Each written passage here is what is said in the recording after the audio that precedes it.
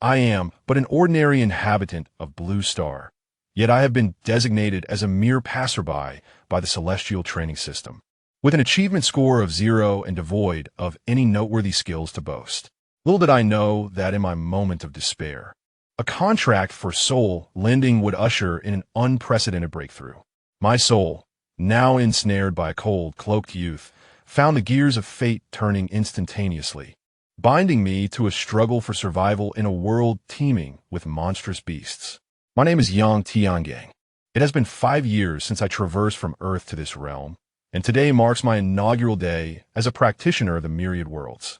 Upon becoming a practitioner, the system bestows upon me 2 achievement points each month, with each point granting the ability to traverse a Tier 1 world.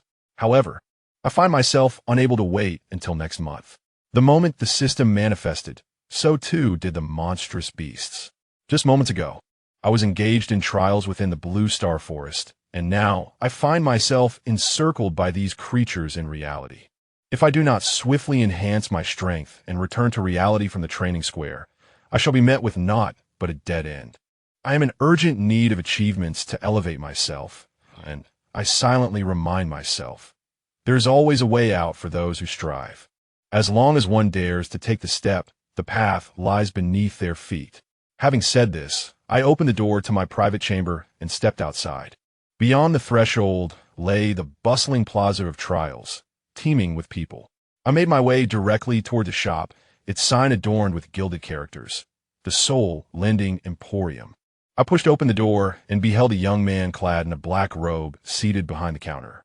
Atop the counter stood a dark banner, enshrouded in a swirling mist from which emerged occasional white skulls, emitting wails of anguish. The banner bore 2 lines of bold characters, without striving in trials. We merely exist as brethren under the banner of the Emperor. The young man in the black robe lifted his gaze towards me and in a hoarse voice inquired, "Do you seek a loan?" I nodded. "Here, we only accept soul collateral," he continued. "One cannot borrow excessively nor insufficiently. Your soul can be pledged for a maximum of 100 achievement points, and you must repay 1,000 points within a month. Should you fail to do so, your soul will belong to me." I had no alternative but to acquiesce. "Very well, it is settled." The system's voice resounded once more. "The soul lending boss offers you a transaction of 100 achievement points. Do you accept?" Without hesitation, I exclaimed, "Yes." A mark, known as, was etched upon my forehead, sending a chilling sensation through my heart. I was acutely aware that if I failed to repay this 1,000-point achievement within a month, my soul would be irrevocably condemned to accompany the wailing spirits ensnared in the grasp of the young man in black robes. At that moment, a chime echoed, and a system notification emerged. "Dear host, the traversal system has regrettably arrived 5 years late. We sincerely apologize.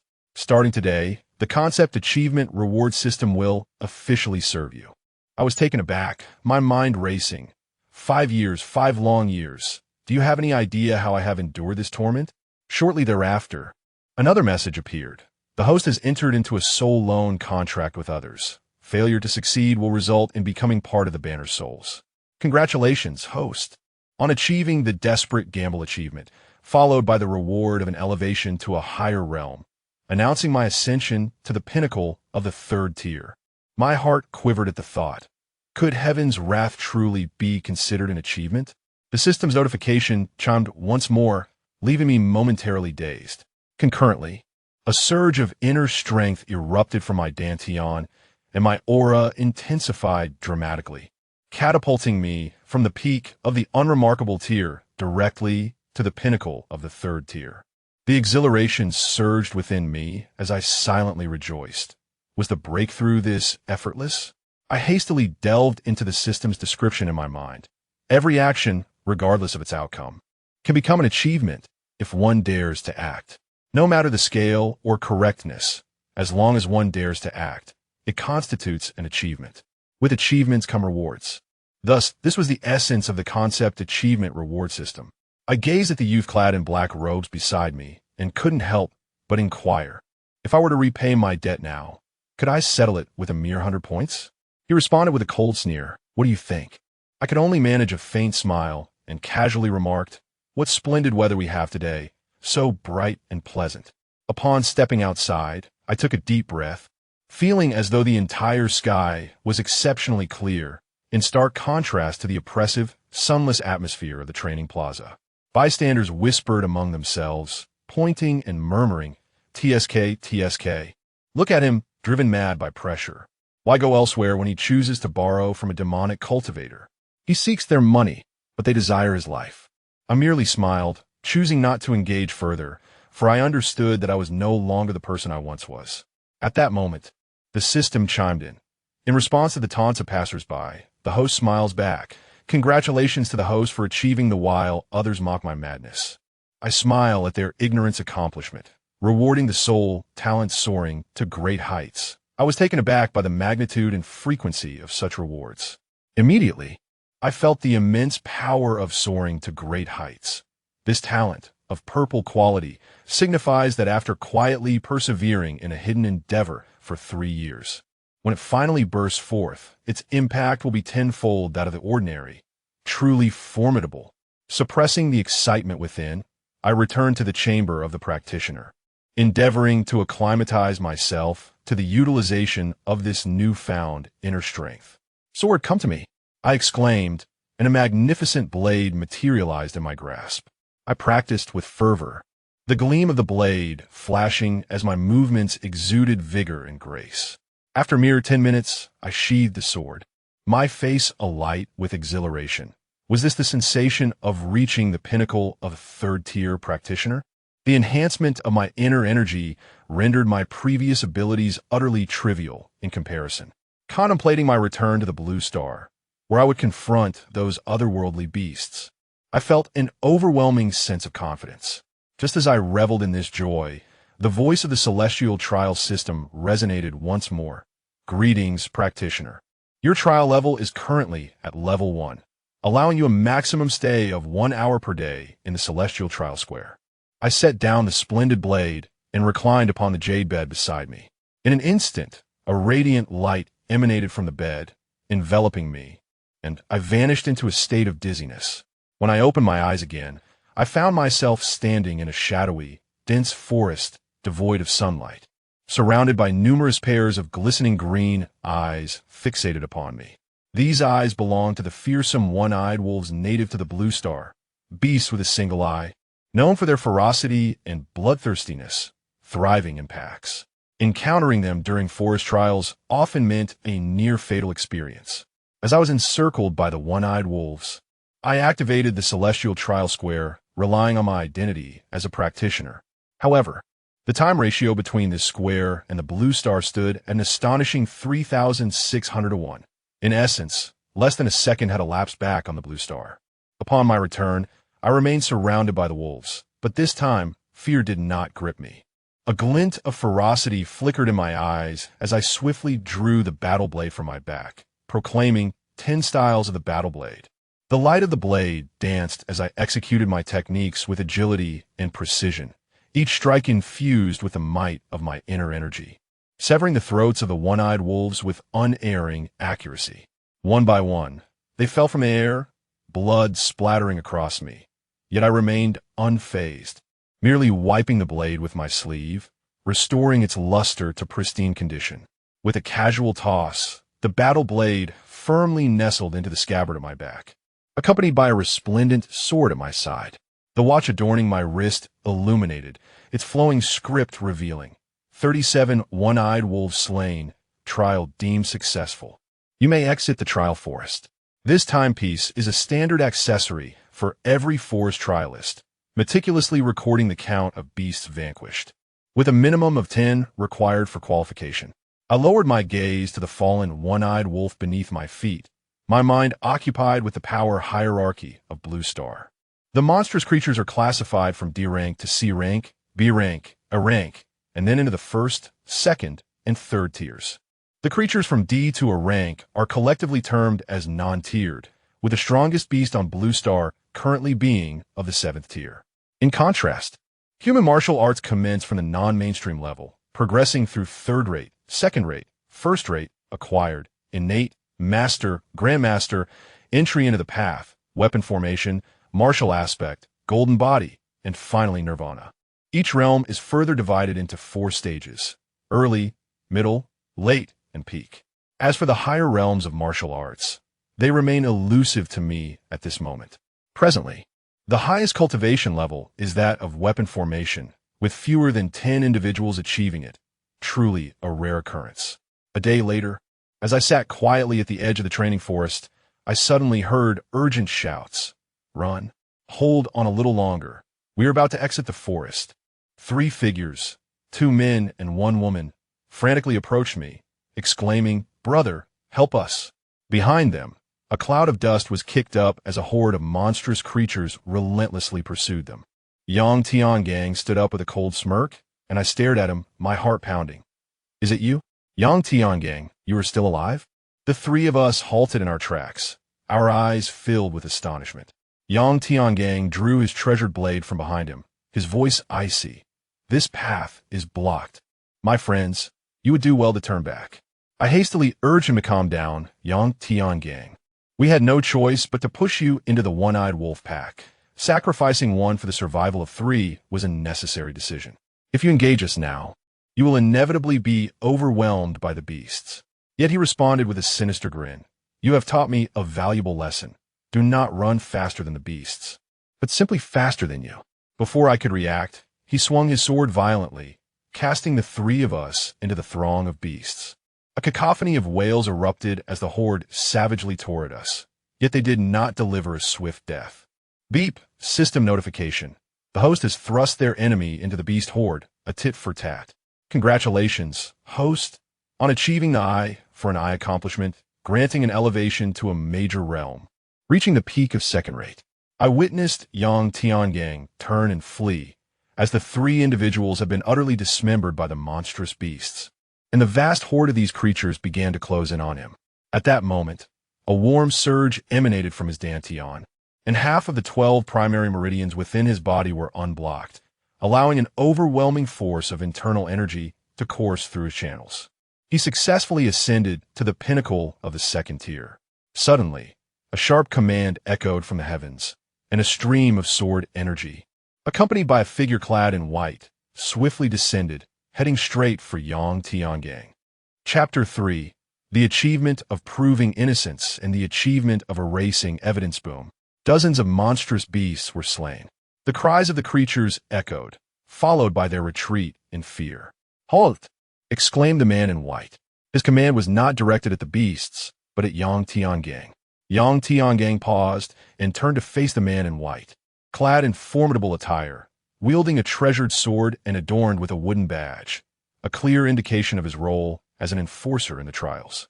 Each trial featured enforcers patrolling to ensure that participants adhered to the rules. Given their proximity to the forest's edge, encounters with enforcers were more likely. The man in white spoke coldly. "What a vile heart you possess. In your desperate bid for survival, you have cast your compatriots into the throng of beasts. Now, in my capacity as an enforcer, I hereby sentence you to death." Yang Tiangang protested. "Sir Enforcer, it was they who first pushed me into the horde of beasts." The man in white sneered. "Humph, I trust only what my eyes perceive. Regardless, you should not have retaliated by casting them into the beast's midst. You ought to have gathered evidence and reported to us enforcers for appropriate punishment. Now, according to the trial regulations, I possess the authority to execute you." With that, the man in white lunged forward, his sword aimed at Yang Tiangang's neck. Yang Tiangang stepped back, drawing his battle blade to parry the strike. Clang! The blades met in a fierce collision. "You are merely a peak 2nd tier?" The man scoffed. "You deserve death for masquerading as a trial participant. How laughable. I am a true peak 2nd tier. You are but a pathetic imitation." The enforcer offered no respite, thrusting his sword toward Yang Tiangang's chest. In a moment of dire peril, a sword flew from behind Yang Tiangang, its sheath intercepting the enforcer's blade. "You wield a sword technique?" the man in white exclaimed, astonished. Yang Tiangang's demeanor turned solemn. "I have never revealed my swordsmanship before. You're the first to witness my skills, and you shall be the first to perish by my hand. This sword, honed over a decade, shall unleash a force that will shatter the heavens. I possess but one strike to sever." Ding! The host has tirelessly practiced swordsmanship for countless days and nights, concealing the sword for 5 years, never revealing it publicly, harboring a pent-up power akin to a volcano on the verge of eruption. The host's talent soaring to great heights is activated, enhancing this sword's might tenfold. A brilliant light erupted, as if cleaving the very sky. The man in white clutched his throat, a trickle of blood escaping. He attempted to speak, but found himself rendered mute. Crash! The man in white collapsed, lifeless. Ding! The host has slain the trial enforcer, shedding the identity of a suspect. Congratulations to the host for proving innocence. Reward: heaven-cleaving sword technique, acquired skill. This achievement? Yang Tiangong's mind was awash with questions.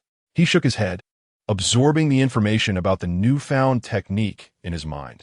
Heavenly Sword Technique, a high-tier swordsmanship of celestial rank. The essence of the path lies in its simplicity. Each realm may encompass merely a single move, yet can manifest countless variations. At the pinnacle of swordplay, when mastered to perfection, it possesses the power to cleave the heavens and rend the earth. The postnatal volume encompasses teachings from the rudimentary realm to the peak of the postnatal stage. A celestial-grade high-tier swordsmanship?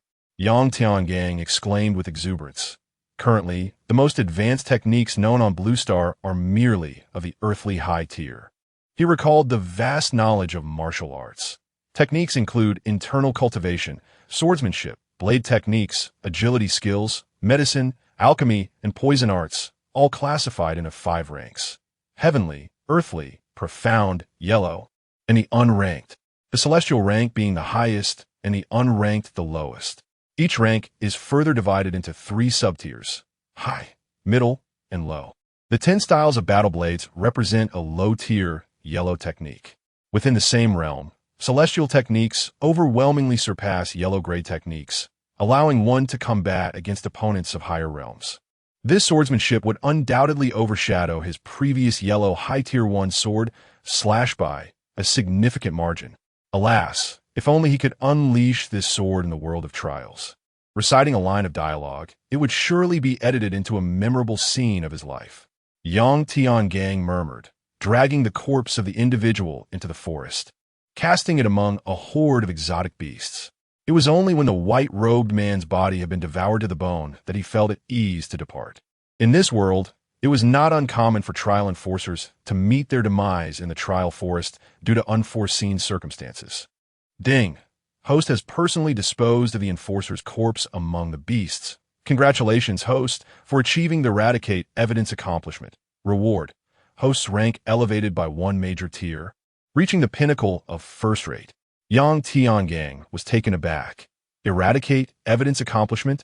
Is the system serious? At that moment, he began to comprehend that the system's name was not an exaggeration, nor was an empty boast. It was indeed well-deserved. A warm surge enveloped him as the remaining 12 meridians were unblocked, his internal energy multiplying exponentially, leading him to the pinnacle of first rate.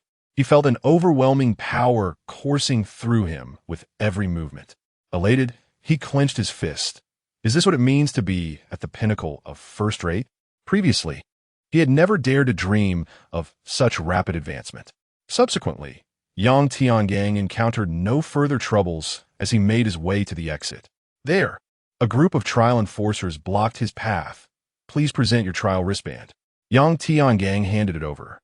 One enforcer, after some time at the computer, handed a badge to Yang Tiangang. Congratulations, Yang Tiangang. From this day forth, you shall be recognized as a true warrior.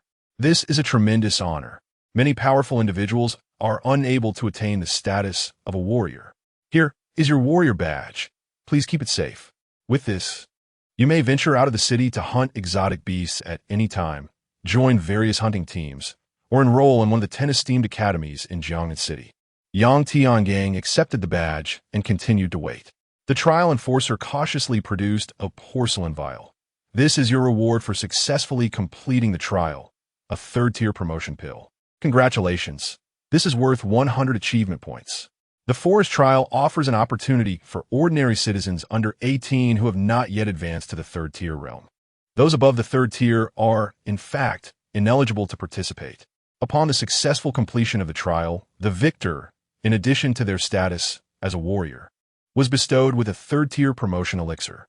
Upon consumption, this potion would elevate them from the pinnacle of mediocrity to the zenith of the third tier, birthing their inner strength. Thank you. Yang Tiangang expressed his gratitude, accepting the porcelain vial before departing. As he exited the threshold, a throng of diverse individuals surged toward him. Look, another successful trialist has emerged. Each warrior who emerged from the trial had achieved remarkable accomplishments, representing a promising prospect for the future. Sir, would you be inclined to join our fierce tiger battle team? By joining us, you'll receive a villa, a reward of 1 million huaxia coins, and a maid. Future spoils from hunts will be distributed according to contributions. Alternatively, sir, consider joining our leading enterprise, which safeguards researchers and resource collection. Upon joining, you'll receive 2 villas, a reward of 2 million huaxia coins, a pair of twin maids, and a monthly salary. My dear fellow, academic pursuits should take precedence. Wealth and beauty are but trivial matters. I sincerely invite you to join Jiangnan Training University with a modest tuition fee of merely 10,000 huaxia coins. As more and more individuals extended their olive branches to Yang Tiangang, he found himself akin to a delectable delicacy, highly sought after. Chapter 4. Entering the inner city to settle down. Once again embarking on a journey of trials unexpectedly, Yang Tiangang pushed through the crowd, stating, "I apologize, everyone, but I am weary and must return home to rest." He made his way towards Jiangnan City, a newly established settlement following the arrival of the otherworldly beasts. The city towers to a height of 100 meters, fortified with impenetrable walls, adorned with numerous cannon ports and missile launchers positioned every 10 meters along the parapets. The once black walls, now stained with blood, bore the remnants of both beast and human life, a testament to the violence that had transpired. Upon displaying his warrior badge, he was granted entry into the city. The settlement was divided into the inner city and the outer city. The inner city basked in sunlight, a scene of joyous revelry, while the outer city was shrouded in darkness and filth, with towering buildings obscuring the light, creating an atmosphere of oppression and numbness for its inhabitants. Yang Tiangang's residence was situated in an aged building within the outer city. He stepped into a dim, cramped room, met with silence and no welcoming presence. He was a reincarnated individual, returning to his 13-year-old self. After closing the door, he consumed his last 3 buns, gazing into the darkness of his home, murmuring to himself, "From now on, I shall no longer reside in this confined, shadowy place, nor will I be limited to mere buns for sustenance." Now a warrior, he was entitled to permanent residence in the inner city. Otherwise, no amount of wealth could secure him a place there without sufficient contributions. Casually gathering a few cherished belongings, he took one last glance at his surroundings. Entering the inner city with his warrior badge, he arrived at a potion shop, producing his badge and declaring, "I wish to sell a third-tier promotion elixir." The shop assistant, overjoyed, exclaimed, "Warrior, are you truly serious? This elixir is valued at 100 achievement points, something an ordinary person could not amass in a year of trials." "Indeed, I wish to sell it," Yang Tiangang affirmed. The assistant continued, "Warrior, we can offer you 200,000 huaxia coins for it. Is that acceptable?" "Agreed." Yang Tiangang was aware that the acquisition and selling prices of the third-tier promotion elixir were equivalent. The assistant, elated, transferred 200,000 coins to the warrior's account upon receiving the elixir, then eagerly inquired, "Warrior, I notice your badge records show you have not joined any battle team. Would you consider joining our Dan Pavilion team? While I cannot guarantee much, our supply of potions is undoubtedly superior to other teams." The assistant presented a colorful brochure depicting the Dan Pavilion team's promotional imagery.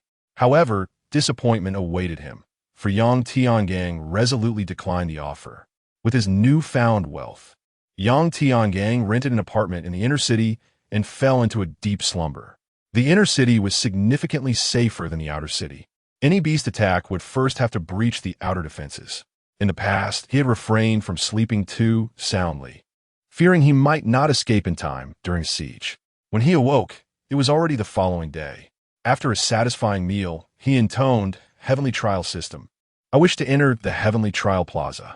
In an instant, a radiant light enveloped him, transporting him to his trial room. He activated a device resembling a 120-inch television, known as the trial screen, and declared, "Heavenly Trial System, I wish to traverse dimensions." "Good, traveler. Please select a world to traverse. You belong to the Blue Star Travelers, and currently, only the martial arts world is accessible to you. Your cultivation level is 1, enabling you to traverse the first-tier martial arts world. The utmost realm in the first-tier martial arts world is the peak of the acquired realm, excluding weapons and items, akin to the nuclear bomb on your blue star. Please strive to elevate your cultivation level swiftly to venture into higher worlds and earn more achievement points." Upon hearing the announcement from the Celestial Training System, a list of world names appeared on the training screen. The names were marked in either red or green. He dismissed the red names, as they indicated worlds already entered by other travelers. Joining the mid-journey would mean lagging behind those who had entered earlier, which Yang Tiangang naturally avoided.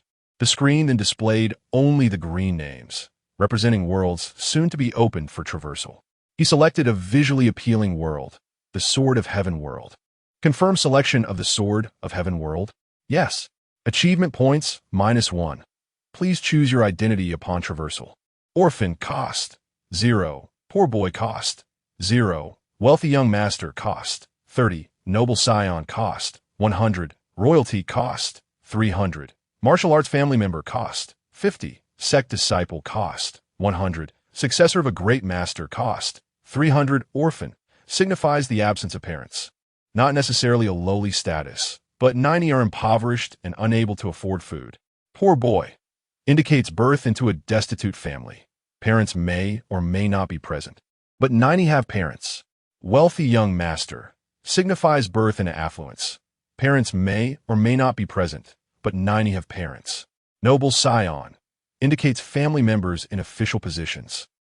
I choose orphan. Previously, he had selected poor boy, resulting in 0 achievements, perhaps lacking a certain buff enhancement. This time, he opted for a more potent choice. Would you like to undergo gender transformation? The system offers benefits post-transformation. No. Identity arrangements are finalized. Please select your age. In this world, regardless of your real age, all travelers start at 18 upon traversal. Would you like to expend achievement points to purchase an age advantage, allowing you to gain an edge at the starting line? As an orphan, each year younger costs 1 achievement point. Yang Tiangang sighed in relief. Starting at 18 was far preferable to the previous initial age of 8. Beginning as an orphan, the greatest fear was starting as a child with an 80% probability of starving to death. This was not merely gaining an advantage at the starting line. It was akin to courting death. He decided to be 3 years younger. Achievement point 3. You begin your journey at the tender age of 15, a pivotal time for a young man to pursue both knowledge and martial arts. The age has been established. Please proceed to forge your physique. The attributes of the forged body mirror those of your original form. Your martial arts talent is average. Would you like to expend achievement points to purchase one-time attributes? Attributes are classified into 13 tiers: deficient, mediocre, average, excellent, outstanding, exceptional, prodigy, genius, paragon, monstrous, divine wrath, celestial hatred, and envy of heaven. Attributes represent a comprehensive evaluation of one's foundation, comprehension, and composure. One-time attributes: deficient costs -0, 5 points, mediocre costs 0 points, average costs 0 points, excellent costs 10 points, outstanding costs 100 points, exceptional costs 1,000 points, increasing tenfold thereafter. No, attributes remain unchanged.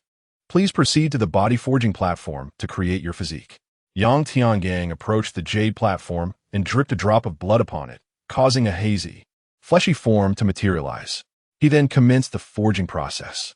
Initially, he found it somewhat challenging to unleash his full potential. Now, however, he was adept and confident.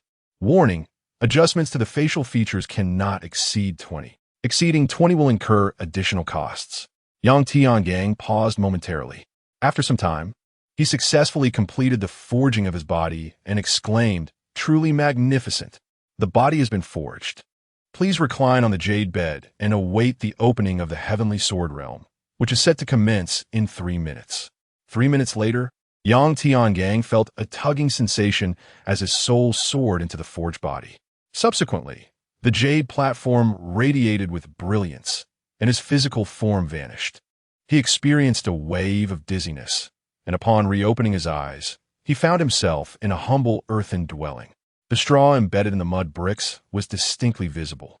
Within the room, apart from the wooden bed on which he lay, there was only a table and 4 stools. The table bore a cracked ceramic bowl, its dark hue indicative of hasty craftsmanship. The bowl contained a few wild vegetables and a handful of rice grains.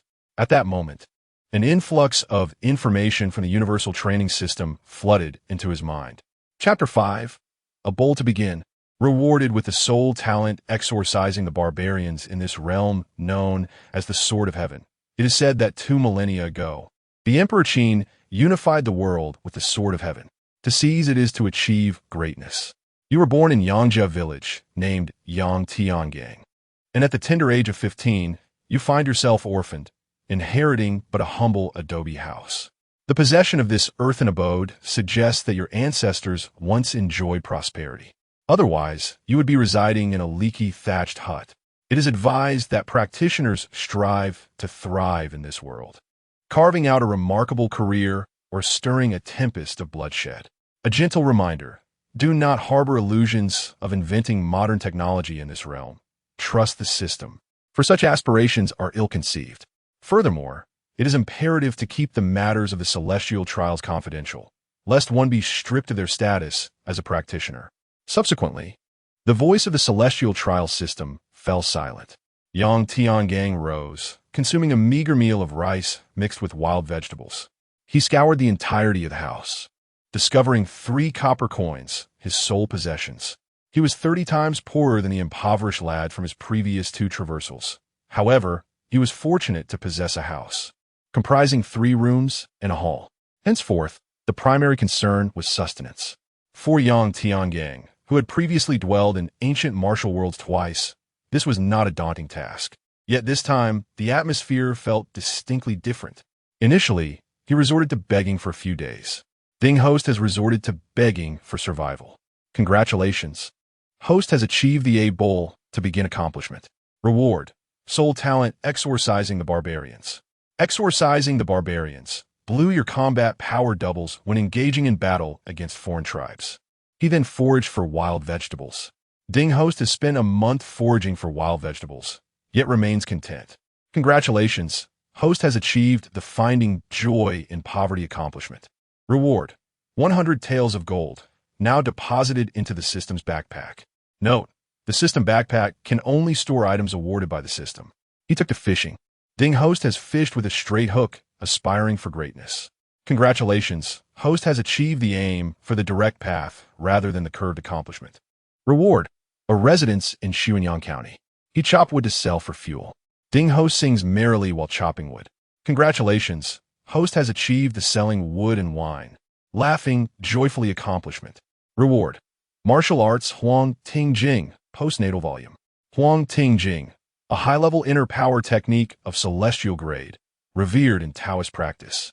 Capable of suppressing all forms of malevolence, restraining demons and spirits, featuring the most robust and purest inner strength, alongside enhancing one's aptitude and prolonging life. Once the postnatal volume is cultivated, it can elevate one's aptitude to excellence. He began to till the land. Ding Host rises early and returns late, diligently farming. Congratulations. Host has achieved the rising early to tend the fields, returning under the moon with a hoe accomplishment. Reward. Elevation of one major realm. The current state of this body is at the pinnacle of the 3rd tier. He ventured into hunting. Ding, congratulations. Host has achieved the sharpening the knife for the pig and sheep accomplishment. Reward. Qing Nong Jing 1st stage volume. Qing Nong Jing, a high-level medical technique of profound grade, capable of treating 90% of difficult ailments in a 1st-tier world, encompassing elements of alchemy, acupuncture, surgery, and the true energy methods of healers. First order, addressing ailments of the 1st order world and skills beneath the acquired level. In the blink of an eye, 3 years have swiftly passed. With the assistance of the Huangting scriptures and the trivial aid of the formidable system, Yang Tiangang has ascended to the pinnacle of first-rate cultivation. At this level, he is recognized as the leader of a sect in this realm. Ding, regardless of wind or rain. The host has diligently practiced martial arts for 3 years without a single day of interruption. Congratulations to the host for achieving the accomplishment of relentless practice. Reward for the host. The diligent shall be rewarded by heaven. The diligent shall be rewarded by heaven. Read, no matter the technique or endeavor. As long as you persist in practice, breakthroughs are inevitable. A red talent. Yang Tiangang laughed heartily. My martial arts are complete. He was lamenting his ordinary aptitude, as he had reached a bottleneck in the cultivation of the Huangting scriptures and the sky-slaying sword technique. On that day, Yang Tiangang set forth with a sword and a knife, arriving at Xuanyang City. The undercurrents of the heavenly sword world began to stir.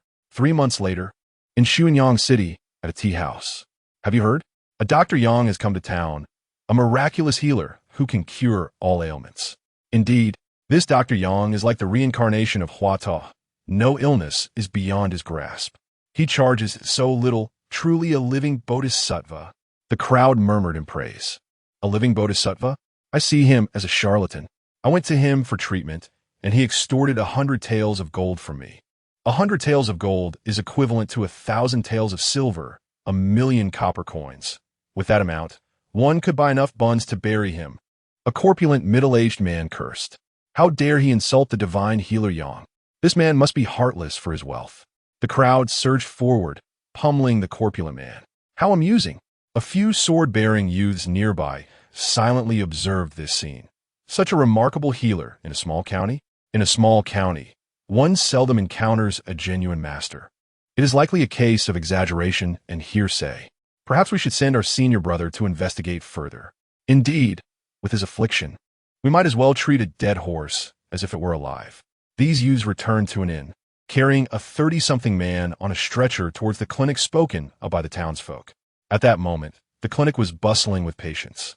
Voices of joy frequently emerged from within. I am healed. I am healed. Divine healer, this is an ailment I have suffered for 30 years, and you have cured it in a single morning. I have never felt so relieved. I bow to you. After quite a while, it was finally the youth's turn. As they entered, they were met with disappointment upon discovering a youth even younger than themselves. Everyone knows that the renowned healers of the martial world are typically in their 40s or 50s. Medical expertise is honed through years of experience. The man on the stretcher, who had initially been filled with hope, now wore a look of despair. Yet the divine healer, radiant and composed, donned a white robe. With sword-like brows and starry eyes, it was none other than Yang Tiangang. At this moment, Yang Tiangang chuckled and said, What is the matter? Are you disappointed that I do not resemble the divine physician you seek? The man was taken aback and apologized. Forgive me, revered physician, for judging by appearances. It's of no consequence, Yang Tiangang replied, shaking his head. He gazed at the man, and then a golden thread emerged from his sleeve, entwining itself around the man's hand. This was the technique of suspended thread diagnosis. The youths and the man widened their eyes in astonishment. Such a skill was a closely guarded secret of the martial world and required considerable internal power to execute. It was unexpected to encounter it in such a small county. Yang Tiangang closed his eyes for a moment, then moved his hand, retracting the golden thread. Your meridians have been shattered, and logically, you should have perished. However, an extraordinary master has channeled internal energy to protect your heart meridian, allowing you to survive until now. Am I correct? He inquired with a smile. Indeed, esteemed physician, that is precisely the case. Is there hope for recovery? The man asked, filled with hope. There's hope. Yang Tiangang nodded. This is the meridian restoration pill I have formulated. It can reforge your meridians. He produced a jade box. The youths hurriedly reached out for it, but Yang Tiangang moved it aside. This pill is quite valuable. It requires 10,000 taels of gold. 10,000 taels of gold? You might as well resort to robbery. The youths exclaimed in anger. Robbery? Is there a quicker way to obtain it? Yang Tiangang chuckled. Chapter 6 In this world, there exists no ailment that he cannot cure. even those of a psychological nature. Both the youth and the man were taken aback. Was it truly that straightforward? Yang tiangang continuet. The decision to heal or not lies entirely with you. The youth and the man hesitated. Yang Tiangang added fuel to the fire. Only I possess the means to cure this affliction, and this elixir is mine alone. Furthermore, he paused dramatically. I must mention that, given his condition, his remaining lifespan is less than a month. What? The youths exclaimed in alarm. We cannot allow our senior brother to perish. One of the youths, tears welling in his eyes, implored, We wish to seek treatment, but could we perhaps defer payment and settle it gradually? Yang Tiangang nodded. Very well. What? No, please. Divine Doctor, I beseech you. The youth knelt down.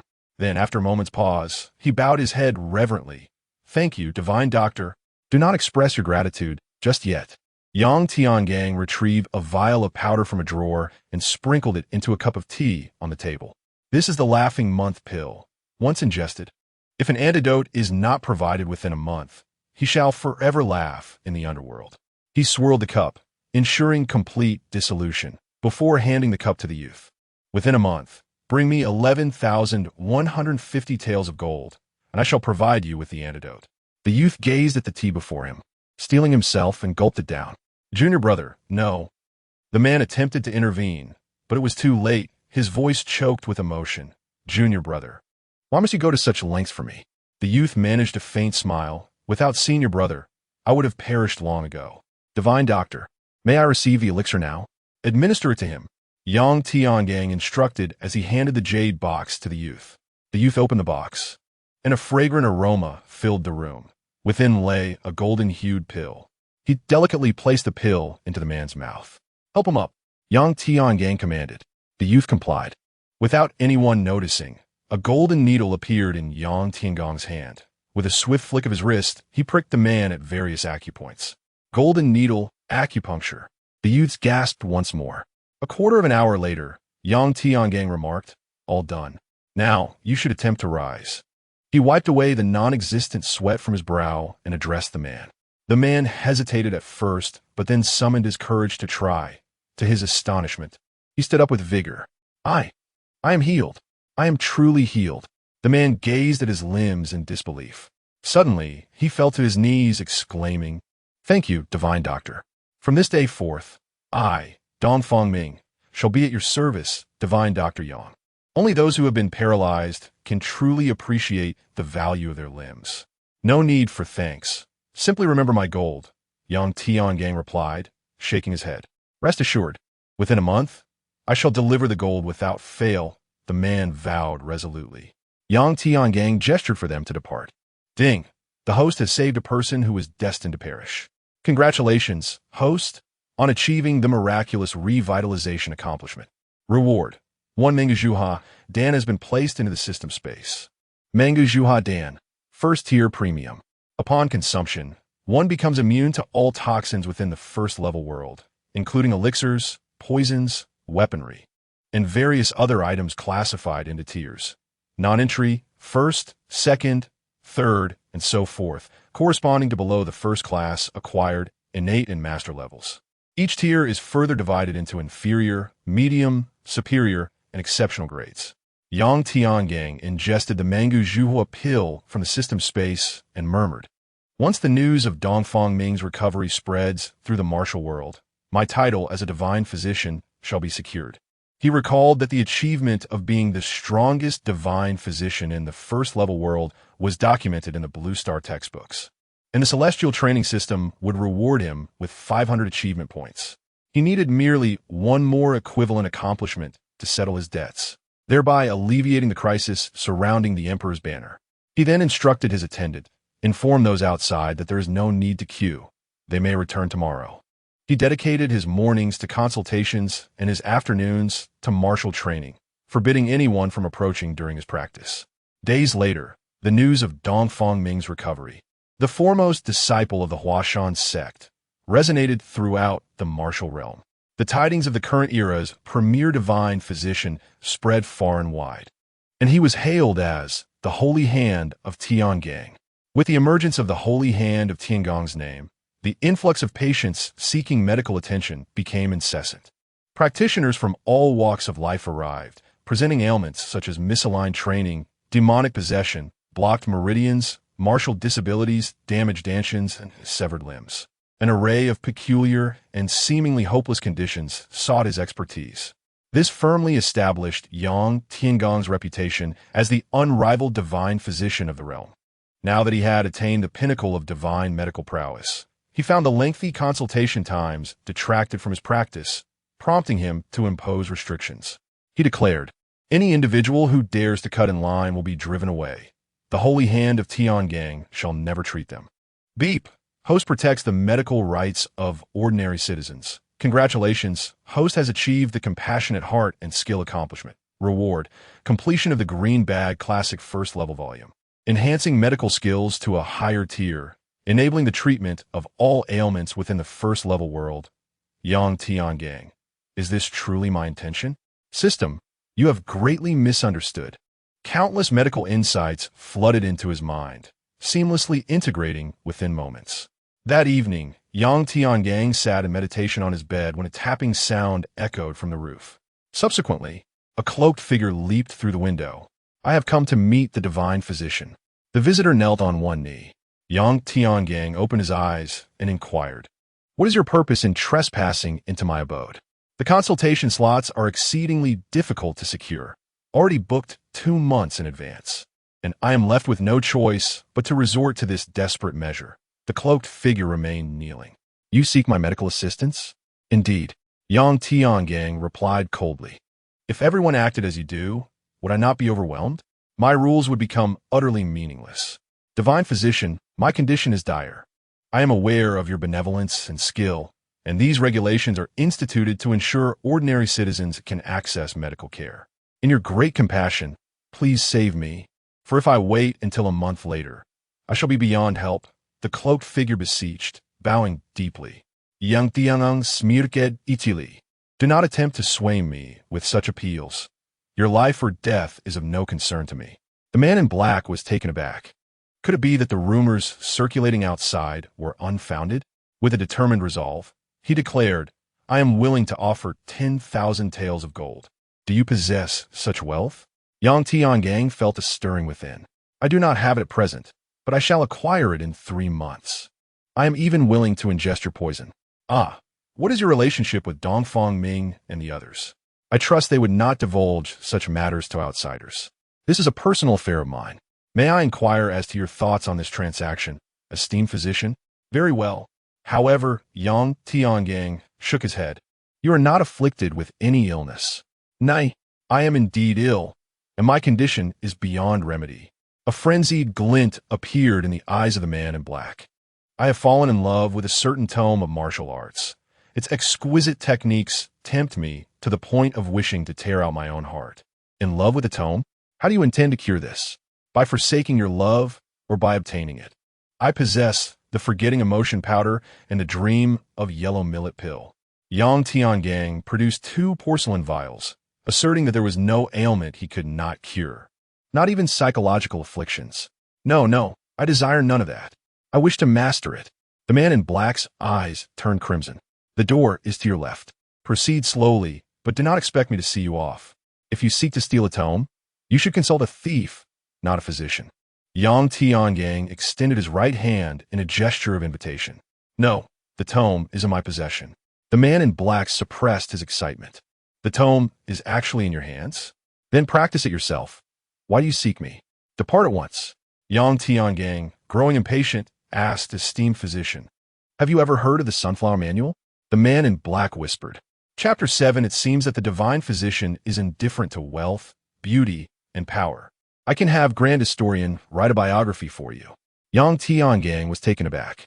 "Are you implying that it is possible to attain the state of transcendence and comprehend the mysteries of the flourishing of all things through the legendary kite flower scripture?" Although he understood that such primordial texts were unlikely to exist in this world, the formidable nature of this skill resonated throughout the heavens. "Indeed, it was precisely this scripture that I have fallen in love with. I can hardly resist its allure. Yet I must not. I cannot." The cloaked figure struggled, whispering in agony. The torment in his expression was palpable to anyone observing. Yang Tiangang remained silent, patiently awaiting his words. After a considerable pause, the cloaked figure murmured, "To master divine skills, one must sever oneself." Yang Tiangang feigned a gasp. "I never imagined that the renowned kite flower scripture could be such a sinister martial art." Suddenly, a glimmer of hope ignited in the cloaked figure's eyes as he gazed at Yang Tiangang. "Divine physician, do you possess any elixir that can restore severed limbs?" Yang Tiangang was taken aback. 666. I also wish to ascertain whether, upon returning, I might lose function due to the nature of the technique. The cloaked figure continued to inquire. Yang Tiangang fell silent. "Divine physician, please help me. I am truly on the verge of succumbing. My mind is consumed by those exquisitely intricate techniques." The cloaked figure stood up in excitement, drawing his sword to strike downward. "Stop! Hold your horses!" Yang Tiangang urgently called out. The cloaked figure hesitated, fearing that the cloaked figure might strike down before him and tarnish his vision. Yang Tiangang produced a porcelain vial. "This is the 3-month smiling herb. Within 3 months, bring 1,000 and 1,900 taels of gold for the antidote." The cloaked figure beamed with joy, taking the poison and downing it in one gulp. Yang Tiangang then handed him a jade box. "This is my improved black jade ointment. It is sufficient for the reattachment of your 5th limb. As for whether further severance may be necessary due to the technique, that must be determined once you have practiced the skill. However, that would constitute another ailment, requiring a separate fee. Discuss it after your severance." "Thank you, divine physician," the cloaked figure exclaimed, holding the jade box with fervor.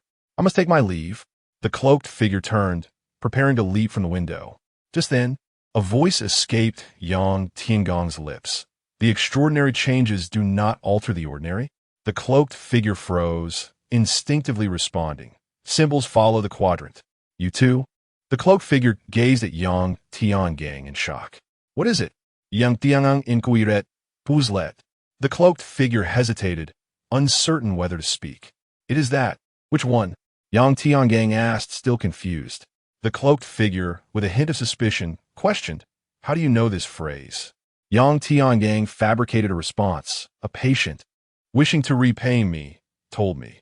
He said this is a colloquialism in the martial world, used to identify villains. Be wary of those who utter the slogan, for they are unrestrained. Yang Tiangang deliberately eyed the cloaked figure with caution. The cloaked figure chuckled self-deprecatingly. Indeed, if such medical prowess existed there, it would have long been renowned. How could I have not heard of it? Until next time, divine physician Tiangang, forget this phrase. Beware of losing your life. The man in black finished speaking and leapt out the window. Yang Tiangang gazed at the receding figure in the night, exclaiming, "Impressive. Such skill." 3 days later, while Yang Tiangang was at the clinic, a commotion erupted outside. "The divine doctor has decreed that no one may jump the queue. The appointments are booked until 3 months from now. You must return then. Just look at today's number." "Huh. The divine doctor is well aware of your tricks. You, number 8, are old Zhang from Little Fish Village. You registered under his name. This impersonation is invalid." "Next, presumptuous. Do you know who he is?" "He is the grand preceptor of the current dynasty. How dare you obstruct him? Can the rules of a mere physician surpass those of the grand preceptor or the court?" A stern voice echoed. The attendant and numerous patients hurriedly knelt in trepidation. "We pay our respects to the county magistrate." "Surely, the grand preceptor and his entourage can be allowed to enter." The magistrate's authoritative voice resonated. I'll inquire with the divine doctor. No need to ask." Suddenly, Yang Tiangong's voice rang out from within the clinic. "Tell them to leave." At this proclamation, a profound silence enveloped the clinic's exterior. Ruffians rabble. How dare you, a mere physician, speak to us in such a manner? Let us see who dares to stop us. Men, charge in. The magistrate bellowed in fury. Just as he finished speaking, a group of constables clad in dark garments surged in, followed by the enraged magistrate. Beside him stood a dignified elder and 4 guards. The 2 elderly guards nearest to the imposing elder were unarmed, resembling ordinary folk, embodying a return to simplicity. The other 2, a young man wielding a sword and a middle-aged man holding a judge's pen, had notably pronounced temples, indicating formidable prowess. Yang Tiangang raised his head and gestured for the patients to depart. Divine Dr. Tiangang, shall I assist you in dispatching these bureaucratic dogs? A patient inquired. No need. You may return. Take your medicine as prescribed, and your internal injuries will heal, Yang Tiangang replied, shaking his head. Thank you, divine doctor. The patient bowed and, as he passed, the dignified elder scoffed, bureaucrat, show some respect to the divine doctor. If anything were to happen to him, you would face the wrath of countless martial artists. The elder's expression darkened instantly, and two of the guards drew their weapons. Presumptuous. Seize him, the magistrate shouted to the constables. However, the elder maintained his composure and swiftly regained his calm, waving for everyone to step aside. After the martial artist departed, the magistrate intended to reprimand Yang Tiangang, but the elder gestured for him to refrain. Bowing slightly, he introduced himself. I am Pang Dei, honored to meet the revered hands of Tiangang. I implore the divine doctor to treat my son. I am willing to pay any sum required. Yang Tiangang chuklet coldly, offering no response. The divine doctor does not cherish wealth. What of power? Choose any official rank below the 3rd grade. Yang Tiangang continued to chuckle coldly. What about a beauty? The emperor's selection of maidens is imminent. I could procure you the 10 most exceptional. Yang Tiangang remained unfazed, still wearing that cold smile. It appears that the divine healer is neither avaricious nor power-hungry, nor does he indulge in carnal desires. Rather, he is enamored with fame. I could have the esteemed historian of the current dynasty compose a biography for you. Let it be included in the annals of noble families.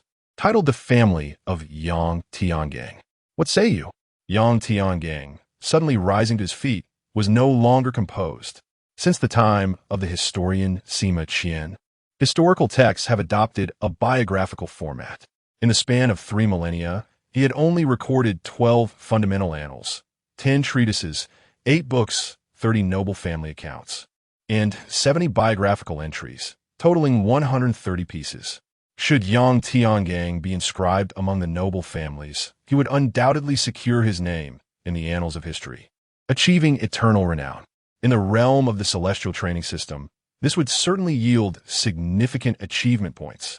He recalled the textbooks from Blue Star, which noted that inclusion in a nation's official history guarantees at least 10 achievement points. Moreover, being featured in the noble family accounts is a privilege reserved for a select few of royal lineage, with achievement points exceeding 300. Upon witnessing Yang Tiangang's expression, Pang Dei couldn't help but chuckle. Indeed, every individual possesses their vulnerabilities. It merely depends on the stakes involved. Bring the young master in and request the divine healer to provide treatment. Pang Dei smiled. Wait, I kindly ask all of you to return in 3 months at the designated time. Please see yourselves out. Yang Tiangang was taken aback. What did you say? Pang Dei questioned, suspecting he had misheard. Chapter 8. Aiding Tyranny? System. I shall accuse you of defamation. I have made myself abundantly clear, Master Pang. I implore you to depart. Should you require medical attention, return in 3 months, Yang Tiangang replied with a calm demeanor. You. Very well. Pang Dei furiously pointed at Yang Tiangang, astonished that his previously infallible methods had failed against this young physician. With a dramatic flourish of his sleeve, he declared, We shall leave. Master, why must we go? We could insist he treat us. The counting magistrate interjected. Slap. In a fit of rage, the irate Master Pang struck the magistrate across the mouth. Fool, do you dare compel a reluctant divine healer to provide treatment? Are you not afraid that he may perish within a year or 2 after recovery? Pang Dei stormed off. Master, wait for me. We have other skilled healers in our locality, the magistrate called out, covering his mouth as he hurried after him. Soon, the medical hall was left with only Yang Tiangang. Ding! The host has rejected the allure of fame and fortune. Congratulations to the host for achieving the indifference to fame and fortune accomplishment. Reward. Gliding on the wind lightness skill. Postnatal edition, gliding on the wind. A high-level celestial lightness skill. This technique allows one to soar as if riding the wind, characterized by swift speed, steady descent, and minimal consumption of vital energy.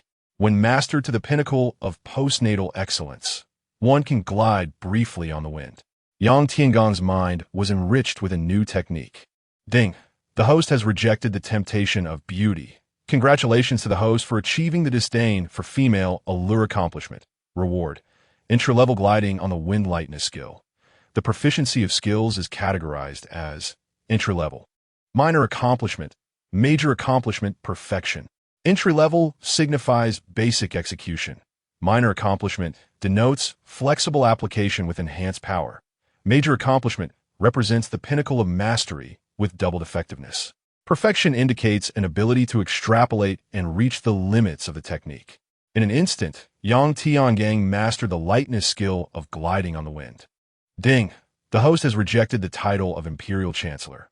Congratulations to the host for achieving the fearless of power accomplishment.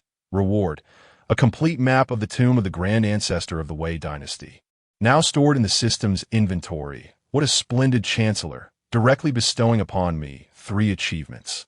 However, to be honest, it was truly difficult to decline earlier. Yang Tiangang sighed, then closed the door and began to examine the map of the grand ancestor of the Wei dynasty with great care. Subsequently, he retrieved a historical text from the bookshelf. In this world, the current dynasty is the Wei dynasty, which does not exist in the Blue Star's history. It is now the 15th century of the Wei dynasty. The grand ancestor of Wei is none other than Cao Cao of the Three Kingdoms, where history took a turn, perhaps manipulated by practitioners from the Blue Star. The historical records state the Zhang Shun clan. Zhang Shun, styled Bianjian Wang, was the brother of Zhang Liao. Upon his birth, a Qiling cried out in the Western Garden.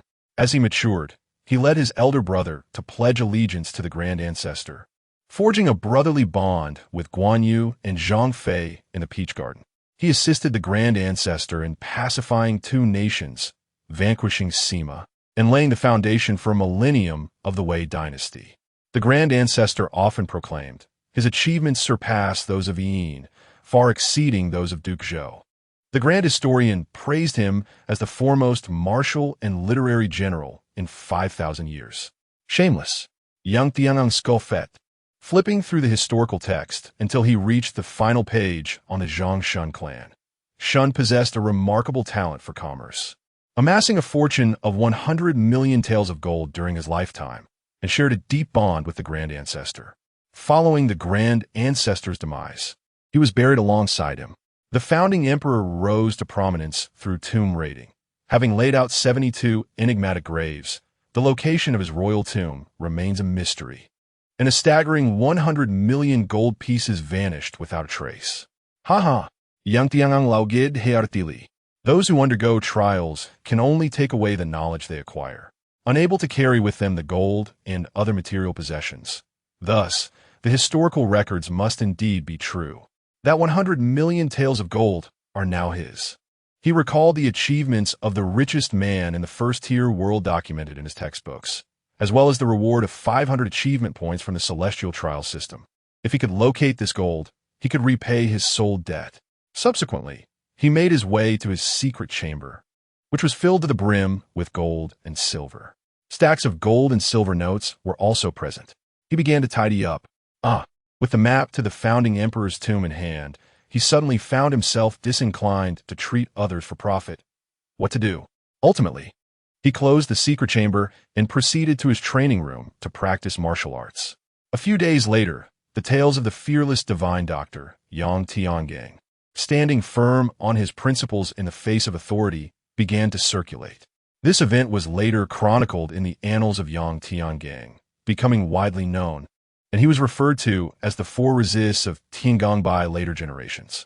Over time, the phrase Tiangong 4 resists emerged, commonly used to describe individuals of noble character and impeccable integrity. Time flew by, and before long, 3 months had passed. Master Pang returned to the medical clinic once more, requesting Yang the divine doctor to treat his son. "This is my son, Pang Tao." Pang Dei seemed to have forgotten the unpleasantness of 3 months prior.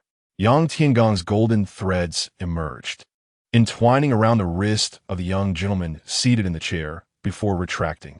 1 million taels. 1 million taels of silver. You might as well resort to robbery.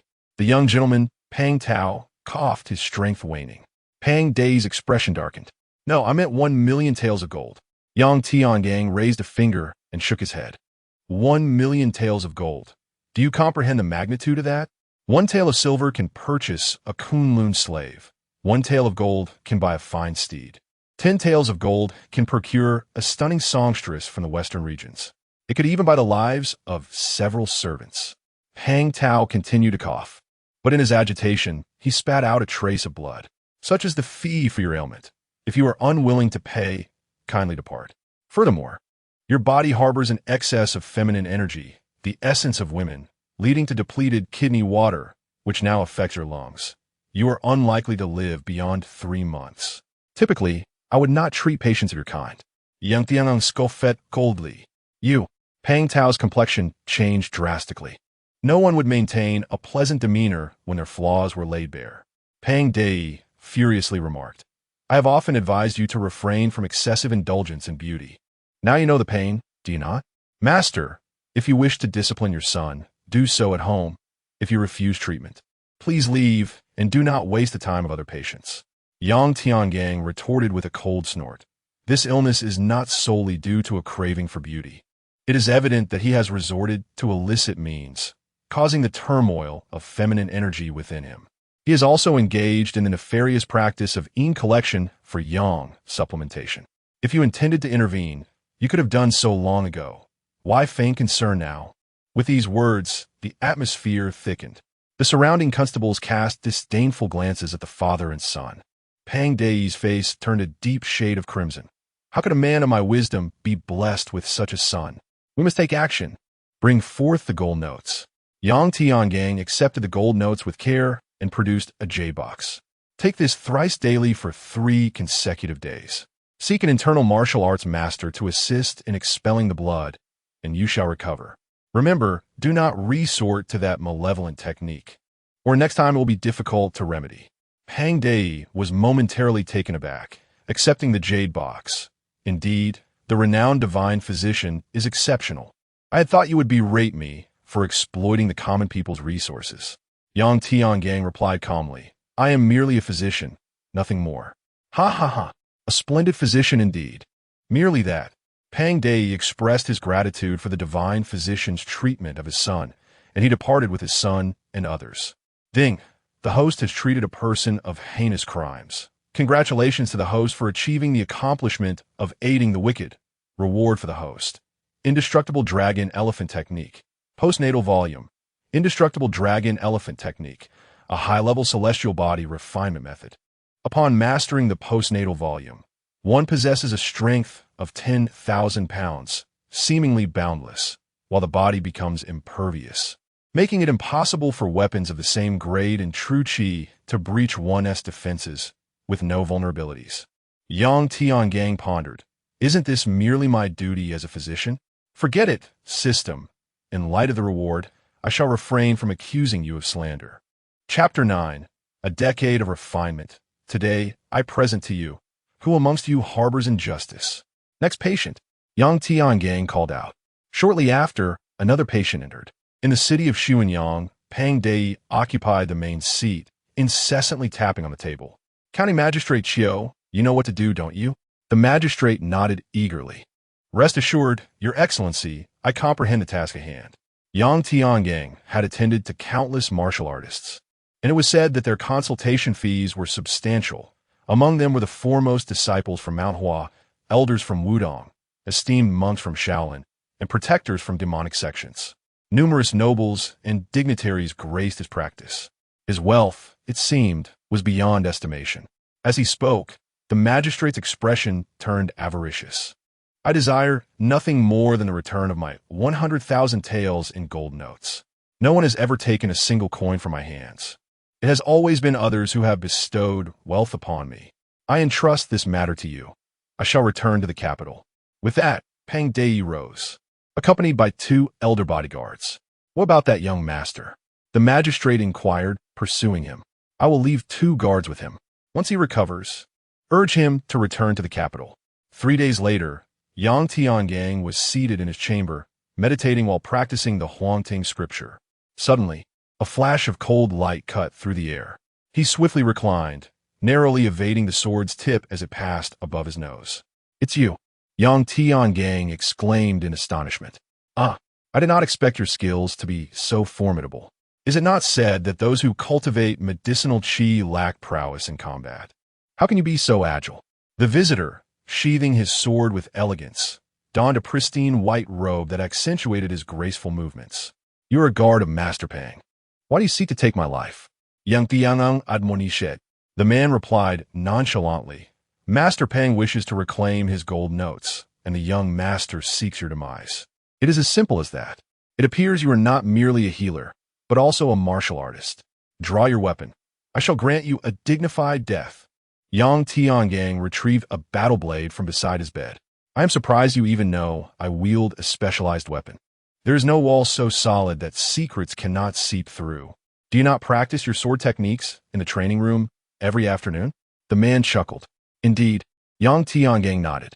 The man continued, still holding his sword, "Although you possess not only medicinal qi, but also Taoist energy, which is unexpected. This encounter is merely a minor obstacle. Now that I have initiated this confrontation, your death is inevitable. I grant you 10 moves." The man brimmed with confidence. "Very well. I thank you, my friend." Yang Tiangang lifted his hand and unleashed the first move of the battle blade's 10 techniques, the power split of Mount Hua. The man stepped aside, evading with a sidelong motion. First move. Yang Tiangong's expression grew serious as he executed the second technique, the sweep of 1,000 armies. The man lightly tapped his feet, flipping his body to narrowly avoid the blade's edge, his demeanor exuding elegance and flair. Second move. Third move. 10th move. Yang Tiangang ceased his attacks. To think that you, a practitioner at the initial stage of the acquired realm, would dare to assassinate a mere physician. Have you discerned my capabilities? The man smiled. I consider myself invincible beneath the heavens. A surge of confidence radiated from Yang Tiangang. The man felt a jolt within. This individual is a formidable opponent. Despite my overwhelming presence, he dares to retaliate. However, he feigned nonchalance, replying, "Oh, really? Unfortunately for you, the invincible one beneath the heavens has encountered me. For I, too, am a master in the realm beyond. And crossing boundaries for me is as effortless as eating or drinking." He raised his head and continued, "Behold, if this sword fails to slay you, I shall swallow it, and in my own life." With a swift motion, he unleashed a sword strike, producing a wave of sword energy. Boom! The wall was torn asunder by the force of the sword energy. Yang Tiangong's battle blade was cleaved in two, and a portion of his sleeve was severed as well. "You actually managed to evade it?" The man was utterly astonished. Not only had Yang Tiangang evaded the attack, but he also seized a treasured sword from the headboard. He gently caressed the scabbard, and a sound resonated as if the sword sang, "I forgot to mention, beneath the heavens, I am invincible, and the realm beyond is merely one of my techniques." The man was taken aback. "This aura belongs to a swordsman. You can wield a sword?" Yang Tiangang remained silent, merely stroking the scabbard as he murmured, "I have awaited this moment. For a long time." He raised the treasured sword with his left hand and declared with conviction, 10 years sharpening a sword, the frost blade has yet to be tested. Today, I present it to you, who has grievances unaddressed, the sword technique of heaven slaying." With an imperceptible velocity, he drew the treasured sword with his right hand. Ding! The host has secretly practiced the sword technique of heaven slaying for countless days and nights, concealing the sword for 3 years, never revealing it before others, harboring a force akin to a volcanic eruption within. The host's talent, soaring to the heavens, has been activated, amplifying the sword's power tenfold. In an instant, Yang Tiangang leapt to the rooftop, his garments billowing, rising without wind, and he slashed towards the man. A dazzling light erupted, and a sword energy that seemed to cleave the very fabric of reality surged forth. In a mere moment, it bisected the man.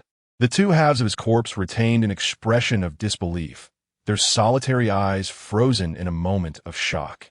Ahead, the wall too was cleaved, smooth as a mirror. The treasured sword in Yang Tiangong's hand shattered. An ordinary sword could not withstand the might of a strike. Ding!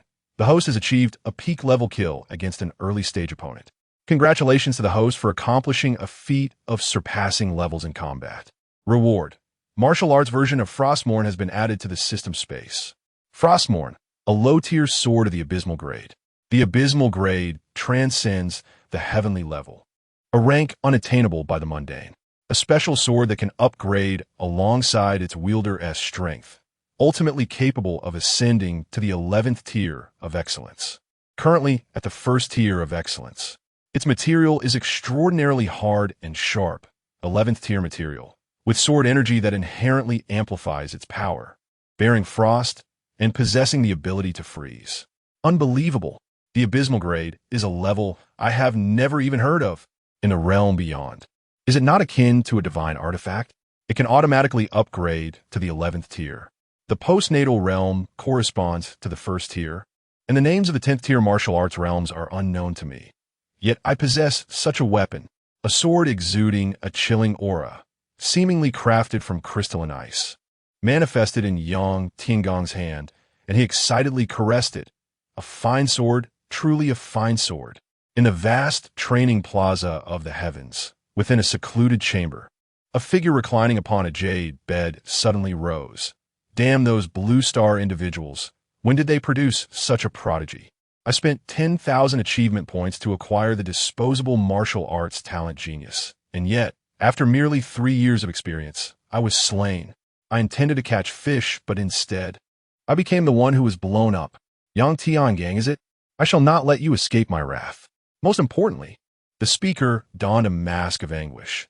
Having reached the pinnacle of the reverse realm, he had slain those of the innate realm with a single sword strike, all while reciting poetry in an ostentatious manner, only to have it edited into a highlight of my life. Yet, I'm the one who has been humiliated. Especially considering the pretentiousness prior to the encounter, he has been reduced to a mere jester. Ah, he howled to the heavens. Chapter 10. The scholar disturbs the law with words. The knight violates prohibitions with might, and others cannot restrain themselves. The following morning, at the county office of Xuanyang, the magistrate anxiously gazed at Pang Tao, saying, "Young master, Yi, the guard, has yet to return. What? He is a rare talent, unparalleled in combat, a master among the gifted. Could the assassination have failed?" "Impossible," Pang Tao exclaimed, his impatience evident. "Go check if Yang Tiangang is still present." Before long, a constable reported, "Dr. Yang is attending to a patient." Crash! The teacup in Pang Tao's hand shattered upon the floor. "It's over. I have doomed the promising guard Yi. My father will not easily forgive me. I don't care. You must handle this matter well. My father entrusted it to you. If you fail, prepare to lose your head." Pang Tao reprimanded the magistrate. The once authoritative magistrate instantly crumbled, collapsing to the ground in a state of panic, drenched in sweat. Pang Tao ignored him, commanding, "Someone carry me away." Servants lifted Pang Tao and departed, leaving the magistrate in despair. Suddenly, the magistrate shouted, "Summon the scribe." Shortly after, a refined gentleman in his 40s entered. Immediately, he inquired, "Esteemed county magistrate, has the assassination failed?" The magistrate, flustered, replied, "Yes, scribe, you must save me this time." The gentleman's expression darkened. I never imagined such incompetence could hold the magistrate's position, while someone of my knowledge serves as a mere scribe. It is truly lamentable. He shook his head. "I have warned you, magistrate, that assassination is not to be trifled with. It is the folly of fools. Yet you, a magistrate, resorted to such base tactics." The magistrate, filled with regret, lamented, "Scribe, I regret not heeding your advice. Now, with the death of the Grand Master Esgard, I fear I cannot evade responsibility. For now, the only way to redeem yourself is to fulfill the tasks assigned by the Grand Master," the scribe suggested. "But how shall we proceed?" "Quite simply. Find someone to accuse him of causing a death through his medical practice. Is that not how you often operate, esteemed county magistrate?"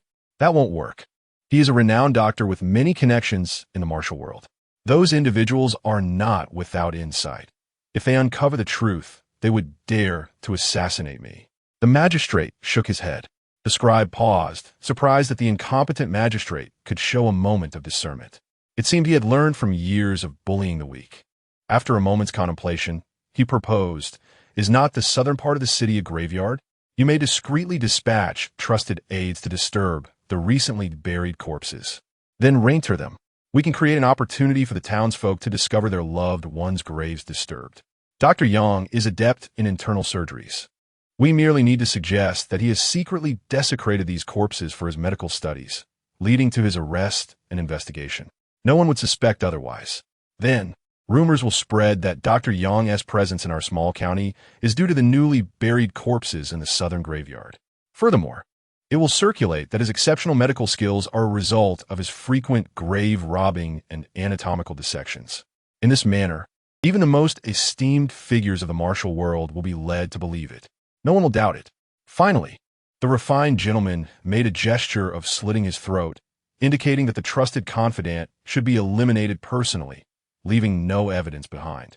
This would eliminate any possibility of a miraculous reversal by the so-called divine doctor. The county magistrate stared in shock at the refined gentleman, as if he were seeing his advisor for the first time. Remarkable! Remarkable! He clapped his hands in excitement, only to be overtaken by fear. But what if he resists? After all, even the Grandmaster's guards could not deal with him. The refined gentleman cast a surprised glance at the county magistrate, realizing that when it came to matters of personal safety, this esteemed official was neither foolish nor dull-witted. With a cold smile, the refined gentleman replied, resistance would only serve to solidify his guilt. At that point, the county magistrate could deploy the local military to eradicate him, even branding him a rebel. The county magistrate paused. Then the two exchanged knowing smiles. Ha! 3 days later, the entire county was abuzz with rumors. The divine Dr. Yang had been practicing on corpses from the southern part of the city. His extraordinary medical skills were attributed to his relentless dissection and study of cadavers. Inside the medical hall, urgency filled the air. Quick, surround the divine Dr. S. establishment. We must not allow Yang to escape. A throng of constables encircled the entire clinic. Yang Tiangang stepped out, and all eyes were upon him. Define Dr. Yang. Please accompany us. You are involved in a case concerning the desecration of ancestral remains. Yang Tiangang nodded and followed them, curious to see what the county magistrate was up to. Ding, the host, fully aware it is a trap, surrenders willingly. Congratulations to the host for achieving the entrapment accomplishment. The host cultivation realm has advanced. The host has reached the initial stage of the acquired realm. A surge of power coursed through Yang Tiangang's body, exponentially amplifying his internal strength, and swiftly opening his run and do meridians, filling them completely. He had achieved the initial stage of the acquired realm. Divine Dr. Yang, don't just stand there. Let us go. Do not force us to use wooden shackles. The head constable shouted. Yang Tiangang flashed a bright smile, revealing his pearly whites. We shall be on our way. This frightened the constables, who hastily retreated. Upon arriving at the county office, a refined gentleman proclaimed, the magistrate is away on official business. First, take the prisoner to the jail, and we shall hold court on another day. Yang Tiangang deliberately scrutinized this refined gentleman, then glanced at the back hall with a disdainful smile before following the constables into incarceration. After Yang Tiangang was taken away, a portly, middle-aged man emerged from the back hall. It was none other than the county magistrate of Xuanyang. With a grin, he said, Advisor, can we proceed with the raid now? The refined gentleman responded with a smile, of course. In the divine Dr. S. medical hall, the county magistrate of Xuanyang, in a fit of rage, shouted from within a secret chamber, find it for me. Dig 3 feet into the ground, if necessary, to uncover the gold notes and gold. The refined gentleman intervened, stating, there is no need to search any further. It seems I underestimated him. After the Grandmaster's guards attempted to assassinate him, he must have relocated his assets. The county magistrate was left dumbfounded. What shall we do now? Without the Grandmaster's 100,000 taels in gold notes, and after losing ye the guard, the Grandmaster will not spare me. A glint of cunning flashed in the refined gentleman's eyes. Though I have only seen Yang Tiangang a few times, I know he is a proud man, not one to settle quietly. The ancient sage Han Fizi of the legalist school once remarked, the Confucians disrupt the law with literature, while the chivalrous violate prohibitions with martial prowess. If he were confined for merely a few days, he would be unable to contain himself. He would be unable to contain himself. Chapter 11. In my youth, I vowed not to be buried in the land of the Great Way. Yet it seems I spoke in error in the Xuanyang prison. Ding. The host finds himself imprisoned. Congratulations to the host for achieving the accomplishment of wrongful imprisonment. You are rewarded with the foundational volume of the indestructible Dragon Elephant Divine Art, capable of ignoring any attack below the strength of a second-rate practitioner at the initial stage. Yang Tiangang smiled. At the same time, a warm current surged through his body, enhancing his strength. Indeed, the system did not disappoint him. It was replete with various achievements. He seemed to grasp the usage of this system. The refined gentleman did not misjudge him. Yang Tiangang could not remain even a single day longer. That very night, with a single strike, he shattered the chains of the prison door. He stepped out, one foot after the other. Not good. The prisoner has escaped. The prison warden, witnessing Yang Tiangang's impressive escape, shouted while hastily applying ash to his face, stumbling with his men towards the prison's exit, fearful of being struck should they delay. Yang Tiangang Bao said, realizing they were quite clever, he then leisurely made his way toward the prison's exit. Upon stepping outside the prison gate, he was met with a sea of torches. 300 archers aimed at the prison door, and behind them, 700 armored soldiers encircled the area. Ding! The host has escaped from prison, stepping out of the gates of Xuanyang City. Congratulations to the host for achieving the accomplishment of breaking free from confinement. You are rewarded with a minor achievement in the indestructible Dragon Elephant Divine Art, capable of ignoring any attack below the peak strength of a first-rate practitioner. A warm current enveloped his body again, enhancing his physical strength to a new pinnacle. Just then, a shout rang out. The county magistrate has issued an order. The suspect Yang Tiangang is to be killed without mercy. Fire. The 300 archers released their arrows in unison, a torrent of deadly projectiles shimmering with a menacing glow as they rained down upon Yang Tiangang. In the confined space of the doorway, it felt as if the sky itself had descended upon him. Yang Tiangang could scarcely see through the darkness that enveloped him. At that moment, he faced a choice: retreat back into the prison or be struck by arrows. Yet, he resolutely refused to retreat. With a swift motion, he summoned a sword, exuding a chilling aura as if forged from the essence of ice. Break. Celestial blade technique. With a sweeping motion of Frostmourne, all arrows froze mid-air and then, like wilted leaves, fell back to the ground, crashing down with the sound of ice shattering. Standing firm with his sword, Yang Tiangang surveyed the 1,000 soldiers before him. Silence enveloped the scene, not a whisper to be heard, save for the sound of soldiers swallowing hard. Fear and trepidation etched across their faces. They instinctively began to retreat. Do not retreat. He merely cultivates a technique of the cold element. Have you ever seen a martial artist capable of withstanding 1,000 armored soldiers? The commanding officer barked.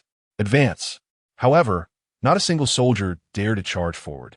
Not even the shouting commander. Observing the spectacle, Yang Tiangang's spirit soared. They fear me. They fear me. Ha ha ha. Unable to contain himself, Yang Tiangang let out a triumphant roar. Exhilarating. Exhilarating. This is what it means to be a true man. He gazed at the soldiers and declared, "Come forth together. Today, this prison shall be mine. Not even the emperor can obstruct me." Yet the soldiers dare not move. Since he refused to advance, then clear the way. Yang Tiangang brandished his sword, Frostmourne, as he advanced step by step, its tip aimed at the azure bricks beneath him. With each stride, the bricks turned to ice. Unable to withstand the chilling aura any longer, the soldiers parted to create a path. Thus, Yang Tiangang strode confidently through their ranks. Do not let him pass. Do not let him pass. A voice of panic echoed from ahead. As Yang Tiangang observed the cleared route, he recognized the magistrate of Xuanyang County, flanked by a group of constables. Beside him stood a refined gentleman of remarkable poise. After uttering a few words, the magistrate turned and fled in terror. Let them come. Let them come. Yang Tiangang scoffed coldly. With a swift application of his lightness skill, he leaped to intercept the fleeing magistrate. What do you intend to do? You traitor! Do you dare to murder an official? The magistrate quivered in fear. Yang Tiangang positioned his sword against the magistrate's neck. My dear magistrate, I must commend your creativity in concocting accusations against me. The desecration of graves and corpses, was it not your directive? I must admit, your scheme is quite cunning, leaving me with no means to refute. If I were not the principal party involved, I might even believe it myself. How else could I explain my youth paired with unparalleled medical prowess? Wouldn't you agree, magistrate? Sensing the icy pressure at his throat, the magistrate felt the frost creeping toward his mouth. In sheer terror, he soiled himself and stammered. This was not my idea. It was the scribe's. Take it up with him. Spare me. The refined gentleman, exuding disappointment, chided. My lord, how could you confess so easily? Ah, so was your suggestion. Yang Tiangang turned his gaze toward the gentleman, recognizing his extraordinary nature at first glance. With a sudden exertion, he drew his sword, unleashing a frozen plume of crimson. The magistrate's eyes widened in horror as he struggled to raise a finger towards him. You dare, truly, to kill an official? Thud! The magistrate's corpse fell heavily upon the azure bricks. Ding! Host has slain the magistrate of Xuanyang County. Congratulations. Host has achieved the merit of eliminating harm for the people. Reward: the Immaculate Dragon Elephant Indestructible Art. Advanced completion. Immune to attack below mid-level strength. Yang Tiangang felt his strength surge once more. You. The refined gentleman looked at Yang Tiangang in disbelief. Moments later, he burst into frenzied laughter. Ha ha ha! You truly have slain this fat pig. You truly dared to kill an official. A commoner slaying an official is tantamount to rebellion. I have not misjudged you. From the look in your eyes when you beheld the Grand Tutor Pang, I discerned you to be a man without a sovereign or father. You are exactly the person I have been seeking. Ancestors of the Zhuge clan, do you witness this? I immerse myself in the game, defying the heavens. He clasped his hands and raised his head to the heavens, then pointed at Yang Tiangang, exclaiming, This refined gentleman paused for a moment and bellowed. He is none other than Zhang Jiao, the one who has shaken the foundations of the Great Wei dynasty. He is the grave digger of the Great Wei. He shall avenge the Han and seek retribution for the Zhuge clan. Subsequently, his expression softened as he faced Yang Tiangang, saying, It was I who orchestrated your betrayal. I apologize. I shall pay with my life. The elegant man drew a soft sword from his waist, moving it towards his neck. In a swift motion, Yang Tiangang preemptively severed his throat, a cold smile escaping his lips. Ha! Seeking to take your own life? The refined gentleman stared in shock, his hand faltering, and then his gaze grew vacant. Alas, in my youth, I vowed never to be buried in the land of the Great Wei. It seems I have spoken too hastily. With a splatter, blood drenched the earth. Soon after, a thud resounded as the refined gentleman's lifeless body and the soft sword fell to the ground. Yang Tiangong's lips twitched. Had he not known that the oldest among the practitioners was merely 19, he might have doubted whether this man was one of them. What a pity.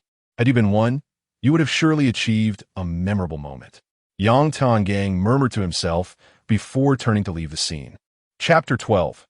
A single step to slay 10.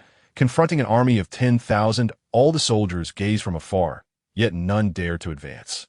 The night was eerily silent. Yang Tiangang strode purposefully towards the city gates. Perhaps the words of the cultured gentleman held some truth. He was indeed the grave digger of the Great Wei dynasty. He sought to swiftly unlock the tomb of the great ancestor of Wei and ascend to wealth unparalleled. This realm was merely a lower tier. It was not a world of high martial arts, and he was no match for an army. He must secure this achievement quickly, returning to the square of all heavens to be free of burdens. He did not disturb the gatekeeping soldiers as he soared over the 5-zhang tall city gate, landing upon the moat. Ahead, a blaze of light flickered. He curled his lip. What was amiss today? Before him stood at least 10,000 soldiers, their bows, crossbows, long spears, and armor glimmering in the night, clearly fine weaponry. 3,000 archers crouched in readiness. 3,000 sword and shield bearers provided cover from the sides, while 3,000 spear wielders stood at the rear.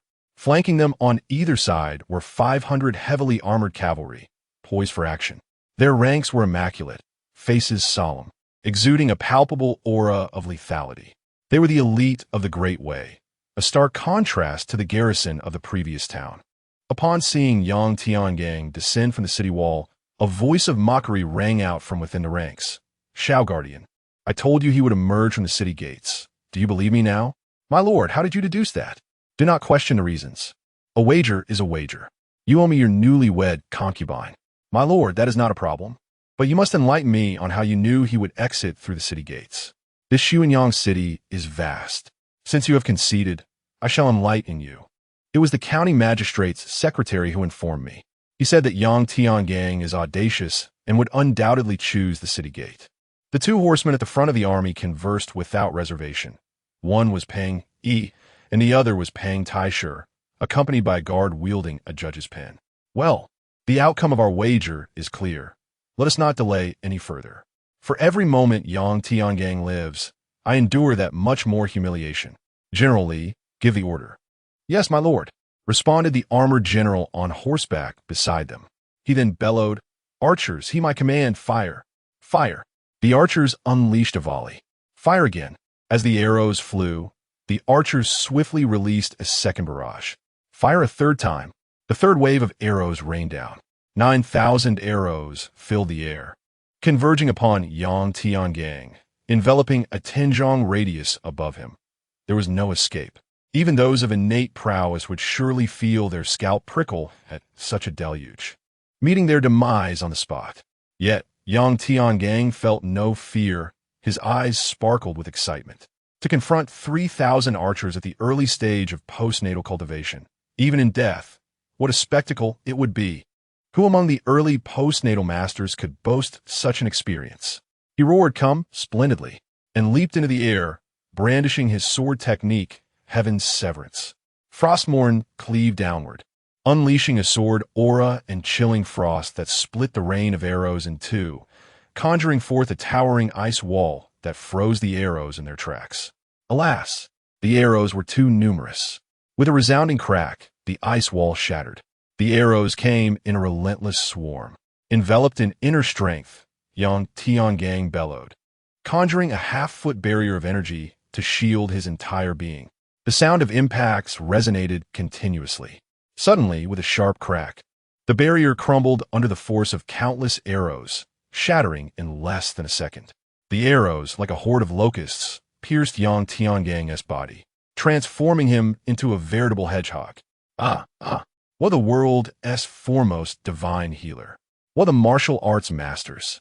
In the face of 1,000 troops, they are but worthless. Peng Yi roared with laughter. "Someone, fetch me Yang Tiangang's head." At that very moment, a thunderous shockwave erupted. The once hedgehog-like Yang Tiangang exerted a tremendous force, shaking off all the arrows, revealing tattered garments and golden skin beneath. Astonishingly, his skin bore not a single mark from the arrows, remaining completely unscathed. An eerie silence enveloped the entire army, soon broken by incredulous murmurs. "This is the indestructible diamond body technique." It cannot be. The Shaolin-S diamond body technique is never shared with outsiders, let alone possessing such might. These are arrows forged from 9,000 pieces of fine iron. And what of that sword? The speaker was none other than the bodyguard of Master Peng, wielding the judge's pen. Could that sword be the legendary? "Shao, what are you saying?" "Peng Yi inwit. Nothing, my lord. Just instruct the army to continue their assault. The indestructible diamond body technique is not invincible. Once his inner strength is depleted, this technique can be overcome," the bodyguard replied. Peng Yi nodded. "General Li, did you hear that? Continue the assault and deplete his true energy. Keep attacking." General Li issued the command, and once again, a torrential rain of arrows descended upon Yang Tiangang. "Bring it on!" Yang Tiangang exclaimed with exhilaration. The archer's projectiles were utterly incapable of breaching his indestructible diamond body technique. With arrows raining down, he charged toward Peng Yi. In mere strides, he reached the front lines of the army. "Shield and spear soldiers, charge!" General Li commanded with unwavering resolve. As the soldiers advanced, Yang Tiangang unsheathed his sword. Avant die Séverine sword technique. With a single strike, he felled more than a dozen men, the chilling frost of Frostmourne freezing another 10. Ding! The host has slain 12 foes in one strike. Congratulations to the host for achieving the kill 1 in 10 steps accomplishment. Reward, minor mastery of the heavenly severing sword technique. In that instant, Yang Tiangang wielded the heavenly severing sword technique with newfound finesse, its power doubling. With each subsequent blow, he claimed the lives of 30 more. He advanced step by step towards Pang Yi, and none could withstand his single strike. In just a few moments, he had slain 100 men. Ding, the host has killed 120 foes. Congratulations to the host for achieving the 100 kill accomplishment. Reward, greater mastery of the heavenly severing sword technique. Yang Tiangang, as heavenly severing sword technique, surged in power once more. He continued his relentless pursuit of Pang Yi, blood staining him, transforming him from a golden figure into one drenched in crimson. These troops are indeed the elite of the Great Way. Their fighting spirit remains unshaken, a stark contrast to the county soldiers who have never tasted battle. Fearlessly, they charge towards Yang Tiangang. Impossible. How can his internal energy still be intact? Xiao Huwei gazes in astonishment at the advancing Yang Tiangang. Young master, we should retreat to the cavalry formation, he suggested. Pang Yi, observing Yang Tiangang, who resembled a deity of death, felt a rare flicker of fear in his otherwise dauntless eyes. He bellowed, "Whoever slays Yang Tiangang shall be promoted to 1,000-man commander and rewarded with 10,000 taels of gold." With that, he fled towards the cavalry formation. Upon hearing Pang Yi's promise, the soldiers' morale surged, and Yang Tiangang sensed the mounting pressure. He surveyed the relentless army behind him, contemplating, "This cannot continue. With so many troops standing ready to strike, even with the rapid recovery of my internal energy through the Huangting Jing, I will ultimately be exhausted. I fear that soon, not only my vital energy, but also my physical strength will be depleted. I cannot afford to engage them one by one." He shouted, "Where do you think you're going?" Pang Yi, his body soared 3 zhang into the air, employing the art of walking on air to dash towards Pang Yi, aiming to intercept him. "Stop him!" Pang Yi éclamait in terror. Chapter 13. Decapitating the general amidst the chaos as effortlessly as reaching into one's pouch. The army, of course, boasts its own skilled warriors. Numerous soldiers leapt forth in an attempt to impede Yang Tiangang, only to be ruthlessly slain by his sword. Yang Tiangang surged forward, an unstoppable force, and as Pang Yi entered the cavalry formation, he was swiftly pursued by Yang Tiangang. "Do not harm the young master." Xiao the Guardian suddenly sprang forth, executing a precise strike aimed at Yang Tiangang's eyes. Such speed, Yang Tiangang hastily evaded, exclaiming, "You are at the mid-stage of the acquired realm." "Indeed," Xiao the Guardian, shedding his earlier trepidation, declared with pride, "though your martial skills are profound and your combat prowess transcends boundaries, how much internal energy do you possess now? Even if you have cultivated the legendary 9 Yang divine skill, as a mere early-stage practitioner of the acquired realm, your internal energy must have already been depleted by half. Meanwhile, I stand at my peak condition. You are destined to perish at my hands. When that time comes, this sword of yours shall be mine." Sensing that he had only consumed a mere 1/10 of his internal energy, Yang Tiangang raised an eyebrow. "Is that so? Let us see."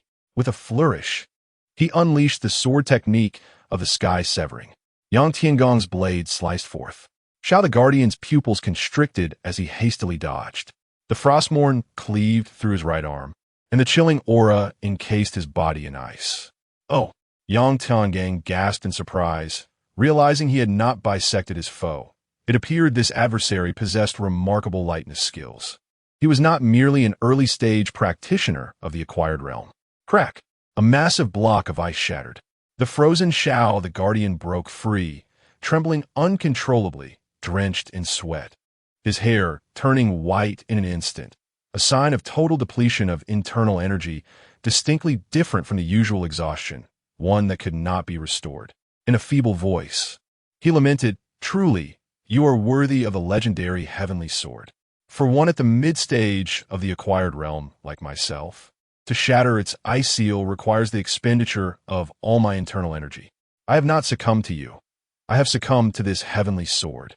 Oh, heavenly sword, why must I behold you only to meet my demise? How unjust is the way of heaven!" Shao the guardian cried out, and then fell silent, his body collapsing to the ground, eyes filled with resentment. Yang Tiangang stood in shock. When had his Frostmourne become the Heavenly Sword? The Heavenly Sword? What? This is the legendary sword of the first emperor. The soldiers exclaimed in unison, astonished. A flicker of greed crossed Pang Yi's eyes. Excellent. I have found the Heavenly Sword. Yang Tiangang kicked him off his horse. Have you not grasped the gravity of your situation? You are barely able to protect yourself, yet you covet my sword. He landed gracefully, inadvertently stepping upon Pang Yi, rendering him immobile. Perish! Yang Tiangang swung the precious sword with intent to strike. Stop! A powerful arrow whizzed through the air, prompting even him, who possessed the indestructible dragon elephant Vajra technique, to sense the threat of injury. Yang Tiangang sidestepped the attack and turned to see none other than General Li, not far away, drawing his bow. Who would have thought you two are a master of the mid-stage of the acquired realm? Yang Tiangang sighed. At this moment, only those at the mid-stage or above, wielding a mightier bow, could instill such a sense of vulnerability in him, achieving an attack's strength surpassing the late stage of the acquired realm. Dr. Yang, release the Marquis, and I shall let you go, General Li declared. No, he must die today. Yang Tiangang replied coldly. Dr. Yang, are you aware of the Marquis' identity?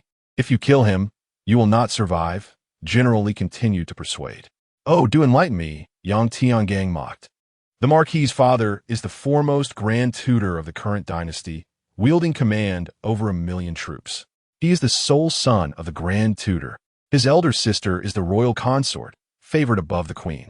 His second sister is the hereditary consort of the duke's house. And his third sister is the youngest master of the second largest sword sect in the realm. His grandmother is the unparalleled martial arts master, the ageless immortal.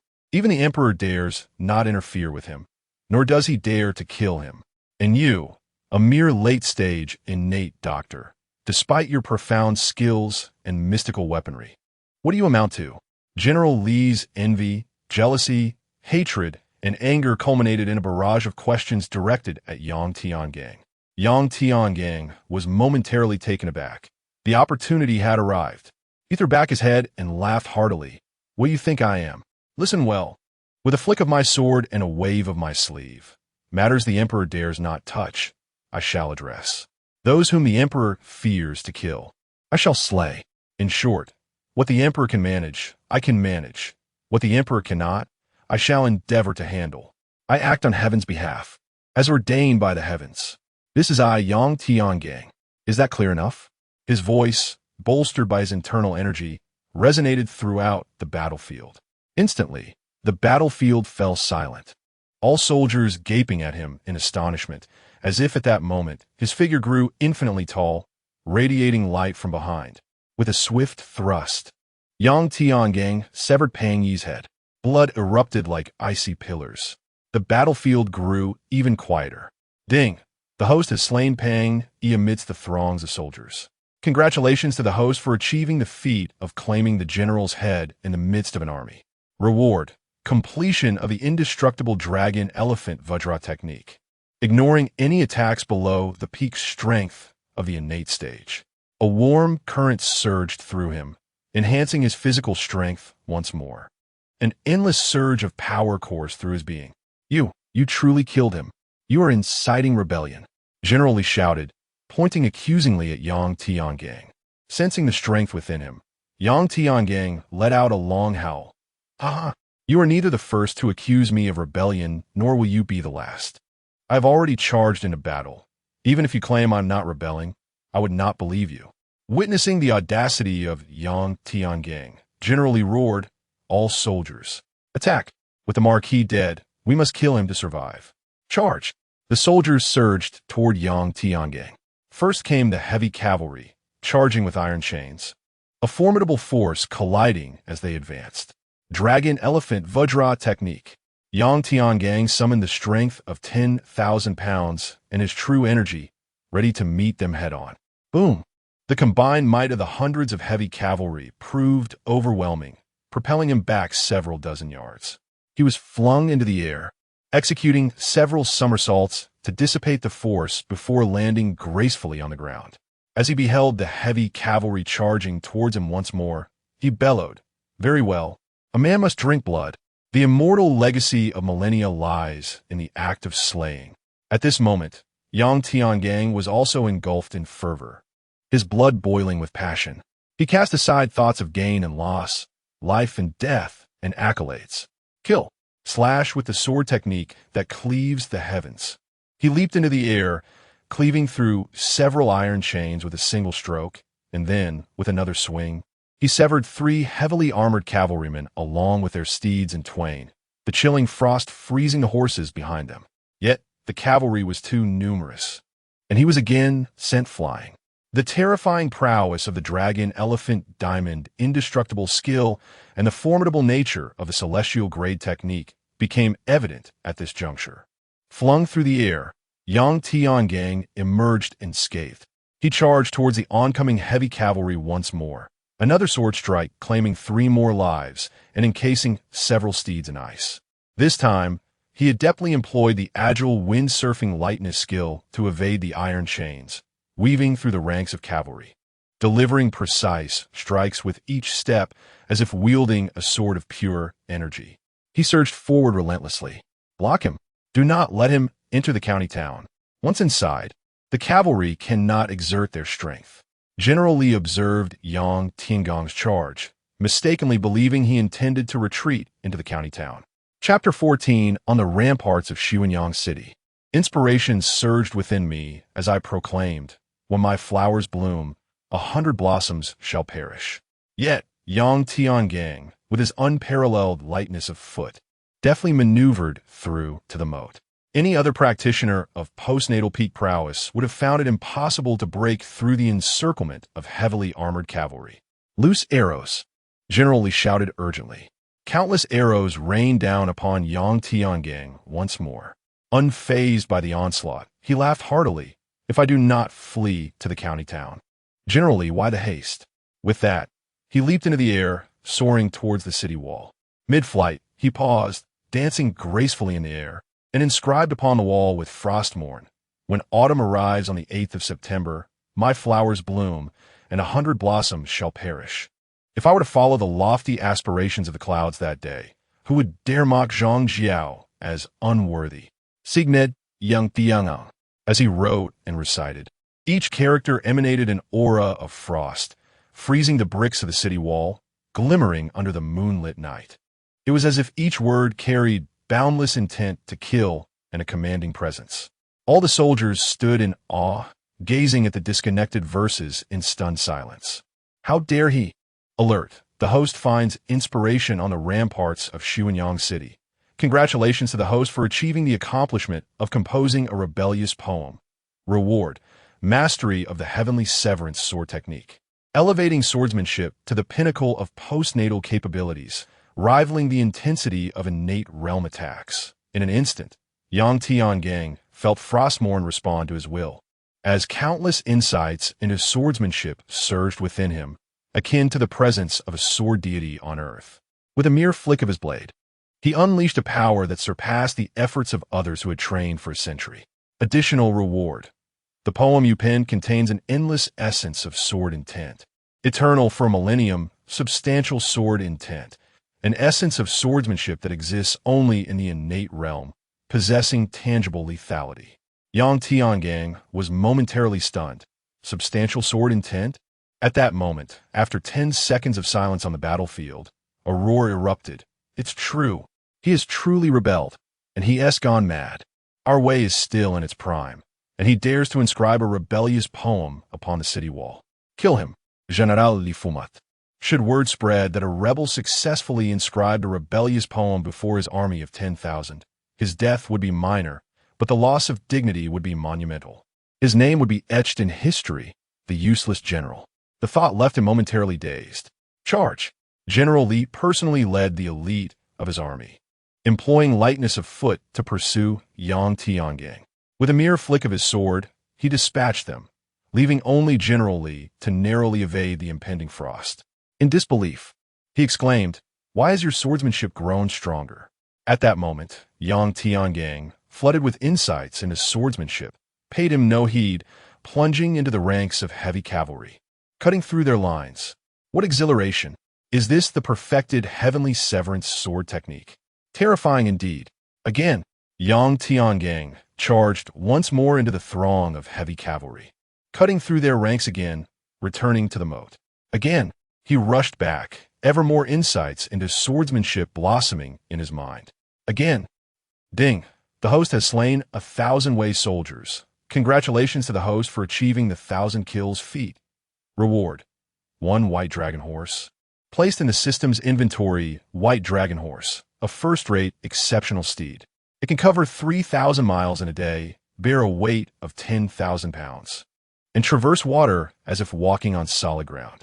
Possessing a trace of true dragon blood, it can be upgraded by consuming spiritual herbs. Currently, its strength is at the pinnacle of the acquired stage, formidable yet not invincible. Ding!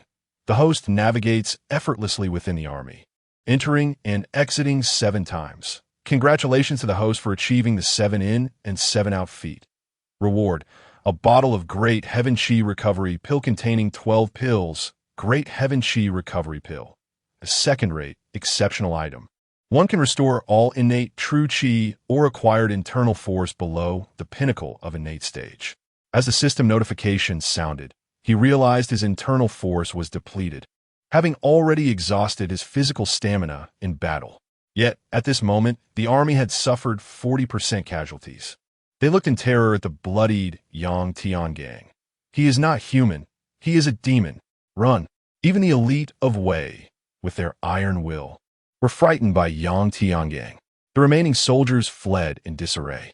Yang Tiangang watched the scattering troops, consumed a Great Heaven Chi Recovery Pill, summoned the white dragon horse, and with a few nays, he vanished from sight. After the battle, Xuanyang City, an elderly General Li, with white hair, gazed at the rebellious poem inscribed on the city wall, enraged. Destroy it.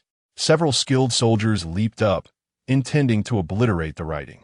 Just as they were about to strike, a powerful sword intent erupted from the characters. No, they shouted, followed by a resounding explosion, resulting in their demise. Sword intent. This is the legendary sword intent. Is this not a myth of the immortals? How can such an incredible phenomenon exist?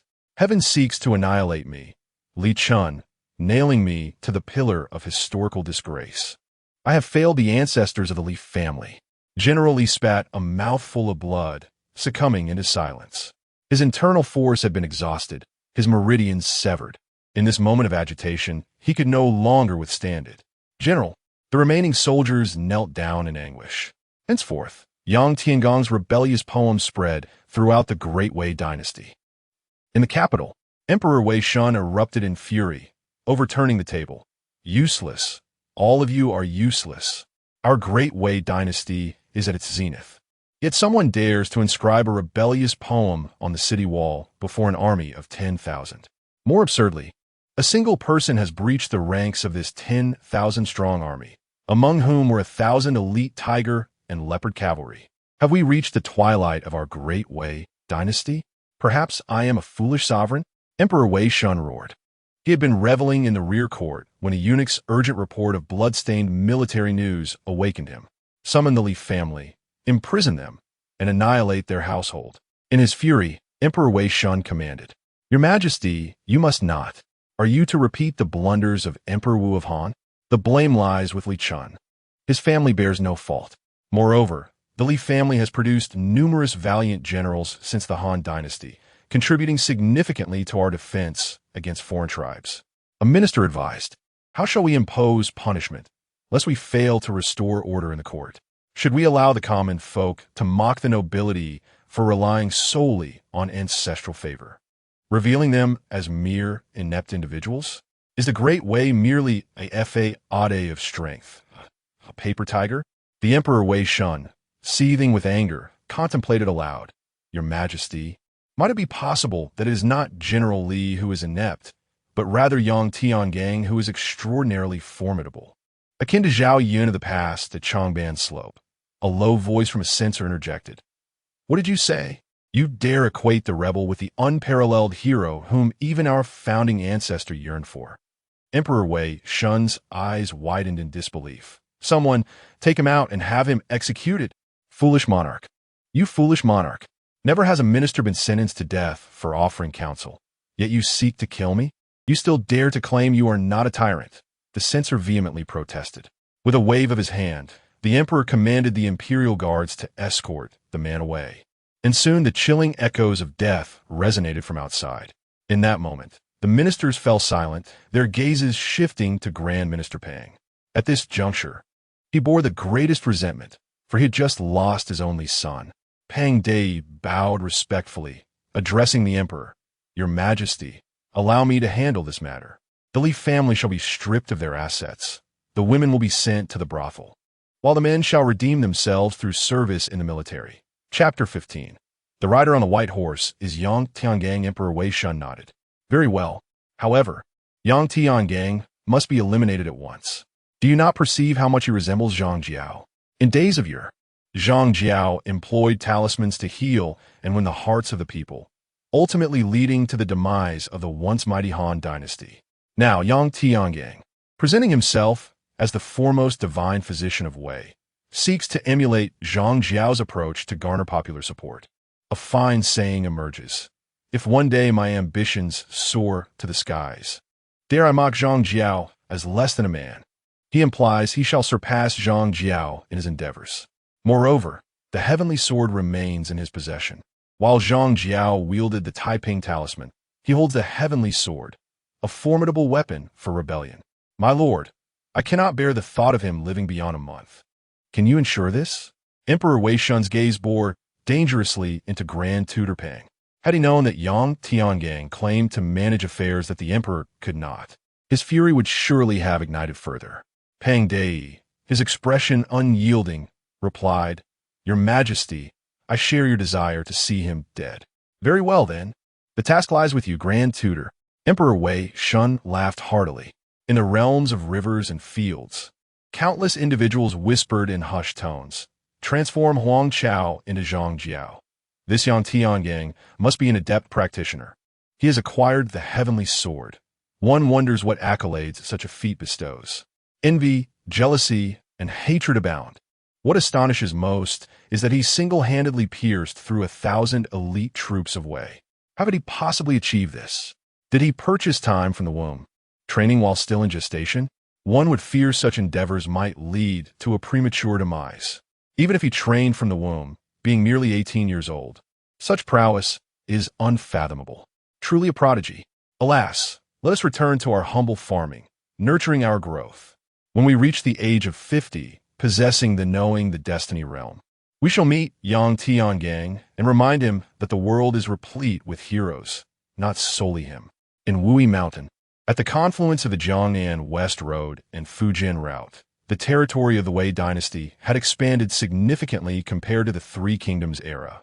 The regions were no longer referred to as Zhejiang County and Jinan County, now distinguished by roads and paths, akin to the provinces of later generations. A snow-white steed bore a spirited young man with striking features, accompanied by a convoy of several horse-drawn carriages. Remarkably, these carriages followed him without a driver, keeping pace with the mounted figure.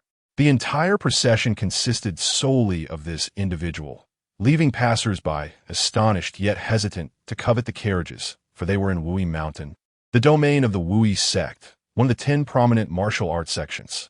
At that moment, the mounted man murmured, When I healed the grand elder of the Wui sect, he promised that upon my arrival at Wui Mountain, he would host me graciously and fulfill his duties as a host. Should I pay him a visit? This man was none other than Yang Tiangang, who had mysteriously vanished from Xianyang County.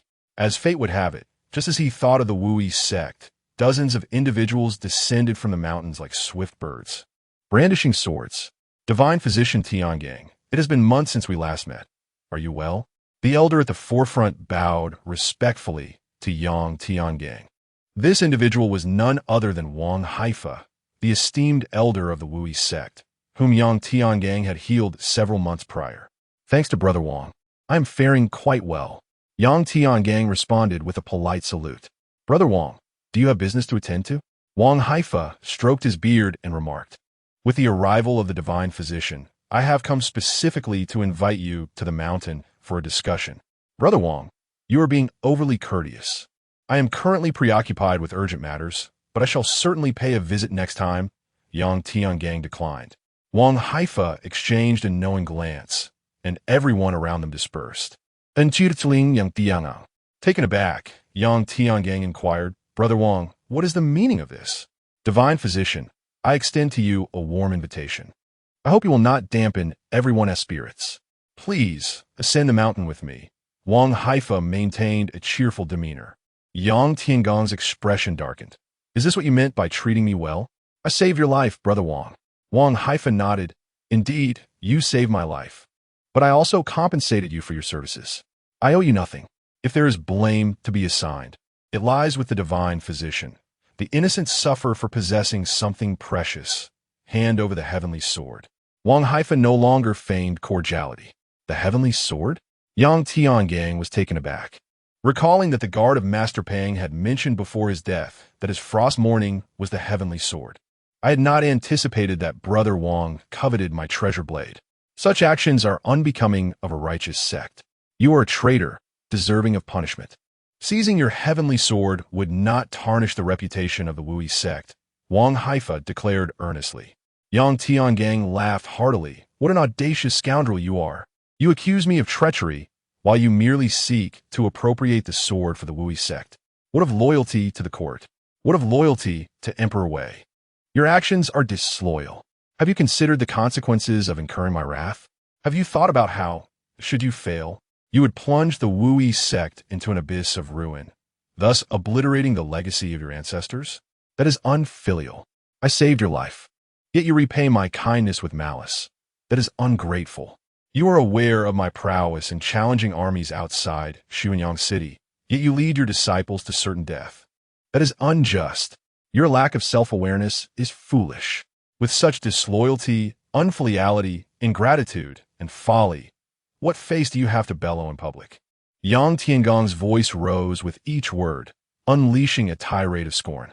Wang Haifa clutched his heart, his complexion paling with fury. You, with a cough.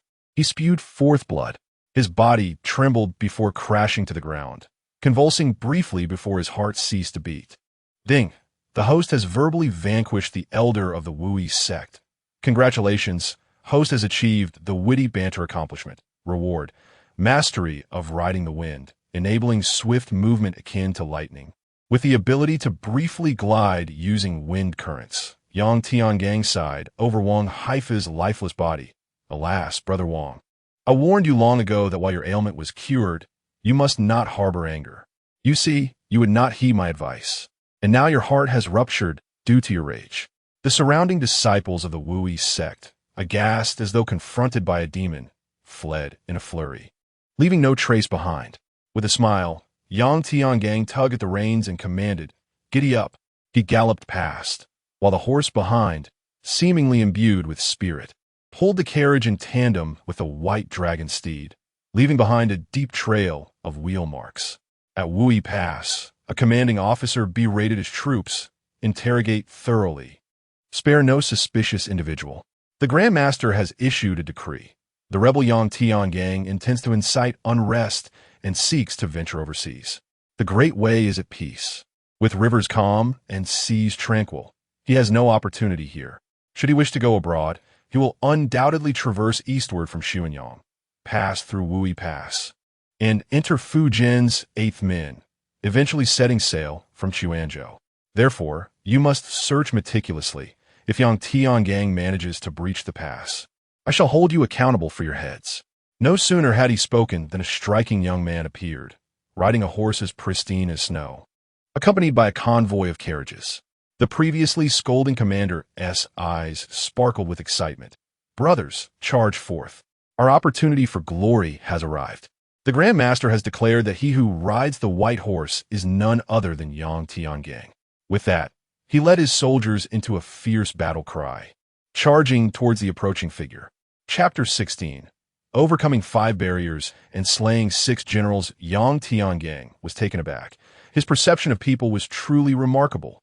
With a resounding clash, a flash of sword light sliced through the air, decapitating the general. The severed head had already begun to frost before it hit the ground. So what now? Do you wish to approach?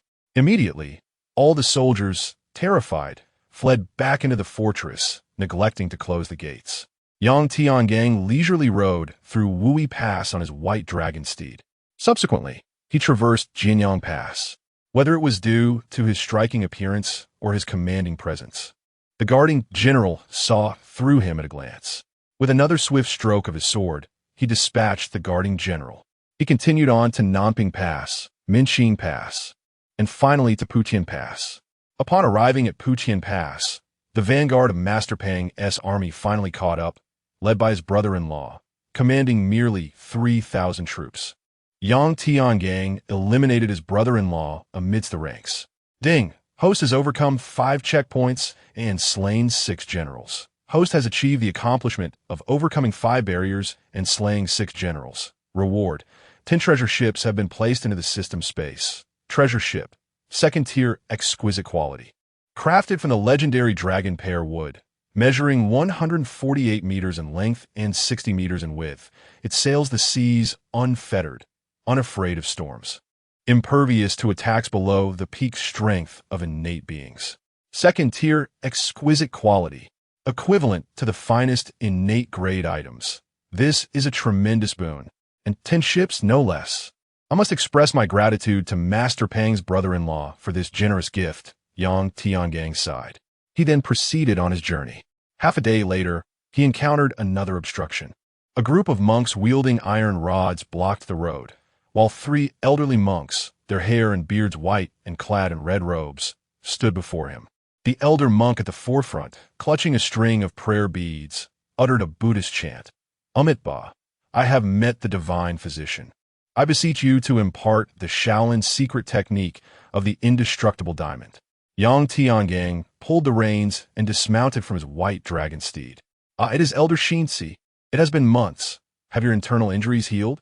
Thanks to your treatment, divine physician, otherwise. My reckless practice of the 13 Shaolin ultimate techniques would have led to the destruction of my martial arts and a lifetime of paralysis, the elder monk said, bowing respectfully. However, matters of public and private must be separated. I shall certainly apologize to the divine physician afterward. I implore you to relinquish the indestructible diamond technique. Yang Tiangang smiled. Elder Xinzi, you are not being forthright.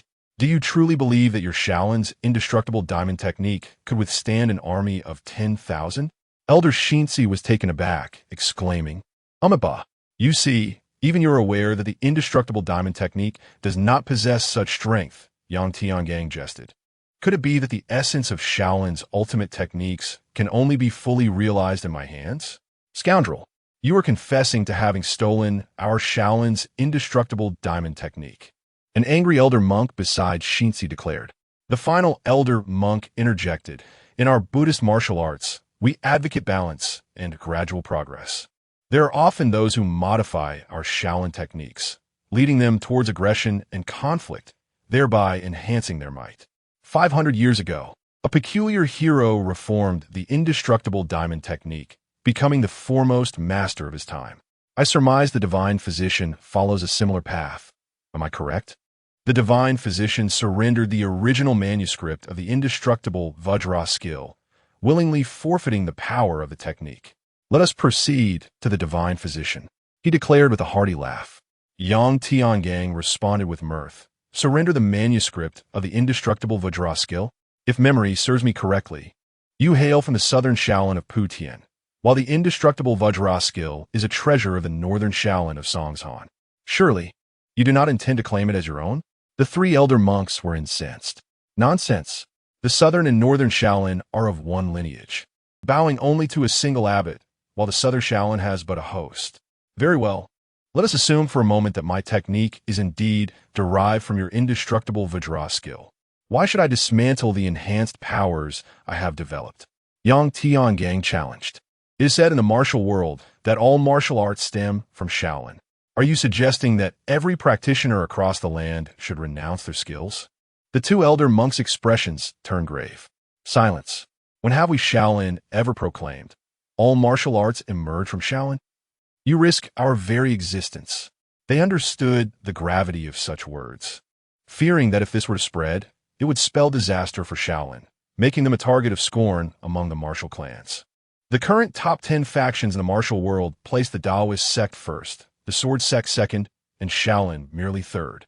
They lack the audacity to entertain such a notion, despite how enticing it sounded. Ding! Host has spread rumors. Congratulations. Host has achieved the rumor monger accomplishment. Reward: 10 styles of battle blade elevated to celestial high tier, expanding from first class to postnatal level. Inheriting previous minor accomplishments, Yang Tiangang was momentarily taken aback. This achievement had veered increasingly off course. Xinxi's countenance mirrored his astonishment. Divine Physician, this statement must never escape. It seems we must confine you to Shaolin for life, reflecting upon your transgressions. Amitabha, indeed the Buddha is wise. The world must not speak recklessly. She urged a fellow elder monk, brother disciple, it is your turn. Yang Tiangang laughed heartily. At last, the pretense is cast aside. You have always intended to capture me, seizing not just the manuals but also the heavenly sword, and years later you would possess a brainwashed high monk. The 3 elder monks fell silent, and the one designated by Xinxi bellowed, compassionate palm. A colossal hand of condensed inner strength surged towards Yang Tiangang. Peak postnatal? Yang Tiangang mused with a slight frown.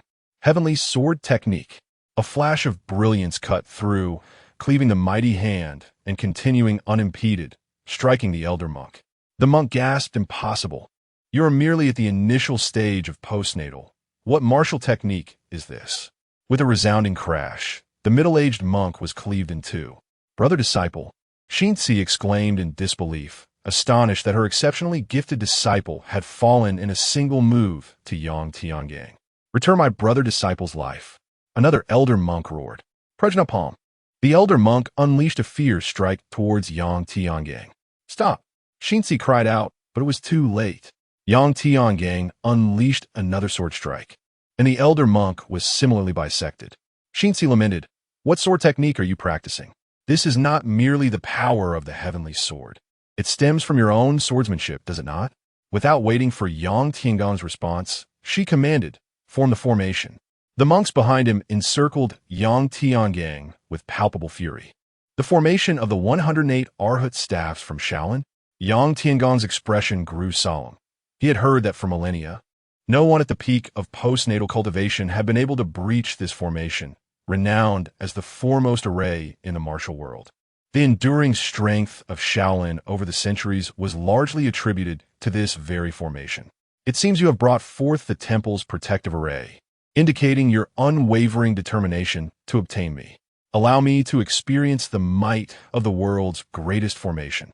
With a fierce determination, he executed the sword technique of Heaven's Severance. Leaping into the air as a colossal fan-shaped sword aura surged towards the Shaolin monks. Ha! The monks chorused in unison. Their staffs clashed, and a barrier of internal energy materialized.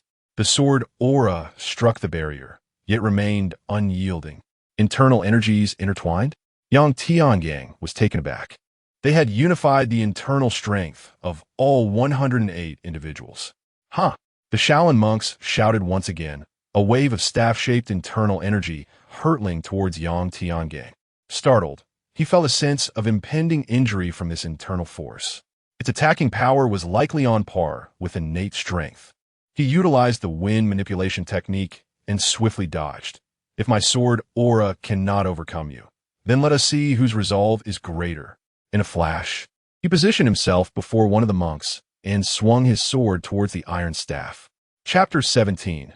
The conceptual vision of the Eye of Fire, the Crimson Talent. At that moment, the iron rod was severed. Though this iron rod had already attained the peak of the first tier, how could it withstand the sharpness of Frostmourne, which possessed a 10th tier material? Subsequently, Yang Tiangang employed his previous tactics, once more, deftly evading the assaults of the formation while meticulously slicing through the iron rod. As the rod shattered, their formations became chaotic, revealing flaws in their internal energy.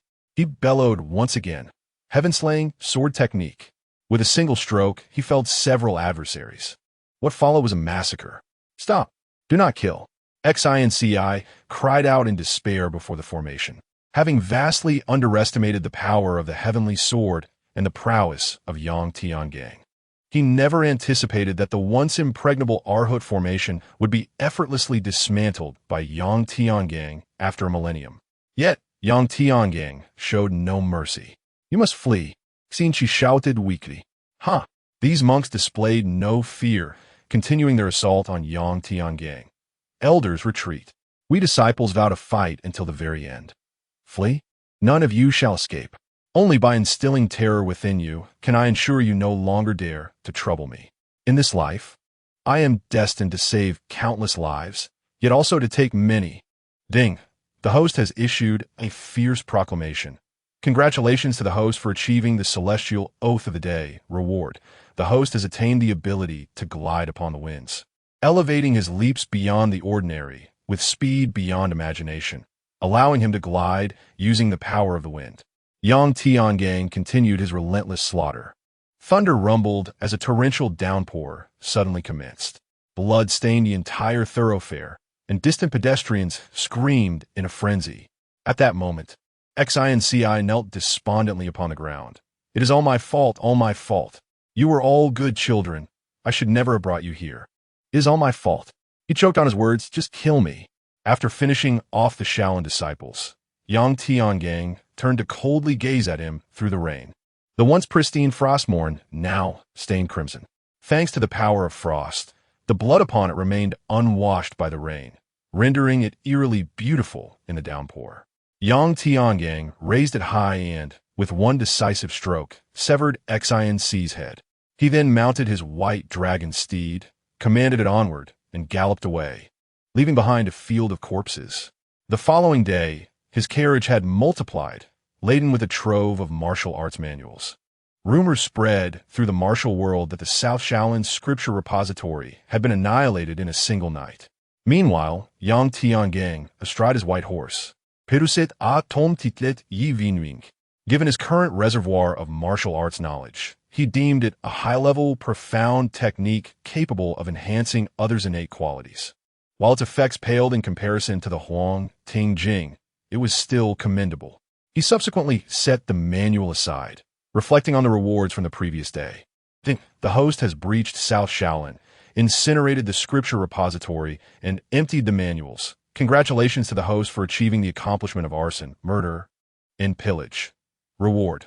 The host has mastered the 10 forms of the battle blade to perfection, elevating the swordsmanship to its pinnacle. He drew forth a large blade and began to demonstrate its techniques upon his steed. The 8th form of the battle blade, man and horse as one. Hiss! The white dragon steed leaped 5 zhang, and Yang Tiangang swung his blade with all his might, unleashing a torrent of blade energy from the heavens. Boom! A deep trench, 1 meter deep and 10 zhang long, had been carved out by the roadside. How terrifying! Truly a weapon born for the battlefield, the new war blade 10th style. Yang Tiangang sighed. He patted his horse, saying, "However, your contribution is monumental." The white dragon horse, a pinnacle of postnatal strength, combined with Yang Tiangang's prowess, created a formidable synergy. The white dragon horse neighed excitedly, its voice resonating with a hint of dragon's roar, as if it comprehended Yang Tiangang's intent. "Excellent. Truly a magnificent steed." Urged Yang Tiangang. He prepared to gallop, and the white dragon horse sprang forth like an arrow. Alas! The horses pulling the carriage struggled to keep up, desperately running, yet failing to catch up. After a brief dash, Yang Tiangang returned to allow them to catch up. At Xuanzhou Port, a treasure ship, towering 5 stories and approximately 150 meters long, was docked by the seaside. On the shore, 100,000 troops stood in formation. Yang Tiangang stood atop the treasure ship, shouting to the shore, "Thank you, Grandmaster, for seeing me off. Upon my return, I shall ensure that the divine land experiences a renaissance." Launch the fire arrows. Pangda bellowed in enthusiasm. Countless flaming arrows soared toward the treasure ship. A few fell into the water, but most struck the ship directly. The sound of clanging echoed as all arrows were deflected, failing to pierce even the sails, let alone ignite them, and were instead rebounded into the sea. Ha ha ha! No fireworks, yet the Grandmaster's fire arrows send me off splendidly. It is worth it. Yang Tiangang laughed heartily as the treasure ship sailed away. Navy hastened to pursue. Bandishautif. Grand Master, our navy lacks such grand vessels. Pursuing would be futile. A commander advised. Thus, the tale spread throughout the divine land, narrating how the rebel Yang Tiangang departed from the Great Way aboard a treasure ship, venturing into the Eastern Sea, never to be heard from again. This news reached the imperial court, causing Emperor Wei Shun to erupt in fury. Incompetent fools. All of you. 3 days later, deep in the night, near Shaman Port, Yang Tiangang remarked, White Dragon Horse, your agility surpasses mine. You traverse water as if walking on solid ground. There, a snow-white steed, devoid of any blemish, carried a remarkably handsome man from the sea ashore. Ding! The host discreetly departs from the divine land by ship and stealthily returns on horseback amidst the public. Congratulations to the host for achieving the Open the Road and Secret Passage accomplishment. Reward: Conceptual Soul Talent, Fire Eye of Insight. Conceptual Fire Eye of Insight, Red Upgradable. Capable of perceiving the information of all inanimate objects. Able to discern the conditions of beings such as immortals, demons, spirits, ghosts, beasts, and monsters whose strength does not exceed 2 major realms above you, including their cultivation, qualities, origins, physical status, and intentions, among other details. No tears in the wind defect. The Conceptual Fire Eye of Insight, a red talent. Yang Tiangang was overwhelmed with joy. Shortly thereafter, he felt a tingling in his eyes, and the world before him transformed entirely. He gazed at the white dragon horse, and its information was revealed to him with clarity. A first-tier exceptional being, at the pinnacle of postnatal strength, with a potential ranking of 12 tiers. Currently, one strides 3,000 miles a day. He gazed at a shrimp upon the beach, not reaching the lower echelons, lacking strength and rank, devoid of potential. He attempted to adjust his vision once more, before vanishing from ashore. A month later, Kyoto, Yeqing, in the dead of night. Jailing Mountain. Several figures lingered amidst the dense forest and sheer cliffs. One voice broke the silence. Zhang Renqing, are you certain this is the place? Another responded, Captain, it cannot be mistaken. My father informed me this is indeed the location. A third voice questioned, then why have we yet to uncover the entrance to the royal tomb after all this time? The captain, the first to speak, declared, since Brother Zhang has indicated to Renqing that this is the site, it must be so. Let us continue our search. We have waited long enough. We must find the 100 million taels of gold within the royal tomb. Another added, the captain is right. We are limited to merely 2 hours in the Celestial Plaza each day, and that includes our training time, leaving us little opportunity to peruse the open world directory.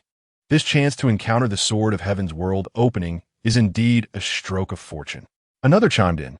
Indeed, had it not been for the immense force required to open the royal tomb's entrance, we would have sought it out long ago. The captain remarked, we have invested considerable achievement points. As of now, the Sword of Heaven has been discovered by Yang Tiangang from the advanced world. He has set sail and will likely remain hidden until his training concludes, awaiting the rewards of the sword. Thus, we must secure the gold from the royal tomb, using it to recruit troops. Even if we cannot claim the title of emperor, we shall carve our own dominion, ensuring our profit. Chapter 18, 100 million taels of gold is mine. I shall laugh, last Zhang Renqing proclaimed. Rest assured, Captain, when my father departed from the Tianjin world, he bequeathed a secret family instruction to the Zhang clan. As long as I utter this instruction, they will exert their utmost to assist me, even to the point of rebellion. The captain chuckled.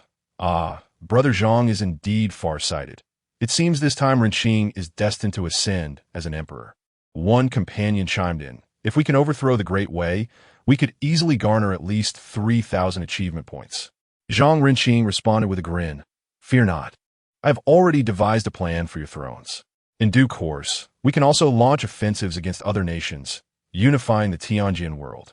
Who's to say how many achievement points we can amass? Laughter erupted among the group. Then we shall owe it all to Brother Renqing. At that moment, Zhang Renqing exclaimed, I found it. The entrance to the royal tomb lies within that stone wall. The group then raised their torches and made their way toward the stone wall. Wait, what has happened to the moss on this wall? It feels as though the entrance to the royal tomb is rather new. One person pondered aloud. Perhaps it is due to the heavy rains. I shall activate the mechanism. Zhang Renqing began to explore the wall for the hidden mechanism. With a sudden click, it seemed as though an internal latch had shifted. All right, Captain, let us all push this stone wall together at this spot. Agreed. Everyone, push with all your might. The group exerted their strength against the stone wall. After straining until their faces turned crimson, a narrow gap finally opened. It was indeed a stone door, which could not have been discerned without immense force. As the door swung open, the group entered. Under Zhang Renqing's leadership, they navigated through various perils without incident. Traps like the soul-consuming ladder, falling rocks, hidden crossbows, quicksand, pit traps, and other dangers were effortlessly overcome until they reached the center of the tomb. Zhang Renqing expressed his joy. This is it. Inside lies the chamber where my father spoke of hidden gold. The captain laughed heartily. Brother Zhang is astute indeed. To hide gold within Chow's grave, undiscovered for 1,500 years. Had we not come, it would remain a secret for another 5,000 years. Zhang Renqing rubbed his head with a smirk. My father is the foremost general in this world, naturally wise. Let's proceed. I am certain 100 million taels of gold will dazzle our eyes, the captain said joyfully. Then, the five of them collectively pushed open the grand stone door to the chamber. However, upon witnessing the scene within, they were left utterly astonished. Captain, did you not say no one had discovered this for 5,000 years? Are they ghosts?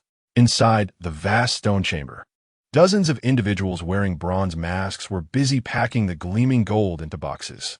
At that moment, they ceased their actions, staring blankly at the intruders. The atmosphere grew eerily silent as both parties exchanged glances. Who are you to dare steal the gold of the Zhang family? Zhang Renqing bellowed. The captain commanded, eliminate them. With that, the five charged forward. Among the masked figures, a man adorned with a dragon mask growled, charge. They too surged forth. Kill. Five individuals exhibited remarkable valor, their martial prowess evidently surpassing that of the bronze-masked figures. Notably, the leader, with his exceptionally intricate swordsmanship, swiftly felled a group of advancing bronze-masked warriors. Earth-level initial phase sword technique. 13 forms of the gentle breeze, exclaimed the bronze dragon-masked man, his eyes gleaming ominously. Step aside, allow me. The captain momentarily froze. Incredulous. How do you know the 13 forms of the gentle breeze? You two are. He quickly regained his composure and commanded, you all hold them back. I shall eliminate their leader. He must perish. With a leap, he moved with ghostly speed, creating several phantoms that appeared before the bronze dragon-masked man. With a clash, a battle blade suddenly hovered at the captain's throat. The bronze dragon-masked man made a swift cut, blood gushing forth from the captain's neck as he plummeted from the air, pointing in disbelief. Impossible. How could I be defeated by the 10 forms of the battle blade? This is not the 10 forms. With that, he breathed his last. Captain, cried Zhang Renqing and the others in despair. Eliminate them, commanded the bronze dragon-masked man. With their leader slain, the 4 remaining warriors found their combat effectiveness greatly diminished, falling to the onslaught of the bronze tiger-faced, snake-faced, horse-faced, and ox-faced men. Yet, many bronze-masked figures also met their demise. Dragonhead, who are these individuals? Why is their combat strength so formidable? They are merely in the initial stages of the acquired realm, yet they can contend with us in the later stages? Inquired several figures. They merely possess profound martial skills. Do not question further. Quickly, fill the gold to avoid prolonged complications, the bronze dragon-masked man admonished. Following this unexpected turn of events, the bronze-masked figures noticeably quickened their pace in gathering gold. A month later, beneath an unnamed mountain outside the capital, in the dead of night, the bronze dragon-masked man was informed, Dragonhead, after a month, all the gold has been transported and hidden within this mountain. We can commence its distribution to various regions of the Divine Land tomorrow. Excellent, replied the bronze dragon-masked man with a smile. Ding, the host has transported 100 million taels of gold from the royal tomb. Congratulations to the host for achieving the tomb rating accomplishment. Reward, the host has perfected the new 10 forms of the battle blade, reaching the peak of the acquired realm, with attack power comparable to that of the innate realm. It turned out that the bronze dragon-masked man was none other than Yang Tiangang, who had returned in disguise. At that moment, he felt that each strike of his blade was the epitome of martial artistry, transcending mere swords, even grass, and what could serve as weapons.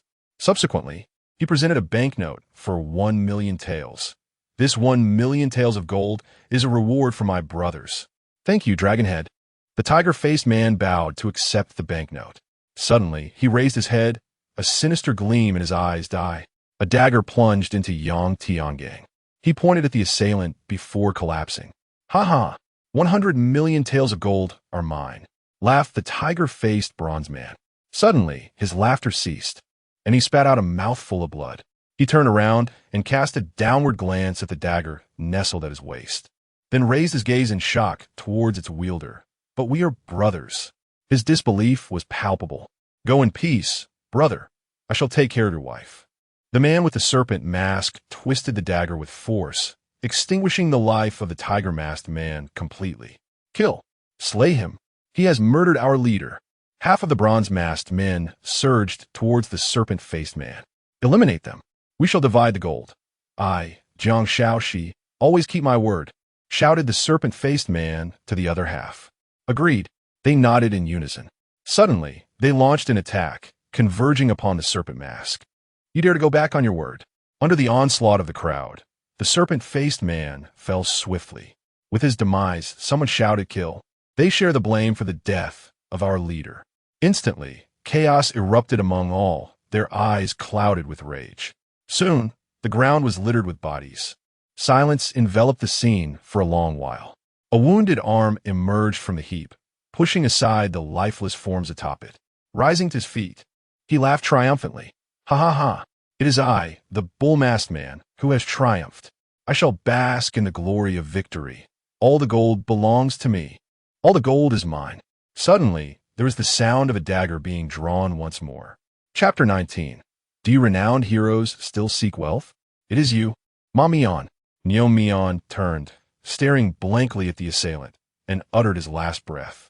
Rising stealthily from the heap of corpses, Ma Mian launched a surprise attack on the boisterous Neo Mian. Yet he felt no sense of triumph. With a leap, he dispersed, swiftly delivering lethal sword strikes to the numerous bodies strewn about. Just then, as Yang Tiangang made his presence known, 2 fingers suddenly emerged, pinching the sword. And with a flick, Ma Mian found himself unable to maintain his grip, the precious blade flying from his hand and embedding itself in a nearby tree. Yang Tiangang then stood, applauding, marvelous, truly marvelous. I never anticipated that you, Ma Mian, would emerge victorious. Ma Mian, astonished, exclaimed, You are not dead? Yang Tiangang did not respond directly. Instead, he smiled and inquired, Do you know why I chose you all? Why? Asked Ma Mian. Because I never intended to spare your lives. With a clang, Yang Tiangang unsheathed his battle blade, and Ma Mian's head was severed, blood splattering the surroundings. He sheathed his weapon, gesturing with a hand to bury the corpses, murmuring, Next year, the peach blossoms here shall bloom even more abundantly. Ding! The host's grave-robbing companions are all dead. The host monopolizes the treasure. Congratulations to the host for achieving the killing the donkey after the mill accomplishment. The host is rewarded with an elevation of 1 major realm, reaching the early innate stage. Ding! This world is bound by the heavenly Tao. The highest realm is the peak of the acquired. Breaking through the innate realm will invoke the celestial training system. Projected consequences: the system remains intact, while the host may be dissected for research. Will you break through? No. Ding! Reward modified. The host is granted an elevation of 3 minor realms and a flawless innate pill, reaching the peak of the acquired. The flawless innate pill has been placed in the system backpack. Flawless innate pill, a second-tier premium item. It aids the peak of the acquired in achieving a perfect ascent to the innate realm. Yang Tiangang was overjoyed, seemingly uncovering a new facet of the concept achievement system. It is vital to note that his cultivation in the world of the Sword of Heaven could not be brought back. Yet this flawless innate pill could be utilized in the real world through the system backpack. Once he reaches the upper limit of cultivation in one world, The achievement of realm elevation can transform into a medicinal pill, allowing for rapid growth in reality. Instantly, he felt a surge of immense internal power rise within him. His Chou Mai, Dai Mai, Yin Wei Mai, Yang Wei Mai, Yin Xiao Mai, and Yang Xiao Mai were instantaneously unblocked. His internal energy flowed like a boundless river, increasing tenfold. Should he encounter another 10,000 elite soldiers of the way, he was certain that with this newfound internal strength, he could vanquish them all. He could not restrain himself and roared towards the heavens, his voice echoing for 10 miles. His body felt exhilaratingly liberated. Izhou, Dali Prefecture. Though 15 centuries have passed, many citizens still reminisce about Emperor Zhao Lai, Liu Bei, and the military sage, Zhuge Liang. On this day, the bustling market resumed its lively activity. Amidst the vibrant streets, a sudden commotion erupted. "I'll beat you to death, you beggar. How dare you steal from me? Do you not know how many eyes the king of horses possesses?"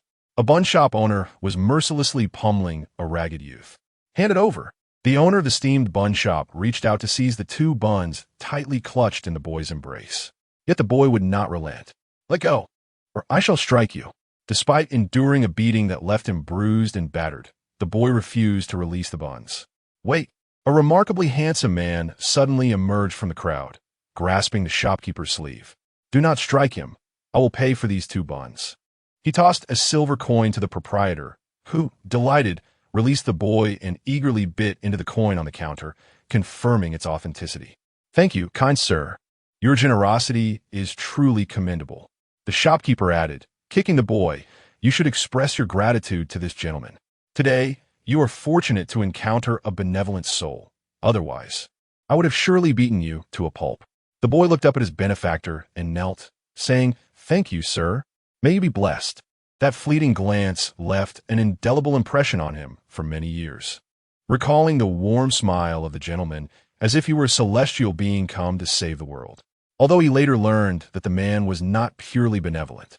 "Rise," Yang Tiangang said, smiling at the boy. "Ding." The host helped the beggar who stole the buns settle the debt. "Congratulations to the host for achieving the helping others accomplishment. Reward, 100,000 grains." Now in the system backpack, after the boy stood, Yang Tiangang tapped the counter of the bun shop. "Does this esteemed sir require anything else?" The shopkeeper inquired amiably. Yang Tiangang pointed to the coins in his hand. "Change, please. The 2 buns cost 2 copper coins, and you owe me 998 copper coins." The shopkeeper was taken aback. "You, a hero of the martial world, still require change? Isn't that beneath your dignity?" "Huh." Yang Tiangang scoffed. The shopkeeper, disheartened, had thought he would strike it rich today. He retrieved a string of copper coins, preparing to dispense the change. Yang Tiangang interrupted. "How many buns are in that steamer?" 120. "Very well. I shall take that steamer of buns for 100 copper coins. What say you?" "But, sir, 120 buns cost 120 copper coins. If you buy 101 go, today I'll have sold an additional 100. Consider it carefully, or I shall purchase from another vendor."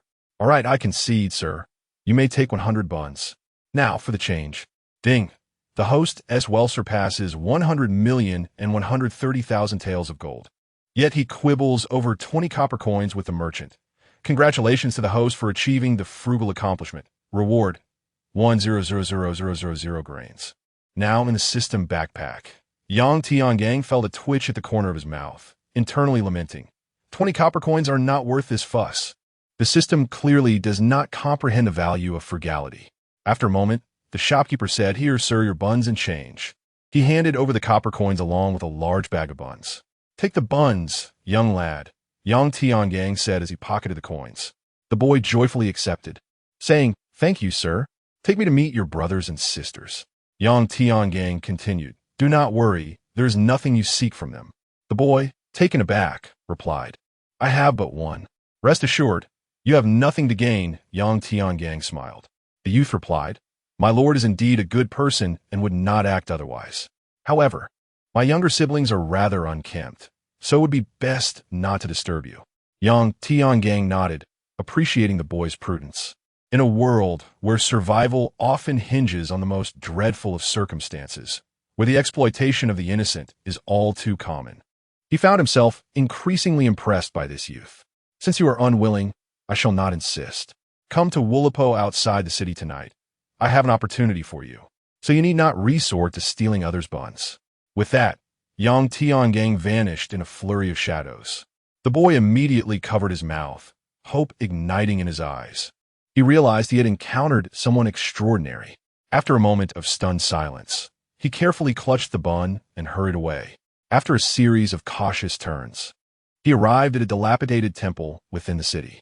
Upon entering the forsaken shrine, the boy struck a wooden board inside 6 times, 3 heavy knocks followed by 3 lighter ones. Chapter 20. After 3 years of seclusion, it is time for our heavenly principle sect to make its mark upon the world. Before long, from behind the shrine and around the corner, several children under the age of 13 emerged from hidden openings. Upon spotting the youth, they joyfully exclaimed, "Brother Quan, how did you manage to find so many buns today?" They eagerly seized the buns and devoured them voraciously. On the roof of the dilapidated temple, Yang Tiangang couldn't help but smile. This group of children displayed remarkable vigilance. They were indeed malleable talents, particularly the young man who possessed a prodigious aptitude for martial arts. As night fell, the youth arrived early at Woolly Slope. Yang Tiangang got straight to the point. "Are you willing to follow me?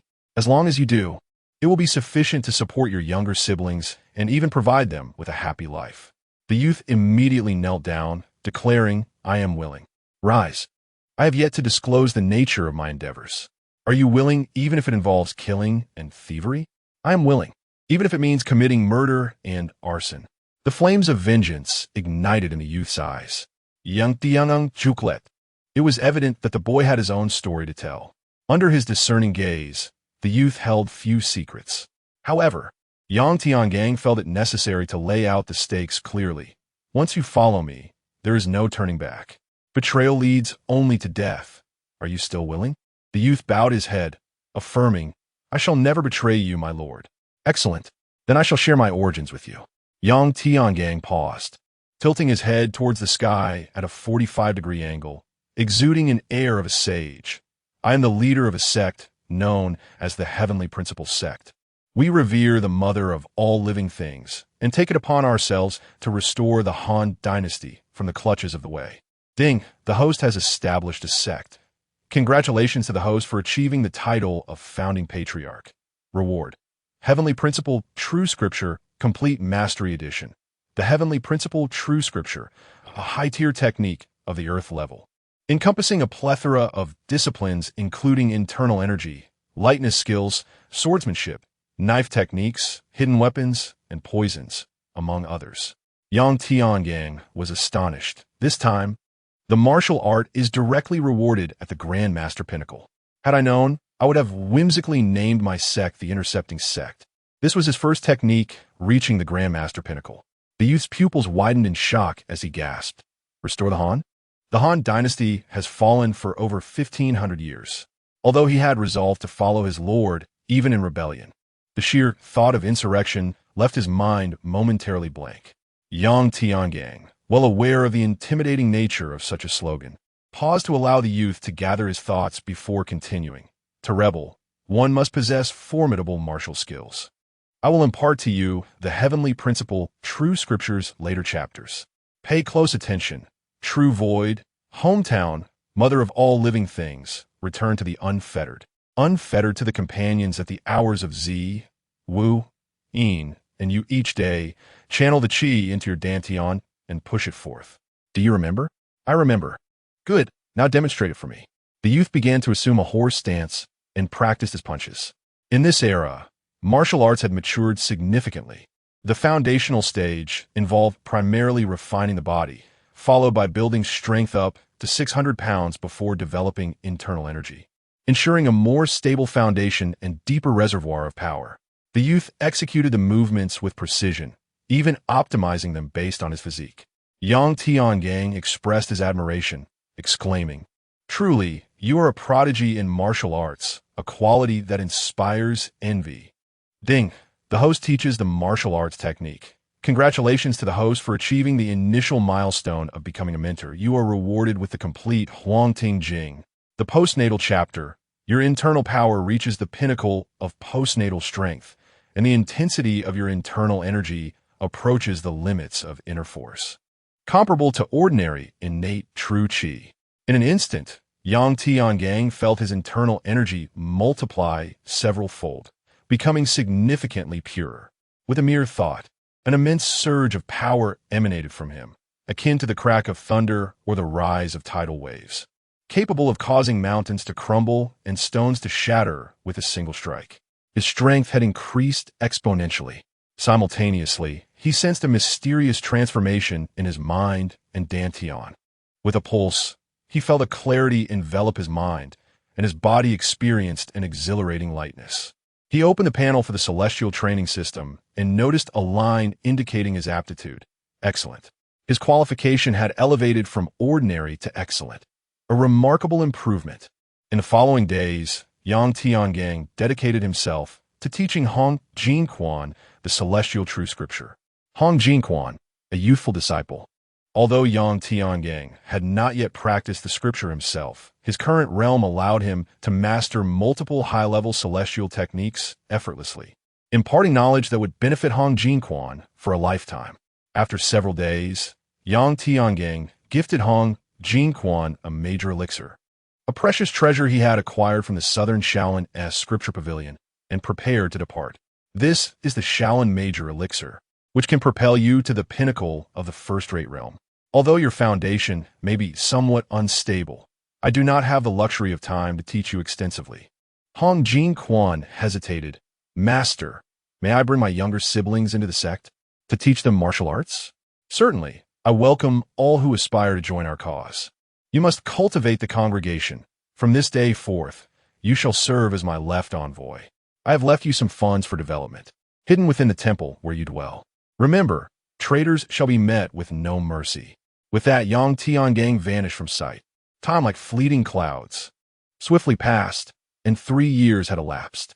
During this period, Yang Tiangang traversed the land, gathering suitable talents for his sect.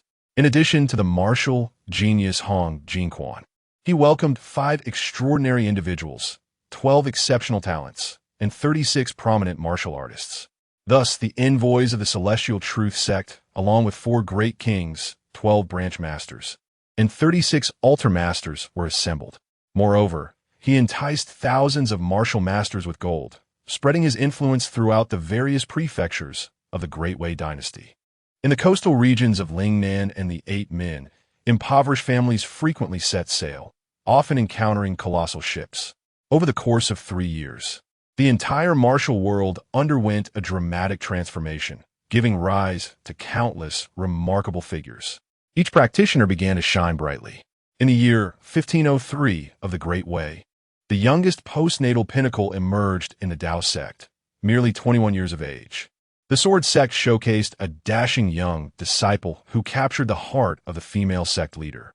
The Northern Shaolin revealed an astonishing talent, mastering the Buddha's palm technique. The founder of Wudong manifested, bringing forth the long-lost Tai Chi heart method after 5 centuries. The imperial court experienced its strongest civil service examination in history, producing scholars, capable ministers, and literary giants in succession. This era would later be referred to as the 8 great families of the Great Wei, the founders of Wei's philosophical school, and the last pillars of the dynasty, with the final loyal subjects emerging from the ranks of the top scholars. The crown prince of the court, second only to the disciples of the Tao sect, has become the second youngest to reach the pinnacle of innate mastery. Rumors circulate that the crown prince and a disciple of the Tao sect were born on the same day, with the disciple having understated his age by 1 year. Otherwise, the title of the first remains uncertain. In the same year, during the month of September, Emperor Wei Shun summoned 500,000 laborers to expand the course of the Yellow River in celebration of such a glorious era. Meanwhile, in the vicinity of Xingyang County, a children's rhyme quietly spread among the populace. By the banks of the Yellow River, Yang Tiangang gazed at the surging waters and sighed. After 3 years of seclusion, the opportunity has finally arrived. It is time for the teachings of the Heavenly Principle sect to resonate throughout the world. With a resounding thud, He cast a colossal stone statue weighing 10,000 jin into the river. Days later, in full view of the public, the laborers unearthed a massive one-eyed stone figure. Chapter 21. Do not speak of the stone man's single eye. Inciting the Yellow River to revolt, the colossal stone statue astonished all who beheld it, drawing a multitude of spectators. At that moment, a man with a visage like jade and eyebrows like swords ascended to a vantage point. It was Yang Tiangang. He proclaimed loudly, "Brothers, this is the fulfillment of a nursery rhyme. Do not speak of the stone man's single eye, inciting the Yellow River to revolt. This is a divine warning. The mandate of the Great Way has come to an end. The cycle of heaven and earth is relentless." The Xia fell to the Shang. The Shang were vanquished by the Zhou. The Zhou fragmented into 7 states, leading to Qin's unification, followed by the Han succession over Qin and Wei's dominance over Han. No dynasty can ever remain everlasting.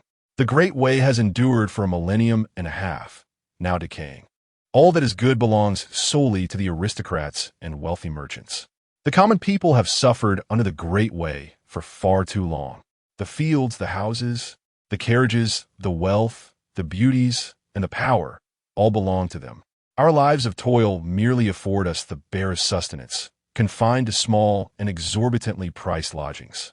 We possess no land, no carriages, no wealth, no beauties, and certainly no power.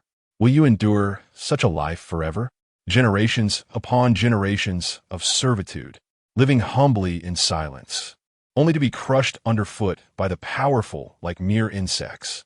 Are you willing to accept this? No. A chorus of scattered voices arose among the crowd. These were the followers of the Taiping sect, prearranged by Yang Tiangang. He raised his hand to silence them and continued, "Of course you, the impoverished, may not have descendants." This struck a chord. The crowd erupted in cries of dissent. "We refuse. We refuse." Yang Tiangang waved his hand, asserting, "We must realize our desires. Everyone has the right to fulfill their aspirations. We shall reclaim what rightfully belongs to us." The crowd echoed, "We shall reclaim what belongs to us." Seeing the crowd stirred, Yang Tiangang shouted again, "Equal distribution of land, houses, wealth, beauties, and power." The throng responded in unison, "Equal distribution of land, houses, wealth, beauties, and power." Yang Tiangang raised his arm, exclaiming, "Do princes and nobles possess the sole right to rule?" The crowd repeated, "Do princes and nobles possess the sole right to rule?" The mandate of the Great Way is lost. The mandate of the Great Way is lost. Uphold the heavenly principles, liberate human desires. Uphold the heavenly principles, liberate human desires. Create a vacuum of our homeland. Create a vacuum of our homeland. Charge. Yang Tiangang concluded with fervor. Kill. The crowd surged towards the overseers. The impassioned workers of the Yellow River followed suit. Ding. Host incites rebellion. Congratulations. Host has achieved the Yellow River Uprising accomplishment. Reward. Qualification elevated by 1 level. Reaching exceptional qualification. Due to detection that the host has attained the pinnacle of martial prowess in this world. Further qualification is unnecessary. Reward transformed into a flawless exceptional qualification elixir, now placed in the system backpack. Flawless exceptional qualification elixir, a 4th-tier premium item. It can perfectly elevate any martial qualification below exceptional to exceptional status. Exceptional qualification elixir. Yang Tiangang was filled with ecstatic joy. This was something he could bring back to reality. Kill, he exclaimed, driven by excitement as he charged forward to slay a few foes in celebration. Under the formidable might of him and the heavenly principal sect, Xinjiang County was soon seized by Yang Tiangang. Ding! Host has occupied Xinjiang County. Congratulations to the host for achieving the Lord of a land accomplishment. Reward: 100,000 swift steeds have been placed in the system backpack. The news of the heavenly principal sect's rebellion in Xinjiang County spread throughout the Great Way. Remarkably, this day coincided with the 8th of September. The court and the populace were in turmoil, and the martial world was shaken. Subsequently, the entire realm blossomed with uprisings. A faction of the heavenly principal sect, chanting slogans for celestial justice, equitable land, shared wealth, and the establishment of a true homeland, rose in rebellion across various locales. In addition to Xinjiang County, cities such as Dali County in Yizhou, Wuwei County in Liangzhou, Tianshui County in Yongzhou, Xuanyang City in Jiangnan, Xuanzhou City and Xiamen Island in Fujian, and Nanyue County in Lingnan were also captured. Besides Yang Tiangang, the two envoys of the Heavenly Principle sect, the four great Dharma kings, 12 branch leaders, and 36 altar masters made quite a spectacle, especially Hong Jinquan, who single-handedly conquered 3 counties, Dali, Yunnan, and Yongchang. In an instant, the Great Wei dynasty was rife with rebels from the Heavenly Principle sect. In Yi City, the capital of Great Wei, Emperor Wei Shun was infuriated as he smashed several precious blue and white porcelain vases. Useless. They are a bunch of worthless fools. In a single day, we have lost over 50 cities, including the crucial Xinjiang, posing a direct threat to the eastern capital of Luoyang and indirectly endangering the capital itself. This is unprecedented in the past 1,500 years. Such a massive rebel organization, and you all have not heard a whisper of it beforehand? Are all the officials merely occupying their positions for a meal? Emperor Wei Shun demanded of his ministers.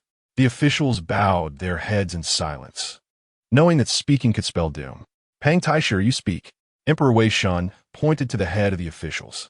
Pang Dei, looking far more haggard than 3 years prior, stepped forward and said, "Your Majesty, this sect is called the Heavenly Principle Sect, led by a rebel named Yang Tianli, which emerged 3 years ago as a formidable force in the martial world. I believe this rebel is not a significant threat. Throughout history, no martial cult has succeeded in rebellion. They lack property and a stronghold, relying solely on plunder, targeting the local gentry and officials. They stand opposed to all local gentry and nobility. Do they truly believe that a ragtag group of peasants can achieve their ambitions? It is utterly laughable. We need not intervene.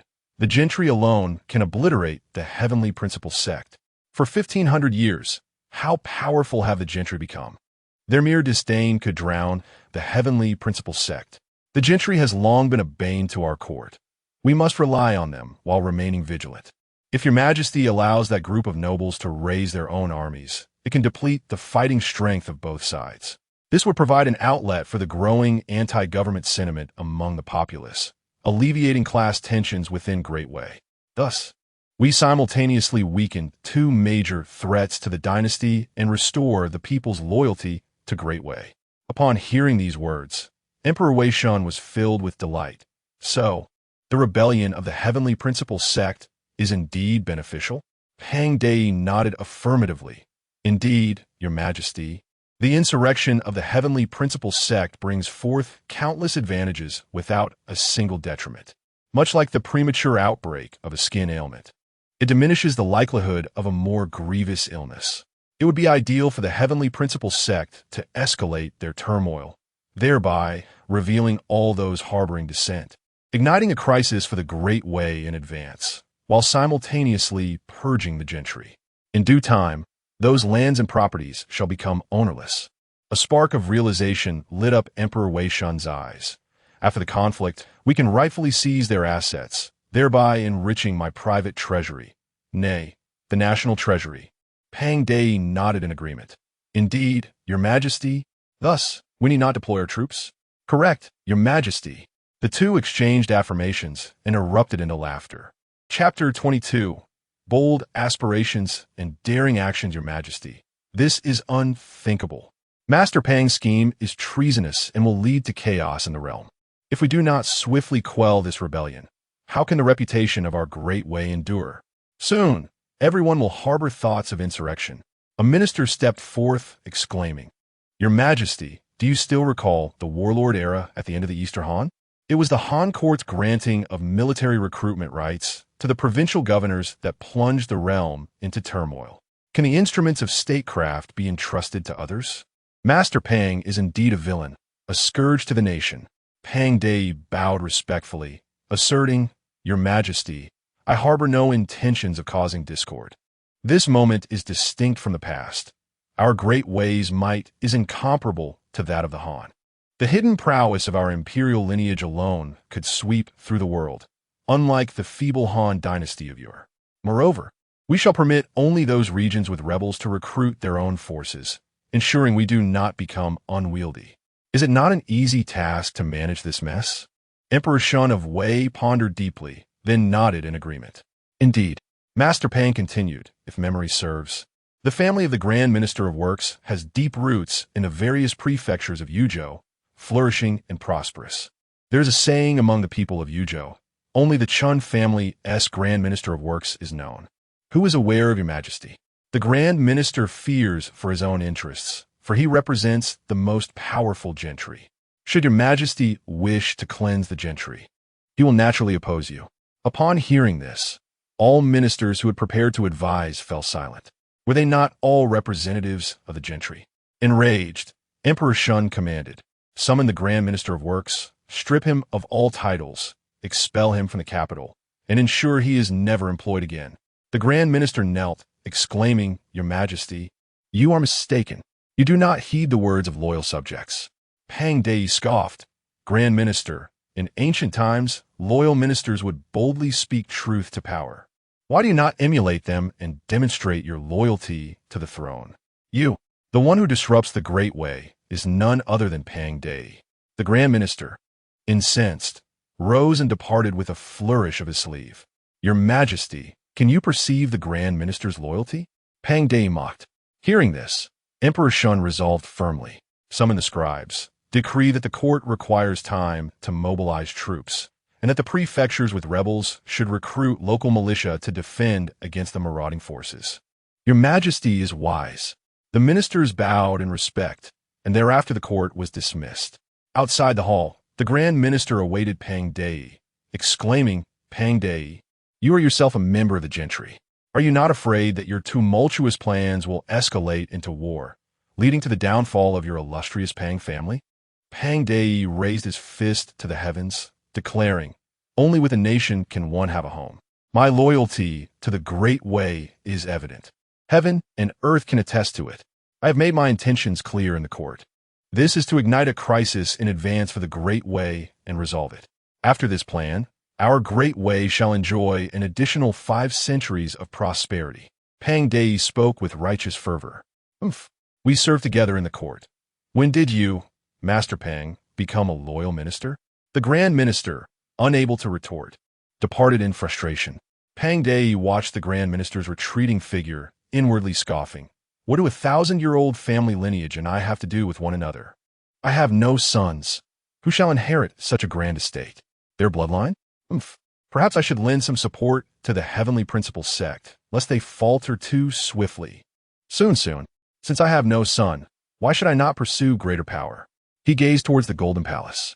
The edict for conscription issued by Emperor Wei Shun swiftly spread throughout the officialdom, the common people, and the martial world, igniting a frenzy among all.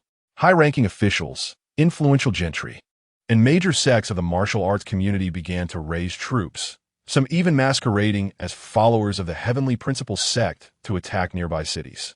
Countless heroes, inspired by the legendary bond of the Peach Blossom Garden, aspired to achieve unparalleled feats.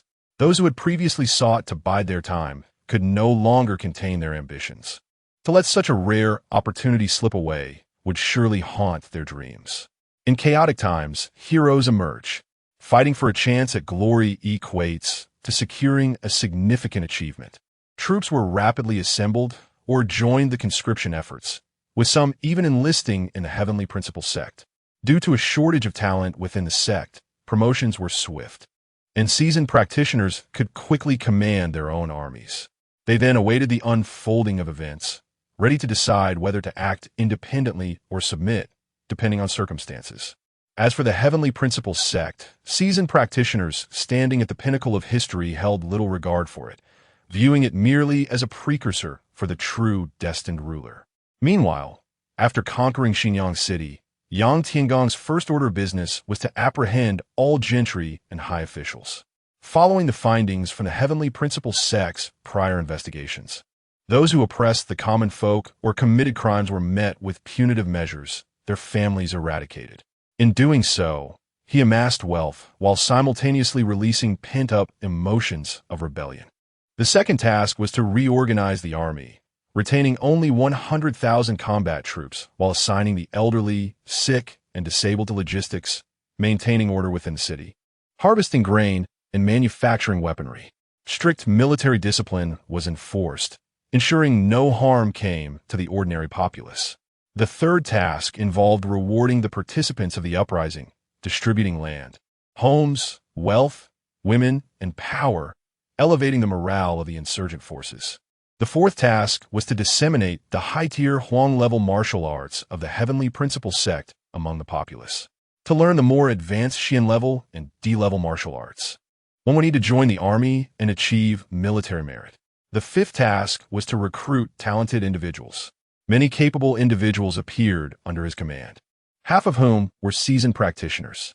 However, under his discerning eye, he discerned that most harbored ulterior motives, hoping to use the Heavenly Principle sect as a stepping stone for their ambitions or to emulate Zhu Yuanzhang. Yang Tiangang, in need of talent, chose not to expose them, instead assigning positions based on their abilities, whether in leading troops, managing affairs, logistics, or strategizing. After completing these tasks, 5 days had passed. During this time, surprisingly, only a disorganized wave of troops from the Great Wei had launched an attack. These forces resembled the soldiers from Xuanyang County he had encountered. They were hardly elite and were only marginally stronger than his own construction army. He suspected that some scheme was afoot within the court. He prepared to send troops to strike other locations. A military advisor cautioned, "Leader, we should amass grain and fortify our defenses. If the Great Wei does not attack us, why should we strike them?" Yang Tiangang shook his head. "We possess only a single county. How can we withstand the entire expanse of the Middle Kingdom? When the Great Wei truly engages us, we will vanish in an instant. Our only strategy now is a lightning strike, to strike at the heart of the dragon, leaving the Great Wei leaderless." The crowd was taken aback by the audacity of the leader's thoughts. Yang Tiangang not only dared to dream, but also to act upon those dreams. He promptly assembled an army of 100,000 and marched towards the Tiger Lock Pass, located 20 kilometers outside of Xinjiang City. The formidable walls of the pass stood 30 zhang high, making it the second most imposing stronghold in the realm. As Yang Tiangang gazed up at the fortress, his companions urged him, "Master, do not jest. How can we possibly breach such a grand stronghold with our current capabilities?" "Is that so?" Yang Tiangang chuckled softly. "I shall ride the winds." With that, he leaped from his white dragon steed and soared toward the Tiger Lock Pass. Laughter erupted from atop the walls. Is this truly the leader of the Heavenly Principle sect? Has he lost his wits in the martial world? The mightiest martial artists can barely elevate themselves for Zhang. How can he hope to overcome these walls? The outer walls of the Tiger Lock Pass were forged of solid iron, impervious to blades and arrows, and as smooth as ice. How could he possibly leverage that to his advantage? Chapter 23. One descends to the gates, while the other seizes the city, advancing towards East City. At this moment, Yang Tiangang, utilizing his lightness skill, had already arrived at the foot of the city wall. With a sudden burst of agility, he leapt skyward, executing 8 steps in midair, soaring to a height of 10 zhang. Such feats had never been recorded in the annals of martial arts, nor in history. Both the Tianli army and the defenders of Hulao Pass watched in astonishment as this man defied the realm of possibility. Before they could fully comprehend the situation, Yang Tiangang drew a battle knife from his back, channeling his inner strength, and astonishingly drove the blade into the impenetrable ironclad wall. He then stepped upon the knife, which shattered. Yet he leapt upward once more, ascending another 10 zhang. Drawing another knife, he embedded it into the city wall, repeating his extraordinary maneuver. At last, the commander of the defenders reacted, shouting, "Fire the arrows!" Yet the arrows struck Yang Tiangang, leaving him unscathed, his stride undeterred. He had already vaulted atop the battlements. "Kill!" the defending officer bellowed. Yang Tiangang let out a cold chuckle and unleashed the perfected Tianli palm, sending a dozen men flying with a single strike. Shortly thereafter, the Tianli army beheld the gates of Hulao Pass swing open, revealing a bloodied Yang Tiangang emerging, pursued by the relentless defenders attempting to shut the gates. They erupted in jubilant cries. The leader's martial prowess is unparalleled, invincible in the realm. Charge! The Tianli army surged forth. Half an hour later, the defenders of Hulao Pass were utterly routed, and the Tianli army seized control of the pass. The leader's brilliance is unmatched. Seizing Hulao Pass and securing it allows us to fully develop in the Luoyang Plain. This is the foundation of hegemony. The commanders exclaimed. Yang Tiangang shook his head. Who said I intended to return to attack Luoyang? Which target do you propose I pursue? Gather the troops for me. We shall depart immediately, striking with vigor to assault the capital, Yi City. I aim to breach Yi City before the news of Hulao Pass's fall reaches it, Yang Tiangang commanded. The strategists were taken aback. Leader, you cannot be serious in targeting the heart of the enemy? Such a venture is doomed to fail. The way is at its zenith. What then? Should we bide our time? Would it not be better for me to retreat to the Izhou Dali branch? That region is remote. Do you think I came to Xinjiang to incite rebellion for no reason? If Yi City falls, chaos will ensue across the land, every man for himself. And only then does the Tianli army stand a chance, Yang Tiangang declared with a steely expression. The strategists were left in utter shock. But how can we reach Yi City so swiftly? I have already arranged for 100,000 steeds nearby. We shall mount our horses and gallop forth, preventing the forces outside the capital from providing timely support, Yang Tiangang replied with a smile. However, most of our troops are laborers, unaccustomed to riding, someone retorted. No matter. I possess the horse king. These steeds will heed my command. Yang Tiangang whistled, and instantly, 100,000 horses surged across the plain towards Hulao Pass. This scene left everyone, including the strategists, utterly astounded. The leader truly possesses extraordinary capabilities. An hour later, the Heavenly Justice Army has launched a surprise attack at the gates of Yi City. The towering walls, rising 20 zhang high, have ignited with smoke signals. A wave of turmoil sweeps through the city, filled with shock and disbelief. How could the rebels dare to approach the city? Before long, the Heavenly Justice sect breaches the outer city of Yi, advancing toward the inner city, where the imperial palace resides. How audacious! How audacious! Emperor Wei Shun roars in the court. At this moment, Pang Dei bows his head, rendered speechless. I have provided you, Yang Tianli, with an excellent opportunity for rebellion. Yet you squander it by attacking Yi City and courting death. One victory has made you so arrogant? Do you think the inner city is easily conquerable? This is a fortress that has been maintained for 15 centuries, the capital of the Great Wei. Pang Dei, what scheme do you have in mind? Had you dispatched troops to confront the rebels sooner, would I have suffered such disgrace? How will history record this? They will say that in a certain year and month, the emperor was unwise, and the rebels invaded Yi City, plundering the outer city and besieging the inner city. Emperor Wei Shun scolded. Your Majesty, history is written by the victors. As long as we subdue this rebel, your Majesty can write it as you please. Pang Dei suddenly had a glint in his eye. It could even reflect your Majesty's valor. Wei Shun paused. Then his face lit up. Excellent. Wonderful. Bring forth my royal carriage. I shall personally lead the charge.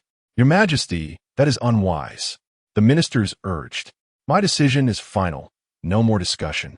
On the inner city wall, Pang Dei gazed down at the leader below. Originally a spectator, he was suddenly filled with rage. He could hardly believe that the leader of the rebels was his son's murderer, Yang Tiangang. Yang Tiangang, it is you. I thought you were overseas. Pang Dei's voice dripped with murderous intent. Yang Tiangang laughed, saying, Grand Tutor, you are mistaken. Yang Tiangang is my brother. I am Yang Tianli. Yang Tianli, since you are the brother of Yang Tiangang, you shall accompany my son to the grave. Pang Dei replied coldly. He then bowed to Emperor Wei Shun. Your Majesty, we should retreat. If Yang Tiangang can claim the head of a general amidst a sea of soldiers, so can his brother. This place may not be safe. Wei Shun frowned. Grand Tutor, are you jesting? Not to mention my 100 peak experts of the inner court. How could he possibly breach these 30 zhang high, mirror-smooth city walls? Emperor Wei Shun was unaware of how his outer city of Yi and the Tiger Fortress had fallen. Otherwise, he would not make such statements. Surely, you do not believe he can defeat 100 peak experts? Pang Dei replied. Naturally not, but he may still charge forward recklessly. Ha! It seems the death of Grand Tutor's son amidst the throngs has utterly terrified him, remarked a general who was at odds with him. Pang Dei, unfazed, ceased to speak. Meanwhile, Yang Tiangang was entirely captivated by the armored figure bowing before Pang Dei. He bellowed, "Are you the current tyrant, Emperor Chao Jie? Bold rebel, how dare you address His Majesty by name?" Someone rebuked. Yang Tiangong's eyes blazed with fury. "Your appearance is timely. I shall ride the winds." Yang Tiangang surged toward the city wall. "Master, do not. This is not the Tiger Pass or the outer city.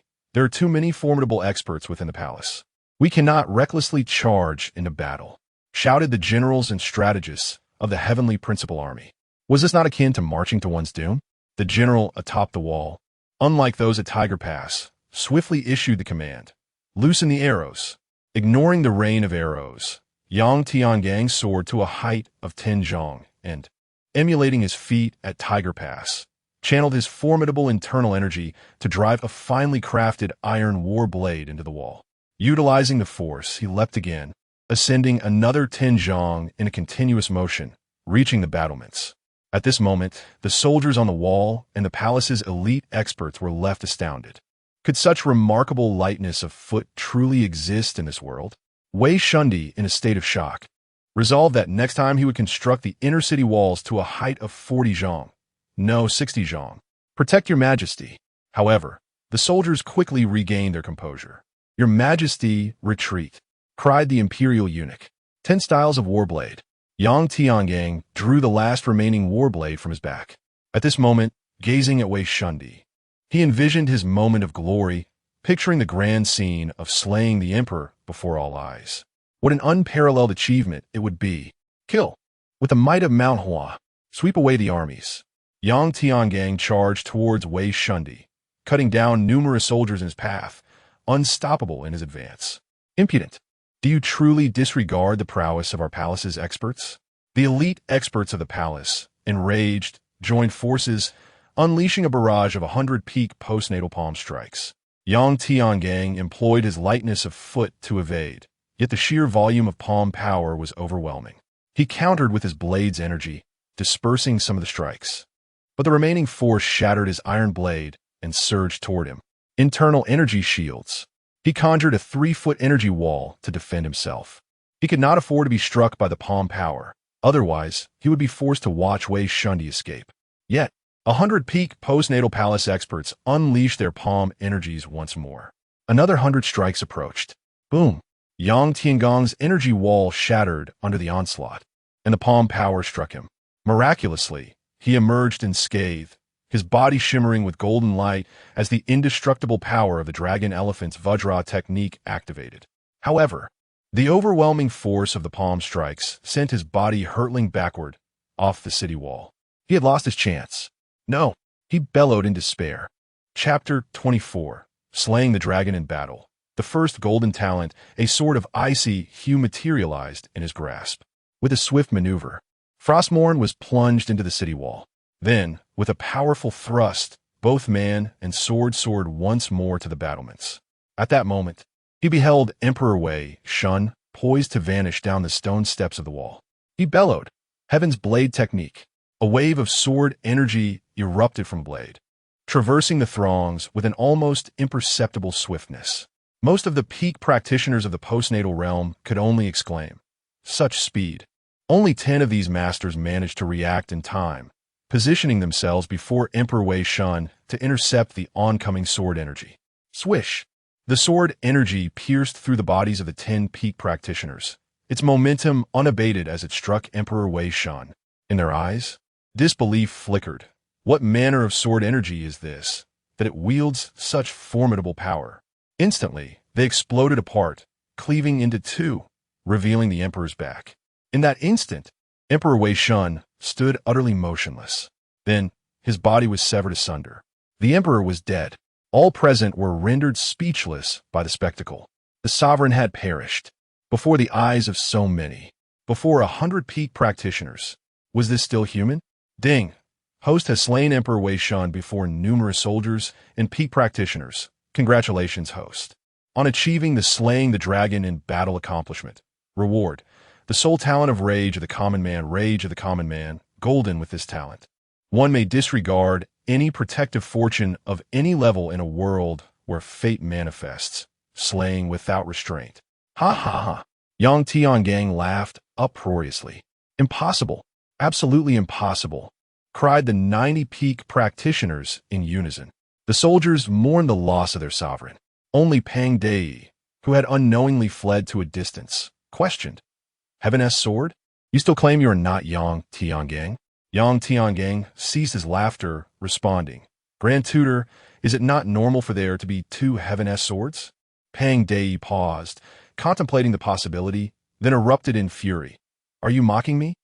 Kill him. Avenge the Emperor. Simultaneously, the Emperor's personal eunuch shouted. The soldiers and palace experts finally reacted, charging towards Yang Tiangang.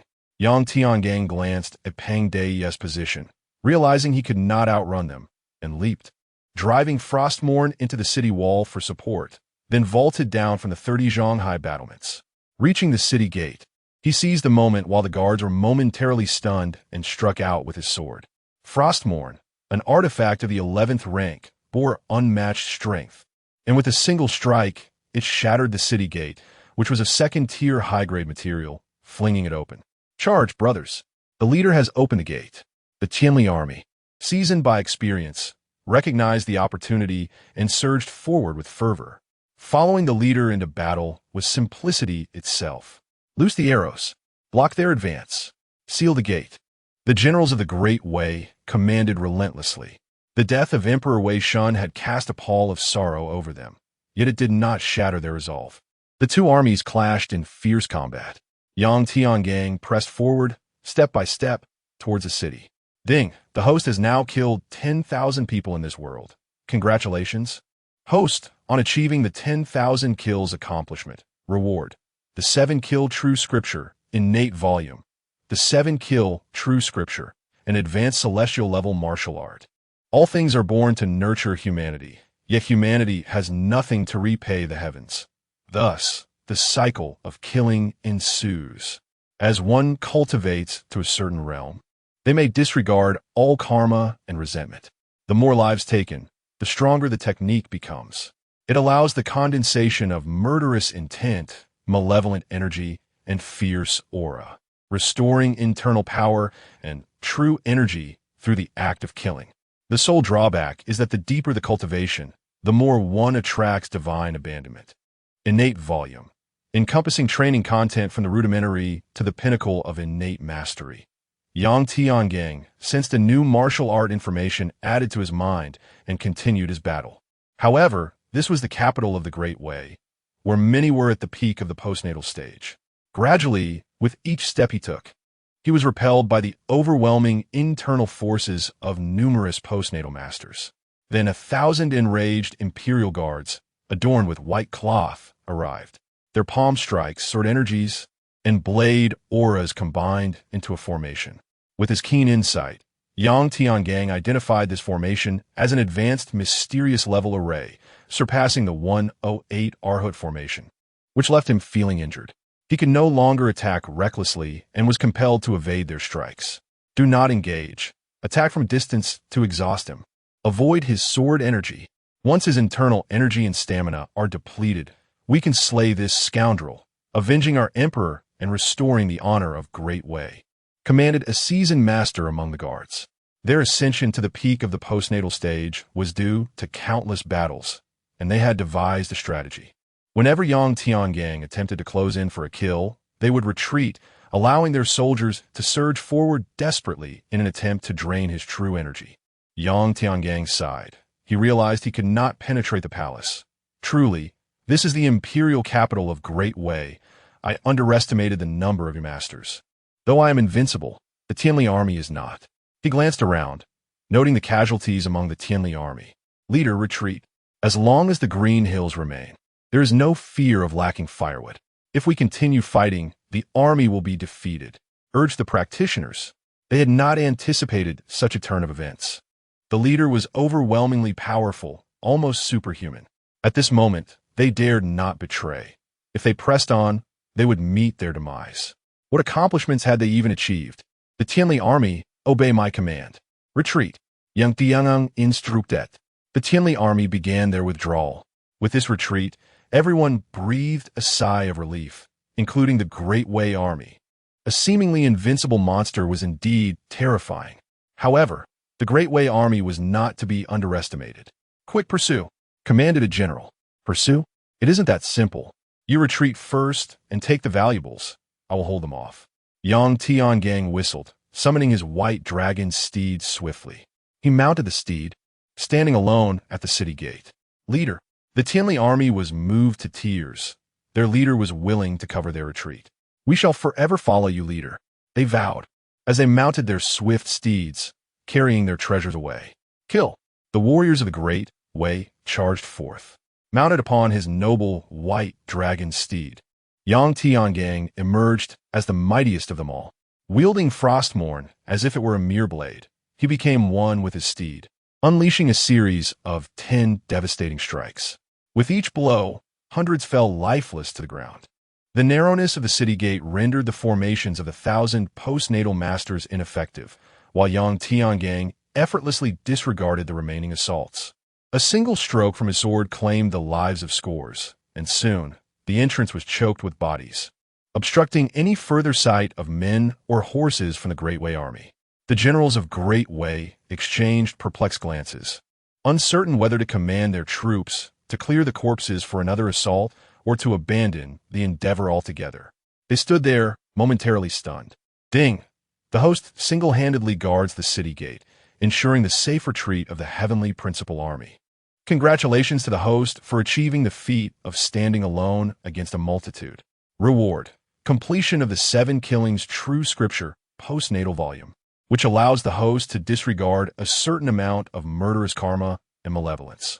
Initially consumed by bloodlust, Yang Tiangang paused, a wave of tranquility washing over him, restoring his composure, while the murderous aura and malevolence that had enveloped him dissipated.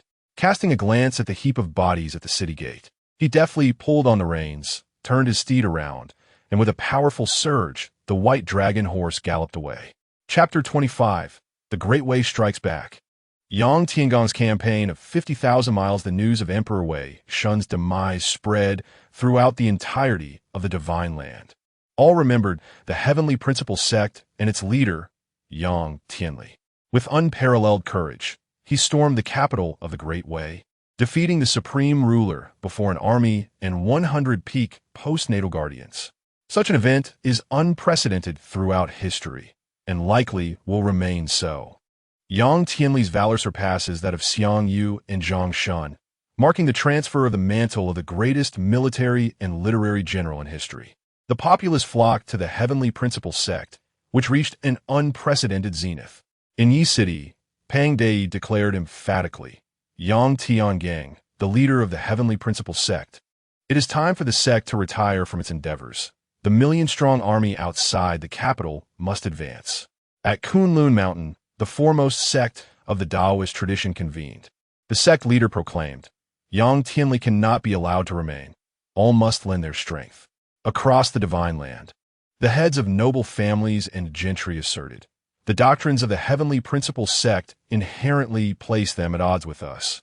Now that they have gained power, we can no longer permit their growth. The practitioners from Blue Star united, noting, historically, no insurrectionist has ascended to the throne first. Before King Wu overthrew the tyrant Zhou, there were Yuan Fudong in the North Sea and Su Hu in Jizhou, who refused to submit to the Shang. It was only then that King Wu secured his dominion.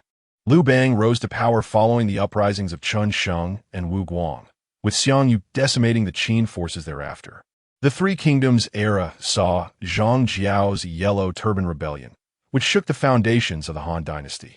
The Tang Dynasty's rise included Yang Xiangan and the Huagang Revolt, among others. Prior to Zhu Yuanzhang's ascension, there were rebellions led by Han Shantong, Lu Fudong, and Guizixing. Li Ziqing's rebellion ultimately favored the Qing dynasty.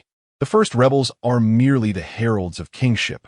Now that the Wei Emperor has perished, the court has entered a period of decline, embroiled in power struggles. It is time to eradicate the heavenly principal sect. Otherwise, none of us can reign peacefully with Yang Tianli still in existence.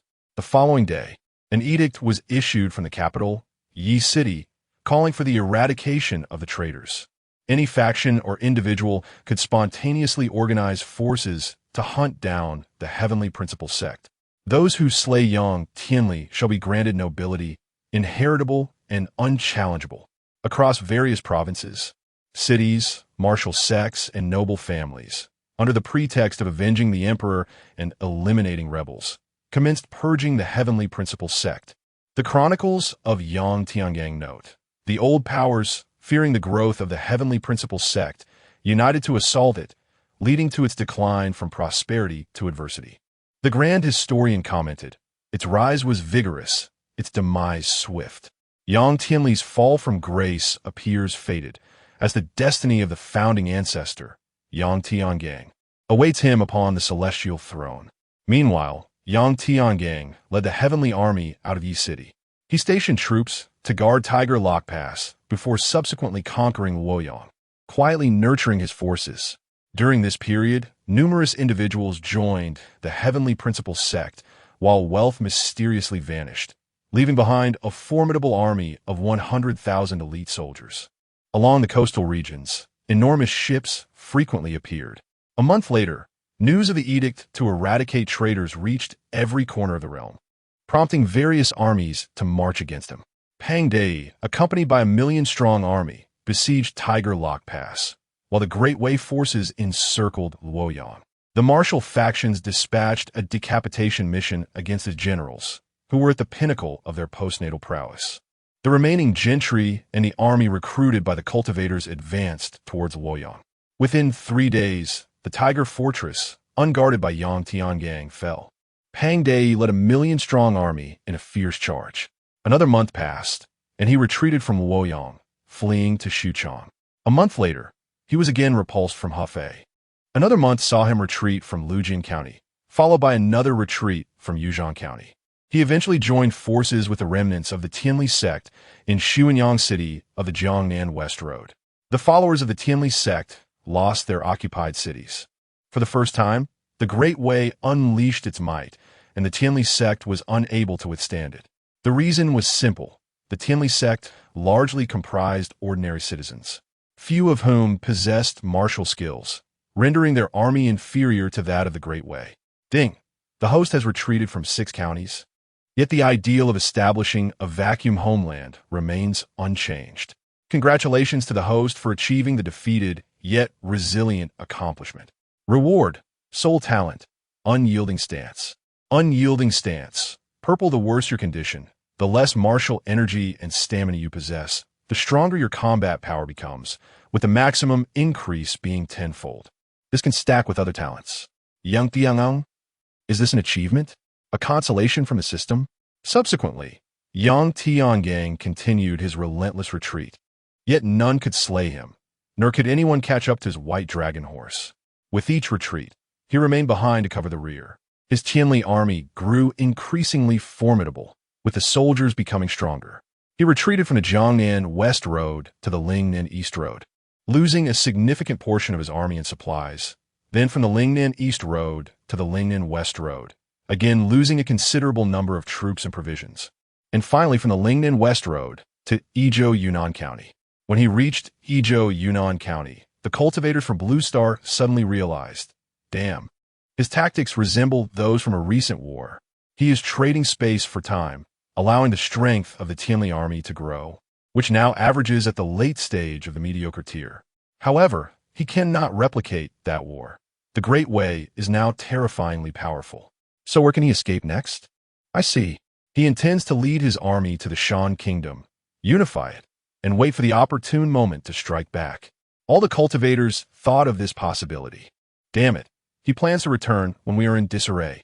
No, we cannot allow him to take his 50,000 elite troops away. He must perish in the Divine Land.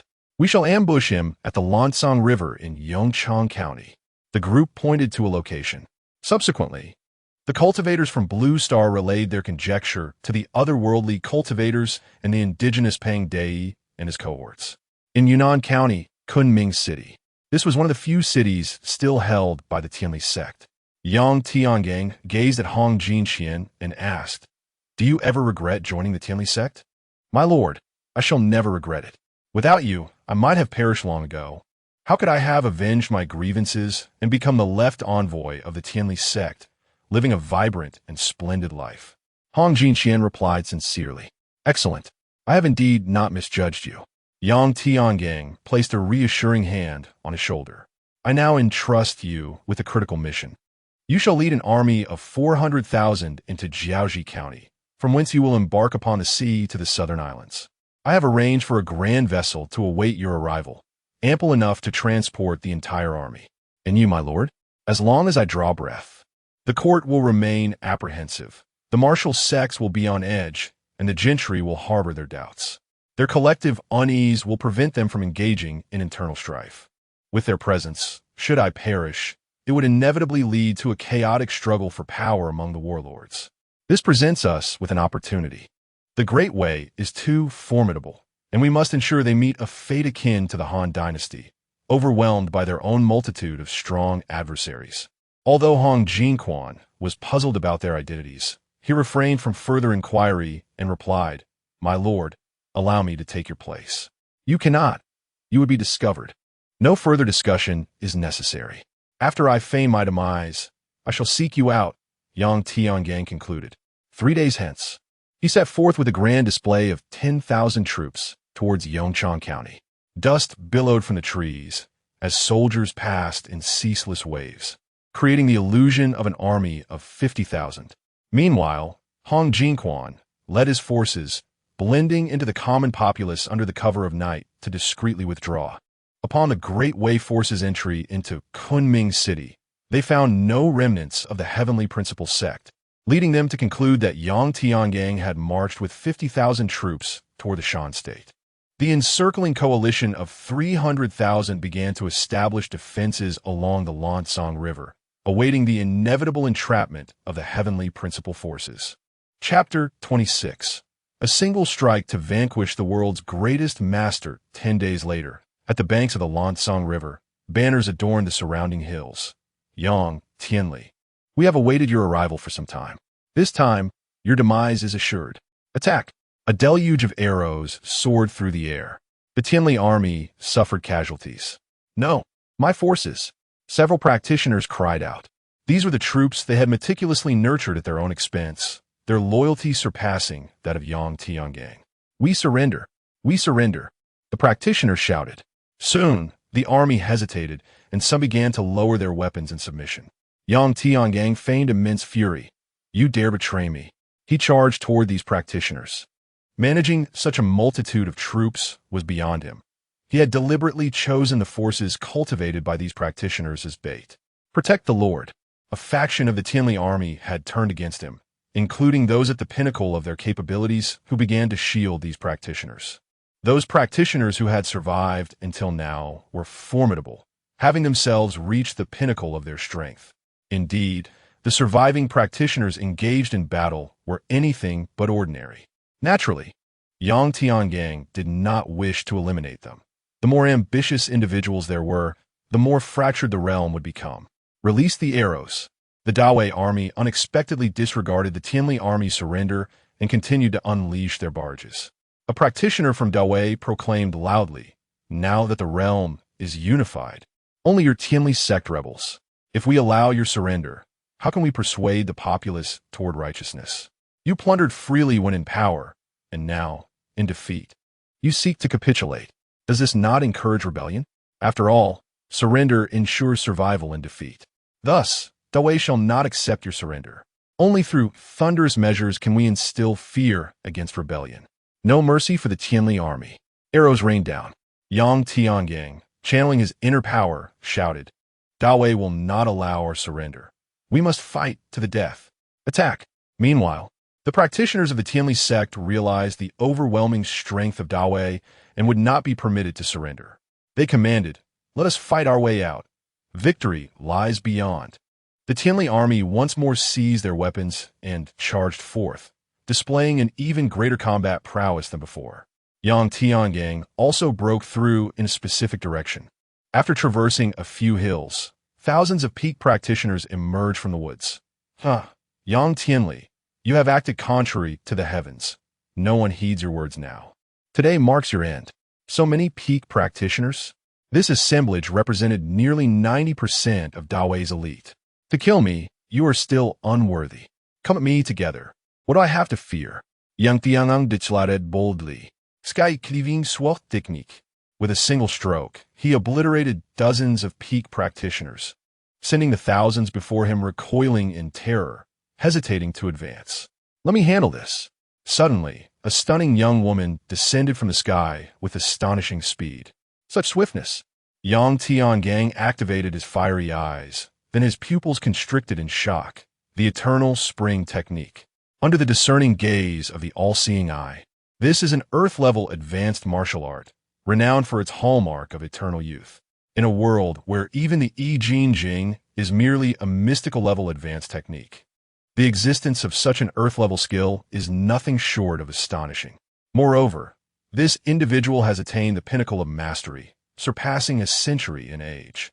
His capacity for power has reached the utmost limit of the technique, far exceeding all postnatal peaks on the battlefield, in both purity and quantity. Yang Tianang Inquiret. Are you the unrivaled master of the martial world, the immortal of eternal youth? Indeed, replied the immortal. You have slain my grandson. Today, I shall ensure you accompany him to the grave.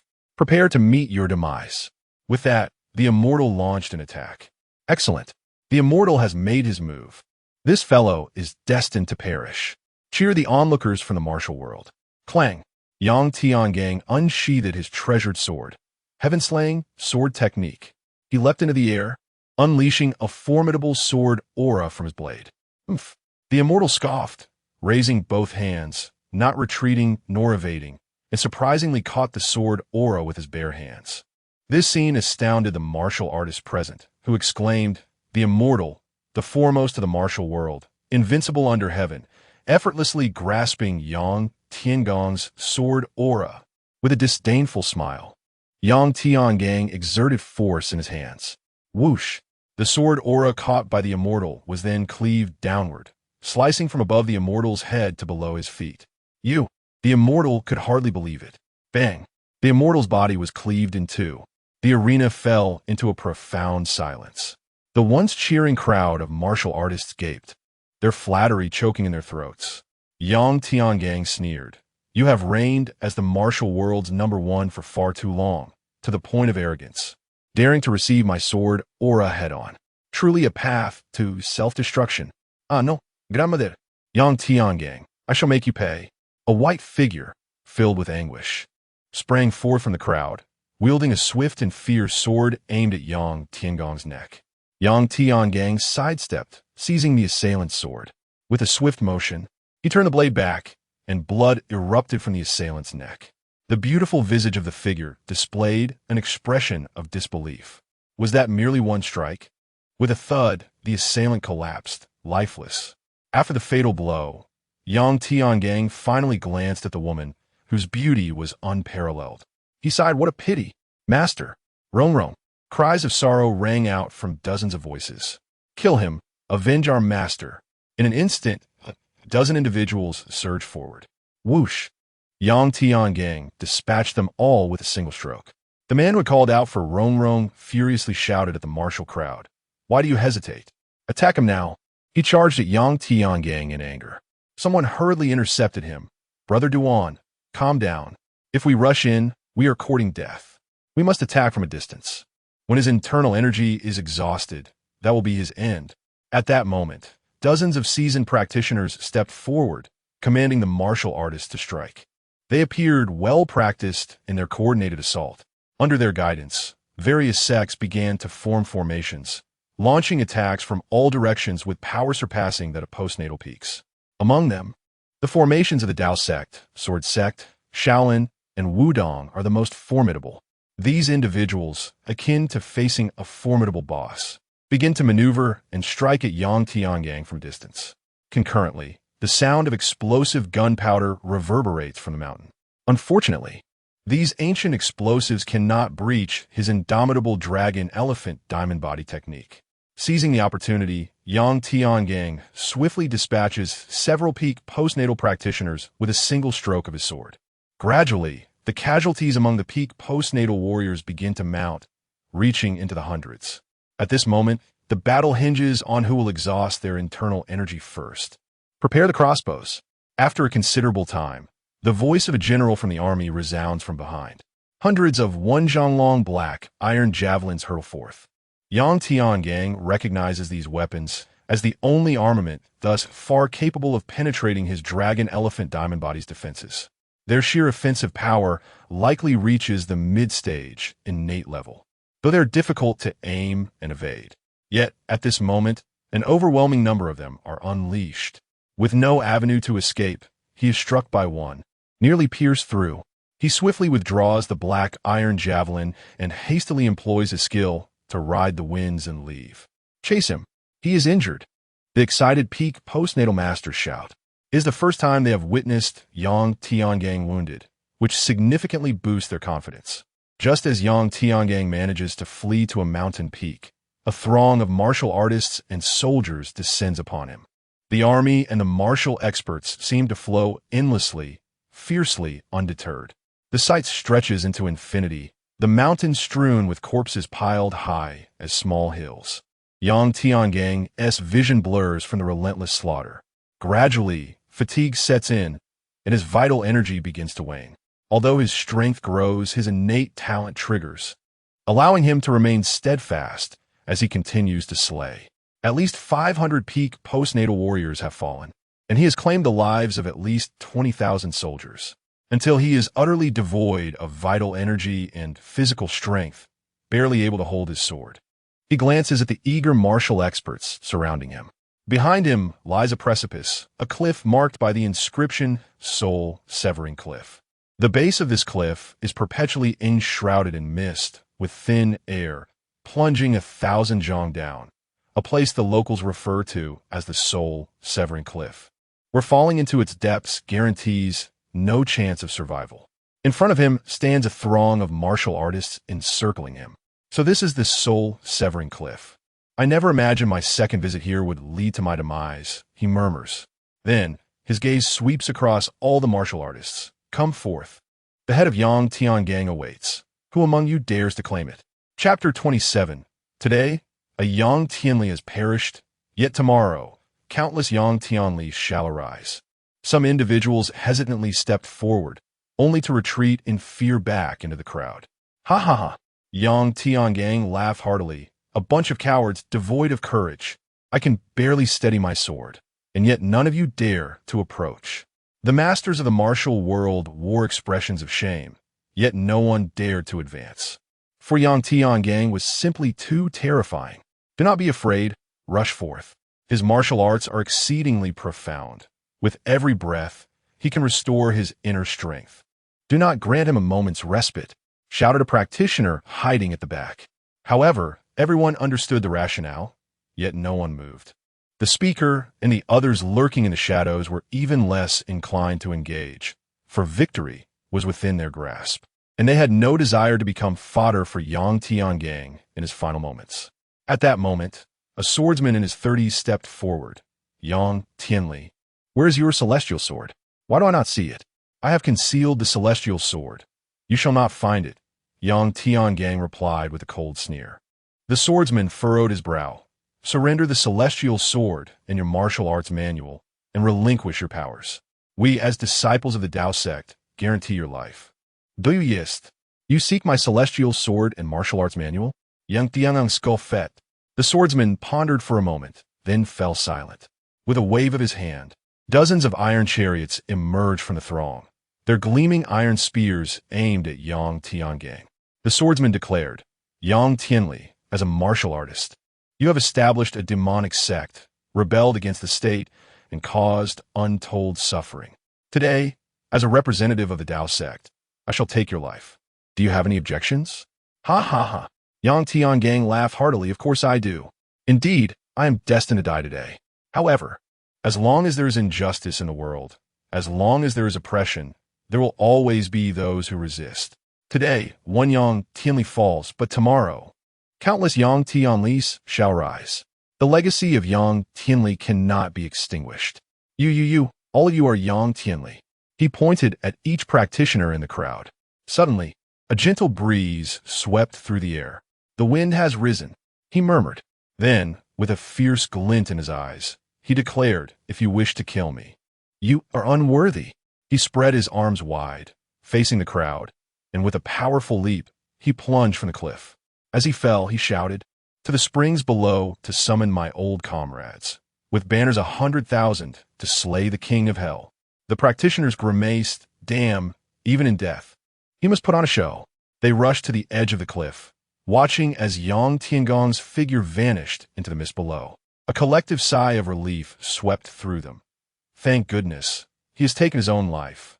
Otherwise, who knows how many more would have been dragged down with him. This place is the cliff of broken souls, unfathomably deep. Unless a celestial being were to fall, death is inevitable. Let us depart. Too many friends and family have perished this day. Thus, Yang Tiangang met his end. The crowd felt no joy as they had anticipated. Instead, a profound sense of melancholy enveloped them. Such a hero has fallen. The disciple of the Tao sect was the last to leave, attempting to descend the cliff, but ultimately, after descending several hundred meters on vines, he had no choice but to return. As he departed from the cliff of soul severance, a gentle breeze brushed past, lifting the fabric of his sword cloak and revealing a golden-hued sword hilt, upon which a character for heaven faintly gleamed. Days later, news spread across the Divine Land regarding the battle at the Lansang River. Yang Tianli single-handedly confronted 9/10 of the martial arts elite and millions of soldiers. With a single strike, he vanquished the world's foremost expert, the Eternal Immortal, and with another, he dispatched the sect leader of the Sword Sect. In total, he claimed the lives of 560 peak practitioners, and his army eliminated 28,000 foes. Ultimately, exhausted, he leaped into the cliff of soul severance, meeting his demise. From that moment forth, the name war God Yang Tianli echoed throughout the realm of Tianjin, inspiring many to venerate him through divine offerings. In Kunlun, the Tao sect was engulfed in flames, and the cries of battle resounded. Kill! First eradicate the Tao sect, then the Sword sect. Let the martial world bow to my divine cult. Amidst the inferno, a throng of martial artists surged forth to Yushu Peak, where the ground was strewn with corpses. A man clad in red, with delicate fingers resembling orchid petals, chuckled mischievously before the statue of the three purities. Listen to that exquisite sound. Does it not delight you? Oh, three purities? But this was a world of the first tier. How could a statue possibly speak? An elder in Taoist robes, lying on the ground, seethed, you fiend. May you meet a wretched end. How dare you ambush my sect, while we besiege the forces of Tianli? When our masters return, it shall be the end for your nefarious cult. Ha ha! The man in red laughed heartily. By the time they return, the entire martial world will already be beneath my feet. I, Lin Pingwu, shall reign supreme over the martial realm. I must admit, Yang Tiangang is my lucky star. Thanks to him, I have attained my current prowess and founded the Sun and Moon Divine cult. It was he who drew away all the martial experts, granting me the opportunity to unify the world of martial arts. The title of martial arts sovereign, what an enticing achievement.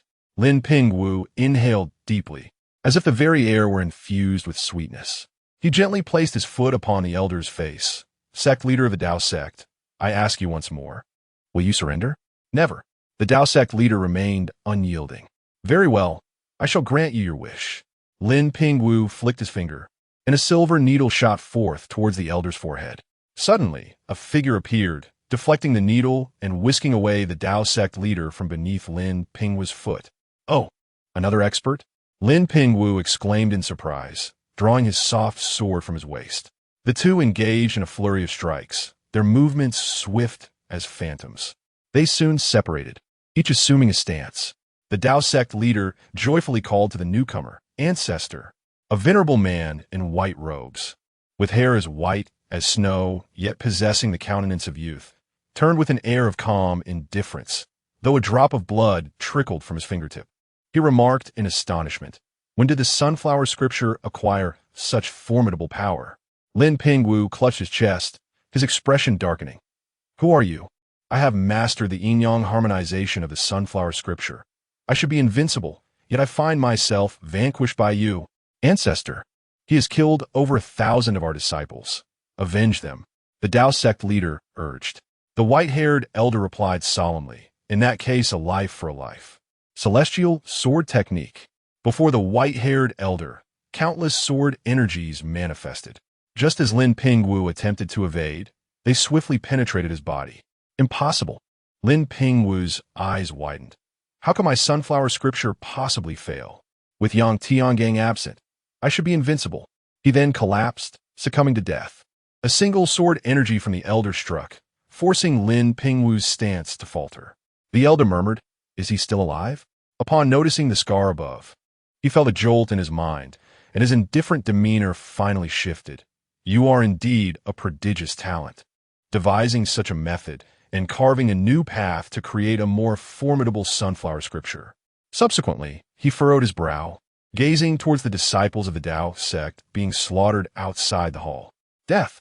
Countless sword energies erupted from his being, racing towards those disciples. Before long, the Tao sect was restored to silence. Meanwhile, the others remained unaware that the Tao sect had been besieged, nearly obliterated. Chapter 28. Surviving the Plunge, Guaranteed Treasure. The Sword of Heaven, as Yang Tiangang leapt from the precipice of the soul-severing cliff. A gentle breeze enveloped him. Swiftly, he retrieved a great heavenly rejuvenation pill from his system inventory and consumed it. In mere moments, his inner strength was replenished. With a spirited exclamation, he invoked, "Ride the wind." His body began to sway with the breeze, and he experienced a fleeting sensation of flight, feeling as though he had conquered the skies. Exhilarating. Unable to contain himself, he let out a joyous shout. He then channeled his energy, edging closer to the cliff's edge, intermittently kicking against the rock face to mitigate his downward momentum. Employing brief bursts of wind manipulation, he continued to ascend and descend the stone wall in a rhythmic pattern until, just as he felt his control slipping, he finally reached the bottom of the cliff. Ha ha! Yang Tiangang chuckled softly. This wind-riding technique is truly remarkable. Think, the host has survived the leap from a 1,000-foot cliff. Congratulations to the host for achieving this survive the plunge feat. Reward, soul talent survive the plunge. Guaranteed treasure. Survive the plunge, guaranteed treasure. Orange regardless of the precipice. You shall not perish from your leap. Moreover, you shall invariably obtain at least one treasure. Treasures may include manuals, weapons, beautiful maidens, elixirs, spiritual fruits, magical artifacts, and more. There are no limitations. The longer this talent remains dormant, the greater the treasures obtained upon its activation. Yang Tiangang was taken aback. Was this not the essential talent of a protagonist? He surveyed the cliff's base and, indeed, discovered a cave not far off. Entering, he beheld a skeletal remains, beside which lay a broken second-tier superior sword and an iron umbrella crafted from second-tier materials. Before the skeleton stood a stone tablet inscribed with the words, "I am the elder of the heavenly sword, a descendant of Oyezi." In the 18th year of the first emperor, a mysterious benefactor gifted him with extraordinary iron, which my ancestor forged into a sword, aptly named Heavenly Sword. The Heavenly Sword is no ordinary weapon. In the hands of the first emperor, it rendered him invincible, vanquishing the 6 kingdoms and unifying the realm. Following the emperor's demise, the Heavenly Sword has been safeguarded by my lineage, who dwelled in seclusion along the Lansang River, living in peace for generations. However, in the year 1390 of the Great Way, my daughter returned with a talented wanderer named Dao Tianzong, a disciple of the Tao sect. Thus, calamity befell us. My clan was exterminated, and the Heavenly Sword was seized. I, too, was cast into the soul-severing cliff by Dao Tianzong. By the grace of my ancestor's sword and the specially crafted iron umbrella, I narrowly escaped death. Yet my days are numbered. I leave behind the Sword of Heaven technique, not seeking vengeance, but hoping for the emergence of a figure to balance the Tao sect in the martial world. The contents of the Sword of Heaven technique are as follows. Sword chi is generated when inner strength is channeled through various techniques into the sword, significantly enhancing its offensive power. But is there a method to directly form sword chi within one's body? The Sword of Heaven technique allows for the transformation of inner strength into sword chi, thus elevating one's attack. Furthermore, once inner strength is transmuted into sword chi, the power wielded through the sword becomes several times stronger than mere inner strength. Those who cultivate the Sword of Heaven technique must open all their meridians and select 36 acupoints throughout their body as sword points, enabling them to emit sword chi from any part of their being. The most exquisite aspect of this method is that when practiced in conjunction with a heavenly sword, the power of the Sword of Heaven technique is enhanced by at least fivefold. Yang Tiangang felt an increasing thrill as he examined the rare supportive martial art. The so-called supportive martial art does not augment inner strength, but enhances the offensive prowess, purity, or mental fortitude of an individual, calming the spirit. Many internal martial arts inherently possess such capabilities, like the Huangting Classic, which cultivates the purest inner strength. However, this technique, which transforms inner strength into sword energy, was unlike any he had encountered before. It could be employed even at the postnatal realm. In the Blue Star, he had only heard of the Six Meridians Divine Sword. With this method, his offensive power would ascend to new heights. He retrieved Frostmourne from his system backpack, planted it before him, and then sat cross-legged, channeling his inner strength into Frostmourne before circulating it back into his body to open the sword apertures. 3 days later, he rose, having mastered the celestial sword technique and solidified 36 sword apertures. Eagerly, he grasped Frostmourne and unleashed the celestial sword technique, producing a Tenjong sword aura. With a thunderous roar, the stone tablet inscribed with the celestial sword technique shattered into dust, while the sword energy cleaved through the stone wall behind him, creating a fissure that extended over 20 zhang deep. The power he wielded had increased at least tenfold. Even those who practiced advanced profound techniques at the late innate stage would now be no match for him. Suddenly, a massive stone from the cave ceiling plummeted down. Not good. This cave is collapsing, Yang Tiangang shouted as he swung his sword to sever the falling rock and dashed outside. As he emerged, the entire cave crumbled, the stones sealing tightly, leaving no trace of the cavern behind. Ding! Host has destroyed the stone tablet after cultivating the celestial sword technique. Congratulations. Host has achieved the Destroying Relics and Exclusive Secret Manual accomplishments. Reward: 7 kills True Classic, Innate Entry. Reward: 7 kills True Classic, Minor Achievement. Warning: the innate entry will elevate the host to the innate realm. Do you wish to claim this reward? No.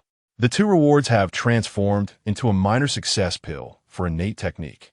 Now placed in the system backpack, innate technique minor success pill, 2nd tier, medium grade. It can elevate any innate technique to the minor success realm. Yang Tiangong's lips twitched. He found himself at a loss for words regarding this accomplishment. Nevertheless, he was pleased. Subsequently, he approached the pool at the cliff's base. His reflection mirrored in the water as he gazed intently at his shadow. Activating his fiery eyes, he uncovered the information he sought. Celestial Sword Technique, a beginner supportive martial art of heavenly grade. It can transform inner strength into sword energy, exponentially increasing attack power. Its most notable feature is that the stronger the sword utilized, the mightier the sword energy produced. Achieving this at the postnatal realm is indeed extraordinary. He marveled at the existence of such heavenly grade techniques in this world, surpassing even the eternal youth technique. After exploring the base of the cliff for a month, particularly scanning the fruits in every corner with his fiery eyes, he found no spiritual fruits like the Zhu fruit. After a month, with Frostmourne's assistance, he continued chiseling into the stone wall, eventually leaving the Broken Soul Cliff after 10 days. 3 years later, Yi City, the Imperial Palace. Emperor Wei Zhao glared at the assembly before him and exclaimed, "Master Pang, are you plotting a rebellion?" Pang Dei replied with a smirk, "Your Majesty, your virtue does not match your position. It is time for you to abdicate in favor of a worthier successor." The emperor turned his gaze to another man, Duan Zhengxin. "Are you also conspiring against me? Do not forget our shared past." The man named Duan Zhengxin nodded. "Forgive me, Your Majesty, but Master Pang is my father-in-law. bestow the throne upon the 27th prince. I assure you, my father-in-law will not harm you and will provide for you abundantly." The emperor erupted into laughter. "The 27th prince is the posthumous child of my father. Whether he is truly of royal blood remains uncertain." Duan Jingxin's expression shifted, only to return to normal as he replied, "Your Majesty, it is too late for words. You are unfit to be an emperor. Your talents are better suited for the martial world."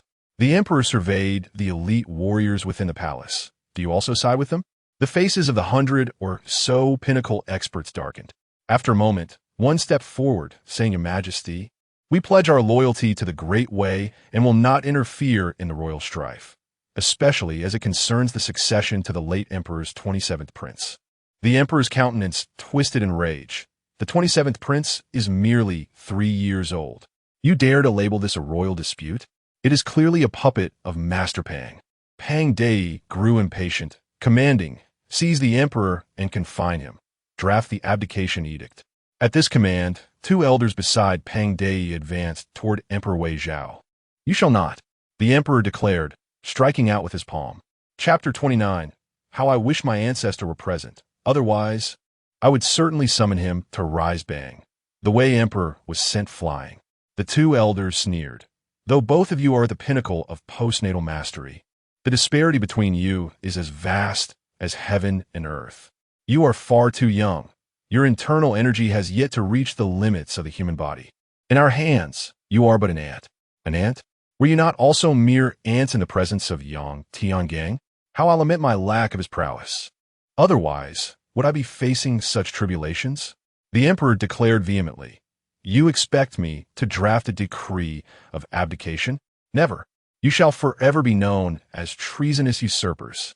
With that, the Wei emperor struck his palm against his own crown, an act that even the 2 elders could not prevent. He murmured in his final moments, "In my next life, I shall only cultivate martial arts. It is only through strength that all obstacles may be overcome." He then collapsed. Duan Jingxin stepped forward, gently closing the emperor's eyes, and whispered into his ear, "Forgive me, Brother Wei. In death, I shall make amends. The 27th prince is my blood. You." The Wei emperor suddenly opened his eyes and pointed at Duan Jingxin before closing them once more. This unexpected resurgence startled Duan Jingxin, who placed his hand before the emperor's nose and sighed in relief. This time, the Wei emperor was truly deceased. Minister Pang coldly commanded, "Bring forth the emperor's body for a proper burial, and find someone to disguise as him. We shall convene the abdication ceremony tomorrow." He then turned and departed. After a moment, Duan Jingxin made his way to the inner palace, where the late emperor's favored consort resided. "Sister," Duan Jingyi called out to a regal woman of unparalleled beauty. "Jingyi, you have come." She smiled. She dismissed the attendants, and the 2 entered the inner chamber, where Duan Jingyi embraced her, inhaling her fragrant essence as they conversed.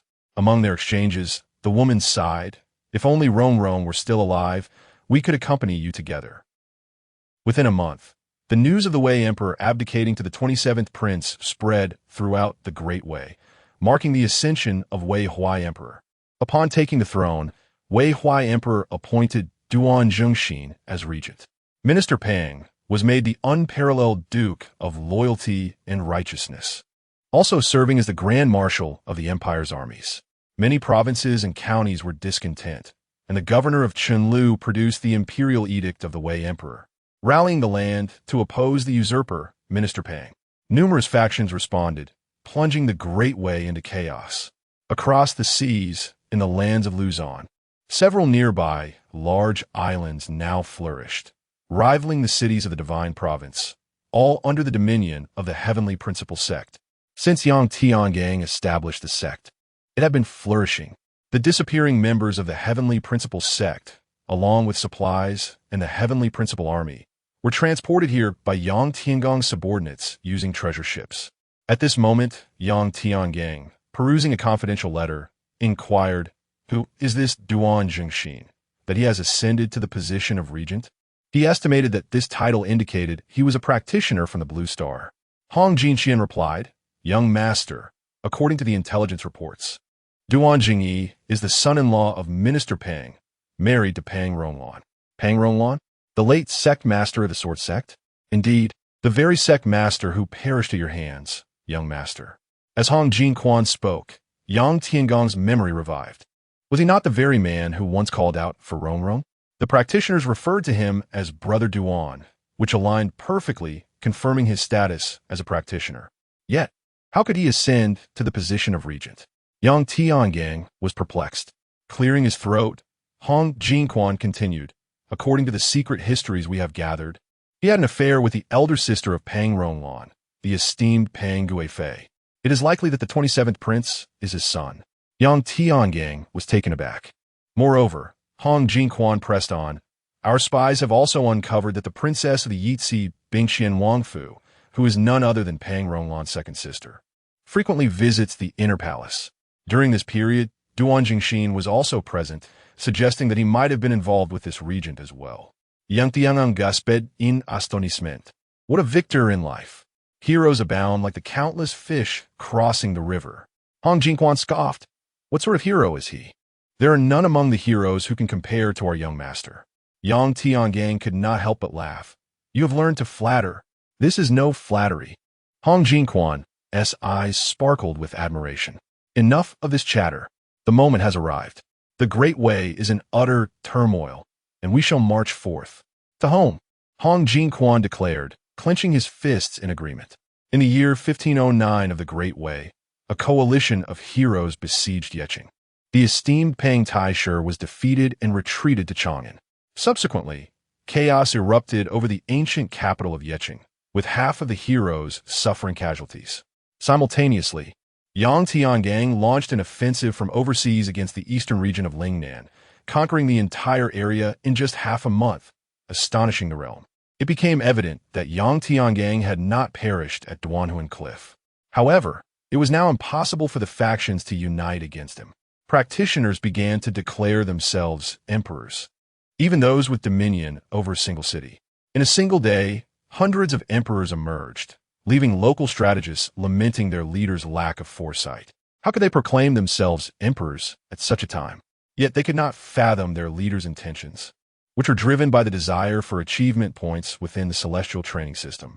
Knowing they were unlikely to be the last to laugh, they opted to declare themselves emperors early, elevating their titles in hopes of securing more achievement points. The entirety of the Great Way began to be divided. At this point, the Great Way comprised 14 provinces. Pang Taisher, the most powerful, dominated 4 provinces, while the other 10 major sects, supporting lesser strengths, divided another 4 provinces. Following closely was Yang Tiangang, claiming a quarter of a province, with the remaining practitioners and local officials occupying the rest. After seizing the eastern region of Lingnan, Yang Tiangang executed the wicked local gentry and began implementing new laws, promoting martial training for the entire populace.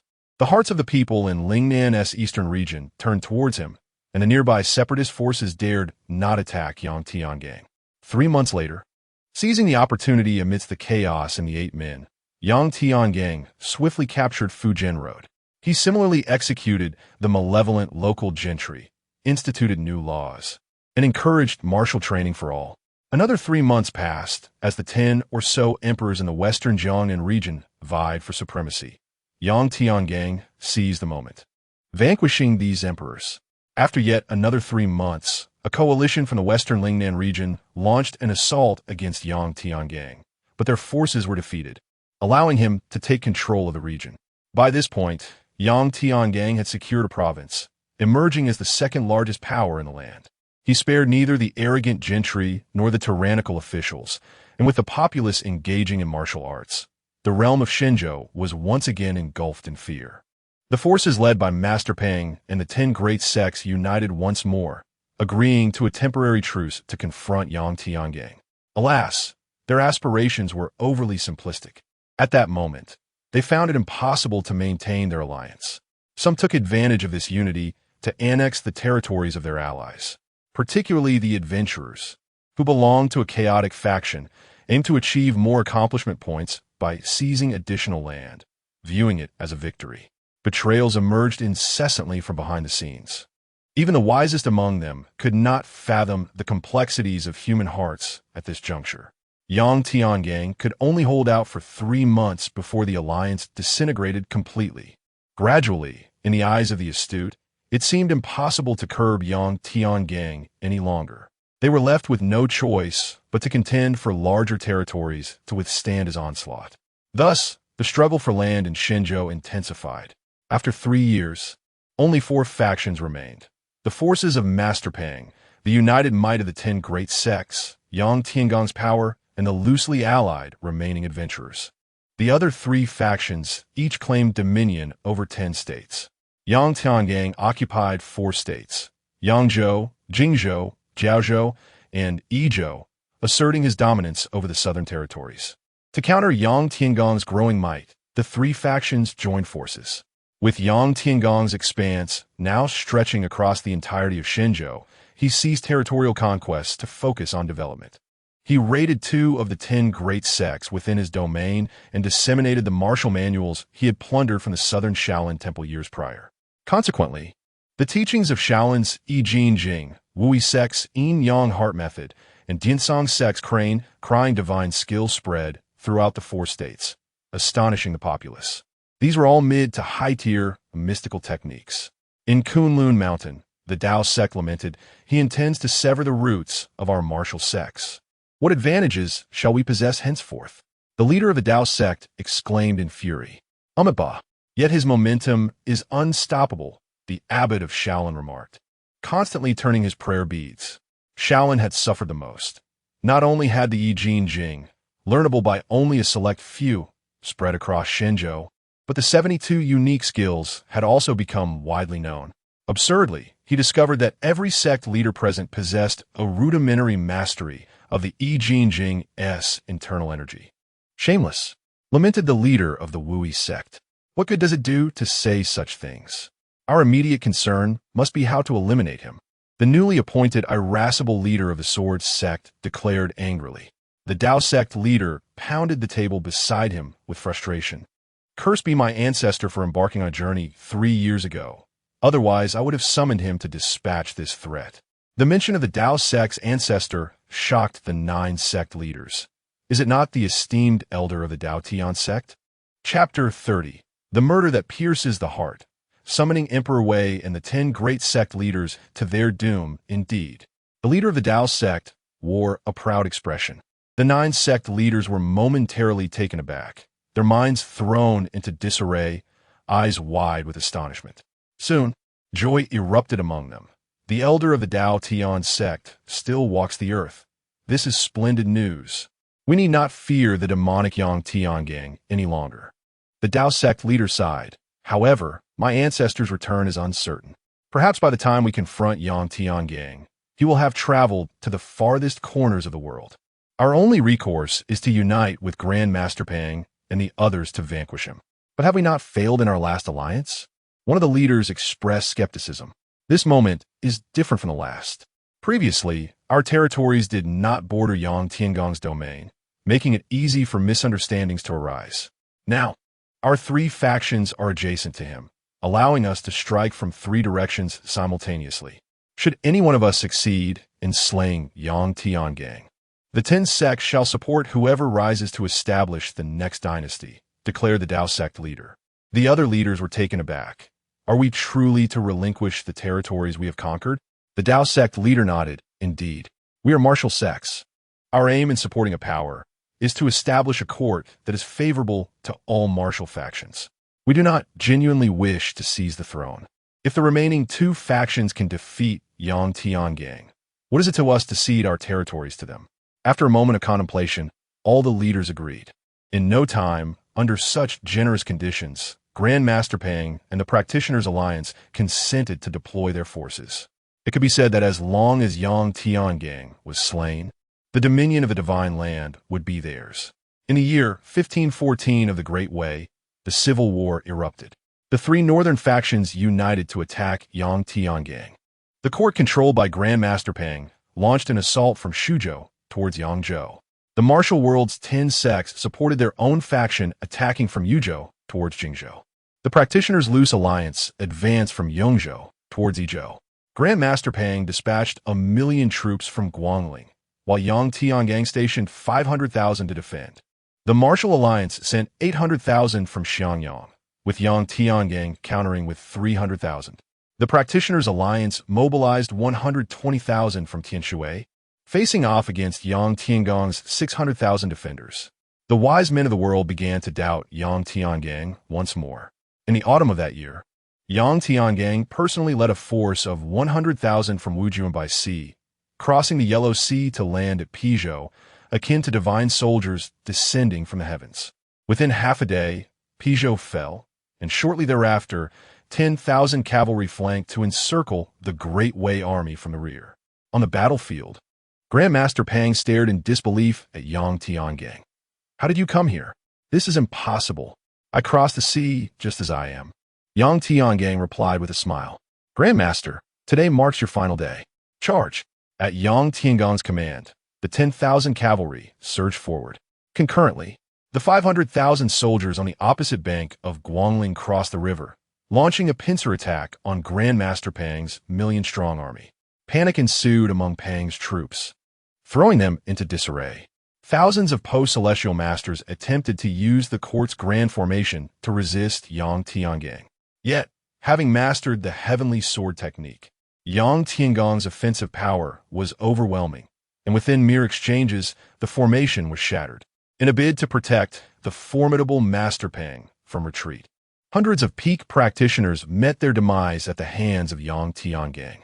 Master Pang was captured, his gaze filled with fury as he exclaimed, "Yang Tiangang, may you suffer a wretched fate.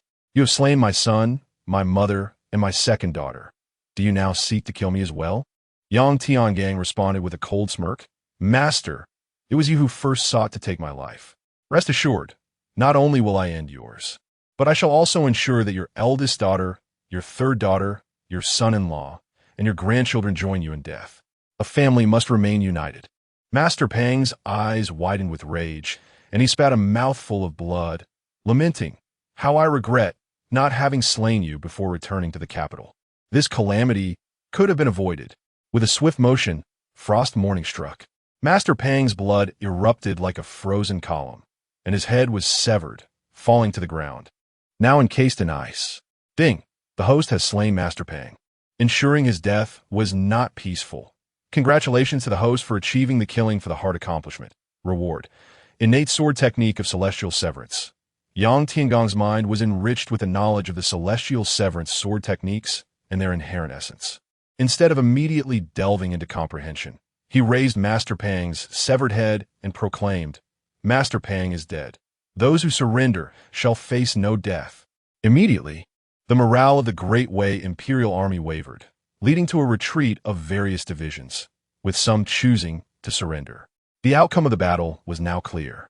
After the conflict, the Great Wei forces surrendered 20,000 troops, with another 20,000 lost in battle and 60,000 in retreat.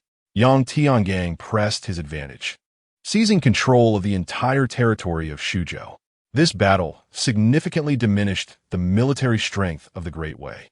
Half a month later, the Great Wei court announced the elevation of Duan Zhengxin to the position of regent, commanding all military forces of the realm. This news left Yang Tiangang speechless, as it revealed a rather effortless path to victory for practitioners. However, at this moment, the Great Wei was left with only defensive capabilities. Ignoring the Great Wei, Yang Tiangang advanced from Shuzhou into Yuzhou, instilling fear in the 80,000 troops stationed in Xiangyang, who dispatched 60,000 to Qinjun to thwart Yang Tianggang's advance. Yet, within 10 days, Yang Tianggang's 60,000 troops captured the city, subsequently marching straight towards Yingchuan and Nanyang, thus conquering Yuzhou. Before he could consolidate his newly acquired territories, he led his forces to Xiangyang. The Martial Arts Alliance, with their 60,000 troops, was compelled to retreat, with the last remnants of Jingzhou falling into Yang Tianggang's control. Additionally, he seized 2 more states, Yuzhou and Shuzhou, including the already abolished Xizhou, which encompassed the area surrounding Luoyang. In this battle, the 3 allied factions faced utter defeat. The Martial Arts Alliance retreated with Yanzhou, Bingzhou, and Huzhou rejoining the Great Wei, opposing Yang Tiangang. Huzhou, located beyond the frontier, was once the territory of the Xiongnu, Xinbei, Jia, Chong, indeed during the Three Kingdoms era, a vast and sparsely populated area that had been expanding for the past 1,500 years. Much like the Liangzhou of the Great Way, the Practitioners' Alliance disbanded, tacitly acknowledging their inability to contend with Yang Tiangang, leading to internecine strife among themselves. With the first place beyond their grasp, they now vied for the second, seeking to expand their territories and achieve greater accomplishments. Yang Tiangang, harboring grander Designs, ceased hostilities to allow for recuperation, observing as the Practitioners' Alliance determined their fate. As the populace engaged in martial pursuits, the excessive consumption of food led him to prioritize agricultural endeavors. Even so, as the martial prowess of the populace ascended, the supply of grain remained inadequate. He commenced the conquest of the remaining islands of Luzon, reinstating the institution of slavery. The islands transformed into his granary, with the islanders reduced to his serfs, laboring to cultivate crops for him. With a fleet of 10 magnificent ships at his disposal, his assaults on these islands were akin to an overwhelming force. A few formidable practitioners from other realms surfaced, yet they were swiftly vanquished by the higher echelons of his heavenly principal sect. However, the grain supply still fell short. Thus, he dispatched troops to invade the Shan state, Laos, Chinla, and Siam, eventually extending his campaign to Australia. The inhabitants of these regions became his slaves, toiling in the fields.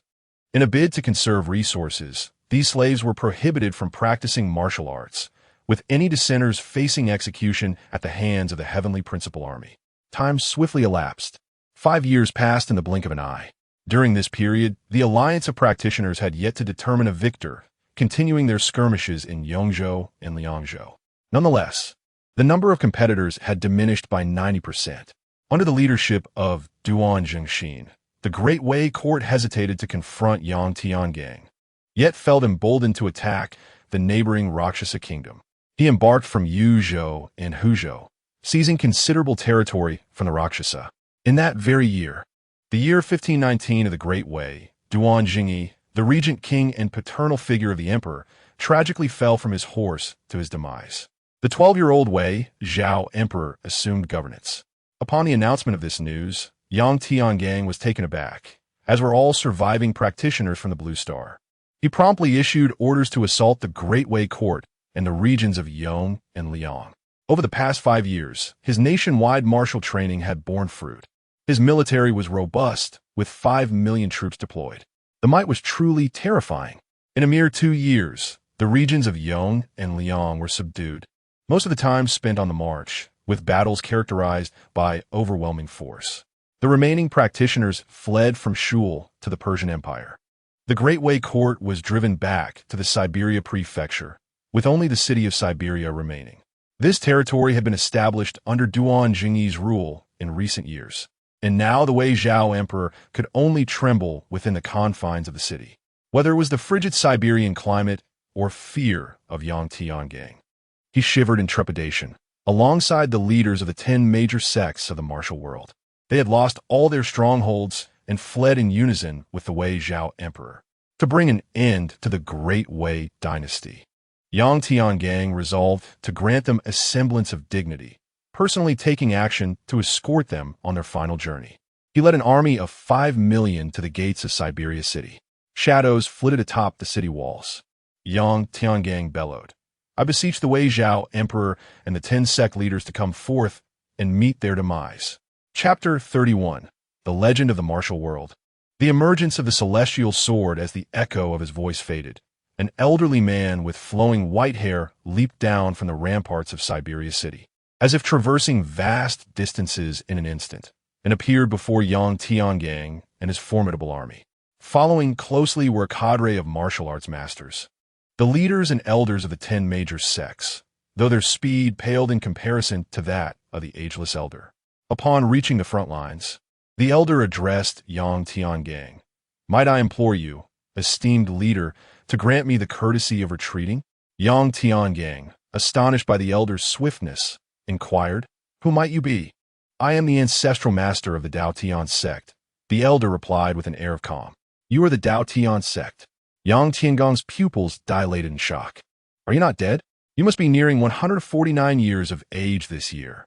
He activated his fiery gaze to scrutinize the elder. Recognizing him as the formidable figure responsible for the annihilation of the Celestial Sword Elders clan. The Dao Tian sect was renowned for its extraordinary martial prowess. At 149 years, the elder was a peak postnatal warrior, his combat strength rivaling that of an ordinary late innate master. His most powerful techniques included the self-created Dao Mo Heart Sutra, a mid-tier celestial internal skill, the 3 styles of the celestial sword, a mid-tier celestial swordplay, and the technique of Wan Jiangui Zhong. The information about this incredibly illustrious figure left Yang Tiangang utterly astounded. Was this truly immortal? Meanwhile, the members of the Tianli army, the elite of the Tianli sect, gasped in unison. The Dao Tian sect? The legendary martial myth from over a century ago? At 20, he was invincible across the land, becoming the supreme figure of the martial world. At 22, he defeated the foremost swordsman of the East.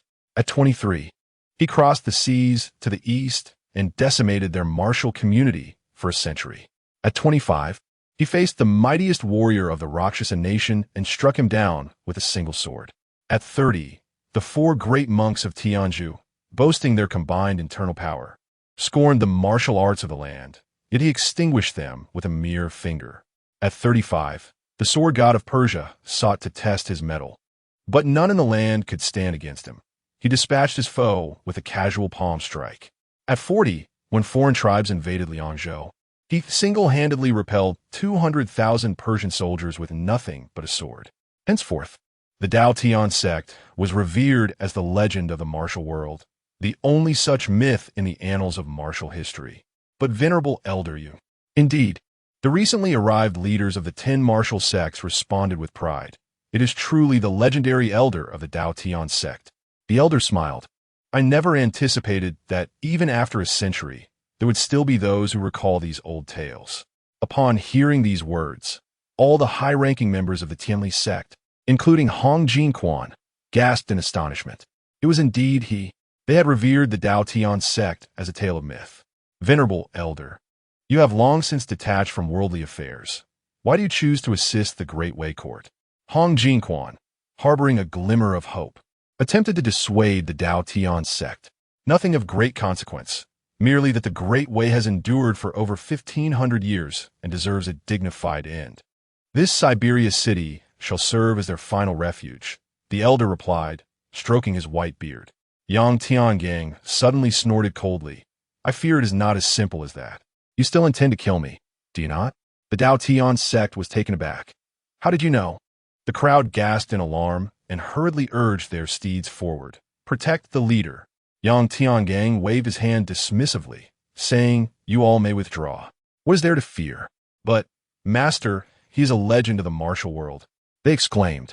A century ago, he was invincible, single-handedly repelling an army of 200,000 foreign invaders with merely his sword. The crowd expressed their concerns. A legend of the martial world, unbeatable. Am I not so now? Yang Tiangang furrowed his brow. Everyone nodded in agreement. Yang Tiangang nearly choked on his words. Realizing the awkwardness, they hurried to clarify. Master, I believe that after a century you are indeed stronger than your predecessor Dao, but for now, as time passes, one's skill becomes more refined. It would be wiser for us to attack him in numbers. Yang Tiangong's voice turned sharp. Withdraw. This is an order. Only then do they step back. Yang Tiangang gazed at Dao Tianzong, saying, your arrival is quite fortuitous. I searched the peaks of Yushu, but found no trace of you. I'm surprised to see you alive. Dao Tianzong replied, taken aback. You were seeking me? For what purpose? He then casually shifted the topic. I have traveled the world for 15 years and have only just returned. Otherwise, I would not have allowed you to cause such chaos in the land. Since you have destroyed the Dao sect, I am left with no choice but to annihilate you. Choose your successor wisely. Now that the realm is unified, I wish to avoid further conflict. Yang Tiangang shook his head. There's no need for that. Strike when you are ready. Dao Tianzong nodded. Very well. After I defeat you, I shall select a worthy individual from your followers to lead the realm. Yang Tiangang suddenly looked at him with disdain. Do you not realize how repugnant your arrogance is? Assuming superiority, if I were to fall, my subordinates would naturally have their own candidates for the throne. It is not for you to dictate. Dao, Tianzong, do you recall the blood debts from 130 years ago, the clan of the Elder Sword? Do you not feel a shred of remorse? Yang Tiangang demanded. Dao Tianzong paused, as if long-buried memories were surfacing, then responded sharply. How do you know of this? D. He did not wish for Yang Tiangang to elaborate further, unleashing a wave of sword energy from his fingertips. Yang Tiangang snorted in response, also releasing a surge of sword energy from his own fingers. The two forces collided with a thunderous roar. Dao Tianzong stumbled back 3 steps, while Yang Tiangang remained steadfast, not budging an inch. The atmosphere fell silent. Moments later, cheers erupted. Did I see that correctly? The master actually repelled the martial legend. This is impossible. I must be seeing things. The senior members of the Heavenly Principle sect rubbed their eyes in disbelief. It seems we did not missee. The master truly did repel the martial legend. The master is extraordinary. Meanwhile, the leaders and elders of the martial world stared in shock, wide-eyed and speechless. You too possess the sword technique of heaven. Are you a descendant of the sword clan? Dao Tianzong exclaimed in astonishment, then shook his head. Whether or not that is true matters little now. Suddenly, his entire being seemed to come alive with energy, as countless sword energies erupted from his body. 10,000 swords returned to the origin. All the sword energies coalesced into a singular force, hurtling towards Yang Tiangang like a bolt of lightning. Yang Tiangang's gazi sharpenet. This was not the sword technique of heaven, but a unique technique created by Dao Tianzong himself. Indeed, he is a prodigy of martial arts, capable of creating his own techniques and skills. Were it not for the limitations imposed by this world on his advancement, he would have already transcended into the realm of enlightenment, perhaps even reaching the pinnacle of mastery. With a thunderous leap, Yang Tiangang soared into the air, wielding no sword but his hand in its stead.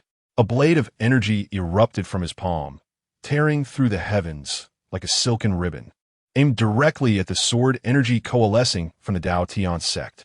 Boom! The sword energy of the Dao Tian sect was shattered. Yet its momentum remained unabated as it continued its onslaught towards the sect. Another resounding crash echoed forth, leaving the Dao Tian sect in a state of disarray as they narrowly evaded the strike, revealing a fissure 30 feet long in the ground where they had once stood. Long live the leader! Long live the master! At that moment, a thunderous applause erupted from the ranks of the Heavenly Principle Army. Meanwhile, the martial world stood in stunned silence, their faith shattered. How could this be possible? Draw forth your heavenly sword. Otherwise, you are no match for me. Yang Tiangang proclaimed from his elevated position. The Dao Tian sect's eyes gleamed with realization. Ah, how unexpected it is to encounter such a swordsmanship in this world. My life has not been in vain.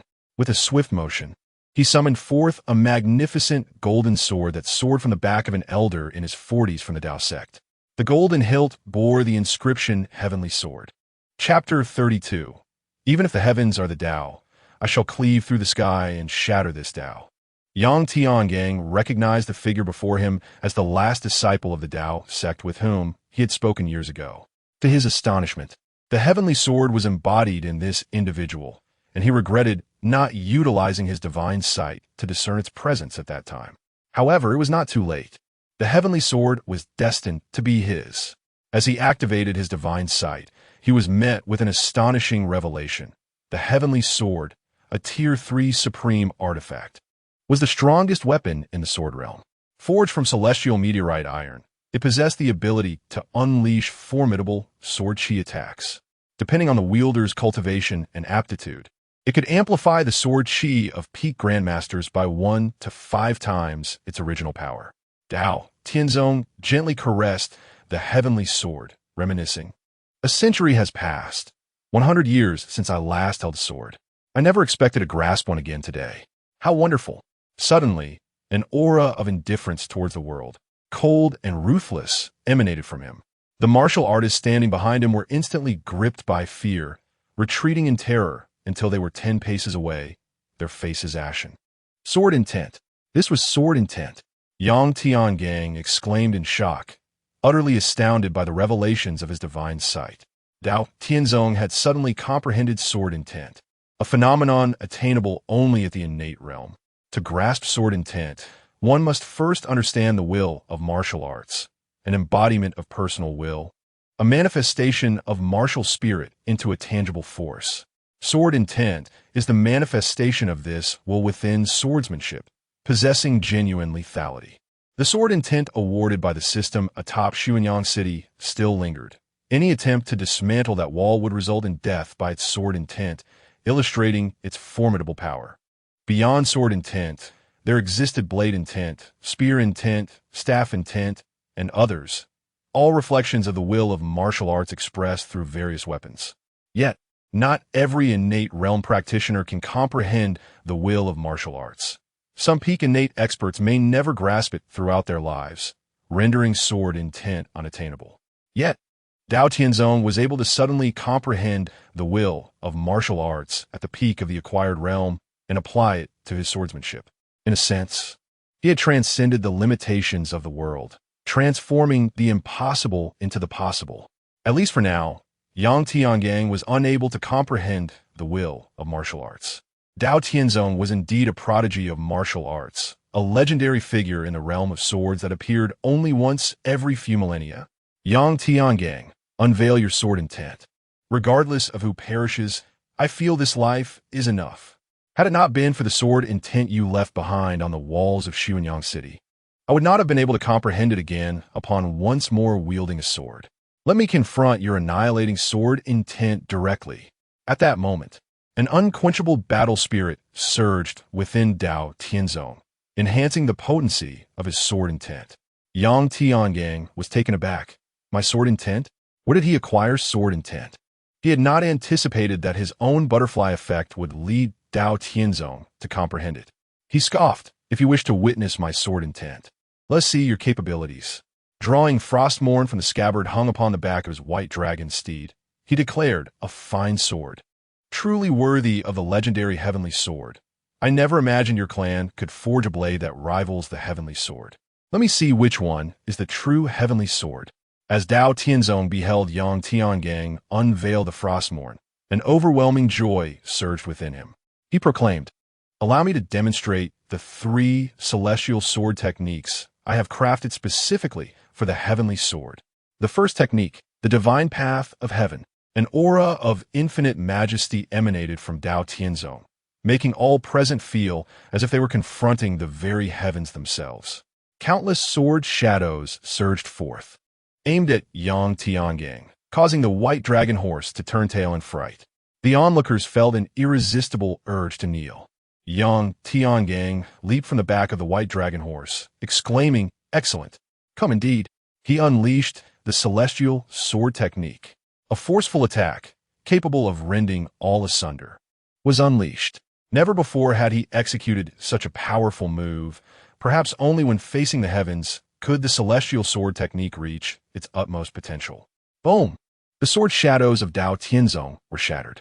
The two engaged in a series of exchanges at a speed imperceptible to the naked eye. Eventually, they descended. Crack! A visible fissure appeared in the heavenly sword held by Dao Tianzong, followed by the tip crashing to the ground. The heavenly sword had shattered. The crowd stood in disbelief. Dao Tianzong gazed at the broken sword. I did not anticipate that the material of your sword would surpass mine. Once more, the second technique of the heavenly sword, the indifference of heaven and earth. A fierce battle intent gleamed in his eyes. The broken sword unleashed an even more ferocious sword energy, imbued with a cold indifference towards all things, surging towards Yang Tiangang. Confronted by this overwhelming sword intent, Yang Tiangang found his sword growing sluggish, his movements becoming torpid, his techniques losing their fluidity. Fear began to creep into his heart, a profound terror. He felt the oppressive influence of Dao Tianzong's sword intent, as if he were battling the heavens themselves. How could a mere mortal contend against the divine? With each strike, Dao Tianzong grew stronger, and he bellowed once more. The third technique of the heavenly sword, the indifference of the great Dao. Sizzling sounds echoed as Yang Tiangong's body began to suffer from the sword strikes. Yet he relied on the formidable physical prowess afforded by the dragon elephant's indestructible divine skill, bolstered by his innate talent, to remain steadfast. Master, the high-ranking members of the Heavenly Principal sect cried out as they rushed forward, but they could not even breach the confines of the battle circle. No, Yang Tiangang shouted, recalling the frustrations of his previous trials. He remembered the evaluations bestowed upon him by the celestial trial system. He thought of the lengths he had gone to survive, wagering his very soul to borrow power from demonic cultivators. If he was willing to risk his soul, what then did he have to fear? Nothing could instill fear in him. No one could intimidate him, not even if he were to face the heavens or the Tao. Even against heaven or the Tao, he would cleave through the sky and shatter the path. I shall forge ahead, unrestrained and unyielding. With a mighty roar, Yang Tiangang executed the celestial sword technique with all his might. In that moment, he felt a seed emerge within the depths of his consciousness, breaking through the soil and transforming into a resplendent white sword, radiating an infinite brilliance. At that instant, he realized he had also comprehended the will of martial arts. This white sword was the embodiment of his martial will. A white sword emanated in seemingly boundless power, bestowing its might upon his hand and the Frostmourne. A surge of intent to sever all erupted forth. Under the influence of this sword intent, the sword energy transcended its previous form, becoming swifter, more refined, and irresistibly directed towards the Dao Tian sect. With a swish, the Dao Tian sect was momentarily taken aback, only to find half of their body severed at the shoulder, a portion of the celestial sword tumbling to the ground. The wound was encased in the frost aura of Frostmourne. He murmured, "Is this your sword intent? Might you reveal its name to me?" Sky severing. Yang Tiangang replied. The Dao Tian sect's eyes sparkled with recognition. Sky severing sword intent. What a formidable sword intent. Daring enough to cleave the heavens. Then, his expression dimmed. Had I possessed such resolve in the past, I would not have committed actions I now regret for a lifetime. He coughed a few times, continuing, "In truth, I hold genuine affection for Aoer. She is so innocent, so devoted. I never intended to deceive her. I did not annihilate the Celestial Sword Clan. All of this was coerced by my master, who forced my hand with his life. I merely administered the dissolution powder, never anticipating that my master would disguise himself as me and slaughter the already powerless Celestial Sword Clan." A single tear cascaded down his cheek. What could I do? Could I slay my own master? Perhaps it is fitting to perish at the hands of you, a descendant of the Celestial Sword, as a means to alleviate my sins. He then gazed towards the horizon, lost in contemplation. Suddenly, with a resounding thud, half of his body collapsed, plunging into silence. The esteemed elder of the Tao had perished. The leaders and elders of the 10 major sects were left in stunned disbelief, their faces ashen. Chapter 33. Unifying the World. The Eternal Emperor, they were perplexed. Why, when it seemed certain that Yang Tiangang would be slain, did he suddenly turn the tables and vanquish his foes? The Heavenly Justice Army erupted in jubilant cheers. Akin to a tsunami, long live the Master. A new myth of the martial world. A new myth of the martial world. Their voices resonated to the heavens. Ding! The host has comprehended the heavenly slaughter martial intent at the postnatal realm, slaying the myth of the martial world. Congratulations, host, for achieving the remarkable feats of breaking limits and executing a counterattack from the brink of defeat. Reward: the complete manual for martial intent solo cultivation, allowing cultivation to the pinnacle of martial intent. Reward: 1 Centennial Martial Intent Nurturing Pill, now stored in the system backpack. Centennial Martial Intent Nurturing Pill, a top-tier item of the 3rd grade. It enables the martial will to achieve the effects of nurturing for a century. The longer the martial intent is nurtured, the more potent it becomes. The stronger the martial intent, the more formidable its influence on blades and swords. Simultaneously, Yang Tiangong's mind brimmed with countless methods for cultivating and utilizing martial intent. In an instant, elation flooded his heart. This method of solo cultivation was extraordinarily powerful. Divided into levels of provocation, spiritual weeping, celestial astonishment, and earth-shattering, each stage represented a qualitative leap. With this singular technique, he could stand atop the pinnacle of all realms. This marked his first acquisition of a complete cultivation manual. He had not anticipated such a bountiful reward, surpassing all previous accolades. After a considerable time, Yang Tiangang opened his eyes, extending his hand to draw the two severed celestial swords towards him from afar. Ding! Congratulations, practitioner. You have obtained the celestial swords of this world. Before your return, ensure that the swords do not fall into the hands of others. Upon your return, you will receive 5,000 achievement points as a reward. 5,000 achievement points? A smile of delight spread across Yang Tiangong's face. He tossed the broken celestial swords into the quiver strapped to the white dragon, then turned his gaze towards the 10 sect leaders. With despair, the 10 sect leaders, along with their elders, knelt. We are willing to submit. Yang Tiangang inquired. Do you possess the cultivation methods of the Dao Tian sect? The Dao sect master, visibly anxious, replied, Our ancestors' techniques require exceptional talent. None among us have been granted the privilege. Under the scrutiny of piercing eyes, the Dao sect master spoke no falsehood. Yang Tiangang mused, if heavenly-level techniques were so easily acquired, the Blue Star would not have reached a point where the finest methods available were only of the high-tier Earth level. Cast them into the expeditionary forces. They shall accompany the army to conquer the world. Their freedom will be restored only when the world is unified. Yang Tiangang commanded Hong Jingquan, then turned to the assembled individuals with a stern warning.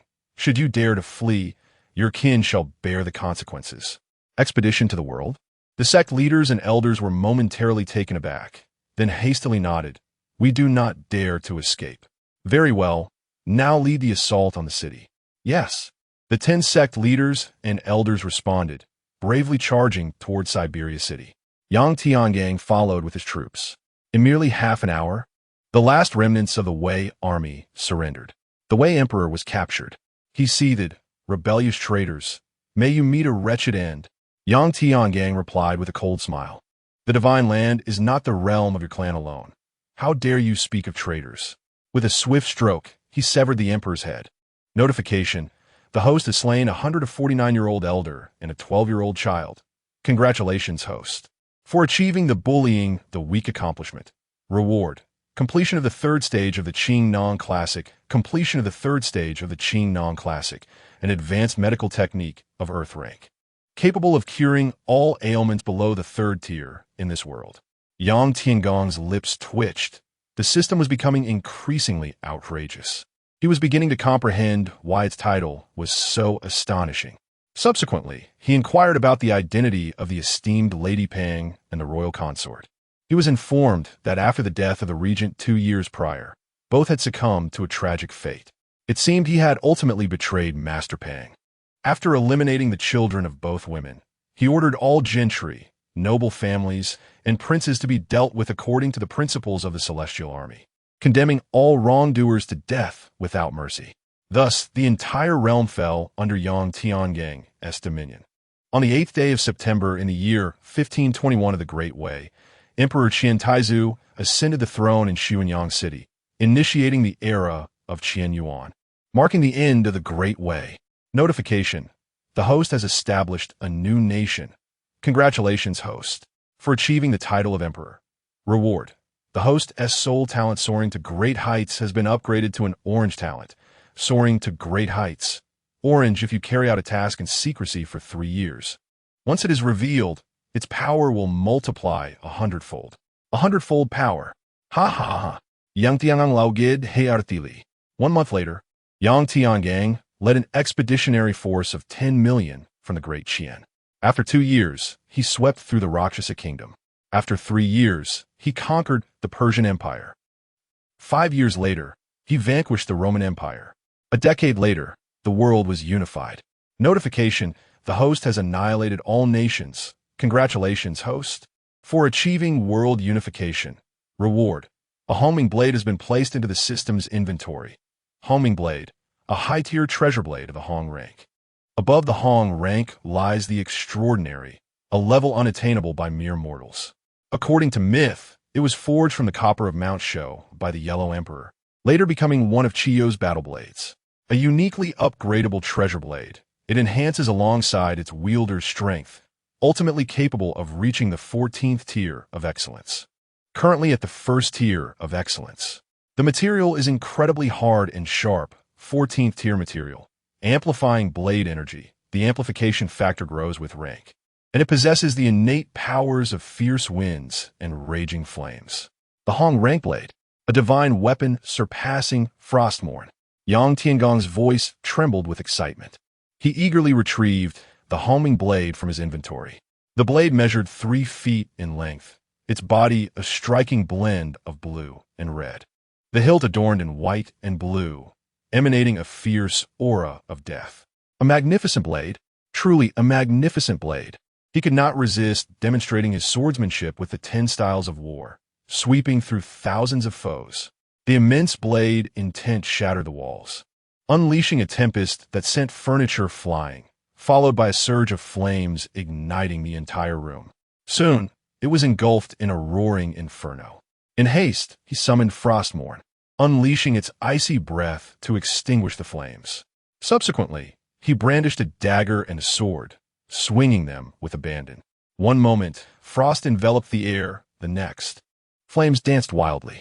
Ultimately, even the palace could no longer withstand the extremes of heat and cold, collapsing entirely under the strain. He ceased his fervent display, still yearning for more.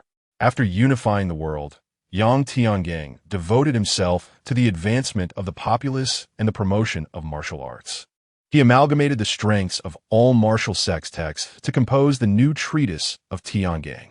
Alas, it lacked the eternal spring technique of the ageless immortal, the Rulai Palm of Shaolin, the pure Yang Taiji heart method of Wudong, the sunflower scripture from the martial world, and several mid-tier heavenly skills from the Daotian sect.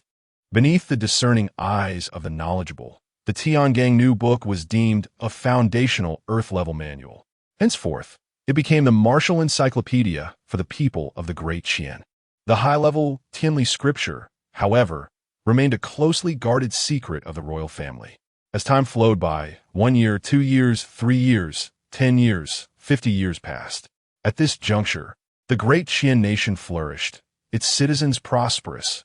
First-rate talents were abundant, while second-rate practitioners were deemed inconsequential, with only those possessing innate skills regarded as masters. Ding, the dynasty under the host's rule is immensely powerful. Congratulations to the host for achieving the eternal emperor accolade. Reward, Huangting Scripture Innate Chapter, in the 60th year of the Great Qian. After orchestrating all affairs of the nation and passing the throne to Hong Jichuan's great-grandson, Yang Tiangang entered a hidden chamber and addressed the heir, celestial trial system. I wish to return. Chapter 34. A tremendous harvest, the first to ascend the celestial trial golden list of Blue Star. Your physical body has 49 years of lifespan remaining. Do you wish to return at this moment? Yes. The method of return is through the soul. Upon your return, do you wish to destroy this physical form? Yes. Please prepare, commencing return. Yang Tiangang felt his soul separate from his corporeal body, subsequently entering a spatial tunnel. The body left behind disintegrated into dust, as if nothing had transpired here. After the disappearance of the great Emperor Qian, some claimed he had transcended to immortality, while others suggested he had transformed into an ordinary citizen to experience the splendor of a prosperous era.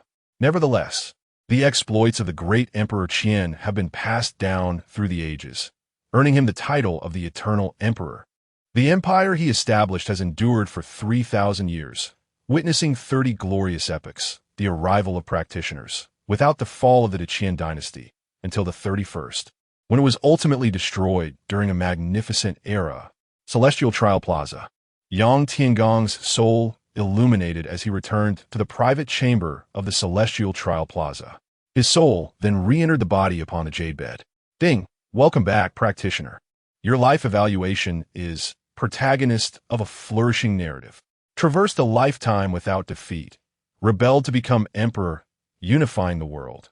The mightiest divine healer, amassing untold wealth. An eternal emperor, a legend of the martial world. Achievement points awarded 37,000. Emperor of the Divine Land 3,000. Sovereign of the World 5,000.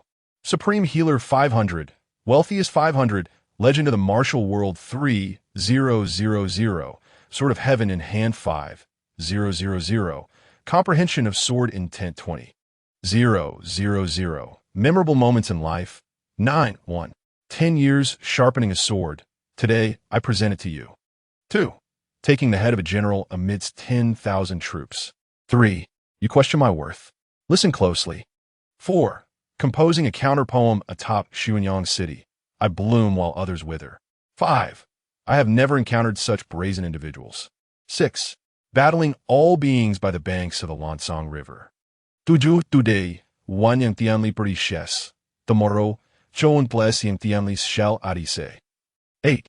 Transforming impossibility into possibility. Comprehending sword intent. Turning the tide against legends. 9. The Pope of Rome kneels, yearning to kiss your shoe, only to be dispatched by your foot. The memorable moments have been edited into a video. Each memorable moment rewards 100 achievement points, totaling 900 achievement points. Do you wish to upload the memorable moments to Celestial Trial videos? Uploading the memorable moments will grant monthly achievement point rewards based on viewership. Polat. Memorable moments have been uploaded. Please check Celestial Trial videos. All achievement point rewards have been dispatched. Please check the system panel. Yang Tiangang opened the system panel. He beheld Practitioner, Yang Tiangang level. Level 1 lifespan. 1890, Strength. Pinnacle of first-class achievement points. 37, 996 treasures. None talents. 1. Soaring to great heights, orange. 2.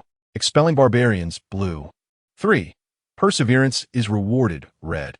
4. Conceptual fire eyes, red. 5. Unyielding, purple. 6. Surviving a leap from a cliff, guaranteed to acquire treasure, red. In a fit of rage, he achieved 37, 996 accomplishment points. If I were to traverse merely a first-tier world, I could live over 30,000 lives. Yang Tiangang gazed at the system panel, his heart brimming with excitement. Subsequently, he eagerly accessed the training screen, declaring, "Log into the multiverse training video." The screen illuminated with the interface of the multiverse training videos, revealing his account, now adorned with 9 new notable scene videos beneath it. He clicked on the first one, discovering it had 2 views, one being his own. A comment appeared, "Brother, let's make a deal. Remove this notable scene, and I'll give you 1,000 accomplishment points." Yang Tiangang swiftly dismissed it, thinking, 1,000 accomplishment points? The scammers nowadays are becoming less professional. I will be thoroughly satisfied if this notable scene could ultimately earn me 500 accomplishment points. The remaining 7 notable scene videos each had only 1 view, coincidentally his own. At that moment, another comment popped up. "Brother, I was wrong. The previous comment was mere nonsense. Please do not remove this notable scene. I beg you. I'll offer you 2,000 accomplishment points." Yang Tiangang recognized the scammer once more, though it seemed he had altered his name, too. "I almost killed the first 10,000 on the multiverse training gold list." Just then, the voice of the multiverse training system echoed again. "Congratulations, practitioner. Due to your unparalleled achievements in the Sword of Heaven world, you have entered the last position on the multiverse training gold list, the 10,000th place. The rewards for the 10,000th position on the multiverse training gold list are as follows. Total ranking reward. One-time house at 100 times acceleration. Now placed in your private room. Monthly ranking reward. On the first day of each month, an accomplishment point reward of 10,000. As long as you're not pushed off the list, the monthly rewards can be claimed infinitely. Yang Tiangong's mind went blank in an instant, his body trembling as if struck by an electric current. I have ascended the multiverse training gold list. I have ascended the multiverse training gold list. The multiverse training gold list ranks practitioners across all realms, with a total of 10,000 positions. Merely attaining a spot on this list ensures a lifetime of ease, allowing one to rest without further endeavors. It resides at the very center of the multiverse training plaza, atop a celestial ladder, revered by countless onlookers. It is the supreme pursuit of every practitioner. Furthermore, the voice of the multiverse training system continued. Because you're the first from Blue Star to ascend the multiverse training gold list, your total rewards are multiplied tenfold. The 100 times acceleration house has transformed into 1,000 times acceleration house. A wave of immense joy washed over Yang Tiangong's spirit. 1,000 times acceleration house. Because you're the first in the multiverse to ascend the gold list through a first-tier world, your total rewards are again multiplied tenfold. The 1,000 times acceleration house has now become a 10,000 times acceleration house. Yang Tiangong clutched his heart, overwhelmed by exhilaration. A 10,000 times acceleration house could accelerate time by 10,000 times. This is a divine artifact. He glanced at the newly added room in his abode, his eyes shimmering with fervor. The time chamber serves as a sanctuary for accelerated cultivation, allowing one to train without the consumption of lifespan. Since the skills acquired in the realm of trials cannot be transferred back to the celestial trial square, practitioners must undergo retraining. This time chamber is an unparalleled treasure, saving a significant amount of achievement points that would otherwise be spent on cultivation and purchasing elixirs. A time chamber operating at 1,000-fold acceleration allows one to experience 10,000 hours in mere hours spent within its confines, equating to approximately 14 years.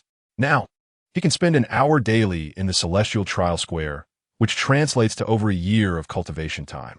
No, more than just a year, he exclaimed. Celestial trial system, I wish to upgrade my trial level. The voice of the celestial trial system responded. To advance to level 2, 100 achievement points are required. For level 3, 1,000 points. And for level 4, 10,000 points. With your achievement points, you can ascend to level 4. Which level would you like to upgrade to? Level 4. Achievement points, minus 11,100. Upgrade successful. Congratulations, practitioner. Your level has now ascended to level 4. From this moment forth, you may traverse 4th-tier worlds, purchase 4th-tier items, and remain in the trial square for 4 hours. Chapter 35. A remarkable surge in reality's power. Comparable to a master-level practitioner in the initial stage of the 4th tier, I have ascended to the rank of a level 4 practitioner. Yantiangang silently exult within. A level 4 practitioner possesses the ability to traverse the 4th tier world, where the most formidable beings are the peak grandmasters. Such a level of practitioners is less than 1 in 10,000 in Blue Star. Afterward, Yang Tiangong calmed the tumult within his heart and opened the door to the time house, stepping inside. Upon entering, the methods of the time house manifested in his mind. With a mere thought, the previously dark chamber transformed into a picturesque landscape of verdant mountains and flowing waters, followed by the emergence of a courtyard. Yang Tiangong entered the courtyard and commenced his training. He sat cross-legged, retrieving a superior quality essence-enhancing pill from the conceptual achievement system's inventory and consuming it. Instantly, his body crackled and a mysterious transformation unfolded within his mind and dantian. A rush of clarity enveloped him, and he felt an exhilarating lightness throughout his being. He had attained exceptional aptitude. Subsequently, he began to cultivate the Huangting Classic. This was his first endeavor with the Huangting Classic in this body. Yet he distinctly sensed that his cultivation speed surpassed that of his time in the Sword of Heaven world by a factor of 2. Is this the overwhelming advantage of exceptional aptitude over ordinary aptitude? This was likely due to his previous experience with the Huangting Classic in the Sword of Heaven world. 3 days later, he made his initial foray into the postnatal section of the Huangting Classic. Within 3 months, he achieved minor success in the postnatal section. A year later, he attained great success, breaking through from the peak of the first tier to the initial stage of the postnatal realm. 3 years hence, he perfected the postnatal section, clearing all meridians and refining his internal energy to its utmost limit, reaching the pinnacle of the postnatal realm. He then retrieved the Flawless Innate Pill from the Conceptual Achievement System's inventory. The Flawless Innate Pill allows a peak postnatal practitioner to ascend flawlessly to the innate realm. He swallowed it whole and began to circulate his internal energy. 3 days later, The internal energy of the Huangting Classic underwent a qualitative transformation, compressing until it became a liquid-like essence, akin to mercury, flowing ceaselessly through his meridians. This was the innate true energy. He clenched his fist.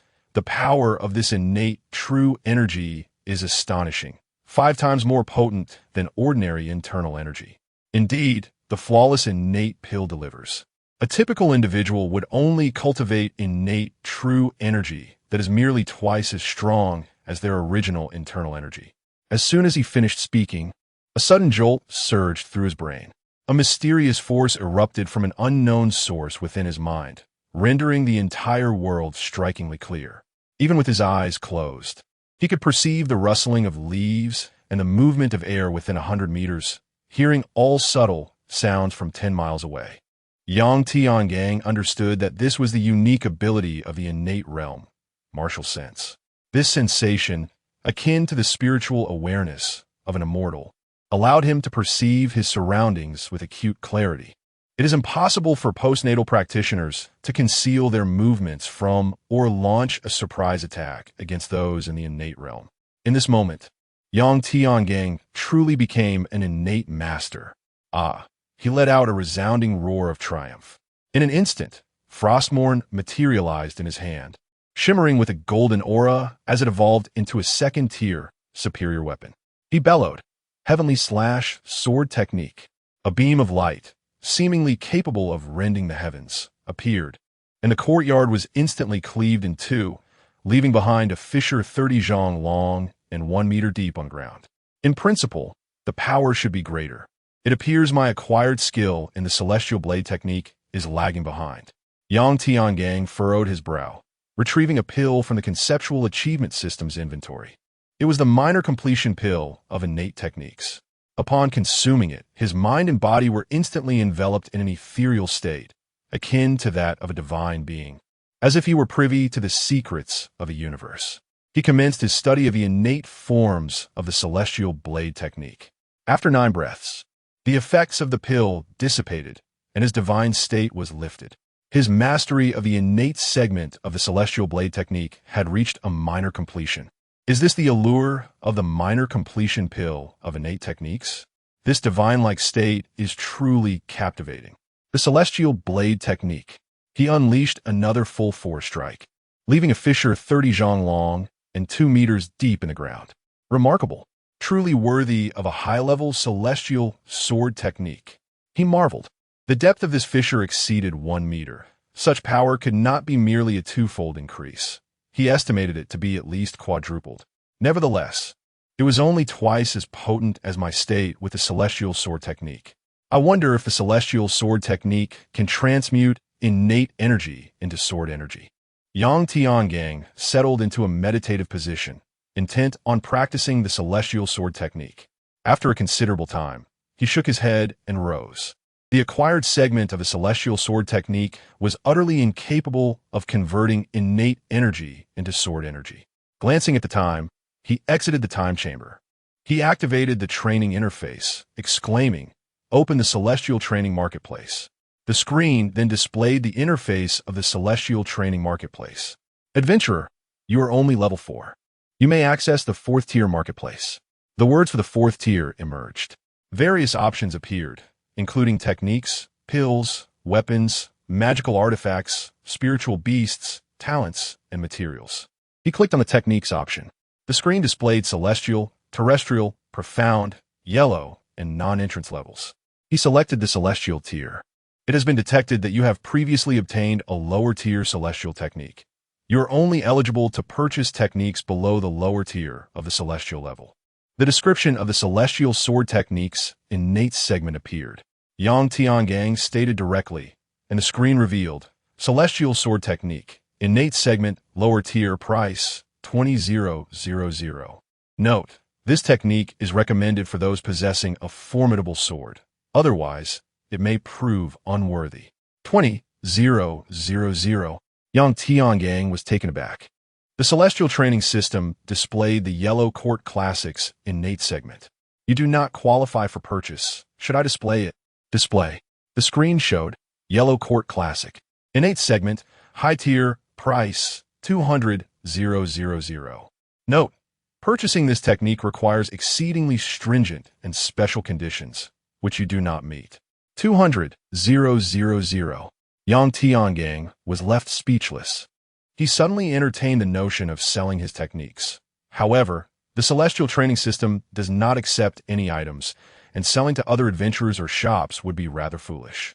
Subsequently, Yang Tiangang purchased the Celestial Sword Techniques innate segment, leaving him with 896 achievement points. He re-entered the time chamber. A month later, he had mastered the Celestial Sword Techniques innate segment, refining 36 sword apertures, transmuting innate energy into sword energy, and augmenting his attack power tenfold. Having perfected the Celestial Sword Techniques innate segment, he did not exit his seclusion. He murmured to himself, "Now there is but a little time left. Only the sword intent remains. In the realm of the Celestial Sword, I have already comprehended the essence of the Sword of Annihilation. Thus, attaining further enlightenment should pose little challenge." He settled into a meditative posture. 3 months later, an aura of sword intent, seemingly capable of obliterating all existence, emerged from him. With a casual flourish of his hand, the Sword of Annihilation surged forth, transforming the courtyard into ruins in an instant. Is this the complete manifestation of sword intent, bolstered by innate mastery? How formidable! He surmised that an ordinary master would stand no chance against him.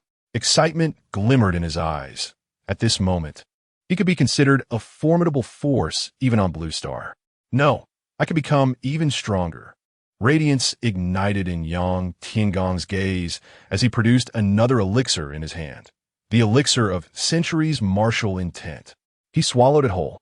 In an instant, the sword intent erupted from Yang Tiangang, momentarily stunning the heavens and earth, turning distant flora and soil into mere dust. Ah! Yang Tiangang bellowed, as boundless sword intent surged forth, creating a profound pit of 10 zhang in radius around him. Ha ha ha! Yang Tiangang laughed heartily as he emerged from the time chamber. Glancing at the clock, he realized he had spent 3 years and 5 months within the chamber, while merely 3 hours had elapsed in the Celestial Training Plaza. Including the time spent training in the Celestial Sword Realm, 20 minutes had passed in the Celestial Plaza, coupled with the trivial moments of reshaping his body, leaving him with 30 minutes remaining in the Celestial Training Plaza. The time ratio varies across different worlds. Typically, a first-tier world concludes in about 20 minutes. If the time limit in the Celestial Plaza is reached while the practitioner remains in the training world, the Celestial Training System will not expel the practitioner. Thus, he exited his training chamber and returned to the soul lending shop. Upon seeing Yang Tiangang enter, the young man in the black robe remarked, "Shopping is not in vogue here." "I am here to repay my loan," Yang Tiangang replied. The young man sprang to his feet, exclaiming, "What? In just one day, you have earned 1,000 achievement points?" Chapter 36. I am indeed his life and death rival. Sharing a mutual respect. Moreover, your prowess. Have you ascended to the early innate stage? Yet, you only broke through to the 3rd-tier realm yesterday. The young man in the black robe was utterly astonished. Yang Tiangang did not offer an explanation. "Here are 1,000 achievement points for you. You are about to borrow 1,000 achievement points from the soul lending boss. Are you sure?" "Yes." Contract dissolution. A mark flew from Yang Tiangang's forehead and then dissipated into the air, signifying the termination of the soul lending contract. A sensation of relief surged within Yang Tiangang, and without further ado, he turned to leave, disregarding the young man in the black robe. "Wait!" The young man suddenly called out. Yang Tiangang, puzzled, turned back. In the trial square of the myriad realms, combat was prohibited, and he harbored no fear of the young man's ill intentions. The young man spoke. "You managed to go from being penniless to acquiring 1,000 achievement points in a single day. Furthermore, you ascended from the pinnacle of the unranked to the early innate stage in just one day. This clearly demonstrates your immense potential. I present to you this black card as a token of friendship for the future." He retrieved a black diamond card from his storage ring. Yang Tiangang was taken aback. "Is this a discount card from your shop? However, I believe I shall never have the opportunity for borrowing again in this lifetime." He wore a confident expression. The young man chuckled. "I too believe you shall never need to borrow again. However, this is not a discount card for my shop. We do not possess such items. Oh, Yang Tiangang's interest was piqued, preparing to activate his discerning vision. The young man continued. This is known as the mysterious trial black card, an exceedingly rare item, awarded only to those who rank in the top 100 on the golden list of the myriad realms. I possess 2 of these cards, yet one person may only utilize one. The surplus card has been kept by me, and now I bestow it upon you. Under the scrutiny of his discerning vision, Yang Tiangang examined the mysterious trial black card, 14th tier, exquisite grade. No attack power. This is an invitation card issued by the trial system of the myriad realms. Only those possessing a black card may participate in certain specific worlds. It is exceedingly rare and its value is incalculable. Currently, it is not yet activated. Yang Tiangang was astounded. The materials for an invitation card are of the 14th tier exquisite grade, illustrating its immense worth. He inquired, "Why are you giving this to me? I may not be able to repay such a favor." The young man shook his head. "I do not seek repayment. I have stated, I merely wish to forge a friendship with you for the future. I believe in your potential." Yang Tiangang nodded. "Thank you." He accepted the black card and turned to leave. Watching Yang Tianggang's departing figure, the young man's face reflected a poignant sorrow. When you truly enter those special worlds, I hope you do not meet a fate akin to mine, filled with unfulfilled desires. At this moment, Yang Tiangang had exited the shop. He continued towards the center of the trial square of the myriad realms. The square is divided into numerous zones, yet the center of each zone resembles the others, for there stands a towering celestial ladder with 1,000 layers, each adorned with a golden flag. The grand banners and the celestial ladder signify the prestigious ranking of the myriad realms. The segmented areas of the celestial training plaza appear meticulously designed to facilitate practitioners in swiftly reaching the esteemed ranking board. Before long, Yang Tiangang arrived at the celestial training ranking board. The ladder hovered majestically in the air, eclipsing the height of all surrounding structures, soaring into the clouds. With each tier distinctly visible, at its base, a golden plaque stood at the center, fluttering in the breeze. Inscribed upon the plaque in gilded characters were the words, "Ranked 10,000 on the training board, Yang Tiangang." Reason for ranking: as a level 1 practitioner, he withstood numerous formidable challengers, amassing 37,900 achievement points in a single-tiered world trial, the highest in history, unmatched by any before him. Reward: a 100-fold time chamber, yielding 10,000 achievement points monthly. Yang Tiangang gazed at the fluttering golden plaque with immense joy. He aspired to one day hoist this banner to the pinnacle. Meanwhile, the surrounding crowd buzzed with chatter. Incredible. After 10 years, the training board has finally changed. It's astonishing that someone could ascend the Celestial Training Ranking Board through a Tier 1 world trial, earning 37,900 achievement points. How is that even possible? Even if he were granted all the achievements, it wouldn't amount to such a figure. How did he accomplish this? Moreover, he achieved this as a mere level 1 practitioner. What an extraordinary individual. In a world rife with opportunistic challengers, Yang Tianggang's accomplishments were truly remarkable. I declare, from this day forth, Yang Tiangang is the sole deity in my heart. The crowd, animated and exuberant, expressed their admiration fervently. Hey, everyone! I possess more information about Yang Tiangang. He hails from the advanced realm of Journey to the West, and I'm aware of one of his techniques, heaven-slaying sword art, someone suddenly proclaimed. You know Yang Tiangang? The crowd eagerly surrounded the individual. Indeed, I am his lifelong rival. We share a mutual respect. For further details, please search for I nearly defeated the 10,000th rank practitioner on the Celestial Training Board. In the annals of life as dramatic moments. In that encounter, I narrowly lost. The individual excitedly elaborated. Yang Tiangang was taken aback. He recognized that name. Activating his keen insight, he realized, is it him? The bodyguard of the formidable Master Pang who attempted to assassinate me. He too is a practitioner. Everything makes sense now. He is not a fraud after all. However, the individual's true appearance was not handsome. They clearly resembled two different people. Unlike himself, who had merely adjusted by 20. Initially, this person seemed eager to erase their moment of humiliation, but now, they appear to take pride in it. Amused, Yang Tiangang decided to depart. His allotted time in this realm was drawing to a close, and he needed to return a blue star, ensuring he retained 10 minutes to linger at the Celestial Training Plaza, where he could seek refuge in case of danger. On Blue Star, Yang Tiangang rose from his bed, instantly sensing that this world had transformed, becoming vividly clear. He perceived everything around him, hearing sounds from within a 10-mile radius. Suddenly, a haunting melody wafted through the air, causing Yang Tiangang to furrow his brow as he retracted his innate spiritual perception. From the concept achievement systems inventory, he retrieved 1,000 taels of gold, a reward bestowed during the initial 3 years of the Tianjin realm, distinct from the gold acquired within that world, for it could be transported back to the Blue Star. Subsequently, he ventured forth to the bank, where he exchanged the 1,000 taels for 25 million huaxia coins. As a warrior, the bank staff did not question the origins of the gold. With the huaxia coins in hand, he purchased a quaint 3-story villa. After luxuriating in a large bathtub for the better part of the day, he filled his vehicle with a dozen bags of grain in the afternoon and departed the inner city. This grain, also a reward from the system, had not been allocated to his army during his rebellion, for Blue Star was likewise afflicted by food shortages, often leaving its inhabitants unsated. Now, he possessed 110,000 stones of fine grain.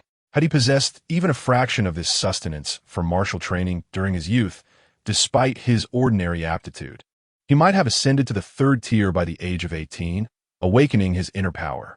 In the outer city, amidst the slums, 2 boys and 2 girls, each holding 3 bamboo chopsticks, approached a grand tree and bowed, saying, "Brother Yang, may your journey be peaceful, and may the underworld be free of aberrant beasts.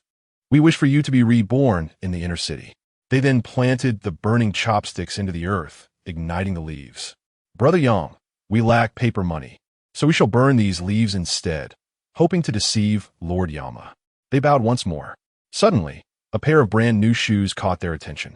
They were momentarily stunned, then looked up to behold a handsome face smiling down at them. "Wow, Mommy, a ghost!" they exclaimed, tossing the leaves aside and fleeing in panic. "Brother Yang, do not devour us. We are filthy. If you must eat, go to the inner city. There the people are clean," they shouted as they ran away. Chapter 37. The Beast Siege, the first offense of Blue Star. Yang Tiangang exclaimed, "Come back.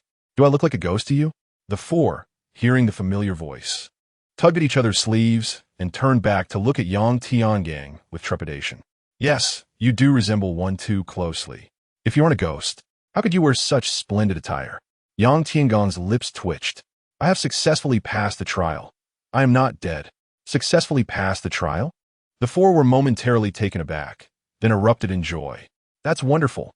Brother Yang is alive, and he has succeeded in the trial." Yang Tiangang, sensing their elation, chuckled. "Even if I were dead, you should not offer such perfunctory worship. You must at least light some incense." The 4 were momentarily stunned. "Isn't that something you invented, Brother Yang? When other older brothers and sisters in the neighborhood passed away, wasn't that how we honored them?" Yang Tiangang felt a bit embarrassed and cleared his throat. "All right, this time I have come to see you. I may not return in the future. This food is for you." He pointed to the provisions by the cart in the distance. The 4 gazed longingly at the food, then shook their heads. "We cannot accept it. You have just become a warrior and need it more than we do. We cannot take anything from a warrior." Yang Tiangang patted their heads. "Rest assured, this food is of little consequence to your brother Yang." The 4 still shook their heads. "This food is not given freely. We hope to train diligently in martial arts and repay you double in the future." Yang Tiangang offered an excuse. Only then did the 4 nod in agreement. "Yes, yes." With beaming faces, they rushed to collect the provisions. Ding, the host has persisted in doing one good deed every day for 10,000 days. Congratulations to the host for achieving the repeatable achievement of daily good deeds. Reward. Host receives the Dragon Elephant Indestructible Divine Skill. Innate Chapter. Isn't this about helping others? It seems this achievement is universal across different worlds. Once acquired, it cannot be triggered again. Yang Tiangang initially felt disappointed, but then joy surged within him. Repeatable achievement? There is indeed such a thing. He couldn't help but laugh heartily, releasing a burst of sword energy that effortlessly severed a nearby tree. Ding! The host has persisted in doing one bad deed every day for 10,000 days. Congratulations to the host for achieving the repeatable achievement of daily malice. Reward. Host receives the Dragon Elephant Indestructible Divine Skill. Innate Chapter. Minor Achievement. Host strength reaches 50,000 gene, body impervious to any attack below the mid-stage of innate strength. Yang Tiangang felt an overwhelming surge of power coursing through him, alongside an enhancement in his physical strength and resilience. This truly is remarkable. Yang Tiangong's heart swelled with delight. Hey, whose child are you? Destroying public property. You are fined. Suddenly, a woman with a red cloth wrapped around her arm sprang out from nowhere. Yang Tiangang was taken aback. Tiangang, it's you, this little rascal. You've always been mischievous since childhood. Who would have thought you'd become a warrior and still be so reckless? A fine of 100, no arguments. This is indeed a millennium-old tree. The elderly lady recognized Yang Tiangang. It is uncertain whether the penalty fee was lenient. Yang Tiangang produced 100 huaxia coins, and the lady joyfully accepted it before departing. Brother Yang, you are so impressive. With just a wave, this grand tree has fallen. Is this what inner strength is? Exclaimed the four young ones, animatedly gesturing. Yang Tiangang smiled and replied, Yes, this is indeed inner strength. You must diligently study martial arts. I shall return to see you tomorrow. The four looked puzzled. Did you not say you would not return? Just as Yang Tiangang was about to explain, suddenly, a deafening alarm echoed through the sky. Oh no, this is the alarm for a beast attack. Quickly, run to the inner city. Yang Tiangang showed that, activating his innate perception, he heard countless beast roars outside the city walls. Simultaneously, a beam of light emitted from the warrior emblem on his chest, projecting a stern middle-aged general in military attire.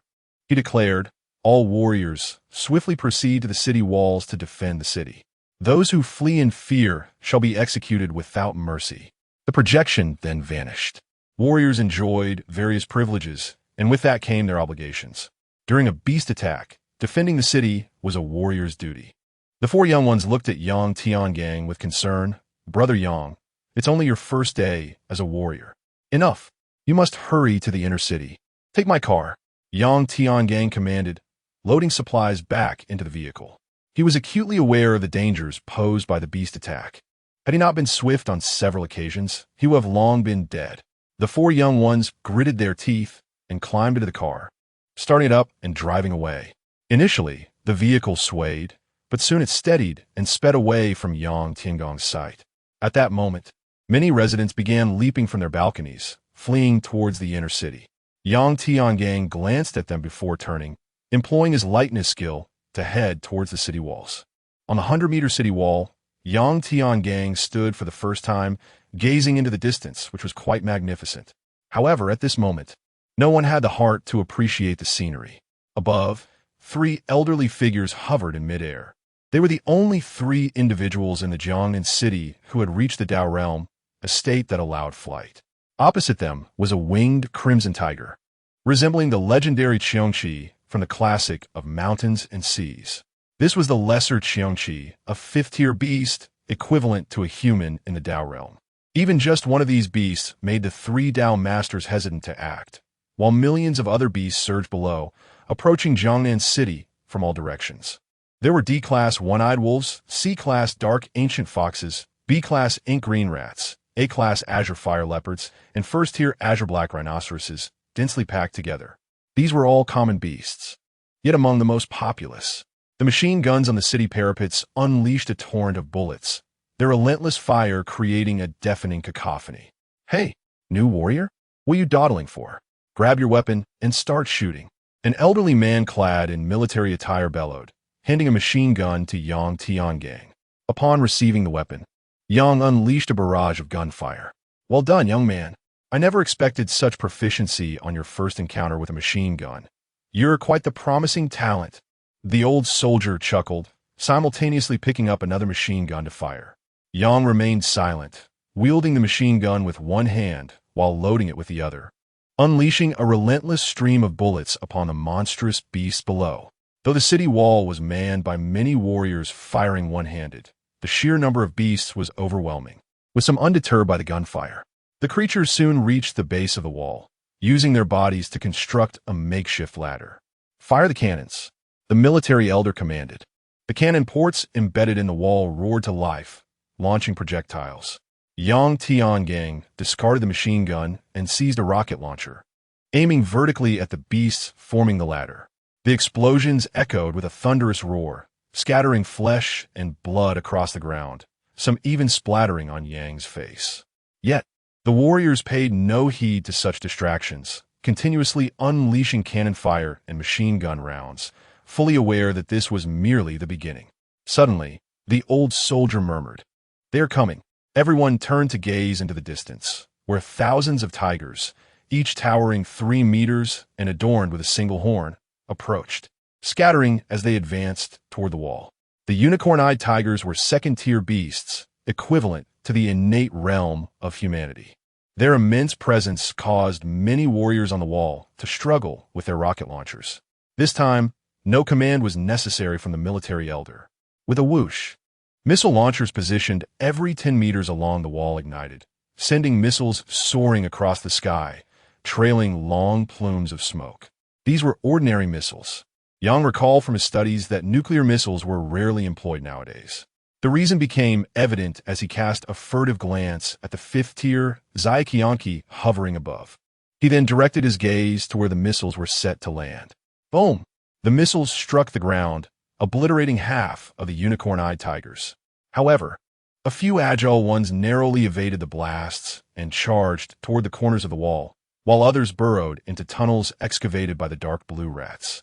"What are you waiting for? Fire the cannons. The beasts are about to breach," the military elder shouted.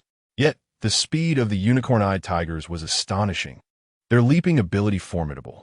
They ascended the half-constructed ladder of beasts, and some even clambered up by seizing the cannon ports embedded in the wall. As the unicorn-eyed tigers surged onto the wall, it was as though they had entered a realm devoid of resistance. A chorus of horrified screams erupted as warriors began to fall. Chapter 38. A dramatic scene awaits Blue Star to the innate warriors team. "Advance," commanded the elderly man in military attire, his voice filled with indignation. Behind him, the innate warriors, fully revitalized, charged forward wielding their swords and blades. The air crackled with the energy of their weaponry. Boom, boom, boom. The ferocity of the innate warriors' clash with the horned, glaring-eyed tigers rivaled that of cannon fire. Ordinary fighters, gripped by fear, launched artillery shells at the monstrous creatures below. Missiles from the city walls were intermittently fired, and the ground reverberated with explosions. Yet the beasts seemed inexhaustible, ceaselessly surging towards the fortifications. The ink-blue mice burrowed relentlessly into the earth, with the horned tigers taking refuge within, significantly diminishing the force of the missiles. "Be cautious," the military elder suddenly shouted. At that moment, a surge of innate energy shot towards Yang Tiangong's head. Unbeknownst to him, a horned tiger had appeared directly above. In a flash, it evaded the elder's palm strike and lunged toward the back of Yang Tiangang's head. In the nick of time, a 3-foot-long treasure blade with a jade-hued hilt and a dual-color blade of crimson and azure sprang forth from behind Yang Tiangang, intercepting the tiger's claws. Discarding his rocket launcher, Yang Tiangang swiftly turned and grasped the homing blade. With a powerful downward strike, he cleaved the horned tiger in two. Then, wielding the blade horizontally, he unleashed a 20-zhong wave of blade energy, accompanied by a tempest of wind and flames, instantly slaying a group of 10 horned tigers. Gazing at the homing blade in his hand, he murmured, "Ah, the blade truly proves its worth." The onlookers momentarily stood in astonishment. Is this truly a new warrior? Remarkable. Who would have thought this newcomer possessed such formidable innate prowess? I shall advocate for your commendation post-battle, the military elder exclaimed with fervor. The others, recovering from their shock, felt their spirits soar and shouted onward. "Let us unleash hell upon the beasts below." They resumed their bombardment against the creatures, forming a living ladder against the city walls. Yang Tiangang remained vigilant against the approaching horned tigers. As soon as they ascended, he would dispatch them with a single stroke. For a moment, the tide of battle appeared to favor them. However, a more harrowing cry echoed from the distant walls. "Help! A greater calamity approaches." Alarm spread like wildfire. "The beasts have breached the city. Where is our master? Why does he not intervene?" The soldiers and fighters defending the city began to shout in panic. Yang Tiangang turned to see the distant walls faltering. The horned tigers had already infiltrated the city. A relentless stream of beasts, using their bodies as a living ladder, climbed over the walls, while the first-tier azure rhinoceroses, taking advantage of their robust physiques, leapt down, causing the ground to tremble. "Hold the line. Open fire." The soldiers, already in position, began to unleash a barrage from their machine guns. The ensuing urban warfare intensified. Yet, it was not long before some beasts broke through this final bastion, heading towards the civilian populace. It was only a matter of time before they caught up with the residents of the outer city. The military elder sighed. "We have done our utmost. Until the third-tier beasts appear, we cannot deploy our master. Otherwise, we risk a widespread emergence of high-tier beasts." He cast a wrathful glance at the five-tiered minor beast in the sky. Though aberrant creatures lack the shape-shifting abilities of demons and spirit beasts, advanced aberrant beings possess a degree of intelligence akin to that of a 7- or 8-year-old child. His indignation surged as he exclaimed, "It is precisely their childlike intelligence that is terrifying, for one can never anticipate when they might become displeased and unleash their fury." Yang Tiangang, however, exhibited no signs of shock. This knowledge was merely a recitation from his studies. Masters and grandmasters would refrain from intervening unless absolutely necessary. He surveyed the lifeless bodies of the townsfolk within the city, relieved that he was no longer as powerless and helpless as they were. Ding! The host witnesses his compatriots perish at the jaws of beasts, yet remains indifferent and does not intervene. Congratulations to the host for achieving the indifference to suffering accomplishment. The host is rewarded with the perfected innate volume of the Dragon Elephant Diamond Indestructible Art, granting him a strength of 80,000 pounds, rendering his body invulnerable to attacks from any being below the late innate stage. The corners of Yang Tiangang's mouth twitched. A surge of formidable power coursed through him, significantly enhancing his physical strength and resilience.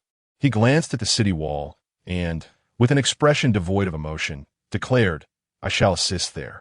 In an instant, his form transformed into a series of afterimages as he sped toward the wall, unnoticed by the majority of soldiers and warriors stationed there. In half a minute, he reached that section of the wall. With a swift motion, he unleashed his ultimate technique, sending forth 40 zhong of innate sword energy from the homing blade, accompanied by a tempest and flames. The aberrant creatures that had swarmed the wall were halved in an instant, the remaining ones blown outside the city by the fierce winds. "Excellent. A master has intervened. Save us." "Master," the solitary survivor on the wall, a congenital warrior reduced to merely his head and upper body, spat out his treasured blade, lying on the wall, exhilarated yet suppressing his cry. His limbs had long been torn asunder by the beasts. He had been fighting with his teeth until Yang Tiangang's arrival made him relent, allowing the overwhelming pain to wash over him. At that moment, Yang Tiangang felt a stir of emotion. He nodded and murmured, "Blue Star owes you a grand farewell." With that, he swiftly severed the man's throat. The warrior wore a faint smile as he closed his eyes for the final time. Seemingly moved by the encounter, Yang Tiangang turned and bellowed, "Come forth, aberrant creatures." At that instant, the beast began to ascend the body ladder once more. Ding! The host's grand spirit activates the innate talent expel the barbarian. Your combat power doubles when fighting against foreign races. Your combat power has doubled. Let the bloodbath commence. Yang Tiangang roared, unleashing 8 blade shadows from the homing blade, radiating from his form in all 8 trigrams directions. The entire city wall trembled.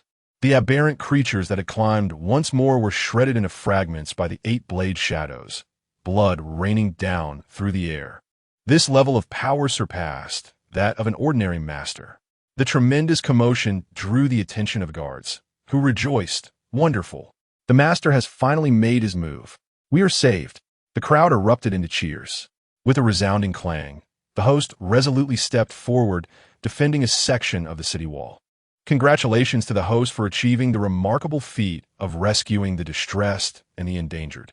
As a reward, the host has perfected the innate chapter of the indestructible dragon elephant divine skill, acquiring a strength of 120,000 pounds, rendering his body impervious to any assaults below the pinnacle of innate power.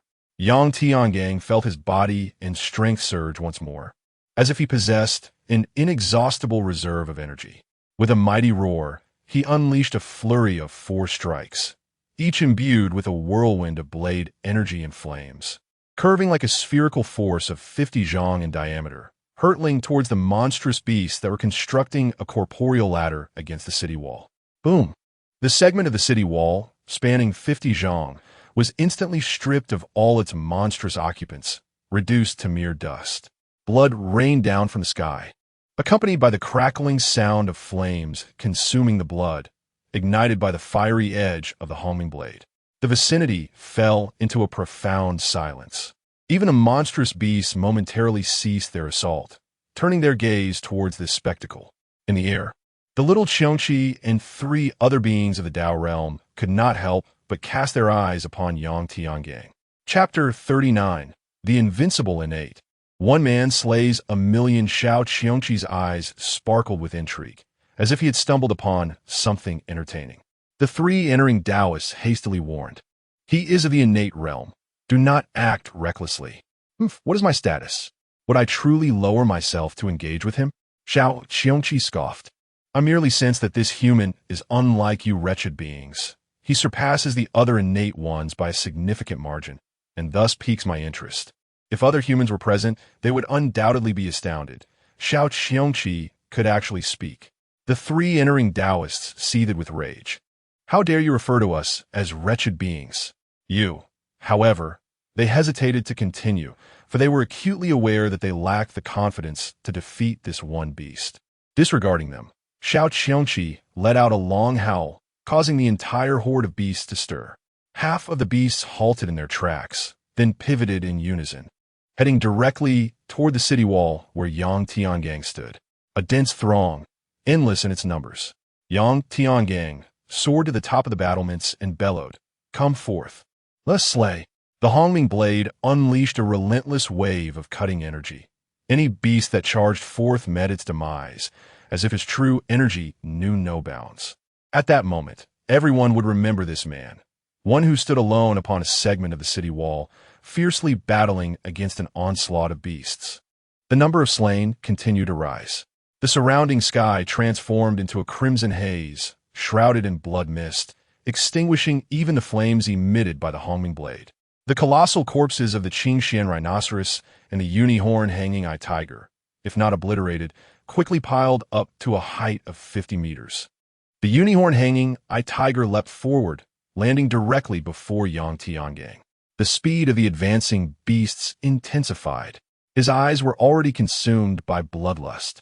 Ding, host has slain 43,000 beasts. Congratulations to the host for achieving the 100,000 slaying accomplishment. Reward. Host receives the 7-kill true scripture, transcending the entry level to minor completion, achieving major completion. Host's realm ascends to the late innate stage. Unfazed by second-tier karma, able to absorb killing intent, malevolence, ferocity, death energy, and blood energy below second tier to replenish true energy, alleviate fatigue, and heal injuries. Instantly, an immense surge of 7-kill true energy coursed through Yang Tiangong's meridians, harmonizing with the previously abundant Huangting scripture, unperturbed by the now depleted Huangting scripture true energy. The blood-red hue in Yang Tiangong's eyes dissipated, clearing his vision. He inhaled deeply, absorbing all the blood mist. The weariness vanished, and the Huangting scripture true energy was replenished. As for injuries, he had none. At that moment, he felt invigorated, a powerful fighting spirit surging within him. He leaped down from the city wall, plunging into the throng of beasts, roaring, "Slay!" Everyone was taken aback. Was he courting death? He was frenzied, lost to madness. A howl erupted from above. As Xiao Qiongqi howled once more. He had never witnessed such audacity in a human. He felt a surge of excitement. Under the sound of his howl, all the beasts, their eyes ablaze with fury, lunged at Yang Tiangang. Lacking intelligence, they resembled enraged animals at that moment. This man had provoked their wrath. They sought to tear him apart. Below, the marching rat lunged at Yang Tiangang's feet, while on the ground, the Qingxian rhinoceros charged at him. In the skies, the unicorn-eyed tiger lunged towards Yang Tiangang. Unfazed, Yang Tiangang wielded his sword with precision. Those struck by his blade would surely meet their demise. At that moment, even the beasts besieging the city ceased their assault, as all eyes, both human and beast alike, were fixed upon him. As time progressed, disbelief enveloped the crowd. How could he not tire? Was his vital energy truly limitless? The soldiers atop the city walls and the warriors were in a state of astonishment. He resembled a figure I encountered in the realm of the celestial sword, the man who had instilled terror in me for a lifetime. Someone murmured, "Who? Yang Tiangang, the one who ranked in the top 10,000 of the celestial trials? Impossible." Some asserted that this Yang Tiangang hailed from the world of Journey to the West, questioning how someone from Blue Star could ascend the ranks of the celestial trials. Moreover, that Yang Tiangang was a first-level practitioner in Blue Star, who among them wasn't he at least a second-level practitioner. Yet, aside from his height and appearance, there was no denying the striking resemblance to that very Yang Tiangang. The enigmatic 10 styles of the battle blade and his audacious demeanor left the crowd in a momentary daze. After a prolonged silence, they concluded, he may not be the same Yang Tiangang, but he was no less formidable. He is our Blue Star's Yang Tiangang. Yang Tiangang. Yang Tiangang, press on. Yang Tiangang, invincible. Cheers of encouragement and support erupted from walls. In the air, the little Qiongqi mused. So this human is named Yang Tiangang. A splendid name. On the ground, Yang Tiangang paused in surprise. How do they all know me? He then refocused his mind to confront the beast before him. For the first time, he felt the terrifying power of the 7 killing scripture. He felt like an eternal motion machine, tireless. The more he slaughtered, the more invigorated he became. The more he killed, the more exhilarated he felt. Ding! Host has slain 900,000 beasts. Congratulations, Host has achieved the 1,000,000 kills milestone. Reward: the 7 killing scripture. Innate chapter is now perfected. Host's realm reaches the pinnacle of the innate stage. The perfected 7 killing scripture reveals its initial might. It can condense the 5 energies: killing intent, malevolence, hostility, death aura, and blood energy below the second tier into a singular force, releasing it to enhance any strike tenfold. Yang Tiangang's aura surged, reaching the peak of the innate stage. Simultaneously, he comprehended the method of condensing the 5 energies with remarkable clarity. Draw to me. A colossal force emanated from his body, drawing in the blood energy and death aura from the air. Subsequently, killing intent, malevolence, and hostility manifested around him. The 5 colored energies fused into a single wisp of crimson vapor, exuding an aura of annihilation. All shall perish. This red vapor was infused into his 50 zhong blade aura, which instantly expanded to 500 zhong. With a thunderous roar, all beasts within that 500 zhong expanse were reduced to mere dust. The scene fell into an eerie silence. Is this still the innate realm? I would agree if one called him a grandmaster. In the skies, 3 individuals of the Tao realm gaped in astonishment. How intriguing. How intriguing. What kind of cultivation technique is he practicing? This maneuver is quite akin to the ethereal realm of your esteemed human masters. Could it be that he possesses the bloodline of my clan? Do you see? He can replenish his strength and vital energy by drawing blood. Is this not a capacity unique to our humble Qiongqi tribe? The little Qiongqi exclaimed, extending a claw to touch his whiskers. I knew it. How could a human be so formidable? The 3 cultivators of the Tao realm cast a sidelong glance at the little Qiongqi, stating, he is a pure-blooded human. The little Qiongqi muttered, you seem rather pleased with yourselves. In that case, let us feast on the main course. No sooner had he spoken than dark clouds loomed in the distance. What is that? Alas, it is a horde of flying beasts, the second-tier Gratian eagles. This is disastrous. How could such a multitude of flying beasts assault the city? The faces of those atop the city walls turned ashen. An invasion by second-tier flying beasts had only occurred once in the past decade in Jiangnan City, resulting in a 1/10 casualty rate in the outer city. In mere moments, the dark clouds hovered ominously above the city walls, casting a foreboding shadow as they plunged towards the city. Missiles ascended relentlessly, annihilating swathes of gray Xian eagles. Yet they could not prevent the onslaught into the city. Soon, the air was filled with the chilling sounds of death. All right, you may unleash the master warriors now. The little Qiongqi chuckled gleefully. The three Dao realm cultivators wore grim expressions, their hearts ablaze with uncontainable fury, ultimately giving way to a sense of helplessness.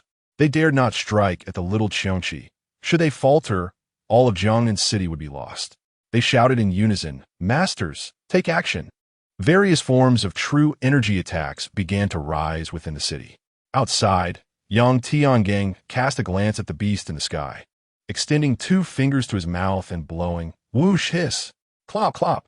The sounds of neighing and galloping echoed from the city walls, followed by a snow-white steed leaping gracefully down from the ramparts, utilizing the bodies of the fallen beasts beneath the city walls for leverage. It bounded twice to reach Yang Tiangang's side. Yang Tiangang mounted the horse, exclaiming, "Let us go, little white dragon, it's time for your upgrade." With a seamless fusion of man and steed, they unleashed a blade of energy, clearing a path through the beasts ahead, charging out of the encirclement and into the surrounding forest. In the air, the little Qiongqi erupted in laughter. He has fled." The three Dao realm cultivators' expressions darkened. They had initially believed a prodigy had emerged from Huaxia, only to find him retreating mid-battle. Was he abandoning Jiangnan City? Soon after, one cultivator conceded, "His contribution in this battle surpasses that of tens of thousands of innate beings. Such a prodigy must not fall here. His retreat is fortuitous. He is blameless." Chapter 40. Striking at the weaknesses, the optimal time to gather rare flowers and herbs. Yang Tiangang rode on his white dragon steed, galloping fervently, his keen eyes fully alert. "White dragon horse, hasten. Most of the exotic beasts are absent. Now is our prime opportunity to seek out rare flowers and herbs." As he spoke, he unleashed his true energy to extract a first-tier superior white flower snake Tonghe from the ground. With the advent of the celestial training system, Blue Star was not only home to exotic beasts, but also to various wondrous flowers and herbs. Even the previously common white flower snake Tonghe had ascended to the first tier, albeit in exceedingly scarce quantities. Typically, exotic beasts would guard these treasures, but now, with the nearby beasts driven away by the little Qiongqi to besiege a city, the task had become considerably easier. If only it had been this simple to obtain rare flowers and herbs in the past, Yang Tiangang sighed. Previously, he would not have dared to venture into these mountains, even in ordinary circumstances, let alone face the siege of exotic beasts. As he sighed, he added a first-tier premium sunflower to his collection, stowing it in the saddlebag of his white dragon steed. Ding! The host's clever mind realizes that the exotic beasts have gone to besiege a city, deciding to take the opposite route and delve into their territory to seize their treasures. Congratulations to the host for achieving 2 accomplishments, striking at the weaknesses and taking the enemy unawares. Reward. The sword technique of Heaven's Severance reaches the pinnacle of innate mastery, elevating the innate sword techniques to their zenith. Reward. The sword technique of Heaven's Severance achieves perfection, reaching the limits of innate swordsmanship, with the sword intent of Heaven's Severance attaining completeness, elevating the power of the single sword technique beyond that of an average mid-stage master. The host's sword intent of Heaven's Severance has been nurtured for a century. Now perfected, its might rivals that of peak masters. A surge of soaring sword intent flashed within him. Yang Tiangang smiled. Indeed, this place must hold great achievements. He lifted his gaze and tugged at the reins. "White dragon horse, we must avoid that direction. Both tiered domain-level exotic beasts await there for the siege. We shall proceed this way." He redirected the horse's head, heading eastward. Before departing, he glanced from the dense forest towards the skies above Jiangnan City. where the little Cheongchi still lingered. A wave of joy washed over him. Let us go, White Dragon Horse, towards the Tiger-Roaring Cliff. The Tiger-Roaring Cliff was an exceptionally perilous domain, rumored to be the lair of a fourth-tier unicorn glowing Tiger King. Yang Tiangang had never been to that place, having only seen it on a map. However, with his keen eyes, he could discern his path through the mountain's information. After traveling for a considerable time, his eyes brightened. White Dragon Horse, do you see that? It is a second-tier premium tiger blood herb. You are indeed fortunate. Before him stood a two-toned yellow and white flower, standing majestically upon a cliff. While first-tier exotic herbs might still be traded in the market, second-tier ones were exceedingly rare. The former lord of Jiangnan City had once offered a staggering 100 million for a second-tier premium tiger blood herb, yet it remained elusive. Such a location would typically require a grand master to contend with the equally formidable exotic beasts. Yet now, it was remarkably simple. Hearing his master's excitement, the White Dragon Horse let out a confused snort. Though it did not comprehend the words, it sensed its master's delight. Yang Tiangang gently patted its head and leaped towards the tiger blood grass, reaching the precipice in the blink of an eye. Just as he was about to grasp the coveted grass, a sudden burst of sword energy sliced through the air. Yang Tiangang deftly sidestepped, simultaneously plucking the tiger blood grass. Performing a series of somersaults before landing on a rugged ledge of the cliff, gazing towards the source of the sword energy. There, a disheveled man clad in camouflage stood on another rugged ledge, sword in hand. Release the tiger blood grass, or perish, the man commanded. Yang Tiangang was taken aback to find another presence here. How did you conceal yourself? Under the scrutiny of his keen insight, he recognized a master, explaining his prior failure to detect him. The man chuckled with self-satisfaction, while others perceived the beast's siege as a calamity. I alone comprehend that a crisis is merely an opportunity, a fortuitous chance.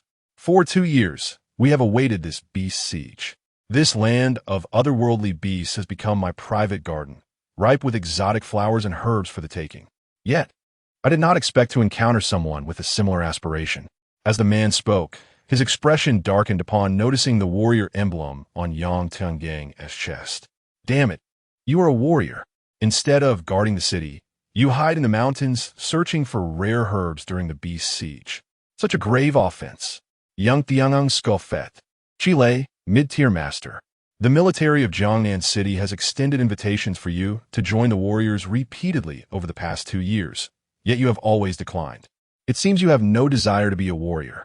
You have cultivated an advanced earth-level breathing technique, intending to evade the beasts by burying yourself in the earth during their siege, and then seek out rare herbs from the safety of the rear. Am I correct? Chile, taken aback, exclaimed, How do you know this? His expression hardened. Illusory cloud sword technique. In an instant, numerous shadowy figures appeared, converging upon Yang Tiangang with a flurry of shimmering swords eager to strike. What a mesmerizing sword intent! Yang Tiangang praised, then shouted slash.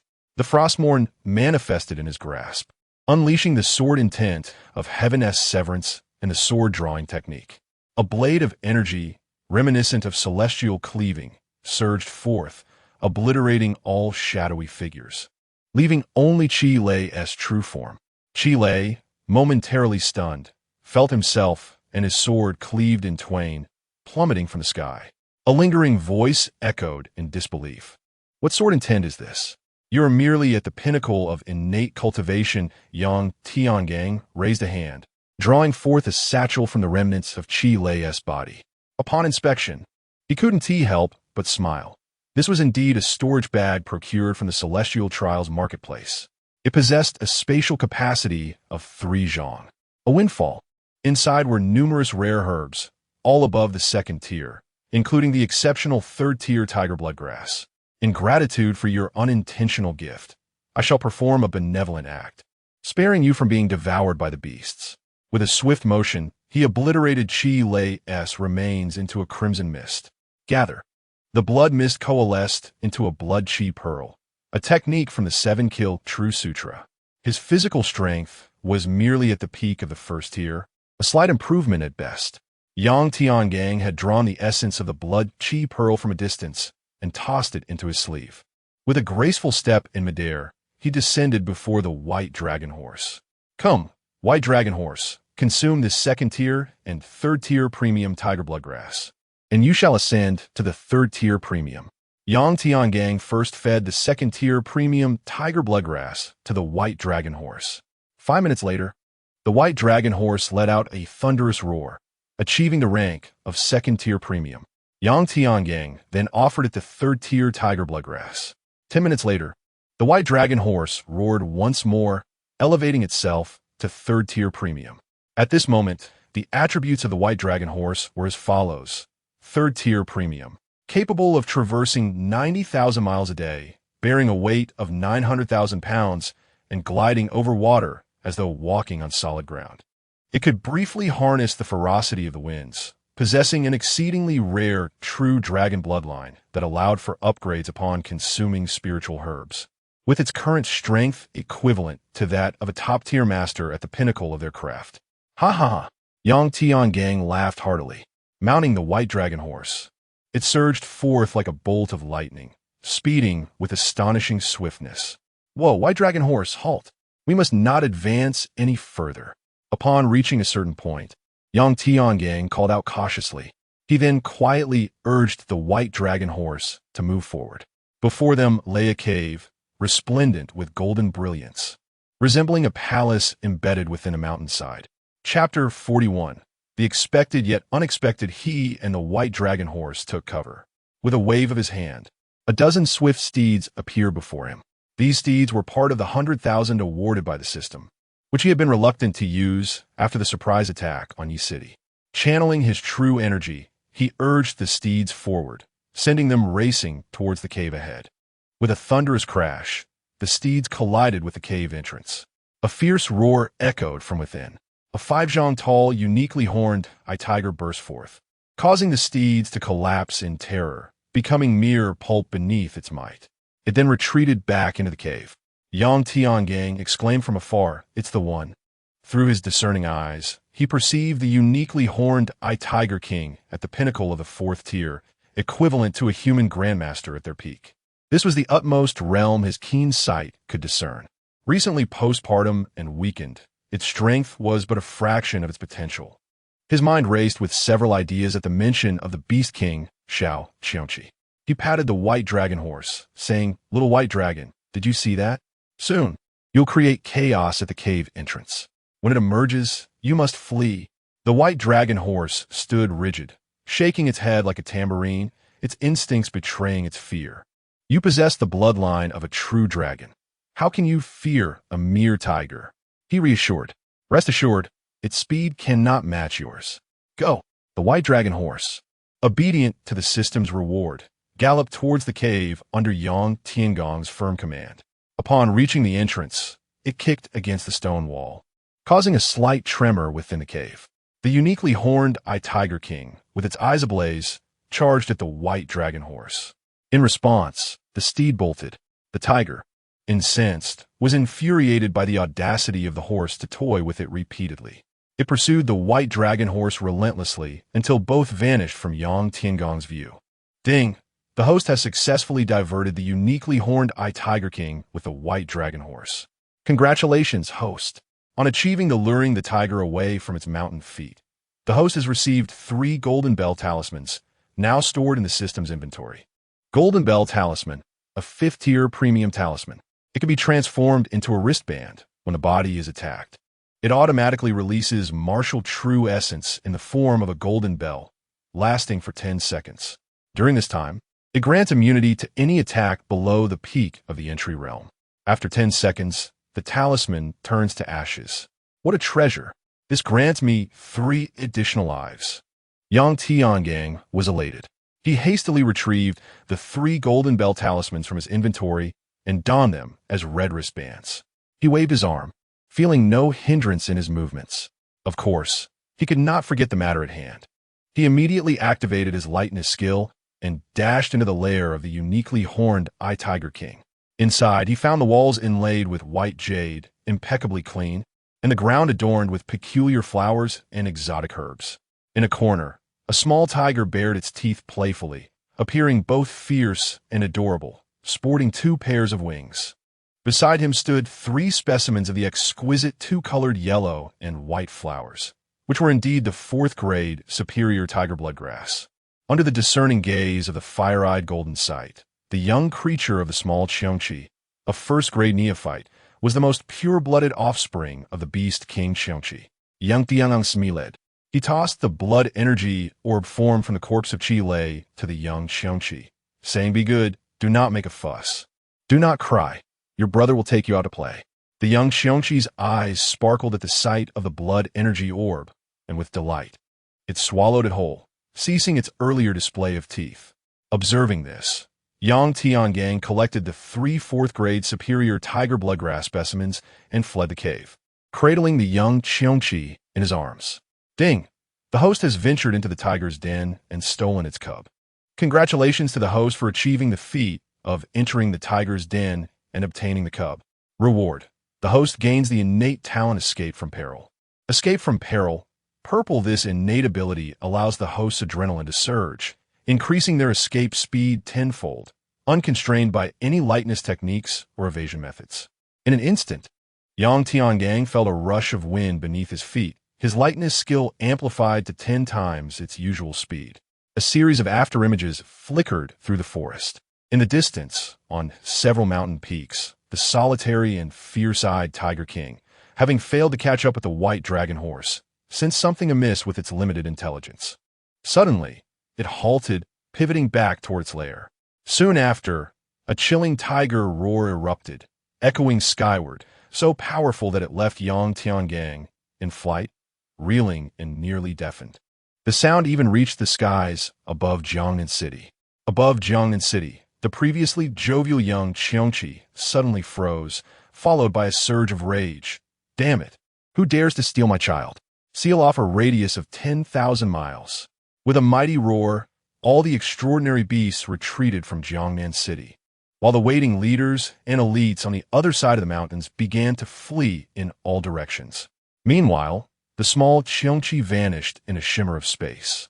The 3 who had entered the Dao realm were left astonished. Its innate divine ability is actually spatial manipulation. Fortunately, it retreated, otherwise The trio shuddered at the thought. On the other side, Yang Tiangang, clutching the young Cheongchi, sped away like the wind, covering a distance of 50 miles in just 1 minute. Hearing the earth-shattering roar from Jiangnan City, he was met with an unexpected system notification. Ding! The host has inadvertently averted the catastrophe threatening Jiangnan City. Congratulations to the host for achieving the feat of turning the tide. Reward. The host receives the Huangting Classics Innate Chapter, advancing from minor success to great success. Achieving perfection, with intrinsic true qi becoming extraordinarily dense, reaching the limits of human capability. With the Huangting Classics Innate Chapter perfected, his aptitude was elevated to outstanding, and his lifespan extended by 100 years. Yang Tiangong's dantian surged with a tumultuous true qi, akin to a relentless river, both in volume and purity, quadrupling its previous state. His mind and dantian underwent mysterious transformations. Clarity flooded his thoughts, and his body felt lighter. His aptitude had ascended to outstanding, and he sensed the increase of his lifespan by a century, surpassing his previous total. A smile involuntarily graced his lips. He set the young Cheongchi down, urging, "Quickly, run in that direction." The young Cheongchi, puzzled yet obedient, joyfully dashed away in the direction Yang Tiangang indicated. Yang Tiangang observed the retreating figure of the young Cheongchi and chuckled. Here lies the promise of an achievement. A notification chimed. Host has released the young Cheongchi. Future troubles are boundless. Congratulations. Host has accomplished the release the tiger back to the mountain achievement. Reward. New battle blade. 10 styles of the innate chapter. The system's voice resonated promptly. System, I have seen through you long ago. Yang Tiangang murmured, then gracefully departed in the opposite direction. By the time the young Cheongchi turned back with a cry, searching for the amiable elder brother, Yang Tiangang had already vanished without a trace. After a brief sprint, Yang Tiangang leaped into a serene lake, washing away his scent. then utilized his true energy to dry his clothes. Subsequently, sensing the location of the white dragon horse, he summoned it into his system's backpack. He strolled leisurely onto the main road, employing lightness skills to continue his journey. At that moment, a shadow of a beast soared overhead. It glanced at Yang Tiangang, disregarding him, and vanished in a few flickers. Yang Tiangang smiled at the retreating silhouette of the beast and pressed on. Just then, a voice echoed, "Young friend, impressive skills." The beast king Xiongqi would never suspect that the one who stole its offspring was merely a pinnacle of the innate realm. A venerable elder clad in blue robes suddenly appeared before Yang Tiangang, clutching a yowling little tiger, indeed, the young Xiongqi. With his keen eyes, Yang Tiangang discerned the truth. This was beyond the realm of entry. In an instant, Yang Tiangang's form vanished. The blue-robed elder was taken aback. Then his expression darkened. "What a vigilant lad. Let us see how long you can evade within the realms of the Celestial Trials Plaza. When you emerge, your demise awaits. You shall be hailed as a hero of the human race for slaying the young Qiongqi. Yet, you will also be deemed a villain. For the city of Jiangnan shall be laid waste by the Qiongqi because of you." Ha ha ha. Chapter 42, The Ballad of Biluo. The young master of the Mingjian Manor, Yang Tiangang, materialized in his designated training room within the realm of trials. A cold expression enveloped his visage. The sight of that individual clutching a juvenile Qiongqi foretold ill intentions. Promptly, he established a mental connection with the universal training system to access the trial grounds. He murmured to himself, "Fortunately, I preserved some time. Otherwise, the consequences would be dire." He caressed the 3 red strings in his hand. Resolute in his curiosity about the intentions of someone at the Taoist level or above. With determination, he activated the training screen and declared, "Universal Training System. I wish to traverse worlds." "Very well, trainee. Please select a world for traversal. Your training level is 4. As a blue star inhabitant, you may traverse worlds of level 4 and below." A plethora of world names appeared on the screen, limited to those worlds not exceeding the 4th tier. The display soon filtered down to only those identified in green, representing worlds that had been activated within the last 10 minutes. He employed his fiery eyes, hoping to glean information about the worlds. However, the feedback was merely, "This is the font of the training screen." This outcome was anticipated. After all, the fiery eyes required physical objects for accurate discernment. Relying on instinct as he had in previous attempts, he suddenly noticed a world named Biluo. Biluo? Is that not synonymous with heavenly? System, select the Biluo world for me. Are you certain about choosing the Biluo world? Indeed.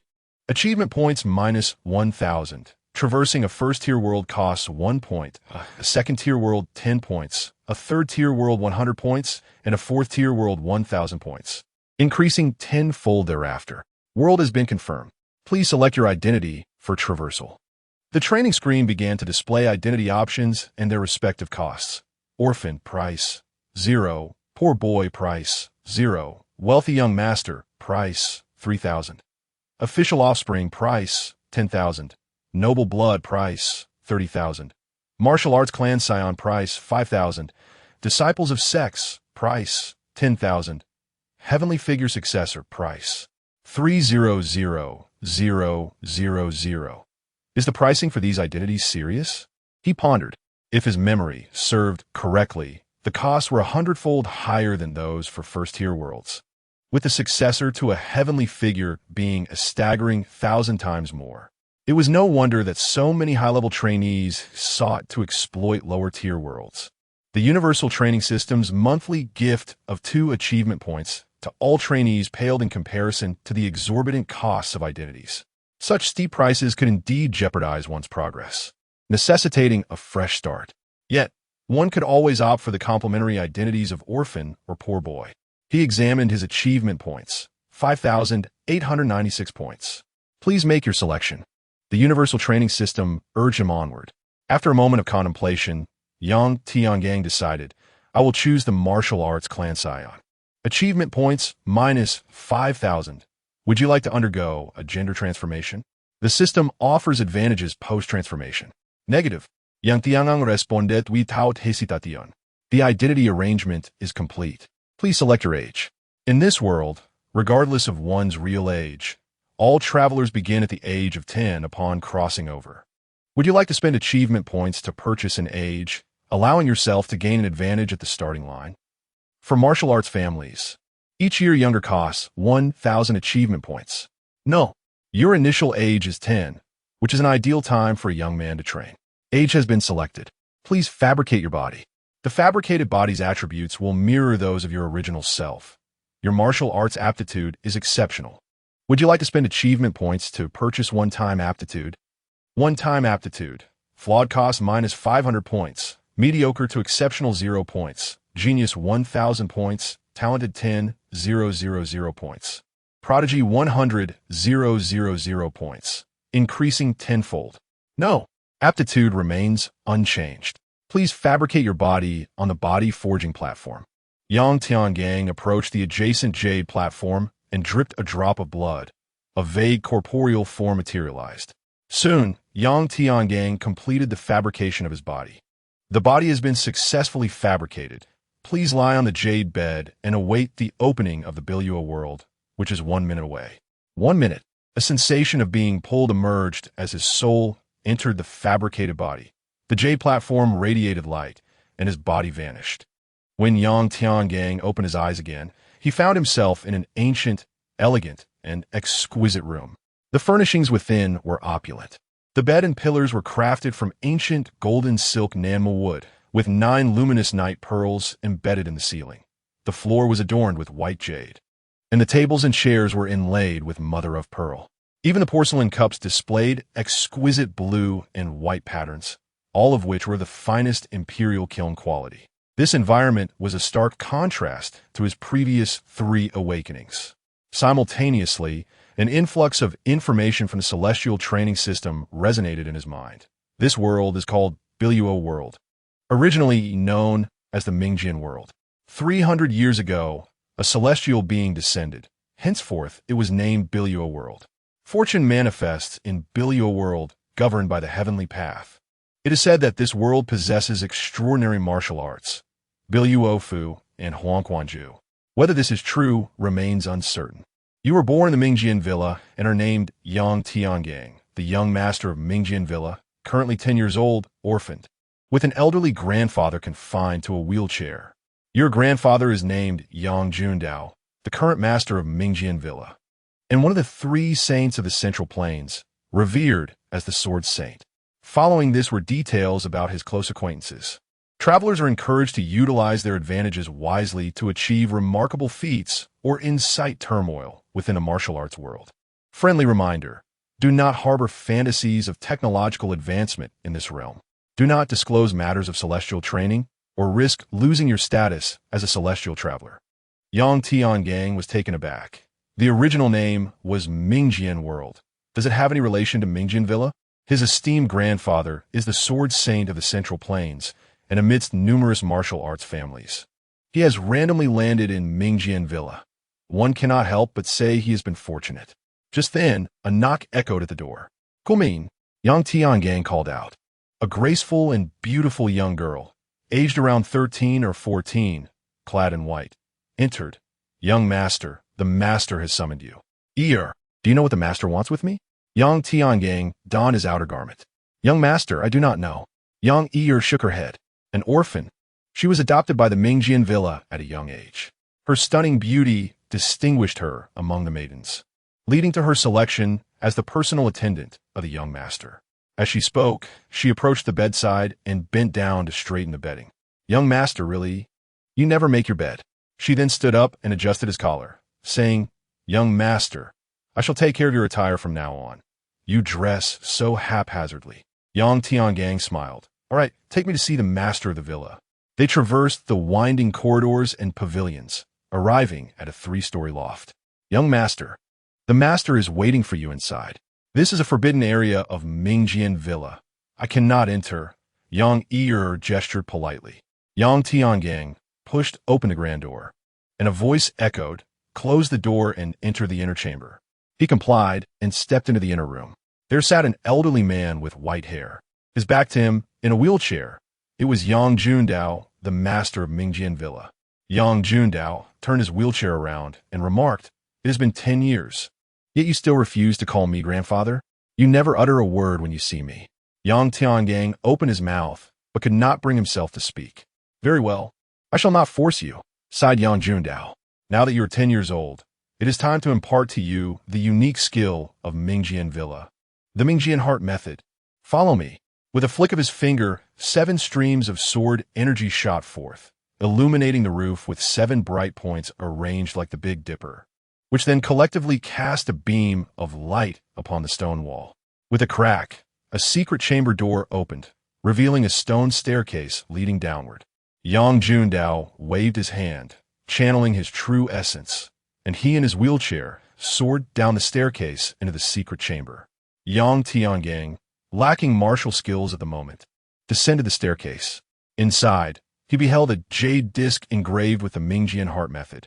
Beneath the jade disc was a sword platform, upon which stood 8 swords radiating formidable energy. Yang Tiangang, intrigued, remarked, "Is our Mingjian Villa named after these 8 swords and the ultimate technique 8 swords flying together?" Yang Jundao nodded. "Indeed, these 8 swords are supreme divine weapons. Even the mightiest grandmaster would perish against them. Our Mingjian Villa once enjoyed such glory. Ever since the emergence of the Biluo organization, we have fallen into utter decline. Even my legs. Alas, your talents are rather mediocre in other martial families. Such talents would be the backbone, but here at Mingjian Villa, they are simply inadequate." Yang Jundao's expression grew somber. Yang Tiangong's lips twitched. "To you, outstanding talent is deemed mediocre. You truly aim for the heavens." Chapter 43. As the winds howled and the rain poured, a tempestuous darkness enveloped the surroundings, with thunder and lightning joining forces. It seemed that Yang Tiangang regarded the situation with skepticism, prompting Yang Jundao to remark, "Do not let pride cloud your judgment. Are you aware of my innate talents?" At this moment, Yang Tiangang possessed no significant cultivation. His fiery eyes could only perceive the essence of beings below the pinnacle of the 3rd tier. Naturally, he could not discern the caliber of Yang Jundao, and thus, he gazed at him with curiosity. Yang Jundao continued, "I am a martial genius, yet after 120 years, I have only managed to master the 8 swords, and I am incapable of unleashing them all at once. Had I been able to do so, I would not have suffered the loss of my legs at the hands of Lei Yunting." Lei Yunting? Who is he? Yang Tiangang inquiret, intriguet. It was worth noting that Yang Jundao was the sword saint of the Central Plains, and to have his leg shattered by someone else indicated the formidable strength of his adversary. Yang Jundao's eyes glazed over as he recalled distant memories. "All I know is that he is called Lei Yunting, hailing from the Biluo organization. Beyond that, I am unaware of his origins or the nature of his martial prowess." His tone bore a hint of bitterness. A sword saint, one of the strongest in the Central Plains martial world, reduced to knowing only the name of his foe. What manner of organization is Biluo? Yang Tiangang pressed further. Rather than responding directly, Yang Jundao posed a question of his own. "During your scholarly pursuits, did you ever encounter Chu Chuxian spy, Luo Fu from the Tang dynasty?" With the memories of a past life, Yang Tiangang nodded. He had seen it in a martial arts television drama, though the specific verses eluded him. Yang Jundao's expression turned serious as he recited with a resonant clarity. "When it stirs, the winds and rains obscure the sky, thunder and lightning act in concert. When it is still, the body resembles a bright mirror, stars illuminate the Biluo. Floating in the vast ocean, the air is tumultuous, reflecting the blue mountains. The colors are chaotic. As the leader of all living things, it creates a grand spectacle of materials. 5 stones are difficult to mend. The 9 fields stretch wide. The stars shine brilliantly, and the sun and moon reside therein. The Biluo organization derives its name from this very poem. They claim to be descendants of celestial beings, and only the heads of the major sects in the martial world are aware of this organization. Their titles are inspired by poetry. Tiandi, Riho, Yufei, Xing Air, Chen Nu, along with the 4 elementals, wind, rain, thunder, and lightning. Lei Yunting proclaims himself the Thunder God, surpassing mortal capabilities. He is the foremost martial artist within the Bai Luo organization. Yang Tiangang understood the implications and shook his head. If we consider the poetry, Tiandi is above all. When it stirs, the winds and rains obscure the sky. Thunder and lightning act in concert. The four elementals must heed him. Thus, Tiandi ought to be first. Impossible. Yang Jundao retorted angrily. Tiandi is merely akin to an emperor of a court, a position of high status alone. Only the supreme expert of the Bai Luo, Fu, can defeat me. Yang Tiangang chuckled. This old man refuses to acknowledge that there are many who may surpass him. I am merely speculating.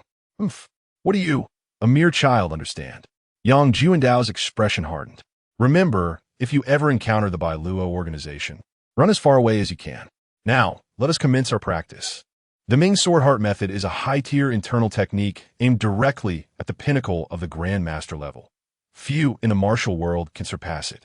Memorize it first, and then I shall guide you in your cultivation. 7 days later, should you fail to remember, you too must depart from this secret chamber. Within the chamber, I have prepared clear water and provisions. After 7 days, I shall return for you. Upon finishing his words, Yang Jundao soared out of the chamber. Sealing it behind him, Yang Tiangang gazed at the renowned sword technique, elated. Had it not been for the crisis of the Blue Star, this high-level Earth-grade mental cultivation method, which directly leads to the pinnacle of the Grand Master, would far surpass the return ticket. He spent 5,000 achievement points to traverse, while the Earth-grade high-level Grand Master technique requires at least 150,000 points, in addition to meeting the purchasing conditions. Yet, he obtained it with such ease. One cannot help but say that his luck in this traversal was extraordinary. Suppressing his excitement, he began to recite the renowned sword technique. The technique comprises 30,000 words, and given his current lack of cultivation, memorizing it in 7 days would prove to be quite a formidable task. He must seize every fleeting moment and dispel distractions. 7 days later, Yang Jundao beheld Yang Tiangang, disheveled and with darkened eyes. Upon seeing Yang Jundao, Yang Tiangang collapsed, succumbing to deep slumber. Yang Jundao sighed. Indeed, talent is lacking. Your uncle managed to memorize it in half a day and clamored to exit the chamber. He then used his true essence to carry Yang Tiangang out of the chamber and the attic, handing him over to Yang 1 day, a night later, Yang Tiangang awoke in his own bed. As he regained consciousness, he searched through his memories, murmuring, "Fortunately, I have not forgotten after a good sleep." Young Year Smiled. Young master, why the haste? You are the heir, after all. If you forget, can you not simply revisit it? The master can hardly prevent you. You are his only grandson. This villa is not yet yours. But in the future, will it not be you who sets the rules? Young Tiangang Bao said, realizing the truth in her words, then shook his head.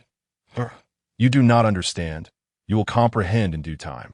We must seize every opportunity and treat each matter with utmost seriousness. After pondering for a moment, Young Ear nodded vigorously. Young master, you truly possess wisdom. I shall remember. Now, I'm hungry. Prepare a meal for me. After I eat, I shall seek the master to practice. Young master, I had it ready for you. Whenever you awaken, you can enjoy a hot meal. Indeed. On that day, Yang Jundao commenced instructing Yang Tiangang in the renowned sword technique. In the time that followed, he would visit Yang Jundao every 10 days, and Yang Tiangang dared not attempt to accumulate achievements, with Yang Jundao checking his internal cultivation every 10 days. Any emergence of Huang Tingjing inner strength would be difficult to explain. A year later, Yang Jundao completely relinquished hope for Yang Tiangang. Alas, it seems the resurgence of my Mingjian villa is doomed. I have failed my ancestors. Once you reach the innate stage and solidify your essence, you must pass on the lineage. Subsequently, Yang Jundao ceset tu monitor Yang Tiangang es cultivation. Yang Tiangang was quite content with this outcome. He felt that the old man's expectations were excessively high. Currently, his cultivation speed was twice that of an individual with exceptional talent and 8 times that of an ordinary person. Without consuming any elixirs after a year, he had already reached the peak of the second tier. Was this not satisfactory? If he had cultivated at such a pace for 18 years on the Blue Star, he would awaken from dreams with laughter. Without the constraints of Yongjun Dao, he began to pursue achievements. After attaining numerous accomplishments within the conceptual achievement system, he felt an 80% certainty of success. On this day, as usual, he called out, "Here, feed me." Yang Ear delicately lifted the food to Yang Tiangong's mouth. This indulgent life. Notification. The host has had others assist with all matters, apart from practicing and using the restroom for the past month. Congratulations, host, on achieving the accomplishment of with open arms for food. Reward. The mastery volume of the Huangting Classic. The information regarding the mastery volume of the Huangting Classic surfaced in his mind. How delightful. Yang Tiangang Chuklet. Yang Ear looked at him reproachfully. Young master, weren't you the one who taught me to strive? How is it that you have become like this? Indeed, you must put in effort. Otherwise, how could I enjoy myself? Yang Tiangang replied. Yang Ear paused, then her eyes sparkled. Young master, that is truly insightful. Educating others to work hard while indulging oneself. What a clever notion. Yang Tiangang sensed that this maidservant had taken a wrong turn. Yet, Yang Ear continued, "Rest assured, young master, I shall work diligently." "Here, young master, this is delicious. Made by my own hands." She offered him a piece of meat. Yang Tiangang took a bite and remarked, "From now on, I shall do it myself." "Your advice is indeed correct. I cannot be so gluttonous and lazy. Take me to the kitchen." Yang Ear, puzzled, felt that her young master was up to something again.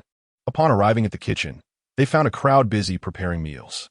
With a population of 3,000 at the Mingjian villa, mealtime was lengthy. As he entered, he called out to his chef, "Halt." The chef turned, "Greetings, young master." Yang Tiangang nodded and pointed at a fish on the cutting board. "This fish is also a living being. I find it quite pitiable. Release it." The chef felt bewildered. Wasn't the young master fond of eating fish? "Someone release it. And remember to let it go into the river," Yang Tiangang commanded. A servant promptly took the fortunate carp away. "Young master, you truly possess a compassionate heart." Young Yi said. However, the chefs felt distressed. "Young master, does this mean we shall no longer kill fish at the villa? What shall we eat if we do not kill fish?" Yang Tiangang replied. The chefs were left confused by his earlier statement. "Continue preparing your meals." Yang Tiangang admonished. After a considerable time, notification, the host has released a fish today. Congratulations, host, on achieving the recurring accomplishment of doing a good deed daily. Reward. 30 days of Huangting Classic cultivation. A subtle surge of Huangting Classic energy rose within Yang Tiangong's dantian. He smiled and shouted again, "Halt." All the chefs froze, some nearly slicing their own fingers. The pressure of the young master merely observing was already immense, and now his shout was terrifying. Was he to release that fish? One of the chefs cautiously inquired. "No, I shall be the one to kill this fish." Yang Tiangang pushed aside the cook and with a swift, decisive stroke, cleaved the fish in two. The cook stood in stunned silence. "Ding, the host has slain a fish today. Congratulations to the host for achieving the repeatable feat of a daily act of malice." Rewarding the host with 30 days of mastery in the 7 Slaughter Sutra, a faint surge of 7 Slaughter inner strength arose within Yang Tiangong's dantian. "Very well. You may continue with your cooking." With that, Yang Tiangang departed with Yang Ear, leaving behind a disarrayed chef, baffled by the host's earlier expression of pity for the fish. Chapter 44. A Day of Surprises on the Great Birthday. The first encounter with the Master S powers since that incident, Yang Tiangang has engaged in peculiar activities daily, sometimes liberating fish, at other times setting free chickens, ducks, and geese. Occasionally, he would abruptly halt a servant who nearly crushed a small insect. Can one deem him benevolent? Yet he frequently slaughters chickens, ducks, fish, and geese, and at times, he destroys flowers and plants. Would you say he lacks compassion? He alleviates the burdens of struggling tenants by waiving their rents, often providing grain to impoverished families nearby, while tirelessly repairing roads, constructing bridges, and establishing porridge kitchens. In an even more extravagant display, he emulates the famed Meng Changjun of the Warring States, hosting a multitude of guests regardless of their social standing. These wanderers of the martial world need not toil. They enjoy abundant feasts at the Mingjian villa. Gradually, rumors spread throughout the realm, depicting the young master of Mingjian villa as a debauched scion, eccentric in temperament and excessively wasteful. Yet in this moment, Yang Tiangang's heart swells with joy, for the notifications of the concept achievement reward system resonate incessantly. Ding! Host indulges in pleasure, neglecting his duties. Congratulations, host. For achieving the prodigal son accomplishment. Reward. Master level dragon elephant indestructible skill. Ding! Host assists the impoverished while repairing roads and bridges. Congratulations, host. For achieving the benevolent benefactor accomplishment. Reward. Master level yellow court scripture. Host maintains 300 guests. Congratulations, host. For achieving the public-spirited accomplishment. Reward. Master level dragon elephant indestructible skill. Ding! Host spends money with abandon. Congratulations, host. For achieving the extravagance accomplishment. Reward. Master level wind riding skill. Ding! Host gathers beauties and constructs lavish mansions. Congratulations, host. For achieving the excessive luxury accomplishment. Reward. Master level wind riding skill. I now possess the master level techniques of the 3 heavenly tier advanced skills.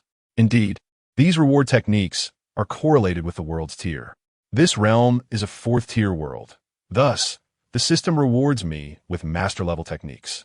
In the future, when I traverse to higher realms, I can only anticipate even more advanced techniques. Yang Tiangang chuckled to himself before murmuring, I have yet to perform my daily good deed and misdeed today. As time swiftly passed, 3 years flew by in the blink of an eye.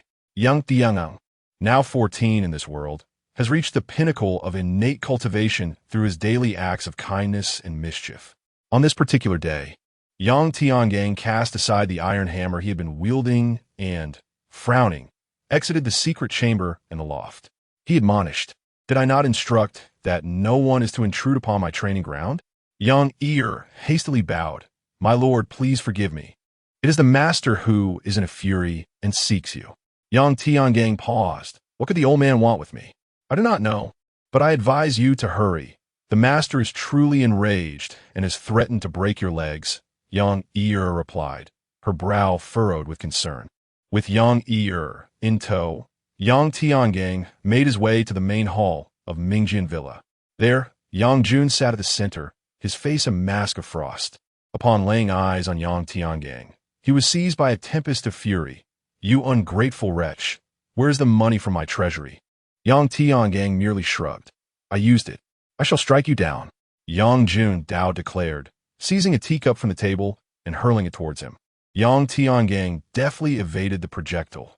"You have no need for money, allowing it to languish in the treasury.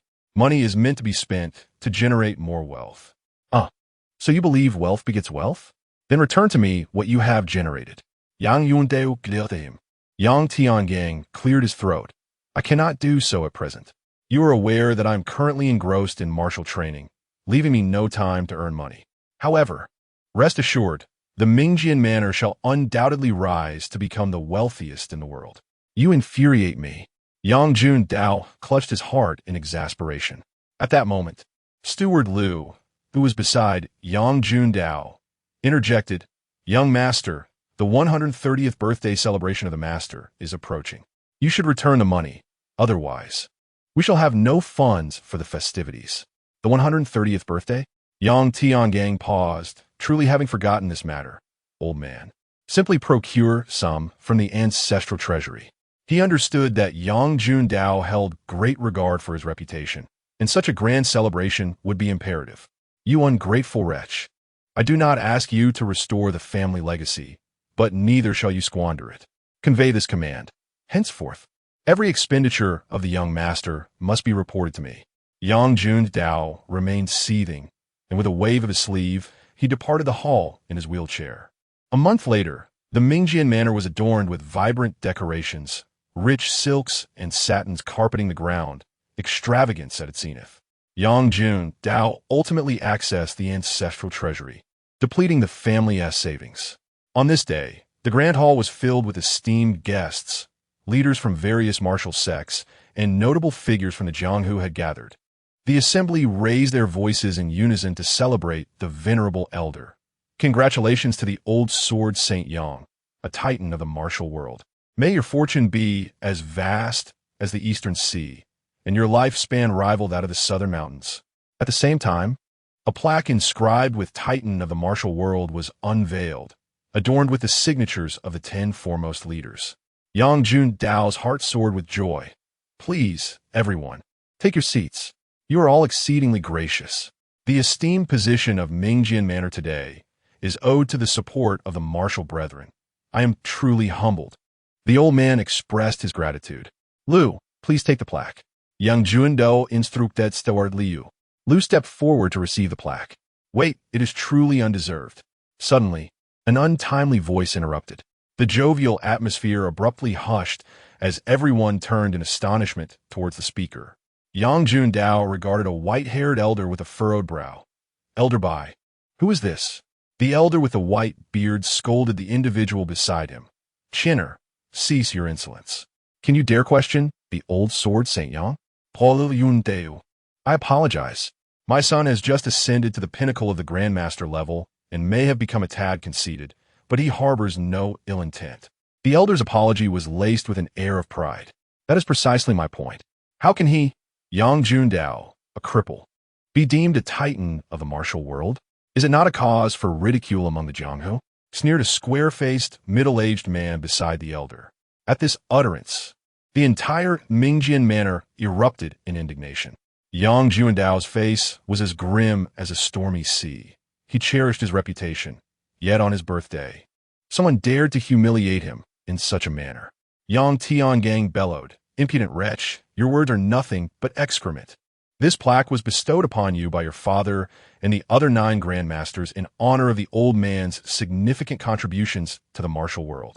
It was not requested by him. So what right do you have to speak out of turn?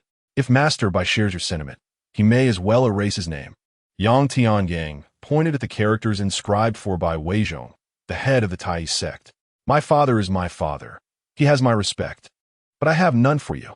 A washed-up sword saint. What is there to be proud of in such ostentation for a birthday celebration? One might mistake this for an imperial anniversary. The square-faced man gestured towards the surrounding colorful lights, silks, and exotic floral arrangements. He paused momentarily and declared, Yang Jundao, talents emerge in every generation. Today, I, by Qindian, shall challenge you, so that the entire martial realm knows you can no longer bear the title of Sword Saint. You are audacious. Our master is the Sword Saint. You cannot challenge him at your whim.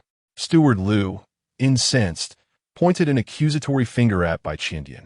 A chill ran through Yang Tiangang. He realized that given Yang Juandao's temperament, he would not tolerate this affront. Under his discerning gaze, it was evident that Bai Qindian was no simple adversary. He hastily interjected, Bai Qindian, did your parents not teach you manners? Today is the old man's birthday. If you wish to challenge him, you must first pass through me on another day. But as he had feared, Yang Jundao abruptly silenced Yang Tiangang. Tenor, do not speak. He turned his fierce gaze upon Bai Qindian, his expression darkening ominously. Very well. Today I shall demonstrate whether I am worthy of the title Sword Saint. With a wave of his genuine essence, he soared, along with his chair, to the center of the plaza's martial stage, extending his hand. Nephew Bai, please. Bai Qindian scoffed disdainfully. Without any visible movement, he instantaneously appeared on the martial stage. Be cautious, uncle. Thunder realm of 10,000 lightning. In an instant, a thunderous pool materialized above the martial stage, surging with electrifying energy that struck down upon the entire platform. The crowd's expressions shifted dramatically. Was this truly the power of a Grandmaster? Chapter 45. The Master bestows his power. Could it be that I possess the potential to become the protagonist of this world? Is this the celestial realm of a Grandmaster? Yang Tiangang gazed at the Lei Qi on the martial arts stage, a sense of trepidation creeping into his heart. Innate martial artists can comprehend the will of martial arts, commonly referred to as martial intent, which they can channel into various weapons, manifesting as sword intent, blade intent, and so forth. To ascend to the status of a Grandmaster, one must possess this spiritual power known as martial intent. Without the ability to grasp martial intent, or if it remains unrefined, one shall never advance to the rank of Grandmaster. The so-called Grandmaster level signifies the possession of a perfected martial intent, a unique understanding of the martial path, allowing one to become a master of school. This is why this realm is designated as that of a Grandmaster. Upon reaching this level, martial intent continues to nurture and grow. When it evolves to the point where it synergizes with true essence, the energy obtained after the advancement of true Qi, influencing the surrounding natural world, one can harness the natural forces in their vicinity, much like the legendary immortals who manipulate the powers of heaven and earth. This area is referred to as the celestial realm. However, it is often colloquially abbreviated to heavenly domain. Once one possesses a heavenly domain, they can ascend to the rank of Grandmaster. Yet, astonishingly, Bai Qiandian commands the very thunderous forces of nature. His celestial realm is that of thunder. Yang Jundao was equally astonished, even momentarily stunned. The thunderous heavenly domain. You have actually managed to condense a thunderous heavenly domain. Excellent, excellent. Yang Jundao seemed to recall events from 20 years past, when the thunderous domain of the thunder god of Biluofu was indeed thunder-based. He bellowed, "For 20 years, I have yearned for another battle within the thunderous heavenly domain." An endless battle intent emanated from him. "Break for me, sword Qi heavenly domain." With a thunderous roar, all the treasured swords wielded by the martial artists around began to wail and tremble. Beneath the radiant thunder on the martial stage, an infinite sword Qi erupted. A sword composed of 100-meter-long sword Qi emerged from the martial stage, piercing through the thunderous sky above. Bai Qiandian spat out a mouthful of blood. The crowd from the famous sword manor erupted in cheers. The master has won. The master has triumphed. Yet, Yang Tiangang wore a grave expression. Bai Qiandian wiped the blood from the corner of his mouth and smiled. What an impressive sword Qi domain, a conventional heavenly domain that all sword cultivators can condense. Controlling the sword Qi between heaven and earth, capable of breaking my unique myriad thunder heavenly domain. Truly deserving of the title of former sword saint. The sword Qi heavenly domain has transcended to the realm of the saint. Alas, you rejoice too soon. Witness my move, Thunderbreak.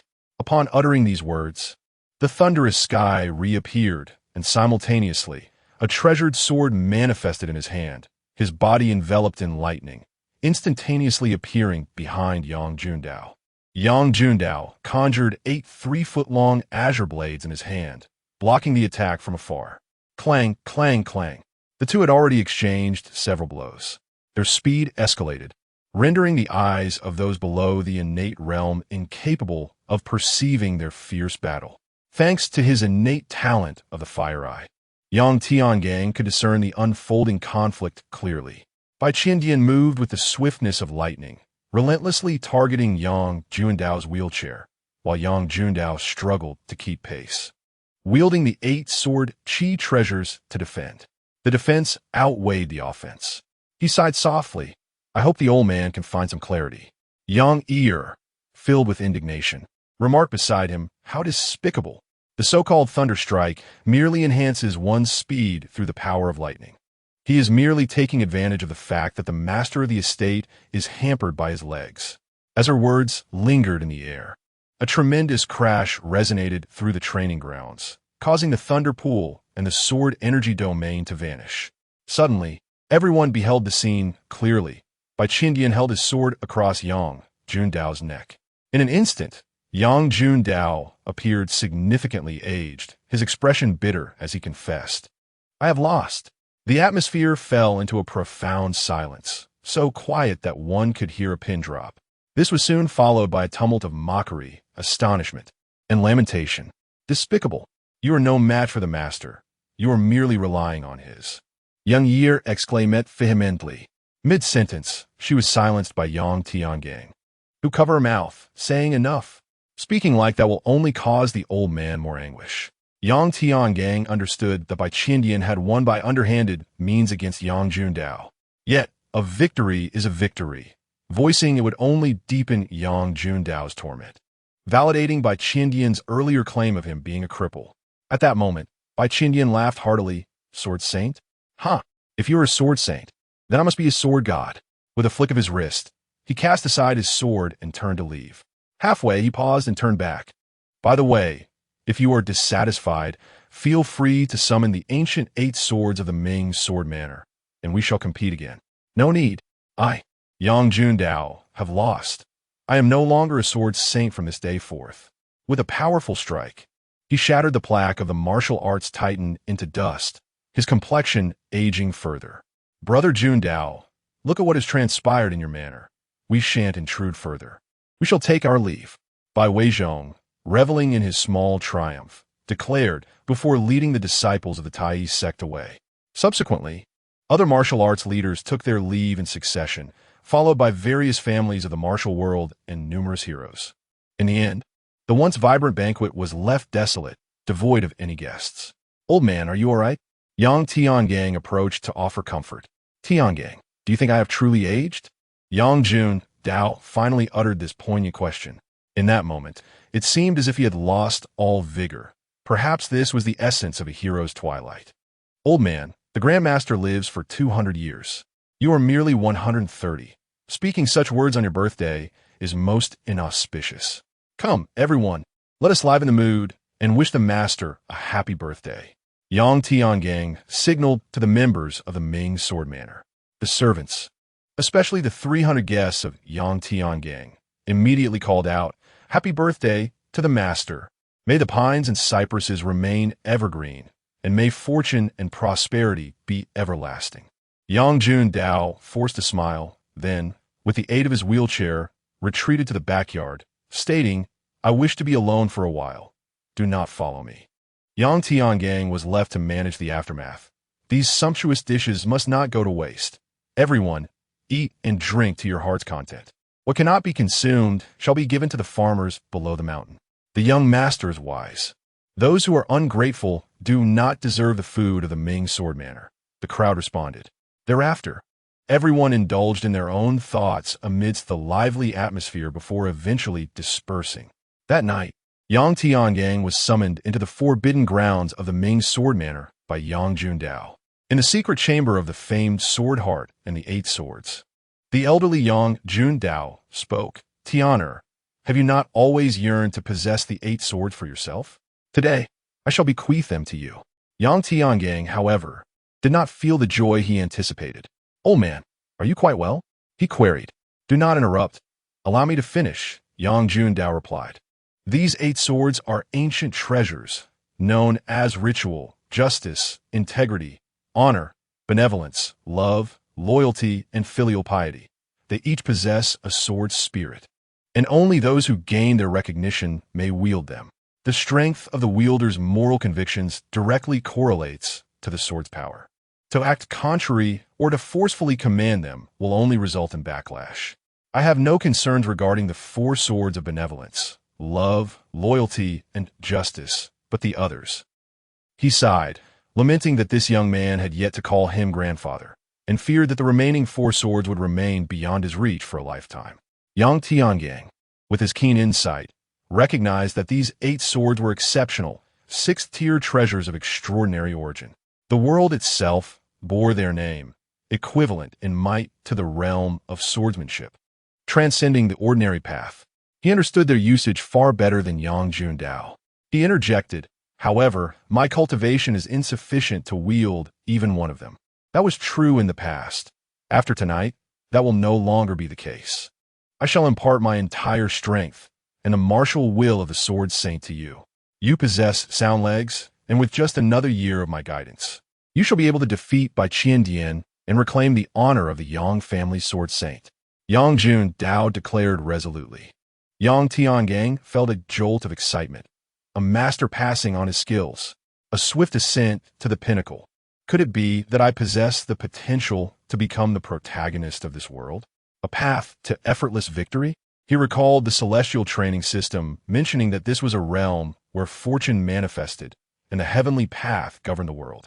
Yet, when he gazed into the mirror, his fiery eyes revealed that his fortune was not particularly high. Chapter 46.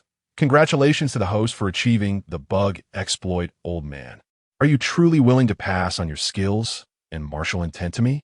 You are 130 years old. Without your abilities, I fear you may not have long to live, Yang Tiangang reiterated with concern.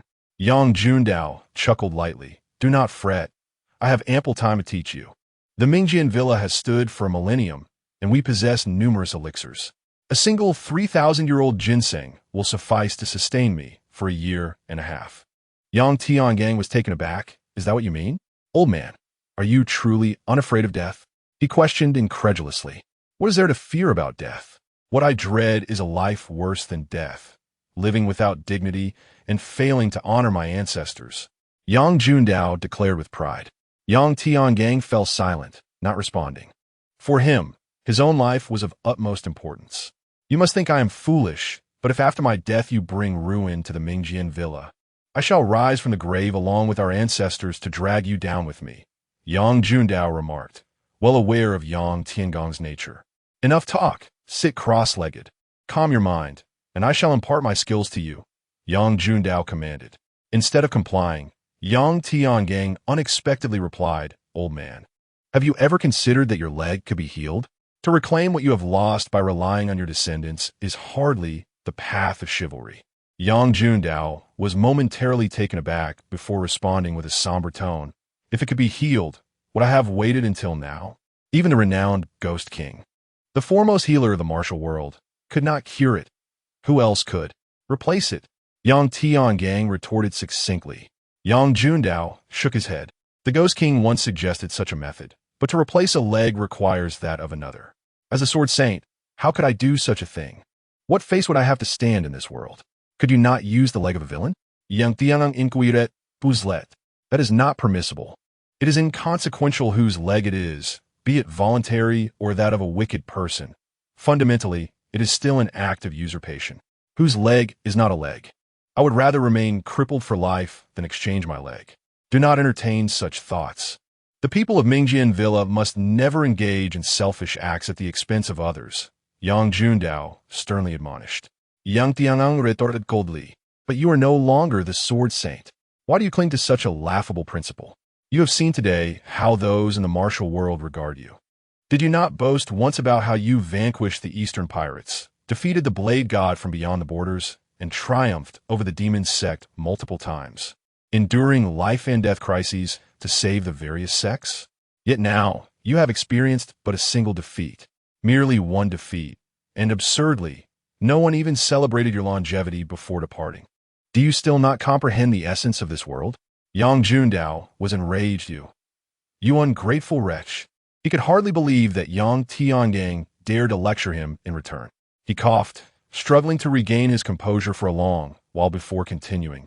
The world may be ignorant, but we must not be. While the world may turn against Mingjian Villa, we shall never betray the world.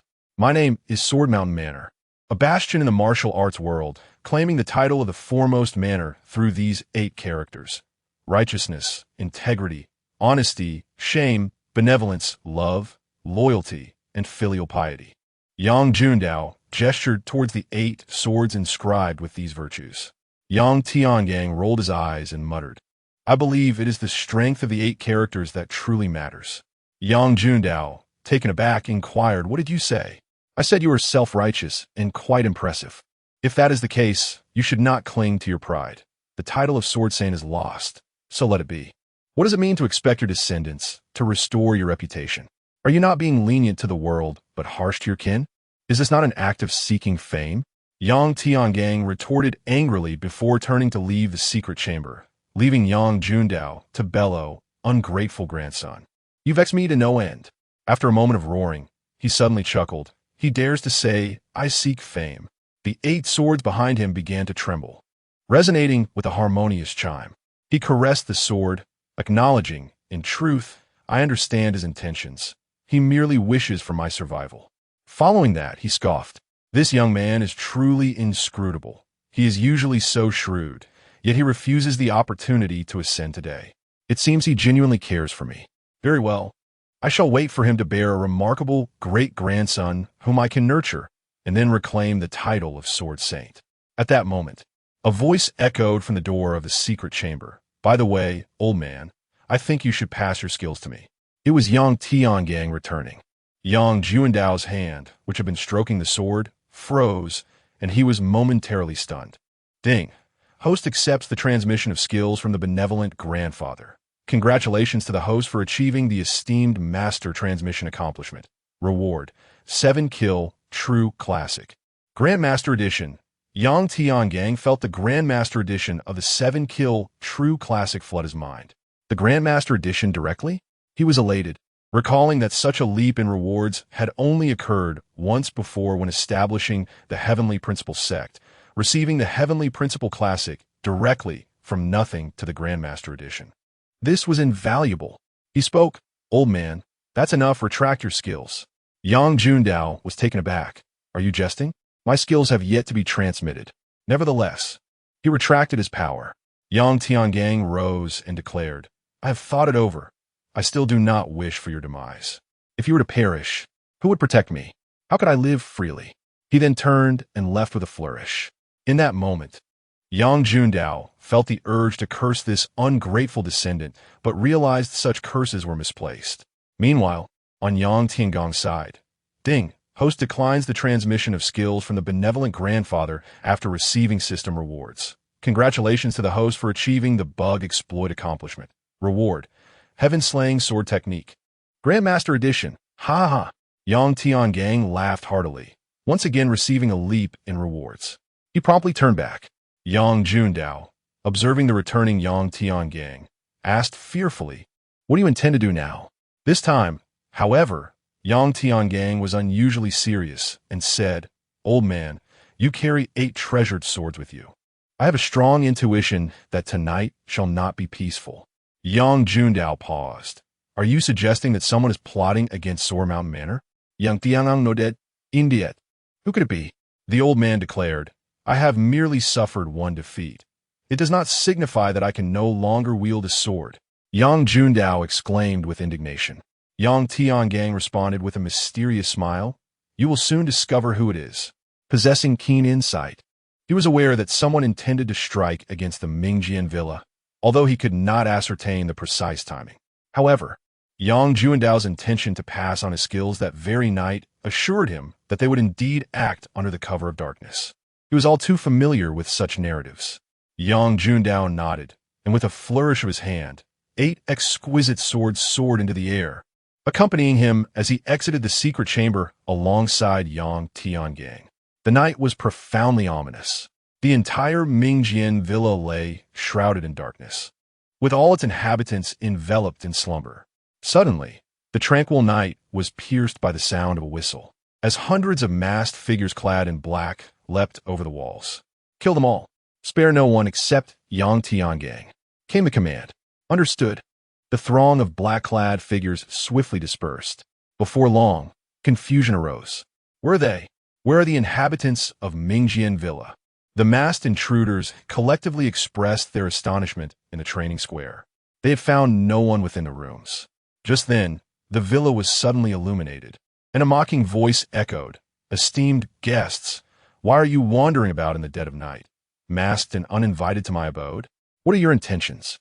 At the forefront stood a remarkably handsome youth of 14, flanked by over 1,000 followers, encircling the intruders. From atop the walls, countless crossbows glimmered ominously in the light. Chapter 47. The 6 swords soar together. This was no different from the art of sword control. Hundreds of masked individuals were thrown into disarray, bewildered by the unexpected turn of events. Had they not come to massacre the Mingjian Villa? How had they found themselves surrounded instead? Who was responsible for this betrayal? Their voices erupted in anger. The leader of the group commanded silence, turning his gaze upon Yang Tiangang, perplexed. "Did you anticipate our assault on the villa?" Yang Tiangang smiled knowingly. "Indeed, there is a traitor among you who divulged our plans." He gestured subtly towards several figures cloaked in black. The masked individuals, alarmed, turned on each other, brandishing their weapons. "It was you who betrayed us." Ding, host's deception has caused chaos among the masked individuals. Congratulations, host, on achieving the achievement of sowing discord. Reward: host has attained the initial stage of the Master Realm in the depths of Yang Tiangong's consciousness. The will of the sky-slaying sword surged, radiating brilliance throughout his being. His innate Pinnacle 7 kill true chi boiled vigorously under this illumination. The liquefied innate true energy began to solidify, entering a supercritical state between solid and liquid, transforming into true essence. With a resounding thud, his meridians expanded, and his dantian deepened. Simultaneously, a tremor surged through his mind as his innate spiritual perception heightened, propelling him to the master realm. He became acutely aware of the air and dust within a 200-meter radius, sensing the currents of the wind and hearing all sounds within a 20-mile radius. He had ascended to the initial stage of the master realm. Beside him, Yang Jundao sensed a fleeting shift in Yang Tiangong's aura and found himself puzzled. Am I growing old? Is that the aura of a master? Impossible. At his age, with such mediocre talent, I would consider it a blessing if he could reach the acquired stage. Unbeknownst to Yang Tiangang, Yang Jundao's mind was racing with thoughts. After a brief moment of contemplation, he commanded, "Archers, target the leader and eliminate him, but be mindful not to harm our own." Immediately, a deluge of arrows rained down, shimmering even in the night, seeking their prey. Ding! Host intentionally allowed the masked individuals to enter the villa, then surrounded and eliminated them. Congratulations, host, on achieving the achievement of catching a turtle in a jar. Reward. Host has gained entry into the Grandmaster chapter of the Sky-Slaying Sword Technique, mastering its Grandmaster sword moves. Surpassing ordinary Grandmasters in swordplay, Yang Tiangang comprehended the Grandmaster sword moves of the Sky-Slaying Sword Technique in an instant. Meanwhile, the leader of the masked individuals sneered, unleashing his true essence to shatter the incoming arrows into dust. How could mere arrows harm a Grandmaster? The archers on the walls remained undeterred, releasing another torrent of arrows. The leader, with a wave of his true essence, chuckled. It's futile. Perhaps we should invite the washed-up, crippled old sword saint to intervene personally.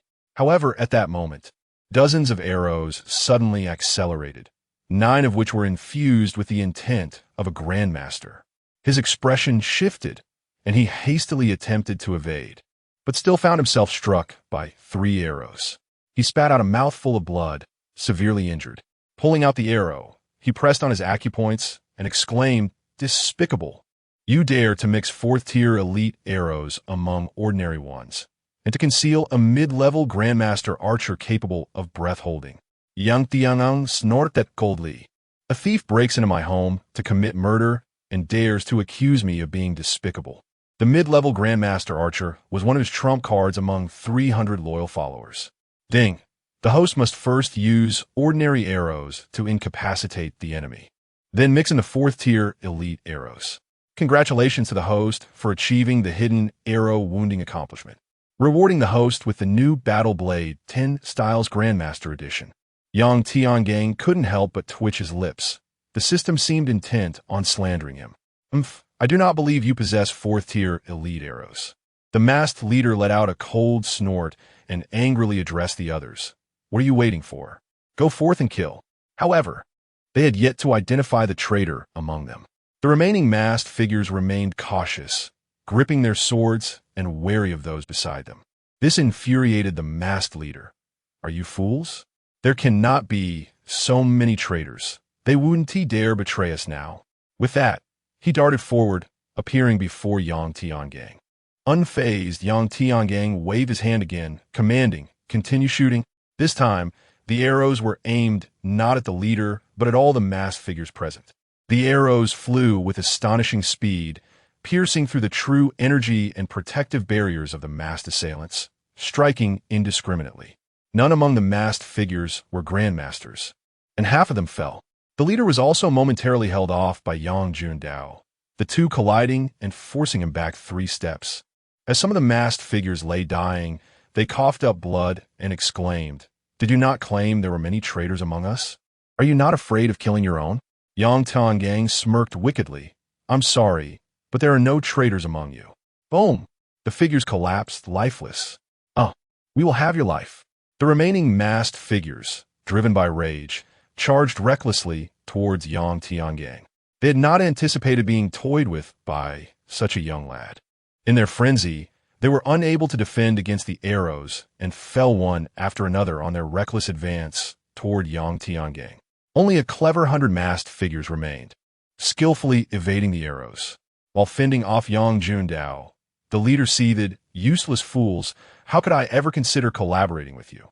He swiftly distanced himself and, tossing aside his mask, revealed a square face with sharp features. "It's you." Yang Jundao gasped in shock. "Indeed, it is I, Bai Qiandian." He no longer intended to hide his identity. It turned out he was the one who had defeated Yang Jundao earlier that day. "You, the son of the esteemed leader of the Tai sect, dare to commit such vile acts? Are you not afraid of retaliation from fellow practitioners of the martial world?" Yang Jundao tundiret angrily. "Once I've eliminated your entire clan, who will ever know?" Bai Qiandian sneered, gazing dreamily at the 8 swords. "So, this is the legendary 8 swords? Excellent." Suddenly, he was enveloped in lightning, instantaneously appearing before Yang Tiangang. The swiftness of the strike, the abruptness of the assault, and the target it was aimed at caught everyone off guard. "Heavens!" Yang Jundao exclaimed in terror. It was too late for him to intervene. Yang Tiangang, however, regarded the impending blow with a cold smile, devoid of fear, as the hand seemed poised to imprint itself upon his forehead. Suddenly, Bai Qiandian withdrew his hand and reappeared behind Yang Jundao, executing a clever diversion. As a sword saint with extensive combat experience, Yang Jundao deftly evaded at the crucial moment, though his wheelchair succumbed to the force of Bai Qiandian's palm. With a thunderous roar, he commanded, "6 swords fly together." The 6 swords of righteousness, integrity, and loyalty ascended, transforming into streaks of light, piercing towards Bai Qiandian from 6 distinct directions. Bai Qiandian's pupils contracted as he evaded like lightning, retreating to a distance.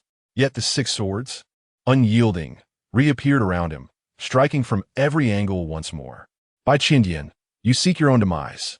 Yang Jundao hovered 3 feet above the ground, directing the 6 swords with his fingertips.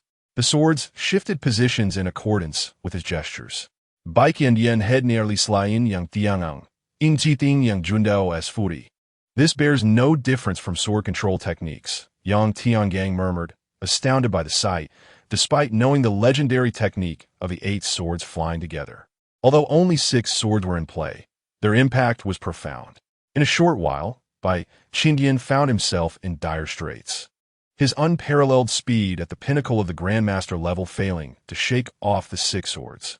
He bellowed, "Heavenly domain of 10,000 thunder." Countless bolts of lightning rained down around him. However, how could the domain of a Grandmaster at its zenith disrupt swords of the 6th tier? The 6 swords, unscathed, pierced through the thunderous domain, lunging at Bai Qiandian once more. With a pained cry, Bai Qiandian lost an arm to the sword of shame. His body began to swell ominously. The 6 swords halted their advance, as Yang Jundao refrained from further action, fully aware that anyone struck by one of the 8 swords was doomed to perish, unable to withstand even a moment's delay. Suppressing the sword energy within him and clutching his severed arm, Bai Qiandian exclaimed in indignation, "Had I not been struck by an arrow first and sustained injury, your 6 swords would never have touched me." Yang Jundao nodded. "Indeed, you are a prodigy beyond my reach.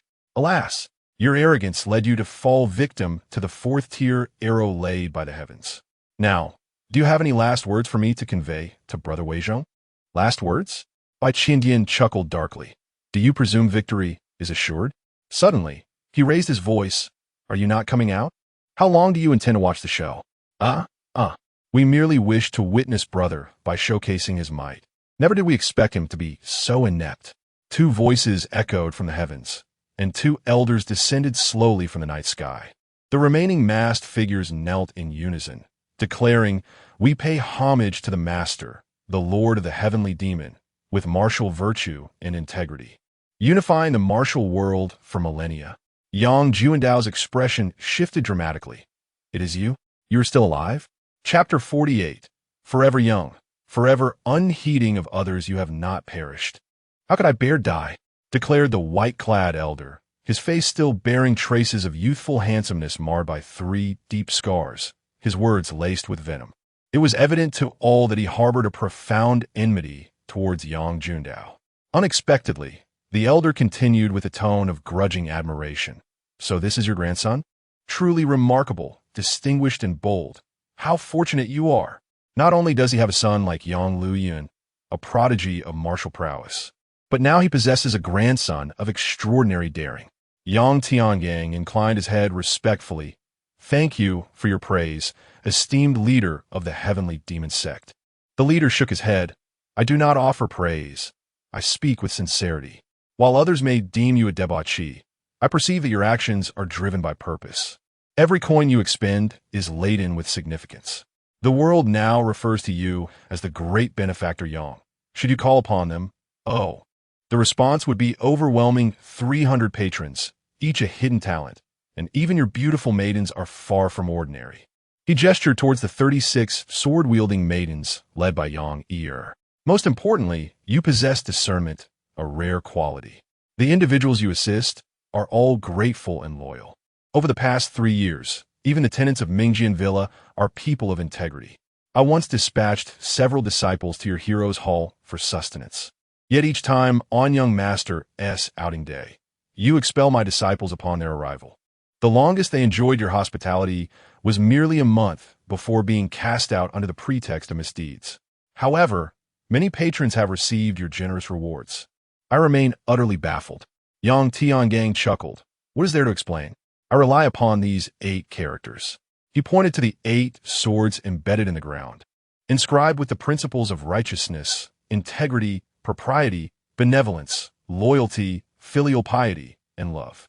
Mingjian Villa upholds these principles, and within my breast resides a righteous spirit capable of discerning loyalty from treachery, virtue from vice.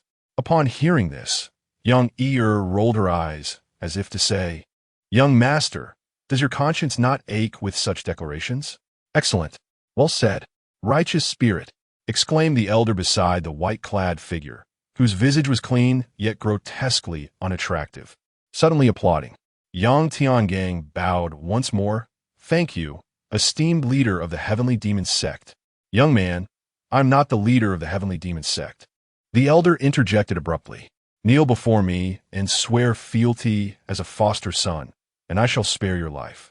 Yang Tiangang was taken aback by this unexpected proposal and jested. "If I acknowledge you as my foster father, does that not make you my elder son?" The ugly elder roared with laughter. "Excellent, excellent. The more I see you, the more I grow fond of you." Yang Jundao interjected. "What say you? Relinquish him, for you are doomed this day. Hand your grandson over to me." He turned his gaze towards Yang Jundao. After a prolonged silence, Yang Jundao finally spoke. "Then I must sincerely thank the esteemed leader." At his words, all present were rendered speechless, their disbelief palpable. Did this imply that Mingjian Villa was indeed facing impending doom? The ugly elder laughed heartily once more.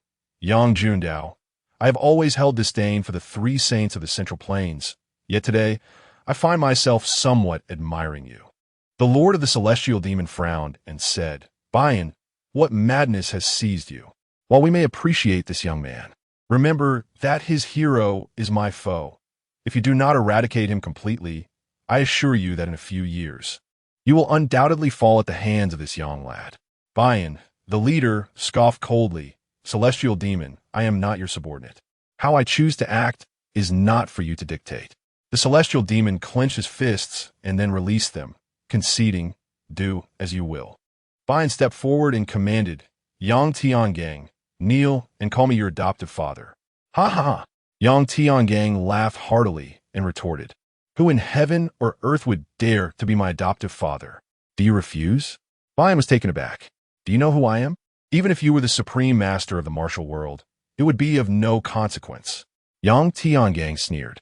"It seems I must properly introduce myself." With a serious expression, Bayan declared, "You may have heard of the 3 saints of the Central Plains, but you are certainly unfamiliar with the 3 saints, 1 demon, 1 pinnacle." He paused before continuing, "Yang Jundao, perhaps you should elaborate." Yang Jundao's eyes appeared to reminisce as he explained, "The 3 saints, 1 demon, 1 pinnacle refers to the 5 most powerful figures in the martial world of the Central Plains. The three saints are the saint of Tao, the saint of Buddha, and the sword saint, who is none other than myself. The demon is the celestial demon, also known as this man here. He gestured toward the elder in white.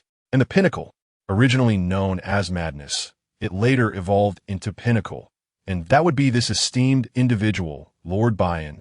I am inferior to him. As Yang Jundao concluded, a shadow passed over his face. Apart from the thunder god, this was the first time he acknowledged someone as his superior. Even Bai Qiandian, who had defeated him, had been utterly powerless against his 6 swords. Lord Bian was originally a direct disciple of the Saint of Tao from the Tai Ching sect, sharing the same master. The Tai Ching sect's teachings are rooted in the Tao Te Ching, with all martial arts and philosophies originating from its insights. The Saint of Tao specializes in the supreme goodness like water chapter, while Lord Bian delves into the teaching of no words chapter.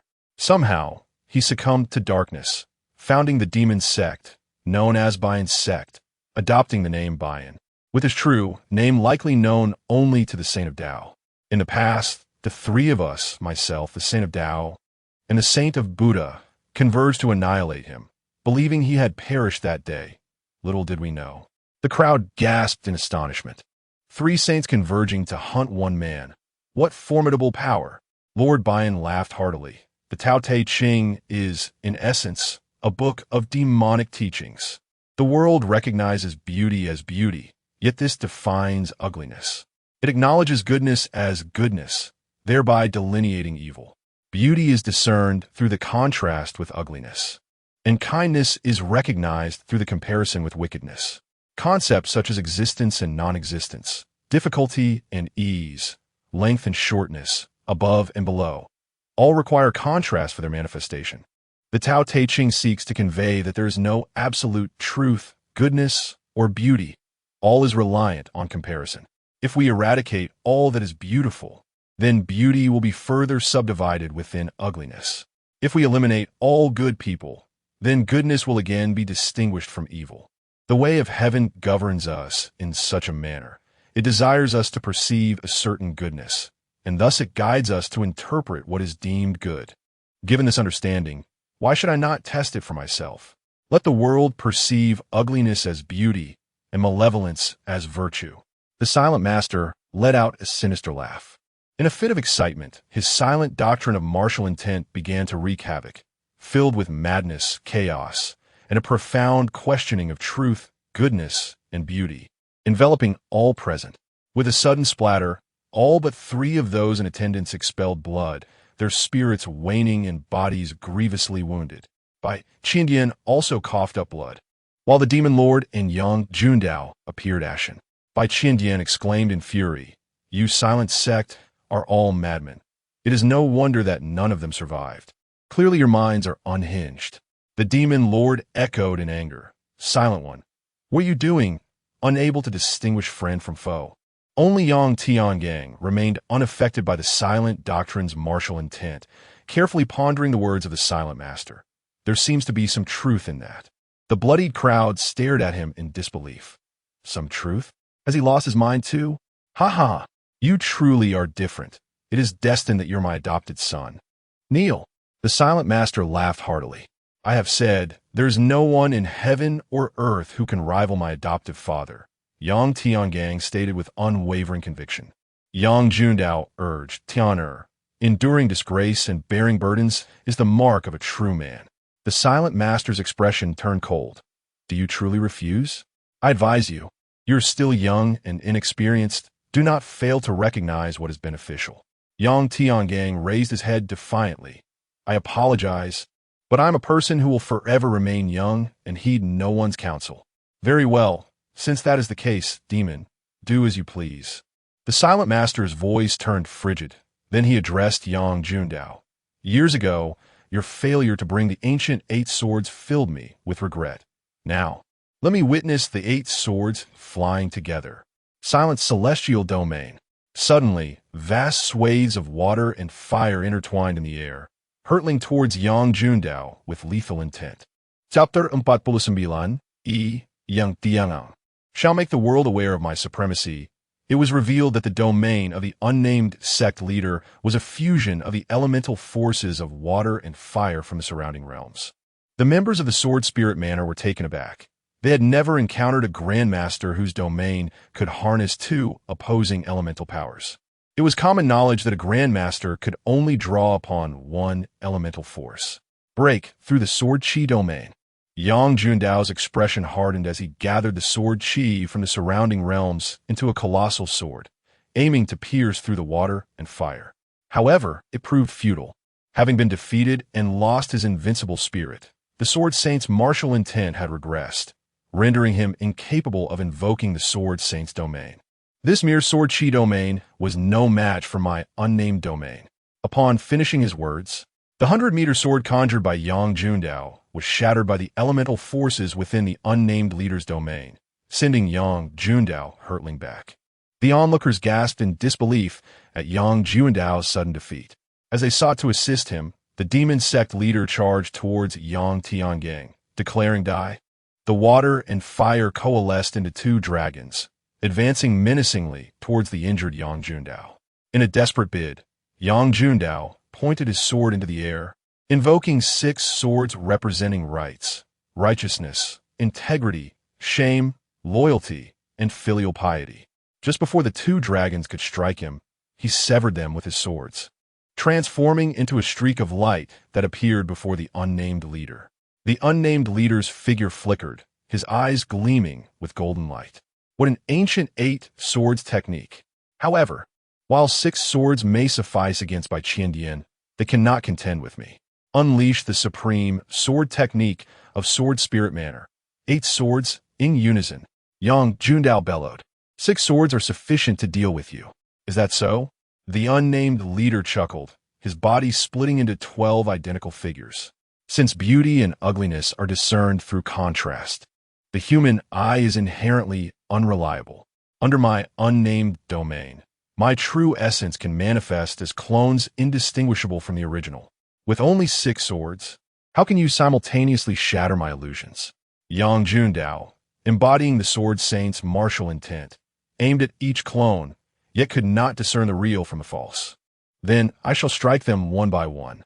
He roared, directing his 6 swords toward the 6 clones. The clones extended 2 fingers each and caught the swords. A brilliant explosion of light erupted from the 6 swords, causing the 6 clones to dissipate into thin air.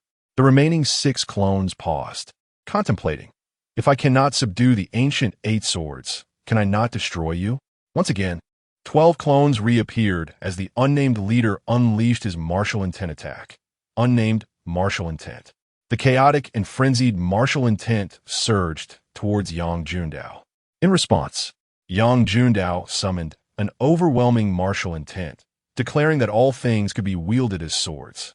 The wills of the 2 martial artists clashed. 1 breath, 2 breaths, 3 breaths. With a cough, Yang Jundao spat a mouthful of blood, his countenance waning. His fingers faltered, and with a clatter, the 6 swords fell from his grasp. The unnamed leader laughed heartily. Yang Jundao, you have been defeated. Meanwhile, on the other side, the Lord of the Demon sect charged towards Yang Tiangang, exclaiming, Demon Domain. An invisible force field materialized within a 50-meter radius around him, causing all arrows aimed at him to reverse course. Even the mid-stage archers among Yang Tiangang's esteemed guests found their own arrows returning upon them, rendering them powerless. Yang Yer hastili positionet herself before Yang Tiangang, Chomanding. Form the array, protect the young master. Behind her, 36 sword maidens leapt into action, unleashing a flurry of sword energy intertwined with the essence of the heavenly principle, striking towards the lord of the demon sect. Remarkably, they were all at the peak of their innate potential. It was bewildering to fathom where one could gather so many exceptionally gifted young women, all in their prime, yet possessing such mastery and a fearless sword intent. Their cultivation was surprisingly on par with the demon sect's grand sorcery, containing elements of the true essence of our own teachings. The Lord of the Demon sect swiped his palm, extinguishing the sword energy, while declaring, alas, they have yet to mature. Had they all reached the peak of their mastery, they might have posed a genuine challenge to me. Devil's Palm. The Lord of the Demons sect concentrated, unleashing a colossal palm of true essence spanning 30 feet. The 36 sword maidens attempted to counter with a combined formation, but were effortlessly cast aside, blood spewing forth as they fell to the ground, stripped of their combat capabilities. The remaining servants of the Sword Mountain Manor trembled in fear, gradually retreating to a distance. Only yang ye remained stubbornly defending Yang Tianga. Ha ha! The Lord of the Demons sect laughed heartily. Yang Jundao, do you recall how you annihilated my sect in the past? Today, I shall return the favor. I will leave no one alive from your Sword Mountain Manor, starting with your grandson. At that moment, Yang Jundao's martial intent was shattered, leaving him prostrate on the ground, utterly powerless. Weakly, he pleaded, Demon, it was I who struck down your followers. Direct your vengeance at me. My grandson is innocent. Innocent? Who in this world is truly innocent? The Lord of the Demon sect declared, Die. Yang. Blame your fate for being born in Sword Mountain Manor. With that, he aimed his palm at Yang Yi and Yang Tiangang. As he did so, Yang Tiangang sighed. Indeed, I am not the protagonist. No savior shall descend upon me. He pushed aside Yang Yi, who was determined to shield him, and swiftly evaded the impending strike. Such speed, both the Lord of the Demon sect and the unspoken sect master were left dumbfounded. You are indeed a grandmaster? A 14-year-old grandmaster? How can this be? Yang Tiangang shook his head. I am merely at the initial stage of mastery. He then placed 2 fingers to his mouth and blew. Whoosh! A fleeting shadow surged from the night sky, revealing a steed as white as snow, exuding an aura formidable enough to rival that of a peak grandmaster. Yang Tiangang leapt onto the horse, one foot planted on its head while the other stood firmly on its back. From this elevated position, he gazed down at the assembled crowd. The world claims I am a wastrel. Even my elder says my potential is mediocre, that I shall never achieve grandmaster status. Yet, I refuse to succumb to defeat.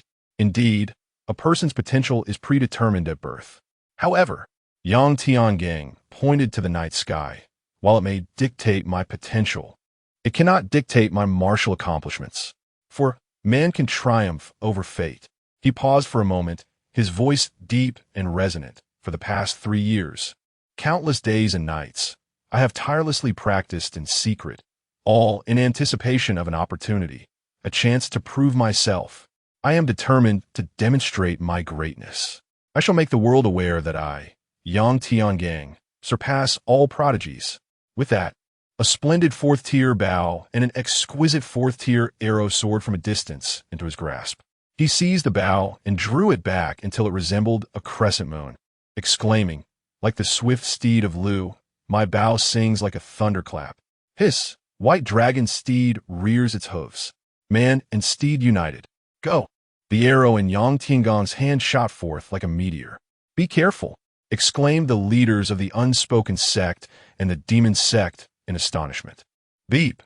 The host has secretly honed his archery for countless days and nights, concealing his skills for 3 years. While the world perceives him merely as the young master of the renowned sword manor, oblivious to the fact that his archery has reached the pinnacle of innate mastery.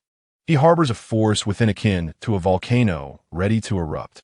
The host's talent soaring to the skies has been activated, enhancing the arrow's power 100-fold. A resounding roar echoed from the arrow, as all present beheld it transform into a dragon entwined with a phoenix, infused with an overwhelming force of nature. Combining the might of Yang Tiangang's archery, the strength of the white dragon steed, the formidable power of the 4th-tier arrow, and the 100-fold enhancement, this arrow transcended the strength of even the grandmasters. It shattered the very fabric of space, striking the leader of the demon sect in an instant, then continued its relentless path, again fracturing space to strike one of the illusions of the leader of the unspoken sect. The demon sect leader was taken aback. How can such archery exist in this world? The unspoken sect leader was stunned. How did you discern my true form? What a beautiful arrow. I feel as though I am gazing upon death. In the next moment, both men disintegrated into ashes, fading inch by inch into the void, leaving behind only 3 jade tokens. They were utterly and completely vanquished. Was it truly possible for the seemingly invincible leaders of the unspoken sect and the demon sect to perish in such a manner? What kind of arrow was this? They seemed to have glimpsed the very essence of death. All eyes turned to the young man, standing atop the steed, rendered speechless in awe. In that instant, everyone felt that the pair of man and horse stood resplendent and majestic, shining brightly against the night sky. Beep! The host has slain 2 peak grandmasters with a single arrow. Congratulations to the host for achieving the 2 birds with 1 stone accomplishment. Reward. The host has gained entry to the grandmaster level of the indestructible dragon elephant divine skill, with a strength of 240,000 pounds, rendering the body impervious to any attacks below the initial strength of grandmasters. Chapter 50. My heart and actions are clear as a bright mirror. All my deeds align with the 8 characters. Yang Tiangang felt an immense and boundless force rising within him, as his physical strength and resilience surged exponentially. He then leapt down from the back of the white dragon horse. With a mere thought, he drew 3 jade tokens from the ground into his hands. One of them, a verdant green, measuring 1 inch wide and 3 inches long, bore the inscription Bailu. This was an item carried by the Silent Master. Activating his fiery eyes, he examined the jade token. Bailu jade token, 6th tier supreme quality, devoid of offensive power. Upon collecting all 6, one could unlock the Bailu Cloud Realm. 6th tier supreme quality? Bailu Cloud Realm? Yang Tiangong's heart soared with joy, and he solemnly tucked it into his pocket. The second token was a dark brown, inscribed with the words Master's Command. Master's Command, 4th tier supreme quality, devoid of offensive power. This was a symbol of the highest authority within the Heavenly Demon sect, capable of unlocking the Heavenly Demon Cave to obtain the Heart Lost Stone. Yang Tiangang carelessly tossed it into his sleeve. The final piece was larger than the previous 2, measuring 4 inches long and 1.5 inches wide, densely inscribed with tiny, intricate characters. It began with the silent martial intent, the unspoken laws of the celestial domain. The subsequent content read, all the world knows beauty is beauty. Therefore, the sage engages in non-action, teaching without words. The writing transitioned into an exuberant script. Is the interpretation by predecessors truly the intent of the Tao Te Ching? Since non-action is to follow nature, what constitutes the essence of nature? The weak preying upon the strong. Thus, the sage acts according to the law of the jungle, educating you without advance notice, and you remain oblivious to the tribute you owe. Yang Tiangong's lips twitched. The Silent Master indeed perceived the Tao Te Ching as a manual of martial power. The text continued. The standards of all things rely entirely on comparison. There exists no absolute truth, goodness, or beauty. A realization dawned upon Yang Tiangang, and a nascent martial intent began to manifest, flickering briefly before vanishing. He sighed inwardly, lamenting that he had nearly grasped the Silent Master's unspoken martial intent. He then solemnly placed the jade token back into his bosom. If the Silent Master could transform the Tao Te Ching into a manual of demonic power, then he too could perceive the Silent Master's demonic arts as a righteous path of defense. Having completed these actions, he lifted his gaze towards the onlookers, who were still ensnared in astonishment. Yang Jundao murmured, "Is this truly my grandson, whose talents I deemed mediocre? Am I dreaming? Is it possible that I, the Sword Saint, am the least gifted in our family?" Yang Er's eyes sparkled with brilliance, filled with reflections of Yang Tiangang. Bai Qiandian mumbled incessantly, "Impossible, he is only 14. No one could surpass my genius. Absolutely impossible." The others stood as if turned to wood, dumbfounded. Here was the pinnacle of martial prowess, capable of defeating the Sword Saint. Yet he was vanquished in an instant. At this moment, the masked figures sensed Yang Tiangong's gaze, collectively trembling in fear. "What manner of being are you?" Then, with a chorus of thuds, 100 masked individuals knelt, pleading, "We implore the young master for mercy. We are willing to renounce our wicked ways and pledge allegiance to the Mingjian Villa." "Very well," Yang Tiangang nodded. The masked figures rejoiced. "Thank you, young master." Yang Tiangang smiled, saying, "Do not be hasty in your gratitude. I have agreed to accept you, but not at this moment. The masked figure, perplexed, inquired, "What does the young master mean?" Yang Tiangang paused briefly before stating, "Return to my Mingjian manor in 18 years. For now, I bid you to descend into hell and atone for your sins. Run swiftly." The masked individual immediately sprang to his feet, fleeing in panic. "Flee?" Yang Tiangang sneered. "Raise the ceremonial sword and see them off." The ceremonial sword, lying on the ground, soared into the air with a swish, transforming into a streak of light, instantaneously appearing among the masked figures.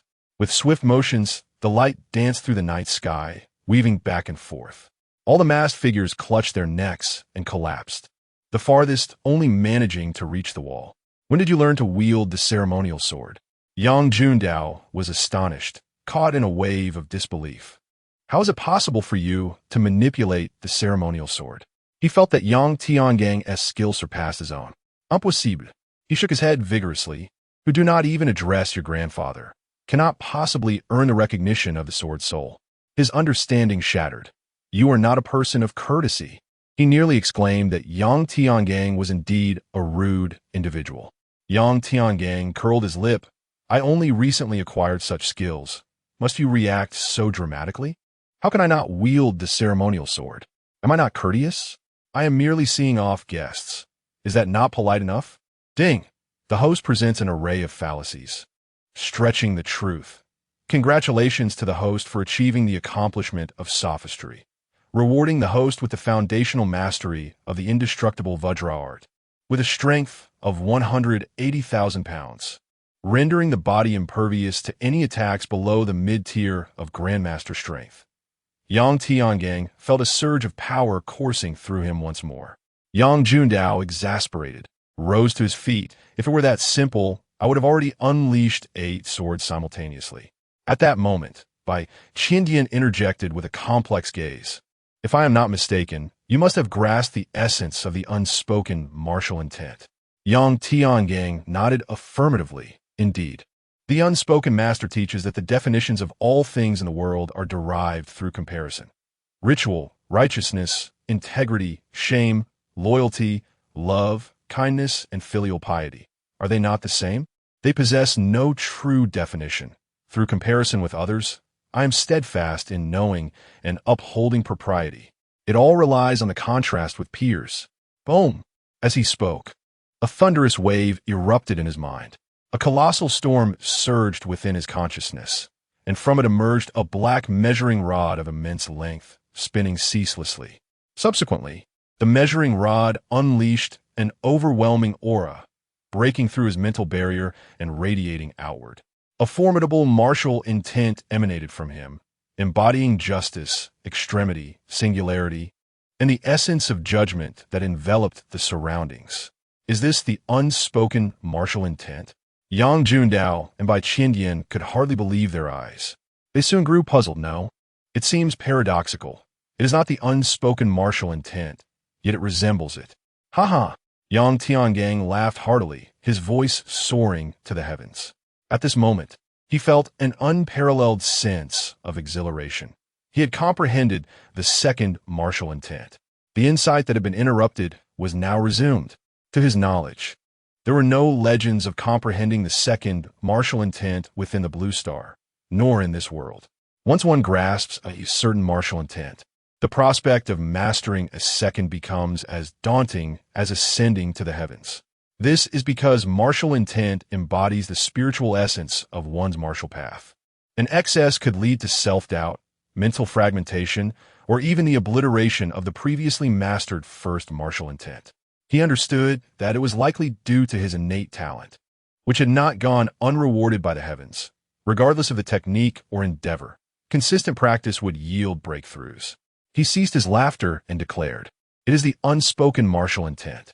It scorns the prattle of others and their gestures. Hence it is called unspoken martial intent.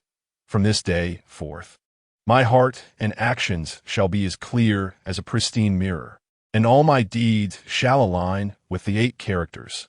Ding! The host fallacy has deceived even himself. Congratulations to the host for achieving the feat of self-deception. rewarding the host with the Grandmaster's completion of the indestructible dragon elephant technique.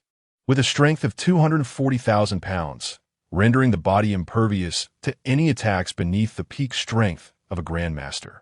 Yang Tiangang felt a surge of physical enhancement, as if he possessed an inexhaustible reservoir of strength. Internally, he scoffed, "System, you may slander me as you wish. I shall accept the rewards regardless." In reality, he continued, "Now is the time for me to enact justice. By Qindian, your turn has come." "Stop!" Yang Jundao interjected. "He has been struck by the sword of shame. He will not live for long. Let him return to deliver his last words. After all, he is the son of Brother Wei Zhong." Yang Tiangang coldly replied, "Old man, do you believe that if you let him go today, he will survive? Next time, the 8 swords will be seized by him. You may release him, but I will not." Under his keen insight, Bai Qindian's fortune transformed into a cloud of azure. Though he had yet to fully discern the complete level of this fortune, the phrase ascending to the azure clouds was universally recognized. Such a person would not be spared. "Show him out." The ceremonial sword flew forth, decapitating Bai Qindian. His body erupted into a mist of blood. Suddenly, Yang Tiangang sensed a wave of malice approaching, seemingly from the heavens. He swiftly darted towards the room to gaze into the mirror, leaving behind a single command: "Here, you handle the aftermath." Chapter 51. The fortune transformed into a flood dragon, the mightiest of the world's fortunes. Yang Tiangang stood before the mirror in his bedroom, and within the depths of his fiery eyes, a dark cloud manifested above his reflection. Suddenly, as if summoned from the void with a resonant sound, a menacing black dragon emerged from the cloud. Subsequently, the sensation of palpitating anxiety dissipated. What is this? The legendary transformation of fortune into a dragon? Yang Tiangang exclaimed in astonishment. How did his fortune suddenly metamorphose into a dragon? The illusion hovering above his mirror image was a manifestation of fortune, a phenomenon absent in both the Tianjian and Blue Star realms. When he activated his fiery eyes to observe others, he noticed that every individual in the Biluo world bore such a phenomenon above their heads. Presently, he saw various forms: mist, thick smoke, clouds, and fully formed shapes. The lowest tier was mist, while the highest was a fully formed shape, as indicated by his fiery eyes. The fortune of the villagers typically manifested as mist, varying in size from 1 inch to 9 inches. The rarest form, fully formed, he had only witnessed in one individual. Now, including himself, there were 2. Yet, he remained perplexed about the significance of color. He could only speculate vaguely. Yang Jundao's fortune manifested as a 9-inch white cloud, while Bai Qindian's was a 9-inch azure cloud. Among the martial heroes who attended the birthday banquet today, only Bai Qindian exhibited the azure cloud, coupled with the ancient idiom rising straight into the azure. It was evident that the azure cloud held profound significance. How could he, who previously bore a 9-inch thick smoke, suddenly achieve a fully formed shape, transforming his fortune into a dragon? Could it be the result of vanquishing the unspoken sect master, the demon sect master, and Bai Qindian? Was his unstoppable momentum causing his fortune to ascend? As for the black color, reminiscent of ominous clouds and associated with that unsettling sensation, it likely portended misfortune. Wait, the fortunes of the unspoken sect master and the demon sect master were both black. Yang Tiangong's eyes widened. The heavenly Tao seeks to ensnare me. The following day, at Tai Mountain, within the ice cave of the Tai sect, 9 venerable elders clad in azure robes sat cross-legged on the ground, surrounding a frail boy of approximately 13 years, his upper body bare. Their faces flushed, they exerted every ounce of their strength to channel true essence towards the boy.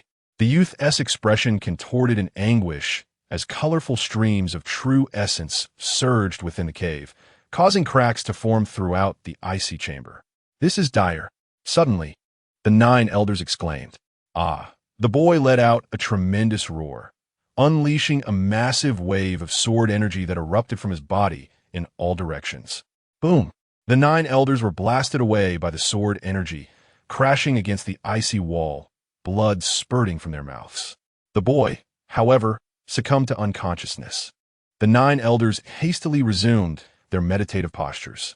After a considerable time, they exhaled deeply, rising swiftly to check on the boy. Dongjun, Dongjun, the boy stirred. Awakening in a daze. Great-grandfather, ancestor, grandfather, great-uncle, it is all my fault, dragging you into this predicament. One elder embraced him, voice choked with emotion. Do not speak of it. It is my inadequacy that could not save you. I hope that today your father can procure the legendary 8 ancient swords, utilizing their power to suppress the sword energy within your body. Judging by the time, considering your father's swift agility, you should have returned by now. The frail youth lamented, Do not trouble yourselves for my sake. I have but a few days left to live. I am truly unfilial. Do not speak thus. Grandfather will not permit you to perish. The elder wept. The other elderly men wore expressions of profound sorrow. At that moment, a figure rushed in, breathless with urgency. It is dire news. The report from 3,000 miles away. The young master. The young master. Quickly, tell us, what has happened to the young master? The elder cradling the boy shouted in anger. The young master has died. The newcomer finally gasped out. What? The 9 elders widened their eyes in disbelief. The elder holding the youth refused to accept it. Impossible. Even if Chinner failed to wield the sword, Yang Jundao would not harm him. Moreover, during yesterday's match, Yang Jundao clearly did not possess his former strength. Are you lying? He seized the newcomer with fervor. Master, I speak the truth. The young master truly perished at Mingjian Villa. The newcomer stammered in fear. The elder's grip slackened, leaving him frozen in place. The youth wept uncontrollably. Father, it was I who brought you to this fate. A glimmer of hatred flickered in his eyes. Elsewhere, in a bamboo grove courtyard, a 14-year-old youth clad in white held a folding fan in his right hand while igniting a note with a candle in his left. So, my adoptive father has met his demise? A figure opposite him, also 14, bowed his head in acquiescence. Indeed, young master. The white-clad youth smiled.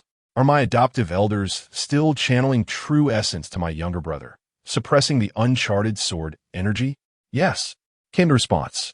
The youth continued with a grin. Originally, I was uncertain whether my younger brother was the protagonist. Now that my father is gone, I am 100% certain he is the strongest wielder of fate in this realm.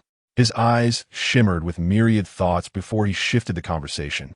You participated in the Sword Saints Grand Celebration, did you not? Is Yang Tiangang from Mingjian Villa the same as the one on the top 1,000 list?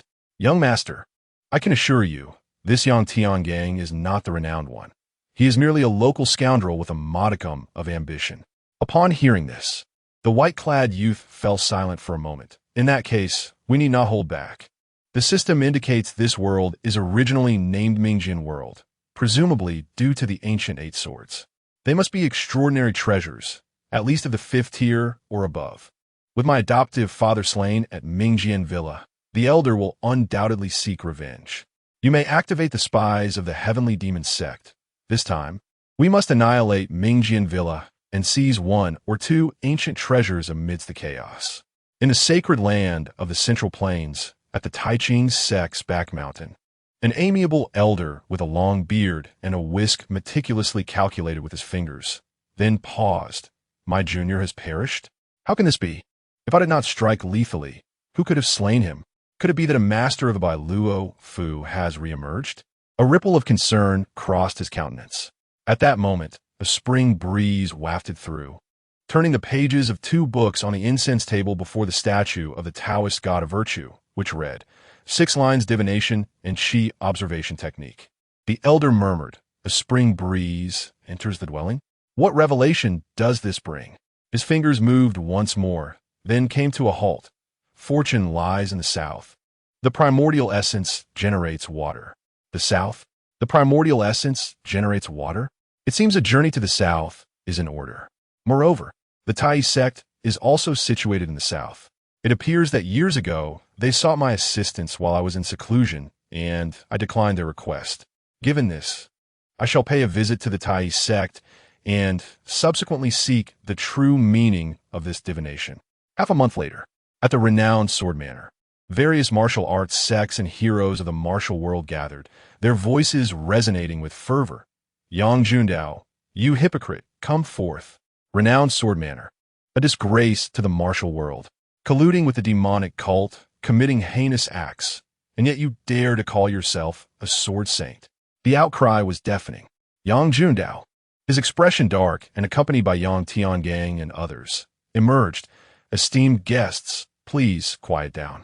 What has transpired to incite such slander against my renowned swordmanner? Slander? You hypocrite, we possess undeniable evidence. Look who it is.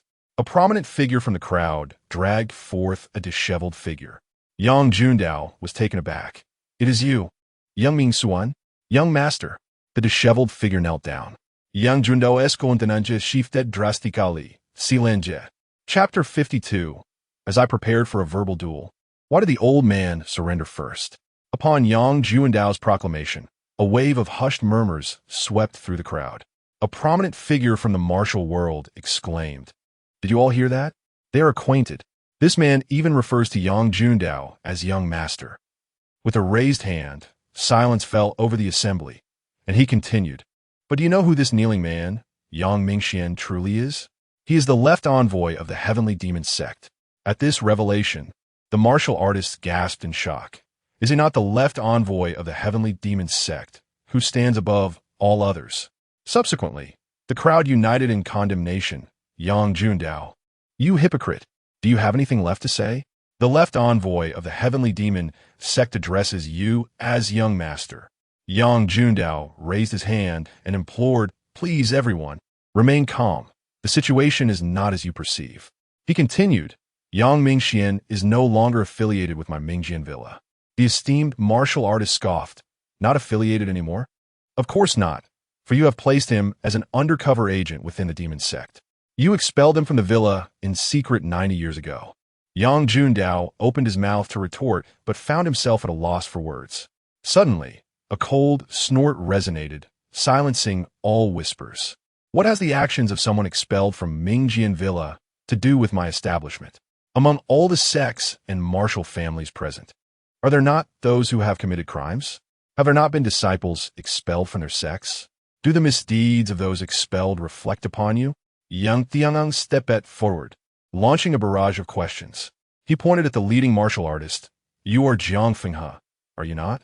The right envoy of the heavenly demon sect is a disciple expelled from Shaolin Temple, a direct disciple of the current Abbot Wufa. Why do you not seek redress from Shaolin?" Jiang Fenghe was momentarily taken aback. Umapa, the abbot of Shaolin, Wufa, fidgeted with his prayer beads, reciting sutras incessantly.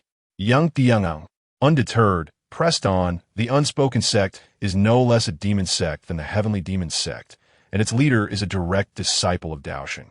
Why do you not approach Taiping's sect for clarity? Yang Jundao exclaimed in alarm. "Tianer, cease this at once." The master of Taiping's sect immediately wore a grim expression. Ignoring Yang Jundao, Yang Tiangang continued, "You dare not seek answers from them, yet you come to demand explanations from Mingjian Villa. Do you perceive my villa as easy prey?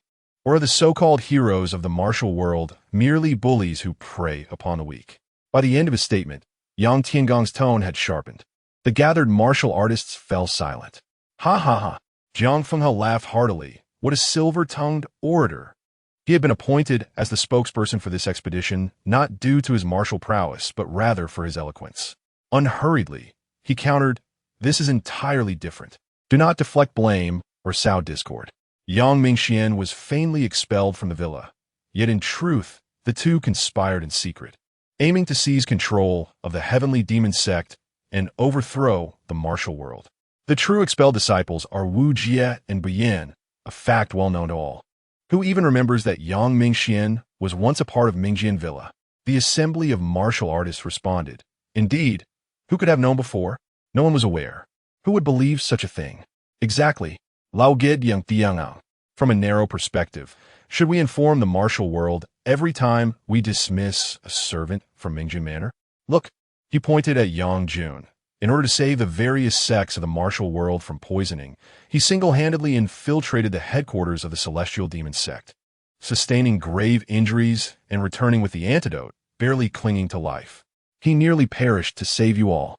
70 years later, His eldest son and daughter-in-law met their demise in a battle against the celestial demon sect, which you all witnessed. What hypocrisy is this?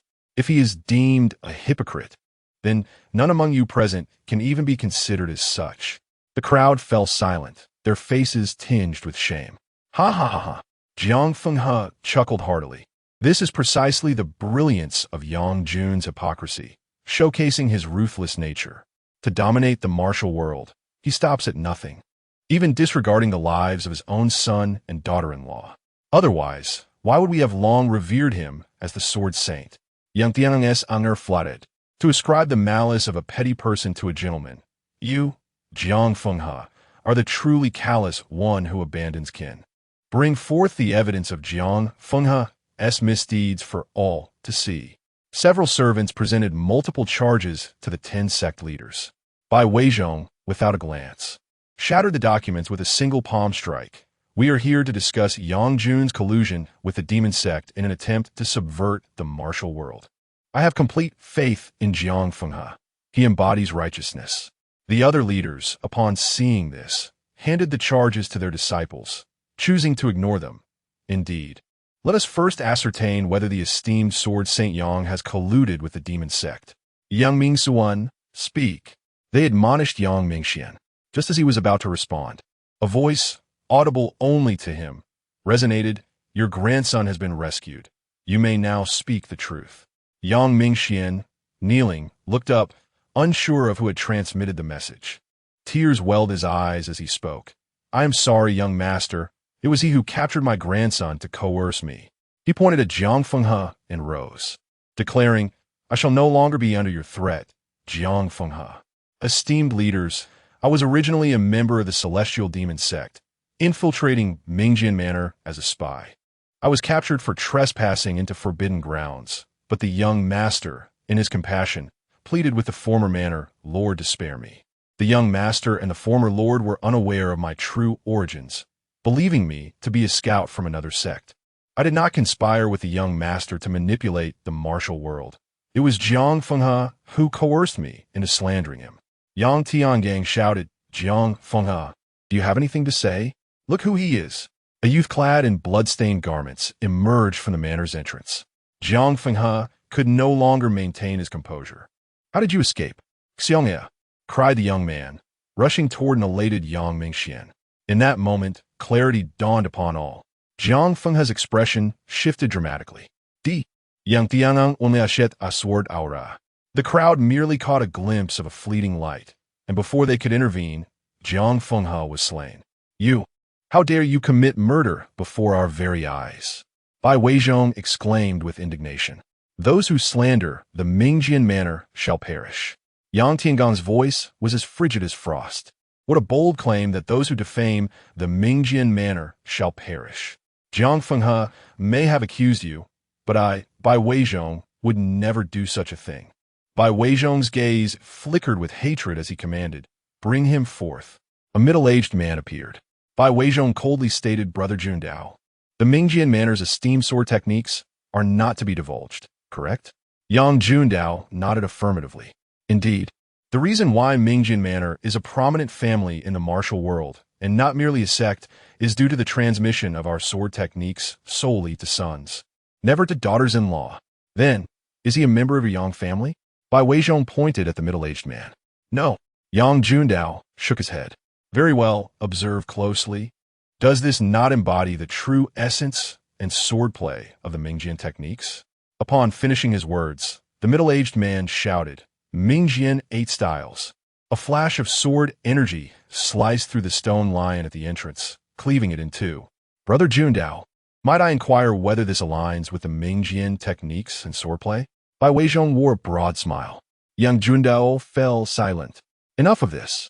I have colluded with the devil sect, and I bear full responsibility. This has nothing to do with anyone else. I willingly accept the punishment from the righteous path of the martial world.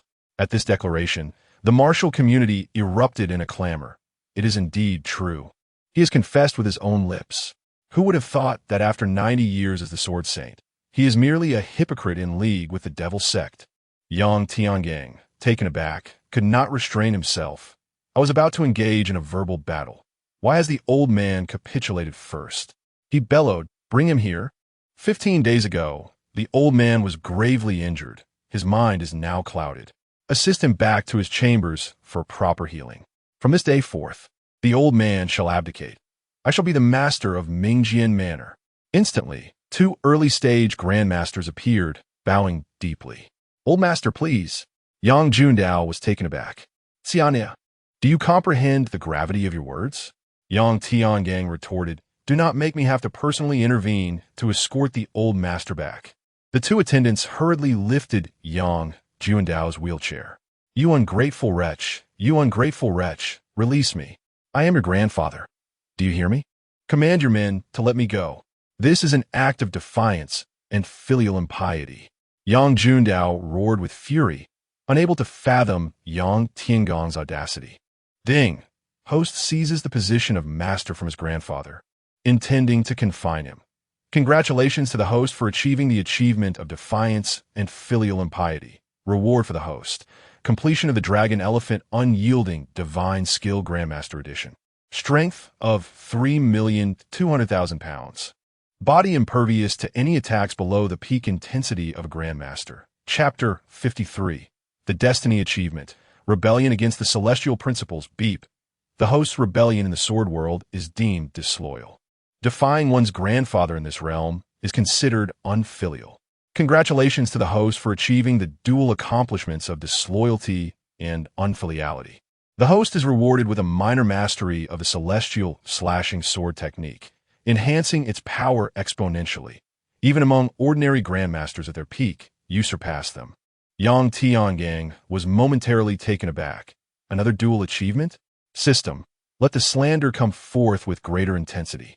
Simultaneously, he felt his mind and body assimilating the new techniques of the celestial slashing sword.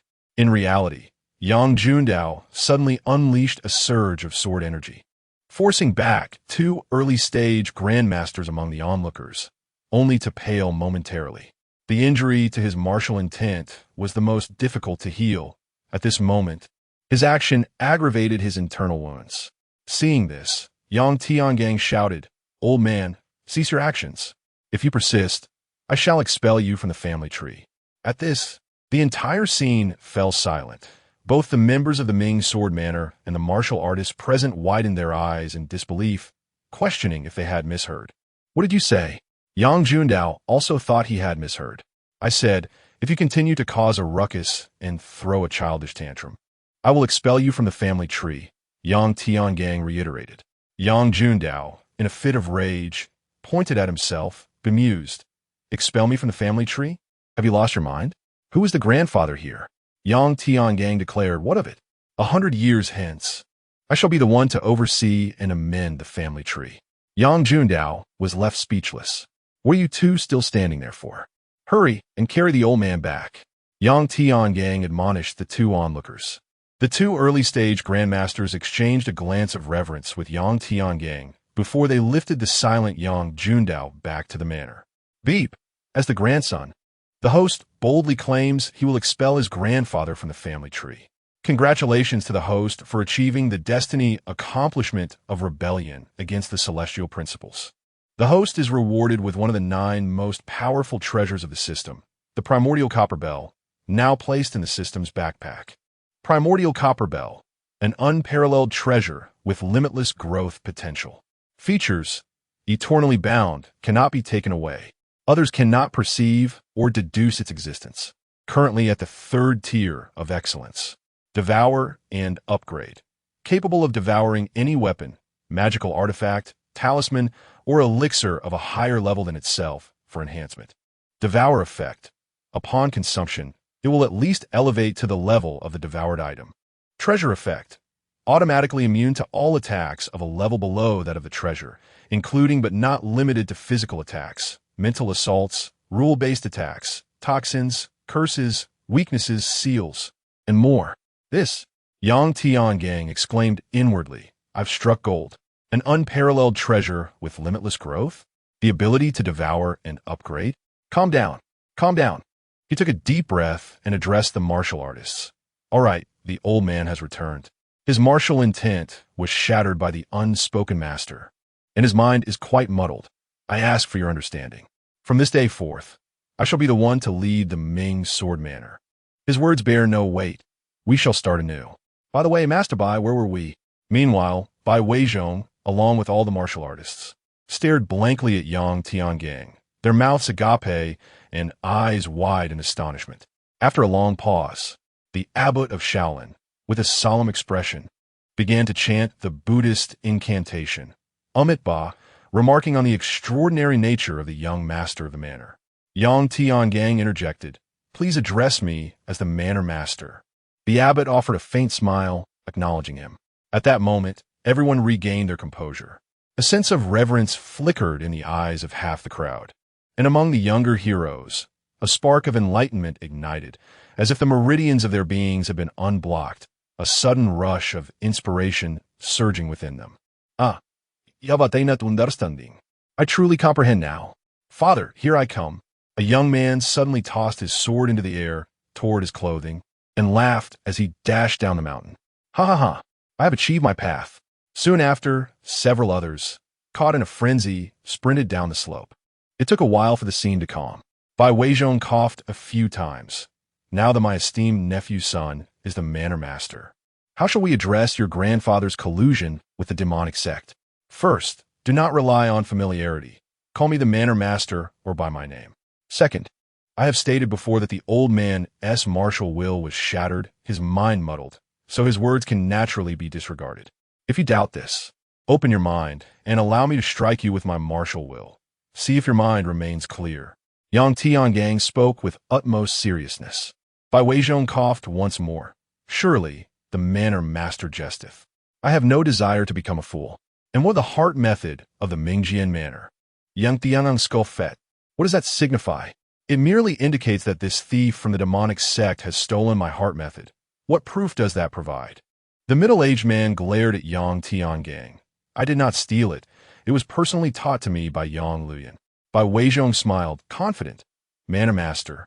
The name Yang Luyan is taboo in Mingjian manor, yet he is your uncle. But do you know why it is forbidden? Let this young master of the demonic sect elucidate. Yang Tiangang crossed his arms. Speak, I am listening. The middle-aged man nodded. I am Li Kuang too, and you all should recognize me as the son of the third-generation leader of the demonic sect, who has retreated to the south. The other leaders nodded in acknowledgement. Li Kuang too continued.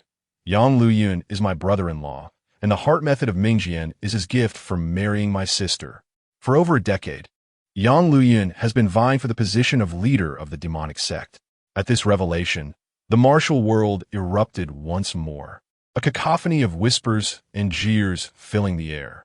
You may not yet know, but 80 years ago, Yang Jundao claimed he had slain the demon. However, the demon was never dead and re-emerged months ago, killing my father. Yang Jundao deceived everyone. He is a hypocrite. He deliberately sent his son to curry favor with my sister to seize control of the demonic sect. His father and son duo operating in the light and the dark to dominate the martial world. My father never passed the position to Yang Luyan. So Yang Jundao orchestrated the fake death of the demon to eliminate my father. Now, Yang Luyan has assumed the alias of Xiangdong, becoming the fourth leader of the demonic sect. Li Kuangta spoke with palpable fury. Yang Tiangong's lips twitched. Without him, the Mingjian manor would have inevitably fallen apart. This unscrupulous uncle has even staged a drama of a righteous sect leader's son falling for the princess of the demonic sect. In the name of love, one would even offer ancestral martial arts as a betrothal gift. It is no wonder Yang Juanda has never mentioned Yang Luyun and has strictly forbidden the villagers from speaking of him. Upon the emergence of the fierce and mad swordsmanship, Yang Junda surrendered without hesitation. This was a fatal blow. At this moment, within the estate, Yang Juanda, utilizing the perception of a grandmaster, listened intently to the words of the ferocious swordsman, merely seeking news about his rebellious son, Yang Luyun. However, upon hearing that Yang Luyun had assumed the alias of Xiangdong and become the fourth leader of the heavenly demon sect, he immediately spewed forth blood and fainted. Just before losing consciousness, he suddenly felt that Yang Tiangong's treachery was trivial in comparison. At the entrance of the estate, Yang Tiangang coldly inquired, "Have you finished speaking?" The crowd was momentarily taken aback. Was that not enough? Yang Tiangang's expression grew grave. Among the assertions made by the mad swordsman, only one holds truth. Yang Luyan has indeed become the leader of the heavenly demon sect. As for the rest, they are mere conjectures. Who has witnessed the old man colluding with the demons? The heavenly demon is not dead. Perhaps he has merely been fortunate enough to escape calamity. Thus I decree, come forth. Yang Tiangang bellowed. Immediately, dozen stepped forward. You shall accompany this esteemed young Master Li to the southern stronghold of the heavenly demon sect and bring back the traitor Yang Luyun from Mingjian Villa.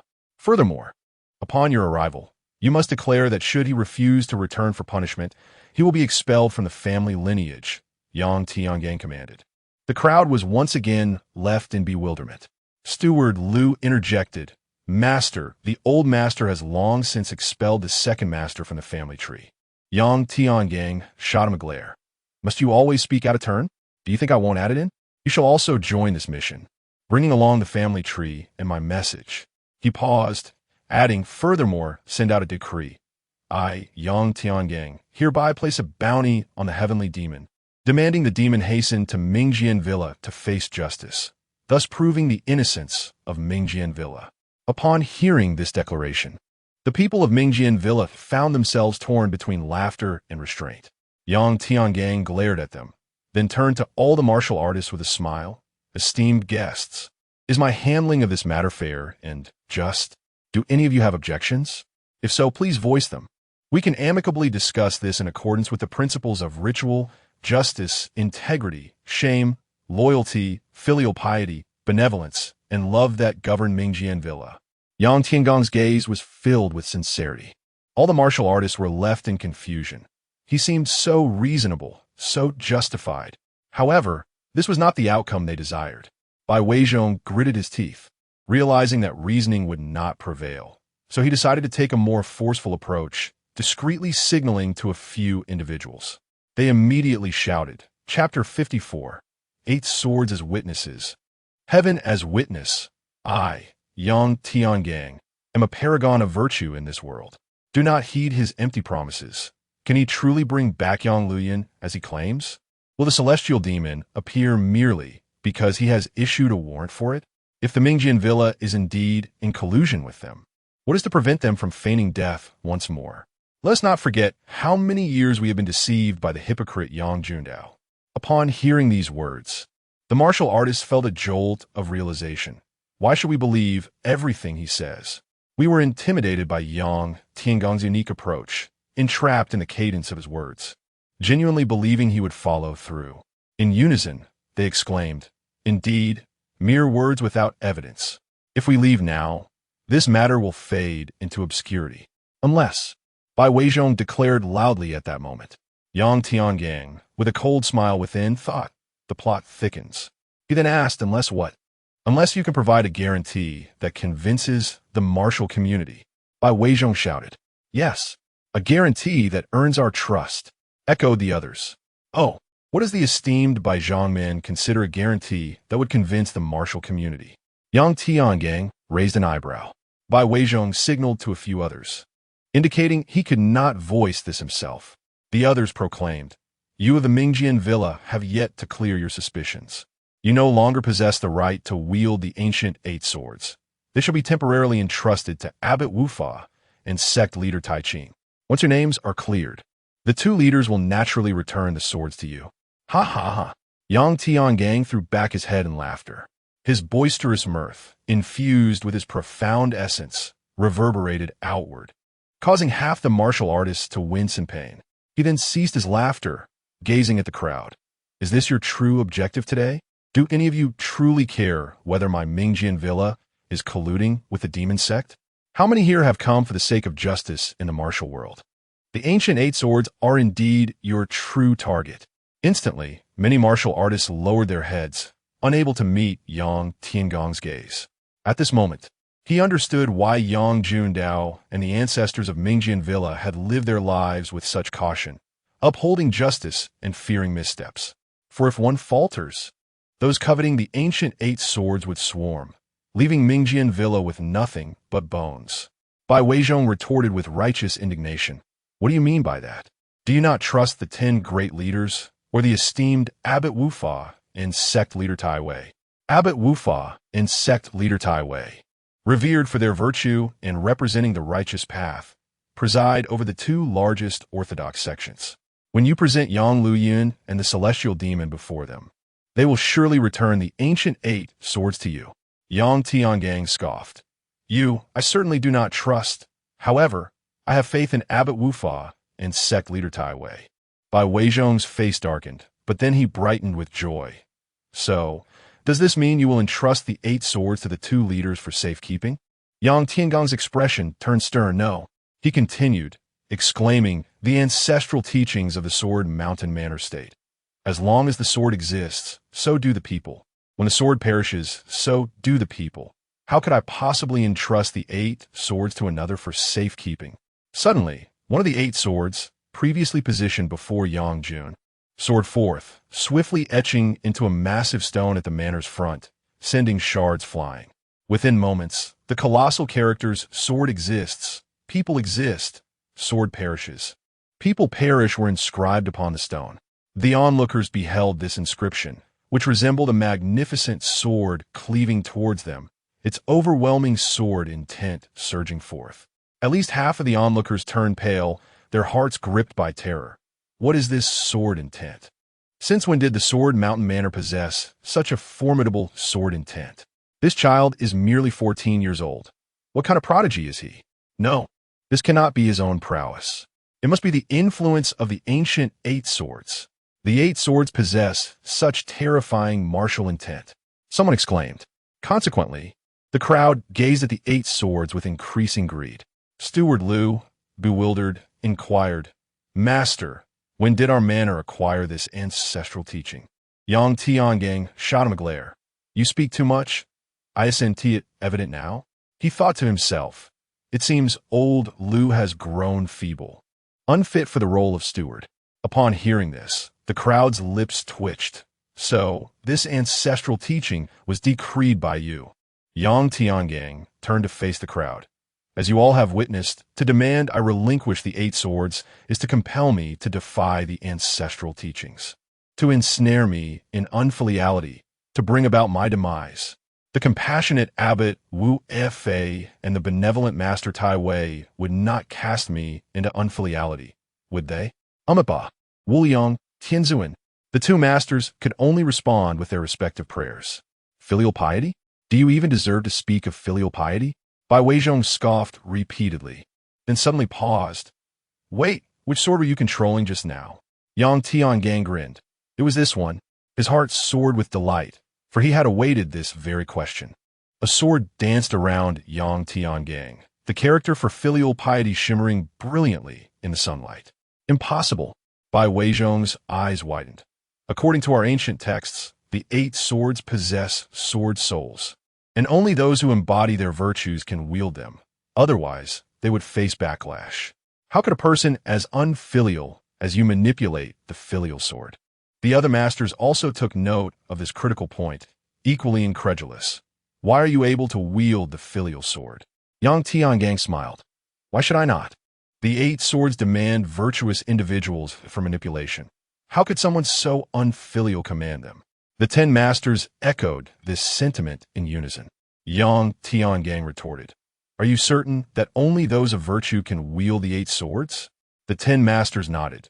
These 8 swords have existed for millennia. This is a universally acknowledged truth. Yang Tiangang silently scoffed. So you are aware of this truth, yet question the old man who can wield the 7 swords. However, this is precisely what we anticipated from you. He cleared his throat. How am I unfilial? When my elders err, I correct them, admonish them, and impose penalties to prevent them from straying onto the wrong path. This is true filial piety. He articulated each word deliberately. The assembled crowd felt as though their minds had been illuminated, as if receiving a sudden epiphany. The abbot of Wufa and the master of Tai Wei bowed deeply, stating, Great virtue has long been recognized. The principle of sacrificing kin for righteousness reveals that our previous understanding of equating righteousness with filial piety was indeed misguided. It is we who are antiquated in our views, and we stand corrected. Yang Tiangang returned the gesture, replying, "Your commendations are unwarranted." He then turned to Bai Weizhong and asserted, "You sought my guarantee, and I shall provide it now." With a commanding shout, he proclaimed, "Eight swords arise." In an instant, the ancient 8 swords soared into the air, dancing above the heads of all present, before establishing their stance in the sky. Impossible. Absolutely impossible. The 10 great masters murmured in disbelief.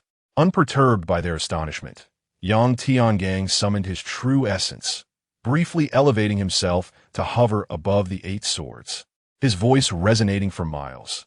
"The ancient 8 swords stand as my guarantee. I, Yang Tiangang, embody the 8 virtues of propriety, righteousness, integrity, loyalty, benevolence, filial piety, and honor. Pray tell, is there anyone in this world whose virtue surpasses mine? Who is more just than I? Would a person of my caliber conspire with the demonic sect or be untrustworthy?" The martial artists lowered their heads, too intimidated to respond. In that moment, Yang Tiangang stood as a colossal figure. Thunder crashed. Suddenly, a bolt of lightning streaked past him, shattering a lion statue at the opposite end of Mingjian Villa. Yang Tiangang was momentarily taken aback, then declared, "Do you see? Even heaven strikes with thunder to bear witness for me. I, Yang Tiangang, am the embodiment of great virtue, with the ancient 8 swords and heaven as my witnesses." He extended his arms, embracing the sky, as if inviting the thunder's cleansing. The sky, which seemed poised to unleash further lightning, vanished in an instant, disappearing faster than it had arrived, akin to fireworks celebrating the birth of great virtue. Ding! The heavens have issued a warning to the host not to speak falsely, yet the host claims that heaven bears witness for him. Congratulations to the host for achieving the accomplishment of reversing black and white. The host is rewarded with mastery of the celestial sword technique, reaching the pinnacle of swordsmanship.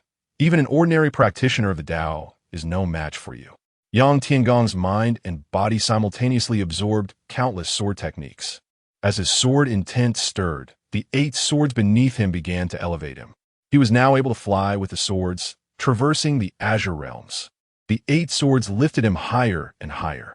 At this moment, all martial artists below witnessed a paragon of virtue, their hearts filled with shame. To have pressured such a virtuous person for our selfish desires is truly unjust. Amitabha, infinite celestial sovereign. This monk, humble Taoist, doubts the lord of the estate, and this should not be the case. Let us depart. The abbot of Wufa and the master of Tai Wei bowed in apology. Chapter 55. After this move, from henceforth, you shall revere me as you would a deity. Hold on. At that moment, a sudden voice echoed through the air. Everyone turned to see a young boy, clad in white, approximately 14 years of age. "Who is this young friend?" Master Wufa inquired, perplexed. The other sect leaders, heads of martial families, and prominent figures of the martial world shook their heads in confusion. They did not recognize the boy. The white-clad youth cupped his hands in salute, saying, "I am but an unnamed lad. However, since all matters of the world concern us all, may I be permitted to speak a word, Master?" "Of course," Master Wufa replied with a smile. At that moment, Yang Tiangang descended upon the estate, riding his sword, his eyes ablaze with insight. He thought to himself, "The practitioners have finally begun to stir, and it appears that one of them hails from the Blue Star." The white-robed youth bowed again, exclaiming, "Thank you, Master." He rose to his feet, unflinching, gazing at the multitude of martial artists. Just now, Master, the esteemed leaders, including the Master of Tai Wei, firmly asserted that only those of noble virtue could wield the ancient 8 swords. This assertion is based on millennia of records. Therefore, I boldly declare here, has it always been thus, an immutable law? If it has remained unchanged for 10,000 years, can there truly be no exceptions? A hush fell over the crowd. The youth continued, "None of us have ever wielded the ancient 8 swords.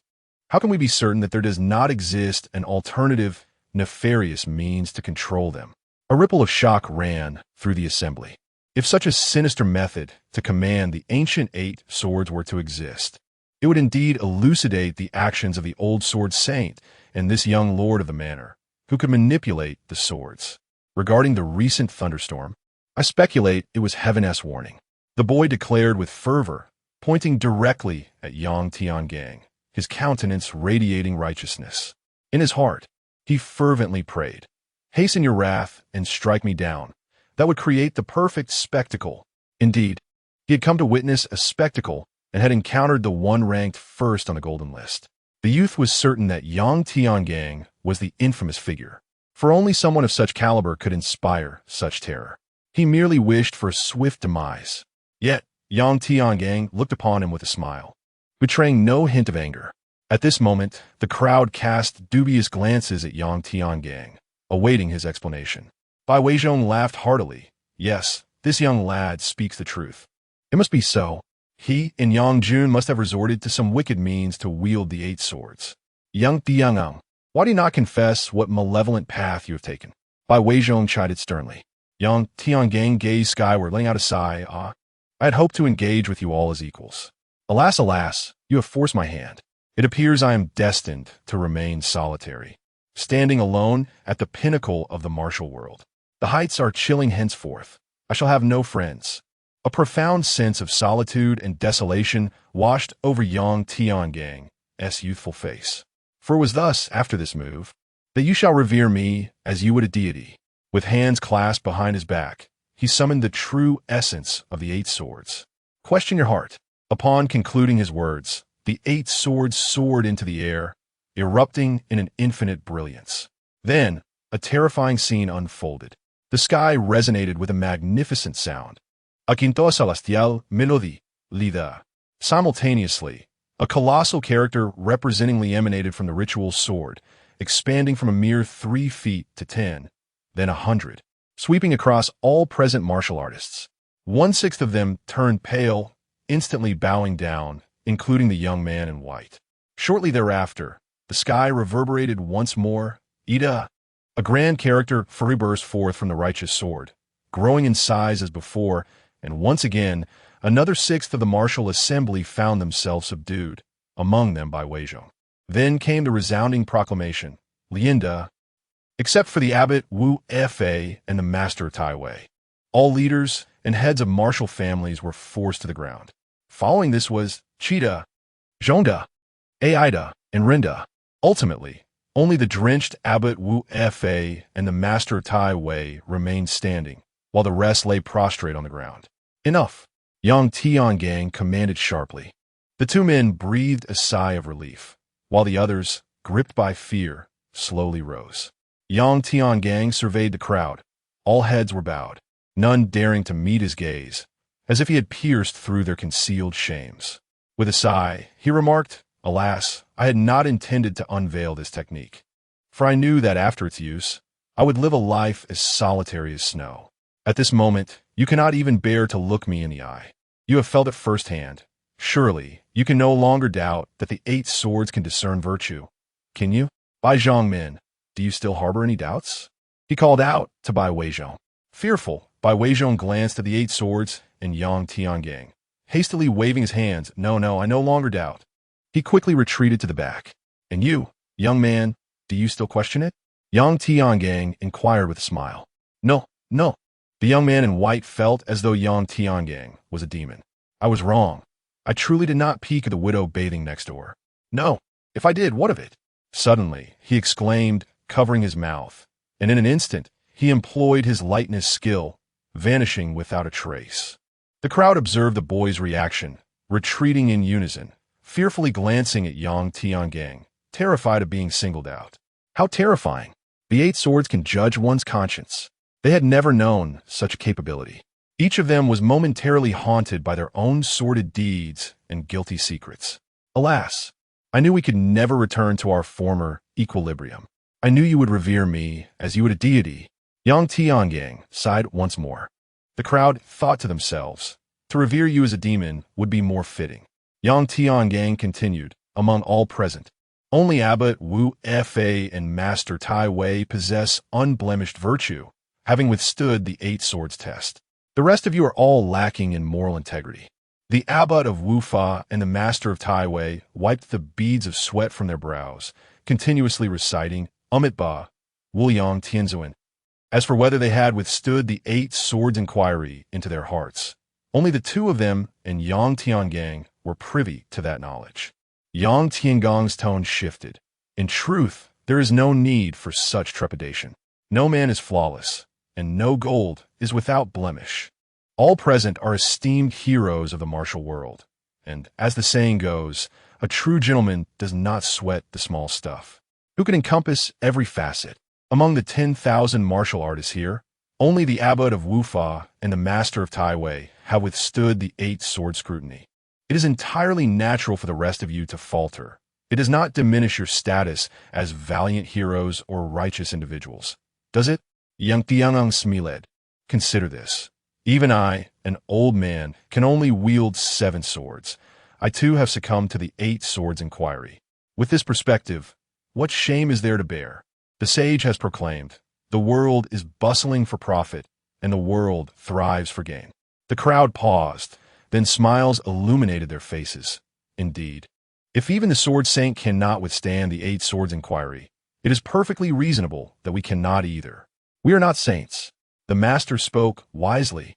In this world, only the master, the abbot of Wufa, and the master of Tai Wei possess the virtue to endure the 8 swords inquiry. In unison, the crowd echoed their praise, and their hearts were instantly unburdened. Yang Tiangang laughed heartily. That is precisely the spirit. His gaze, half smiling, turned to the abbot of Wufa and the master of Tai Wei. The two men once again wiped their brows, exchanged a glance, and then stepped forward before the crowd. Esteemed leaders, heads of martial clans, and illustrious heroes. We propose this. Our master is young, accomplished, and of impeccable virtue. Shall we endorse him as the leader of the martial world? The crowd was momentarily taken aback, then collectively exclaimed, yes. We wholeheartedly support the master as the leader of the martial world. The two smiled, then it is settled. Thus, after 300 years, our righteous martial world shall once again have a leader. They turned, bowing. I, Wufa, represent Shaolin in greeting the leader. I, Tai Wei, represent Taiching sect in greeting the leader. Then, one by one, the crowd bowed. I, Huafeng, represent Tianshan sect in greeting the leader. I represent the martial clan of Yanzhou. Even Bai Weizhong had to follow suit, bowing. I, Bai Weizhong, represent Tai sect in greeting the leader. Only Li Kuangtu quietly transformed into an afterimage and departed as the others bowed. In that moment, all present bent their bodies and shouted in unison, leader. Ha ha! Yang Tiangang laughed boisterously. Esteemed leaders, heads of clans, and heroes, please rise. Chapter 56. A fortuitous encounter or a death sentence. The host is engaging in clandestine activities within the 8 swords inquiry. Congratulations to the host for achieving the accomplishment of deception, rewarding the host with the perfected mastery of the sky-slaying sword technique, reaching the zenith of swordsmanship, surpassing even the peak of ordinary practitioners. Additionally, automatically comprehending the sky-slaying sword domain, heavenly domain, gathering the courage and sharpness of a myriad of swords. Within this domain, there is no fear or trepidation. All swords bow in submission, amplifying the power of any sword technique by 30-fold. Ha ha! Yang Tiangang laughed even louder. That evening in a certain inn, Bai Weizhong slammed the table. Damn it, Yang Tiangang is merely 14 years old. Why is he so formidable? Moreover, the ability of the 8 swords to question the heart has never been recorded throughout the ages. He seethed with rage. He had initially intended to mention that the Mingjian villa had slain his son who borrowed a sword, but he hesitated. It was a rare opportunity for him to receive intelligence about the demonic sect spy. Yet not only had he failed to exact revenge on Mingjian villa for the death of his son, but he also failed to seize the ancient 8 swords, allowing Yang Tiangang to ascend as the leader of the martial arts world. Those unaware would assume he had assisted Yang Tiangang in gathering all the influential figures, creating opportunities for him, thereby inadvertently elevating him to power. At this moment, he was grinding his teeth in frustration. He recalled everything that had transpired today. His hatred intensified, and then he exclaimed in shock, "Wait! During the 8 swords inquiry, how many swords were released?" The elders of the Tai sect were momentarily stunned. We were all mired in our own malevolence, our minds in disarray. How could we remember the number of swords? Think carefully, Bai Weizhong urged. One elder uncertainly replied, It seems there were 7 swords, 7 inquiries. Bai Weizhong smacked his thigh. Indeed, it was 7 inquiries. The filial sword did not emerge at all. I told you. How could the abbot of Wufa and the master of Tai Wei withstand the 7 swords inquiry? To be a leader of a sect, how could one endure the scrutiny of the 8 virtues? Which sect does not resort to some unscrupulous means for development? Yang Tiangang had shown leniency. Ah, splendid. No wonder those 2 proposed Yang Tiangang as the leader of the martial arts world. It was to express gratitude for the face he spared them. The elders were taken aback, and upon recalling the expressions of the abbot of Wufa and the master of Tai Wei, they instantly understood. So, it is, what a cunning Yang Tiangang. Then, one person voiced a question. But why did Yang Tiangang ultimately not release the filial sword's inquiry? Are you foolish? They are all monastics. If the filial sword were to appear and they still stood there, who would not harbor doubts afterward? Pray tell, which monk can be deemed filial? If a monk can withstand the inquiry of the filial sword, would anyone still trust the 8 swords? Bai Weizhong scolded. The other elders were taken aback. So, you mean to say that the white-clad youth was correct? The 8 swords can indeed be manipulated through nefarious means. Bai Weizhong nodded. It seems that no matter how extraordinary the 8 swords may be, they are merely lifeless objects. Have you not exploited enough loopholes in the rules of the living, let alone the control of inanimate objects? Yet, how did he manage to accomplish this? The remaining elders were curious. How would I know? Bai Weizhong cast a disdainful glance at them and remarked, however, Li Kuangtu also comprehends the essence of the renowned sword heart method, which is the secret to mastering the 8 swords. He paused, his expression hardening. 15 days hence, at the Mingjian Manor, the martial arts conference will officially commence. A continuous stream of martial artists arrived, and, at the entrance, Butler Liu was not merely a steward but a welcoming host, vociferously announcing, The abbot of Shaolin Temple presents a land grant of 100,000 acres to congratulate the new leader of the martial world. The master of the Tai Ching sect offers 10 bottles of 4th-tier elixirs, 100 bottles of 3rd-tier elixirs, and 1,000 bottles of 2nd-tier elixirs.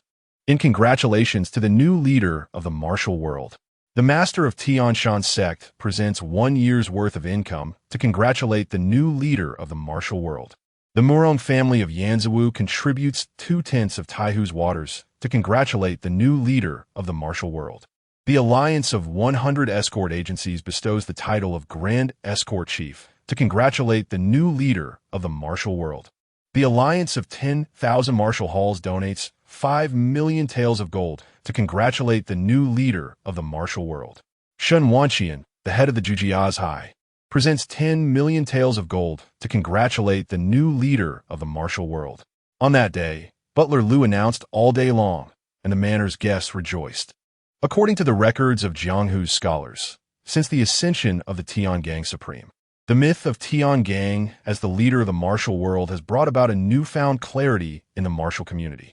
The overt violence and oppression, as well as the covert acts of plunder and extermination, have vanished without a trace, as if the world had transformed overnight. The martial world has been rejuvenated, giving rise to an unprecedented era of talent. The Tiangang Supreme's merits are immeasurable. As Yang Tiangang assumed the role of the martial world leader, none were more delighted than Yang Jundao. At that moment, he knelt before the ancestral shrine, proclaiming, "Ancestors, bear witness, Jundao will not fail the Yang family. My son has achieved great things, surpassing even my own accomplishments. Truly, he is my virtuous grandson and the dutiful grandson of our ancestors." As he spoke, he joyfully took a swig of old white liquor.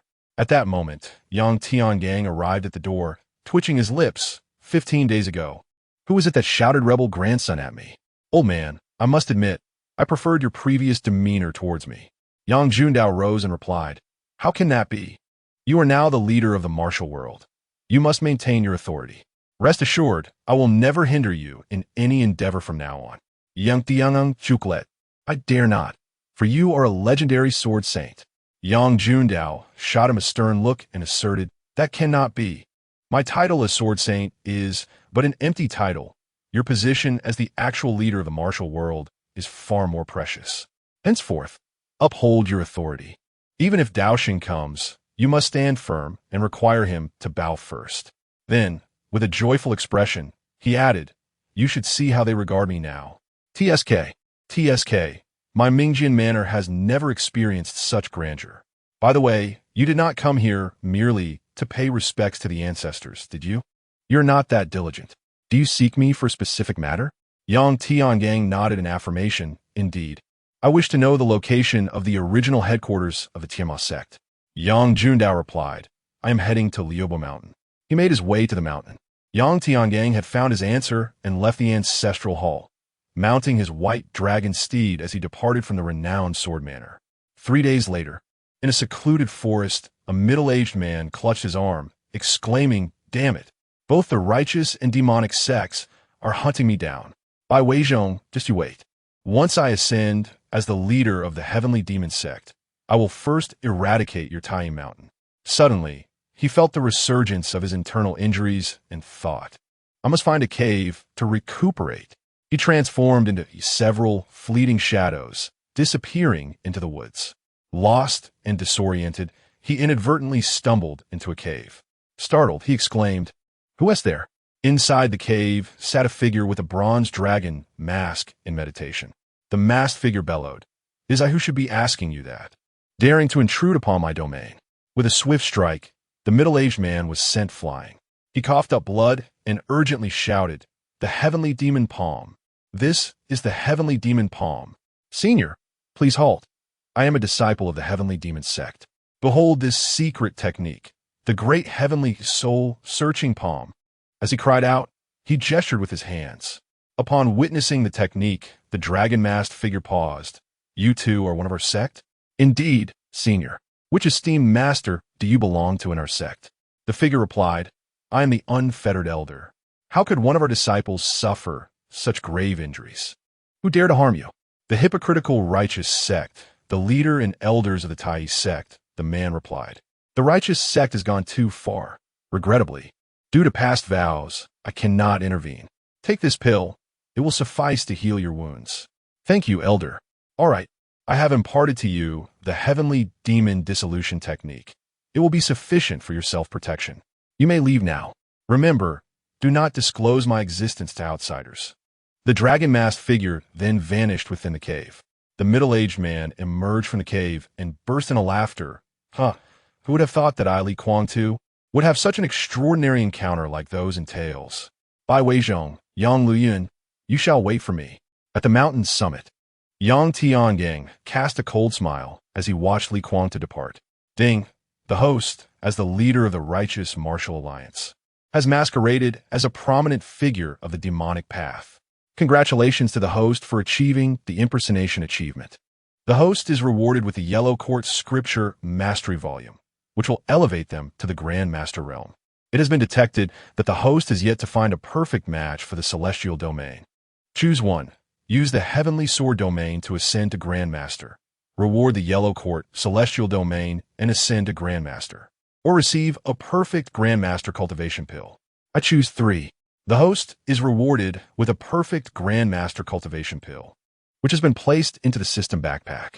Chapter 57. Unity of the Martial World. All honor to Yang Tiangang at this moment. Yang Tiangang, disguised as the bronze dragon-masked figure, was filled with elation, having unexpectedly achieved notable success. Moreover, due to his unique status as a Grandmaster, he required a celestial domain to attain further greatness. While an ordinary individual could possess only one celestial domain, Yang Tiangang, owing to his innate talent, could potentially cultivate multiple domains given sufficient time. However, upon ascending to Grandmaster status, he would enter a state of unity between heaven and man, which would enhance the celestial domain's efficacy. Thus, for Yang Tiangang, the distinction between primary and secondary celestial domains was paramount. The primary domain would provide an amplification during his ascension, allowing the system to offer him choices regarding which celestial domain to utilize. To his surprise, he received a reward in the form of an entry elixir for the peerless Grand Master cultivation technique, which he could readily use on Blue Star. There, he would effortlessly achieve Grand Master status in no time. He patted the white dragon horse affectionately. "Little white dragon, you are fortunate as well. We have indeed acquired a new Tier 4 premium spirit herb in the demonic cave. This bone spirit herb is yours to consume, while the tiger blood herb from Blue Star shall be our gain." The white dragon horse neighed triumphantly. Yang Tiangang chuckled and produced a spirit herb from his robe to feed him. 10 minutes later, the white dragon horse let out a thunderous cry, having ascended to Tier 4 premium status. Under Yang Tiangong's discerning gaze, the white dragon horse now possessed strength equivalent to that of a pinnacle grandmaster, with the ability to traverse vast distances of 180,000 miles, capable of carrying immense burdens of 180,000 pounds. It could glide effortlessly over water as if walking on solid ground, and could soar with the winds. Ha ha ha! Should anyone dare challenge me as the leader of the martial world, I might well declare, a mere pinnacle grandmaster, you lack the qualifications to engage with me. First, best my steed before you dare to strike.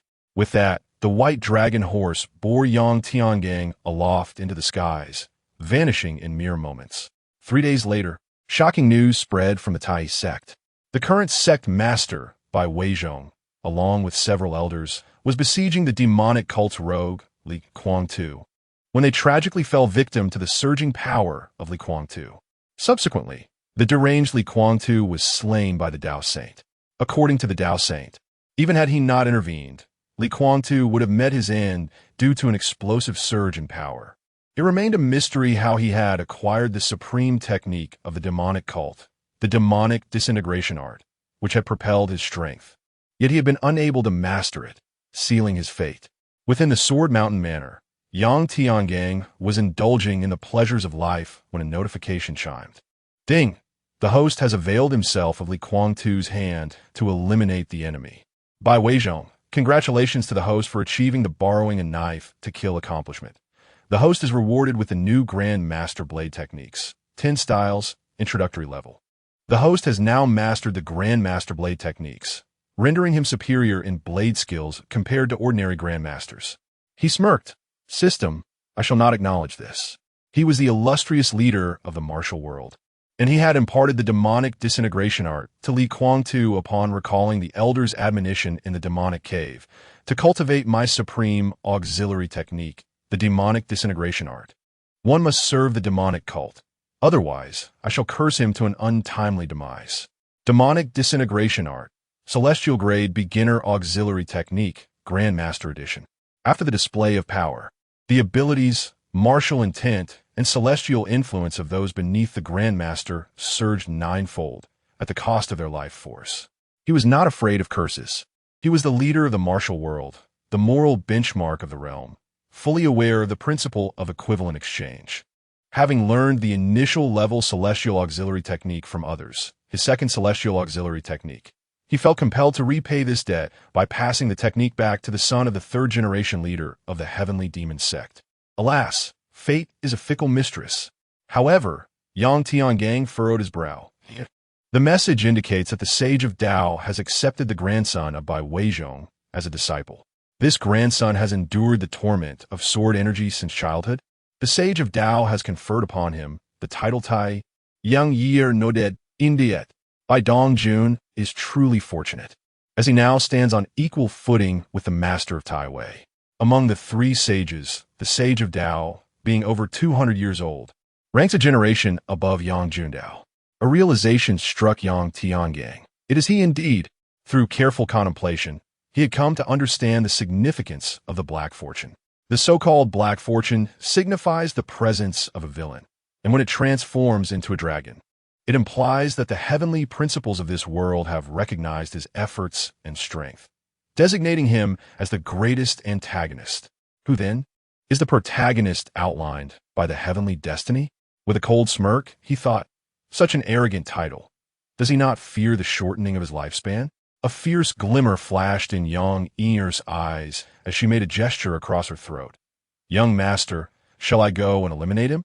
Yang Tiangang was taken aback. What brings about such thoughts? I am the leader of the martial world, the light of righteousness. He mused. If you could indeed slay him, I would take your surname. Young master, you have already killed his father. This poses a great dilemma. To eradicate the roots of the problem, is not that what you taught me? Yang Ear's murderous intent remained unabated. Yang Tiangang shook his head. It seems you have yet to grasp the essence of my capabilities. Pray tell, who am I? The leader of the martial world, a paragon of virtue. His father engaged in pillaging and colluded with the demonic sect. Should he dare to seek revenge, he will surely bring ruin upon himself. Even the sage of Tao cannot protect him. If you were to strike him down, would that not provide him with a weapon against us, turning reason into absurdity? After a moment of contemplation, Yang Ear lowered her head and admitted her fault. I apologize, young master.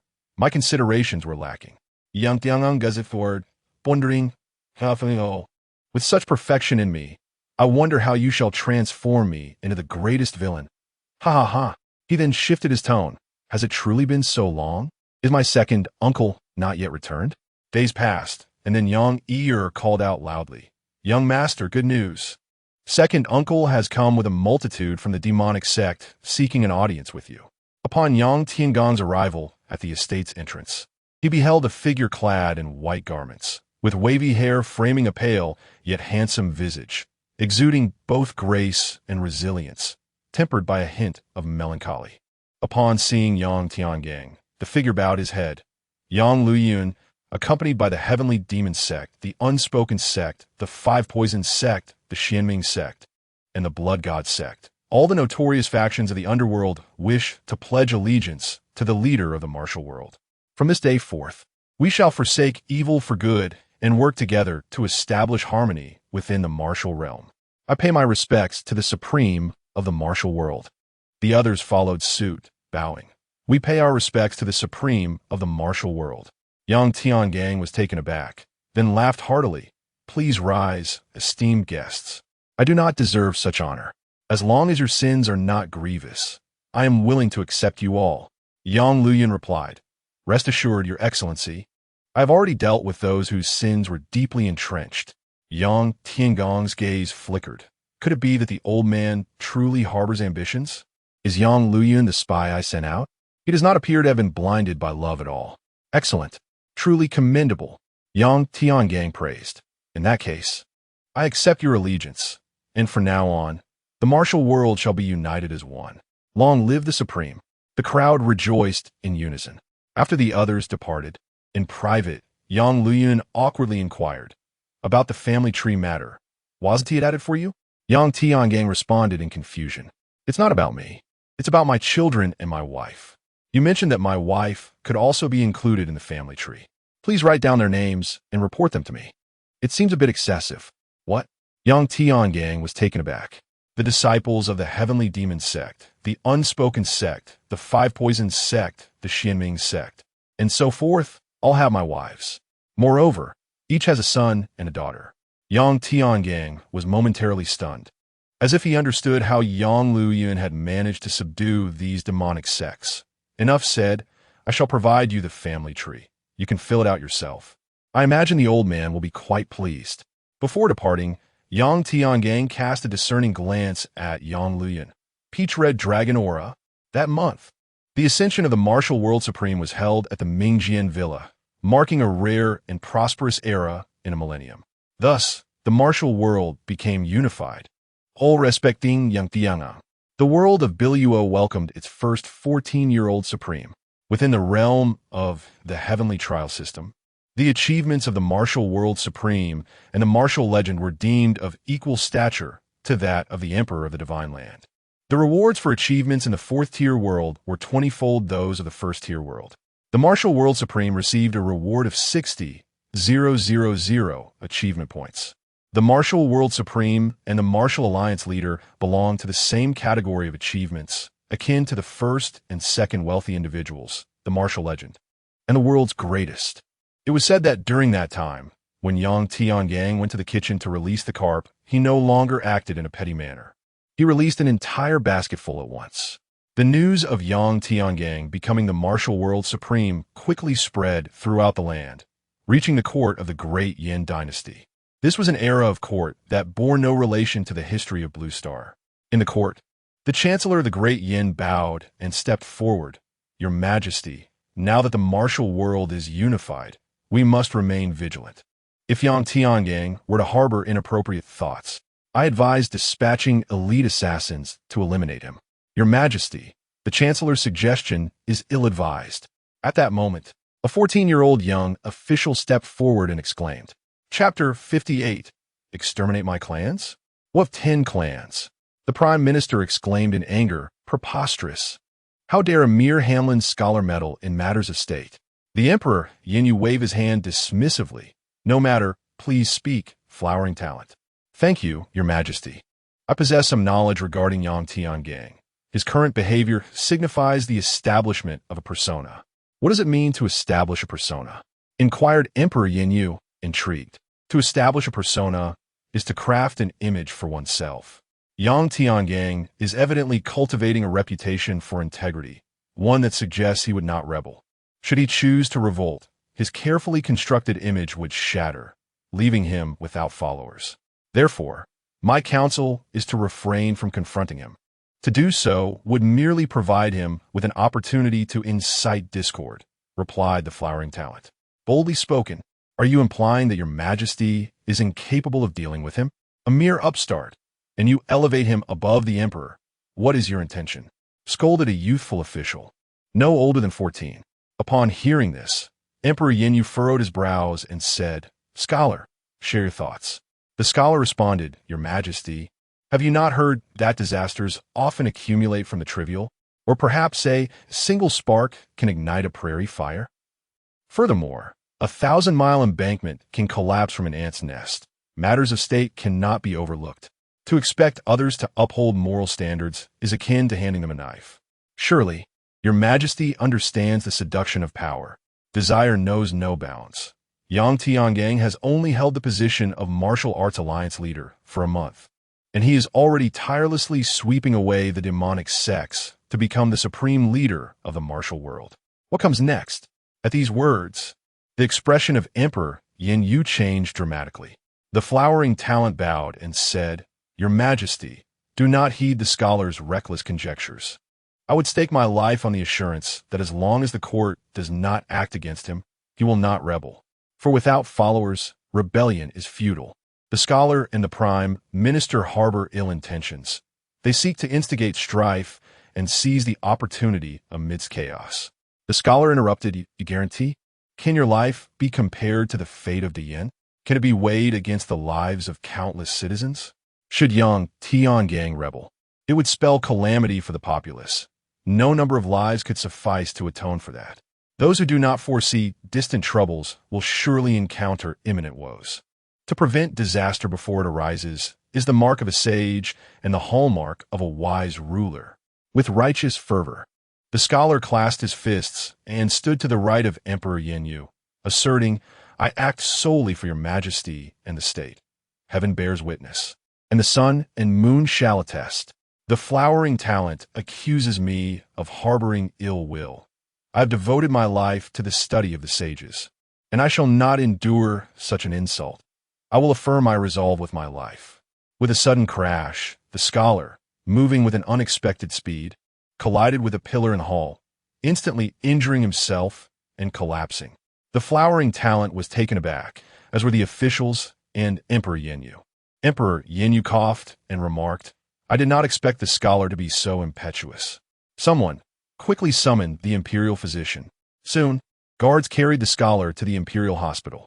As he was being taken away, no one noticed that his arm had shifted slightly, finding a more comfortable position. Your Majesty, the scholar excels in both literature and martial arts. Such an accident is insignificant, the flowering talent exclaimed anxiously. The Prime Minister furiously rebuked, Scholar of the third rank. With the first rank and second rank in such disarray, do you still wish to tarnish his reputation? Do you desire me to strike the pillar to affirm my resolve? The officials reacted swiftly, restraining the advancing Prime Minister. Your Excellency, this cannot be allowed. The third-rank scholar thought to himself, such a lack of honor in these men. At that moment, A youthful official, approximately 14 years of age, stepped forward. Your Majesty, I have a matter to present. The Emperor Yin Yu pondered, what is happening today? Everyone appears so eager. The second-ranked scholar, encouraged, replied, speak freely. You are all rare pillars of our great Yin dynasty. He bowed deeply and continued, in my childhood, I moved thrice with my mother, residing for a time at the foot of the Ming Soar Mountain, where I heard of Yang Tiangong's poetic compositions during his studies. I dare not recite them. May your Majesty forgive my presumption. Forgiven. The Emperor Yin Yu's interest was piqued. The third-ranked scholar thought, this is troublesome. The second-ranked scholar cleared his throat and solemnly intoned, when autumn arrives on the 8th of September, my flowers shall bloom amidst the death of 100 blossoms. A fragrant aroma wafting through Yin capital, the city adorned in golden armor. He had another verse, like a fierce tiger lying upon a desolate hill, lurking with claws at the ready. Should I ever attain my lofty aspirations, dare I laugh. The Emperor Yin Yu bellowed, enough. The second-ranked scholar did not cease, instead turning to the third-ranked scholar. He is also aware of this matter. The third-ranked scholar retorted, he never composed such lines here. What do you mean by that? Do you dare swear before heaven that Yang Tiangang has never penned similar verses? The second-ranked scholar pressed aggressively. The third-ranked scholar retreated repeatedly. Your Majesty, his verses are not as he claims. He speaks of daring to mock Zhang Jiao, an ancient martial arts leader, and he never authored a fragrant aroma wafting through Yin capital. That is a forgery by the second-ranked scholar. The second-ranked scholar turned and knelt. Your Majesty, this is evident. The third-ranked scholar is but a minion of Yang Tiangang. I beseech your Majesty to punish him. He bowed deeply. I implore your Majesty for a divine judgment. The Emperor Yin Yu hesitated, unable to discern the truth. Suddenly, with a crash, the second-ranked scholar sprang up and struck his head against a pillar, blood streaming forth as he murmured, Your Majesty, my words are heartfelt. He then fainted. The officials and the Emperor Yin Yu were once again taken aback. Are the youth of today so impetuous? Do they resort to such extremes over a disagreement? Summon the imperial physician. Guards hurried to carry him away. After a moment of contemplation, the Emperor Yin Yu mused, is the third-ranked scholar indeed betraying the court? This matter shall be discussed later. Let us first deliberate on Yang Tiangang. He was genuinely fond of this year's top scholars, for it was unprecedented to have all three ranks comprised of 14-year-olds, a sign he perceived as divine favor upon the great Yin. At that moment, the Prime Minister interjected, Your Majesty, the sword must remain in one's own hands. The Emperor Yin Yu was inclined to act. The Prime Minister pressed further, Your Majesty, should Yang Tiangang one day arrive at this golden hall, brandishing the ancient 8 swords and questioning your Majesty and the officials, how shall you respond? And if he were to declare that virtue does not match position, then how shall you and the officials stand? The Prime Minister's 2 inquiries struck with profound resonance. All the officials, save for the flower-picking scholar, knelt down, beseeching the Emperor, Your Majesty, please issue a decree to execute the demon Yang Tiangang. The flower-picking scholar, taken aback, turned to a minister. Lord D, are you not the epitome of justice? Why do you also concur with the execution of Yang Tiangang? Did you not teach me to refrain from punishing the innocent and to avoid unjust retribution? Pray tell, what crime has Yang Tiangang committed that warrants his death? The minister remained silent. The flower-picking scholar understood, his expression shifting as he pointed at them and laughed heartily. It turns out there is not a single upright person among you. You are all trembling, afraid of his 8 swords, terrified of having your vile faces exposed. Who would have thought that in this flourishing era of Dayan, the halls of power are occupied by such petty men? What a lamentable state of morality. A tragedy for the people of the realm. Dayan shall surely perish under your decree. He was filled with indignation. Thus, I shall resign from this position. The flower-picking scholar tore off his official robes and turned to leave, muttering, The flower blooms not amidst a multitude, standing alone by the sparse fence, its charm unspent. Better to embrace the fragrance in death than to be swept away by the northern winds. The flower-picking scholar laughed uproariously as he strode towards the palace exit. The officials and Emperor Yin Yu's expressions changed dramatically. The chancellor hastily exclaimed, "Your Majesty, the flower-picking scholar has insulted the court and defamed Dian. I implore you to imprison him. Guards, seize the flower-picking scholar." Emperor Yin Yu was seething with rage. Instantly, guards apprehended the flower-picking scholar.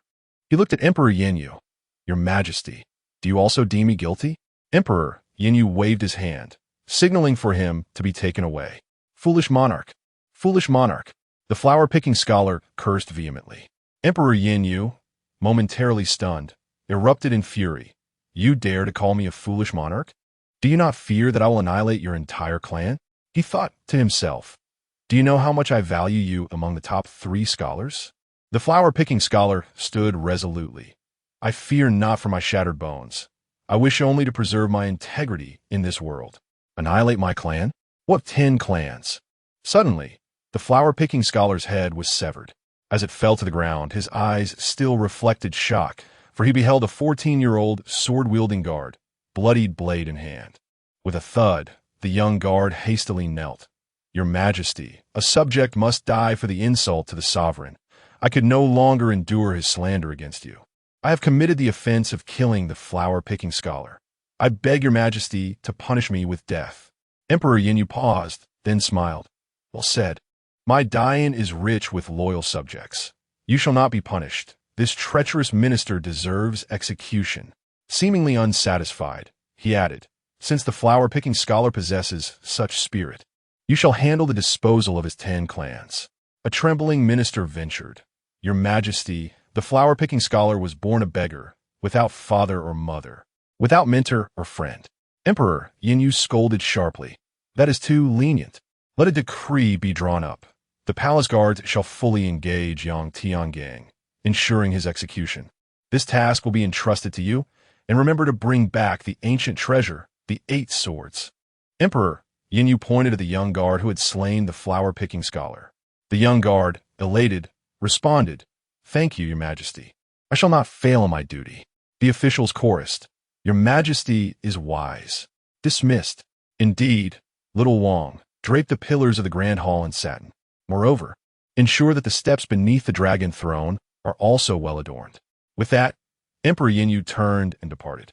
The 14-year-old sword-bearing guard, who had been kneeling, rose with a smile, his eyes gleaming with an unsettling glint that belied his tender age. He mused, "Yang Tiangang, ranked 10,000 on the golden list. I shall seek an encounter with you. Perhaps this 10,000 ranking shall become mine." Historical records state, the great Yin perished due to an edict that posed no issue, a dynasty famously marked by its injustice. Chapter 59. In today's light, it appears that someone is hastening to deliver the imperial throne to me.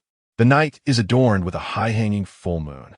Beneath the renowned sword manor, 100 cloaked figures wearing bronze masks stand before a 14-year-old boy. The youth speaks coldly. "Let us depart. Remember, we are the heavenly principal sect." With that, he dons a bronze dragon mask and swiftly ascends the mountain with his 100 bronze-clad companions. Upon reaching the manor gates, they raise their hands to slay the night watchman, forcefully kicking the gates open and charging inside. Enemy attack. The sound of bronze bells resonates throughout the sword manor. In a private chamber, Yang Tiangang has just fed 3 golden bell talismans, rewards from the achievement system, to the Hongmeng bronze bell. The bell emits an invisible radiance, elevating itself to the 5th tier of excellence. Gazing at the ancient 8 swords, he hesitates. If I were to devour one of them, would it attract the attention of the heavenly Tao? He then sets the 8 swords aside. There is no rush. I cannot allow the heavenly Tao to act against me prematurely. I have yet to acquire more achievements, nor have I found by Luo Fu in Huangquanju. He produces a jade tablet of emerald hue. Once I unlock the so-called Bailuo cloud, I shall use the 8 swords to destroy the Bailuo command, and then consume the remnants of the command. This will similarly elevate the Hongmeng bronze bell to the 6th tier of excellence. As it stands, without intervention from the heavenly Tao, I am secure in this world. He gazes at the Hongmeng bronze bell, which only he can perceive, and then, in a swift motion, the bell vanishes into his soul. At that moment, his masterly intuition catches the sounds of screams from the front of the manor, and he pauses, bewildered. Who possesses such audacity? To come here and seek death? With that thought, he exits the chamber, swiftly arriving at the martial arts arena in the manor's front courtyard. Descending from the air while stepping upon the 8 swords, exclaiming, "Who are you to dare intrude upon the sword manor?" The 100 cloaked figures immediately halt, retreating behind a bronze-masked man. Simultaneously, 2 figures descend from the sky. "How bold of you to invade my sword manor. Do you know who stands before you? It is the supreme martial artist." Seated in a wheelchair is Yang Jundao, accompanied by the handsome, middle-aged Yang Luyun. Following them are 300 guests and Yang Yier, flanked by 36 sword maidens, with the manor servants arriving tardily thereafter. The bronze-masked man speaks in a raspy voice. "Good. Everyone is here. This will save me the trouble of introductions. I am the leader of the Heavenly Principal Sect. Yang Tian." Whoosh! A streak of light shoots forth. The bronze-masked man is taken aback. "You lack martial ethics," and then his head falls. The eyes reveal beneath the bronze mask brim with disbelief, as if he cannot comprehend why his demise came so easily. He had not yet contended with Yang Tiangang. Yang Tiangang lets out a cold chuckle. "I know what you were about to say. If you wish to walk my path, I will grant you no way forward." Without needing to activate his fiery eyes, he recognizes this individual as a practitioner and can easily surmise that he would have claimed himself as Yang Tianli. To attempt to reverse the tides against him would be futile. The 100 bronze-masked figures had never anticipated this outcome, exclaiming in shock, "Leader!" They then rush towards Yang Tiangang, shouting, "Kill him! Otherwise we face death." Yang Luyun, filled with excitement, leaps forth. "Allow me to have a word with you," and strikes out with a powerful palm. The towering palm of the celestial demon, measuring 50 zhang in height and 30 zhang in width, surged forth, accompanied by a suffocating gust, targeting the advancing masked figures. 100 masked individuals struck in unison, their collective force of 30 zhang overwhelming the celestial demon's palm, shattering it and continuing its relentless assault towards Yang Luyun and Yang Tiangang. In alarm, Yang Luyun cried out, "8 swords unite." Yet, the 8 swords remained utterly still. Momentarily stunned, Yang Luyun sidestepped, but was still struck by the edge of the palm's wind, sending him hurtling away. Yang Jundao, in a state of urgency, shouted Luyun, while unleashing a sword aura towards the palm's force. Bang! The sword aura was shattered. The legendary sword saint was knocked to the ground by the fierce gust. The palm's power remained unabated as it struck Yang Tiangang. Boom! The 2 forces collided, sending debris flying and obliterating the surrounding structures. While the tremendous force toppled 300 diners, including Yang Yier and the estate servants. Simultaneously, a dragon's roar seemed to resonate through the air. As the dust settled, Yang Tiangang stood resolutely in place, not having budged an inch, with the ground beneath him intact, his garment undisturbed. Spitting out a few mouthfuls of saliva, Yang Luyun exclaimed, "Damn it! I've been away from home for just 12 years, and the 8 swords refuse to heed my command?" Yang Jundao, blood spewing from his mouth, gazed in astonishment at the 100 masked figures. "How can all of you be at the pinnacle of Grandmaster? This is impossible. Which faction possesses 100 Grandmaster-level warriors?" The masked individuals, equally astonished, looked at Yang Tiangang in disbelief. "How are you unharmed? It's inconceivable. No one can withstand our combined strike."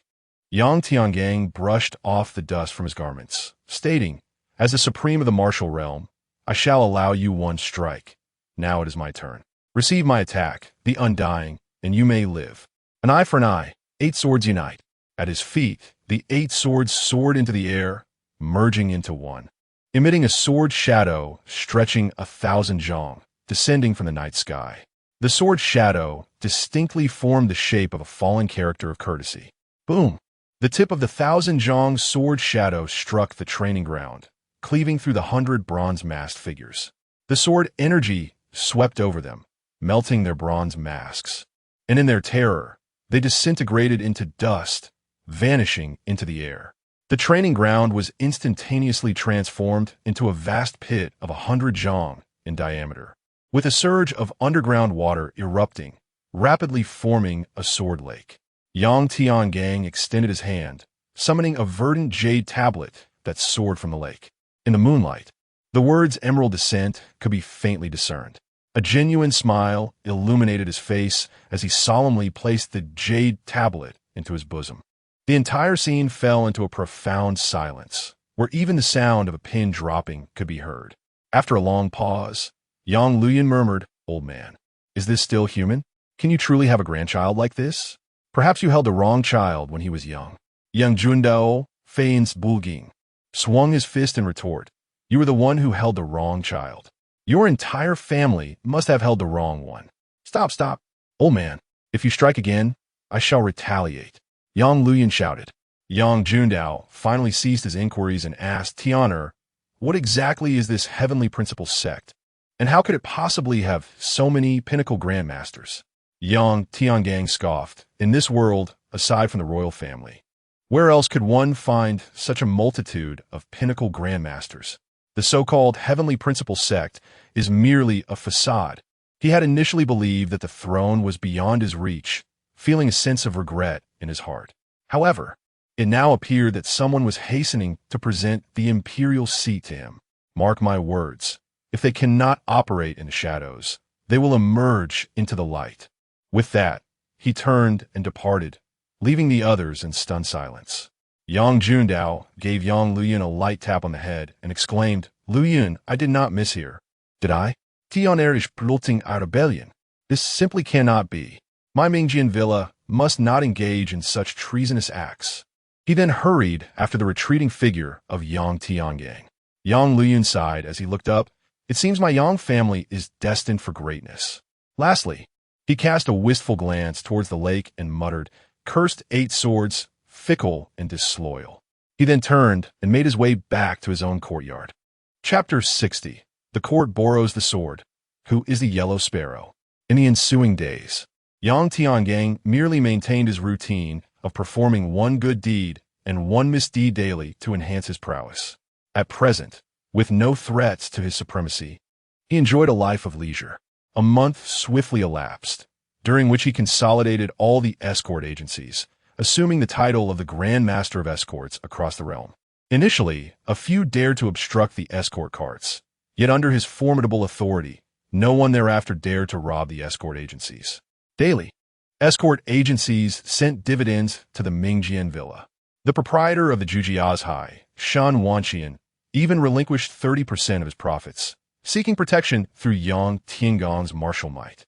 Consequently, Yang Tiangang engaged in business with him, providing 10 treasure ships to expand their ventures overseas. This world is a 4th-tier realm, vastly more expansive than the Tianjin world, over 100 times its size. Although the 2nd-tier exquisite treasure ships were somewhat outdated, based on these vessels, Shan Wanqian began to research 3rd-tier treasure ships, resulting in substantial profits for both. 90% of the martial arts schools across the land were also affiliated with Mingjian Villa, where Yang Tiangang made high-level Xin-class secrets available and opened access to manuals below the peak realm of masters. While some martial sects expressed discontent, their numbers were few. He crafted 9 supreme martial orders, where seeing the order was akin to encountering the supreme itself, and instituted clear prohibitions within the martial world, leading to a notable purification of its ethos. On this particular day, Yang Tiangang received an overt measure from the court. At the forefront was a 14-year-old official, who proclaimed himself the newly appointed top scholar of the year. He presented an imperial decree. Under heaven, all lands are the king's. All soldiers are the king's ministers. I have heard of the profound inquiry of the 8 swords. The court has a case unresolved. Hence, I borrow the 8 swords to adjudicate this matter. I request that Master Yang lend the 8 swords to this year's top scholar, to be returned in 1 month, intact and undamaged. As the sovereign of the realm, I shall not covet my subjects' possessions, so please rest assured.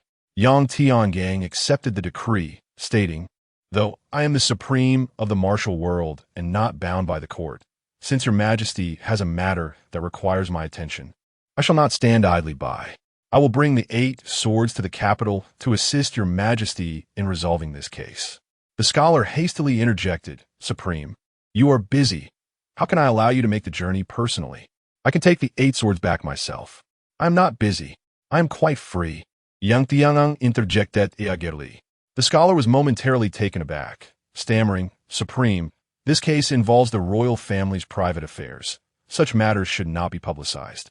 It would be best if you did not go. Oh, I see. Very well, you may borrow the 8 swords. Yang Tiangang soudainly became agréable. The scholar rejoiced. Thank you greatly, Supreme. However, Yang Tiangang interjected once more. However what? The scholar's heart raced. Yang Tiangang smiled. The 8 swords are treasures of the martial world. I cannot make this decision alone. How about this? I will convene all martial sect leaders, and, once I persuade them, I shall lend them to you. The scholar anxiously inquired, how long will this take? He thought to himself, Yang Tiangang is indeed cunning. He intends to delay. If he cannot persuade them for a lifetime, then the borrowing shall never occur. Soon, with the prowess of the sect leader, he would reach the Mingjian Manor within 3 days, Yang Tiangang replied. The scholar was astonished. Is it really that simple? Indeed, it is that simple. Yang Tiangang smiled. The scholar felt a sense of intrigue, as if Yang Tiangang's enigmatic nature had stirred his emotions. He bowed respectfully. In that case, I shall return in 3 days. With that, he departed with his entourage. Yang Tiangang watched his retreating figure and mused. How amusing. I never imagined the first gender-transformed individual I encountered would achieve the title of scholar. 3 days later, the top 10 sect leaders of the martial world, along with the heads of various prestigious martial families, arrived. Yang Tiangang sat upon his exalted throne, esteemed leaders. His Majesty the Great, Yin has requested the loan of the 8 swords. What say you? Many leaders expressed delight, yet remarked, the 8 swords belong to the Supreme. Thus, it is the Supreme's decision. Yang Tiangang smiled. Very well, in that case, I shall lend the 8 swords. He gestured, and the 8 swords soared forth, embedding themselves into the floor. The former steward Liu, now a first-class steward, exclaimed, Master, you cannot lend them. Did you not just establish the ancestral decree? As long as the swords exist, so shall their wielders. If the swords perish, so shall the men. Mind your tongue. Yang Tiangang silenced him with a surge of true energy, contemplating demoting him to a second-class steward later. Please do not mind Steward Liu's words. Lending them out does not mean they will be lost. His Majesty the Great Yin will surely return them, correct? Yang Tiangang cast a meaningful glance at the scholar. The scholar, unperturbed, replied, Of course, a sovereign's word is law and will be honored. Scholar, please take the sword. Yang Tiangang infitet. The scholar clasped his hands in gratitude. Thank you, Supreme. He reached out to draw the sword, but halted midair and turned to his guards. You go and retrieve it. The guard stepped forward to extract the treasured sword. The scholar sighed in relief. Then, we shall take our leave. Once again, my gratitude to the Supreme. He eagerly prepared to depart. Scholar, are you not in haste? Yang Tiangang's voice suddenly interjected. The scholar was taken aback, instinctively on guard. I question how you managed to earn your title, for you seem rather reckless. I have not provided you with the incantation for invoking the 8 swords. How will you solve your case upon returning?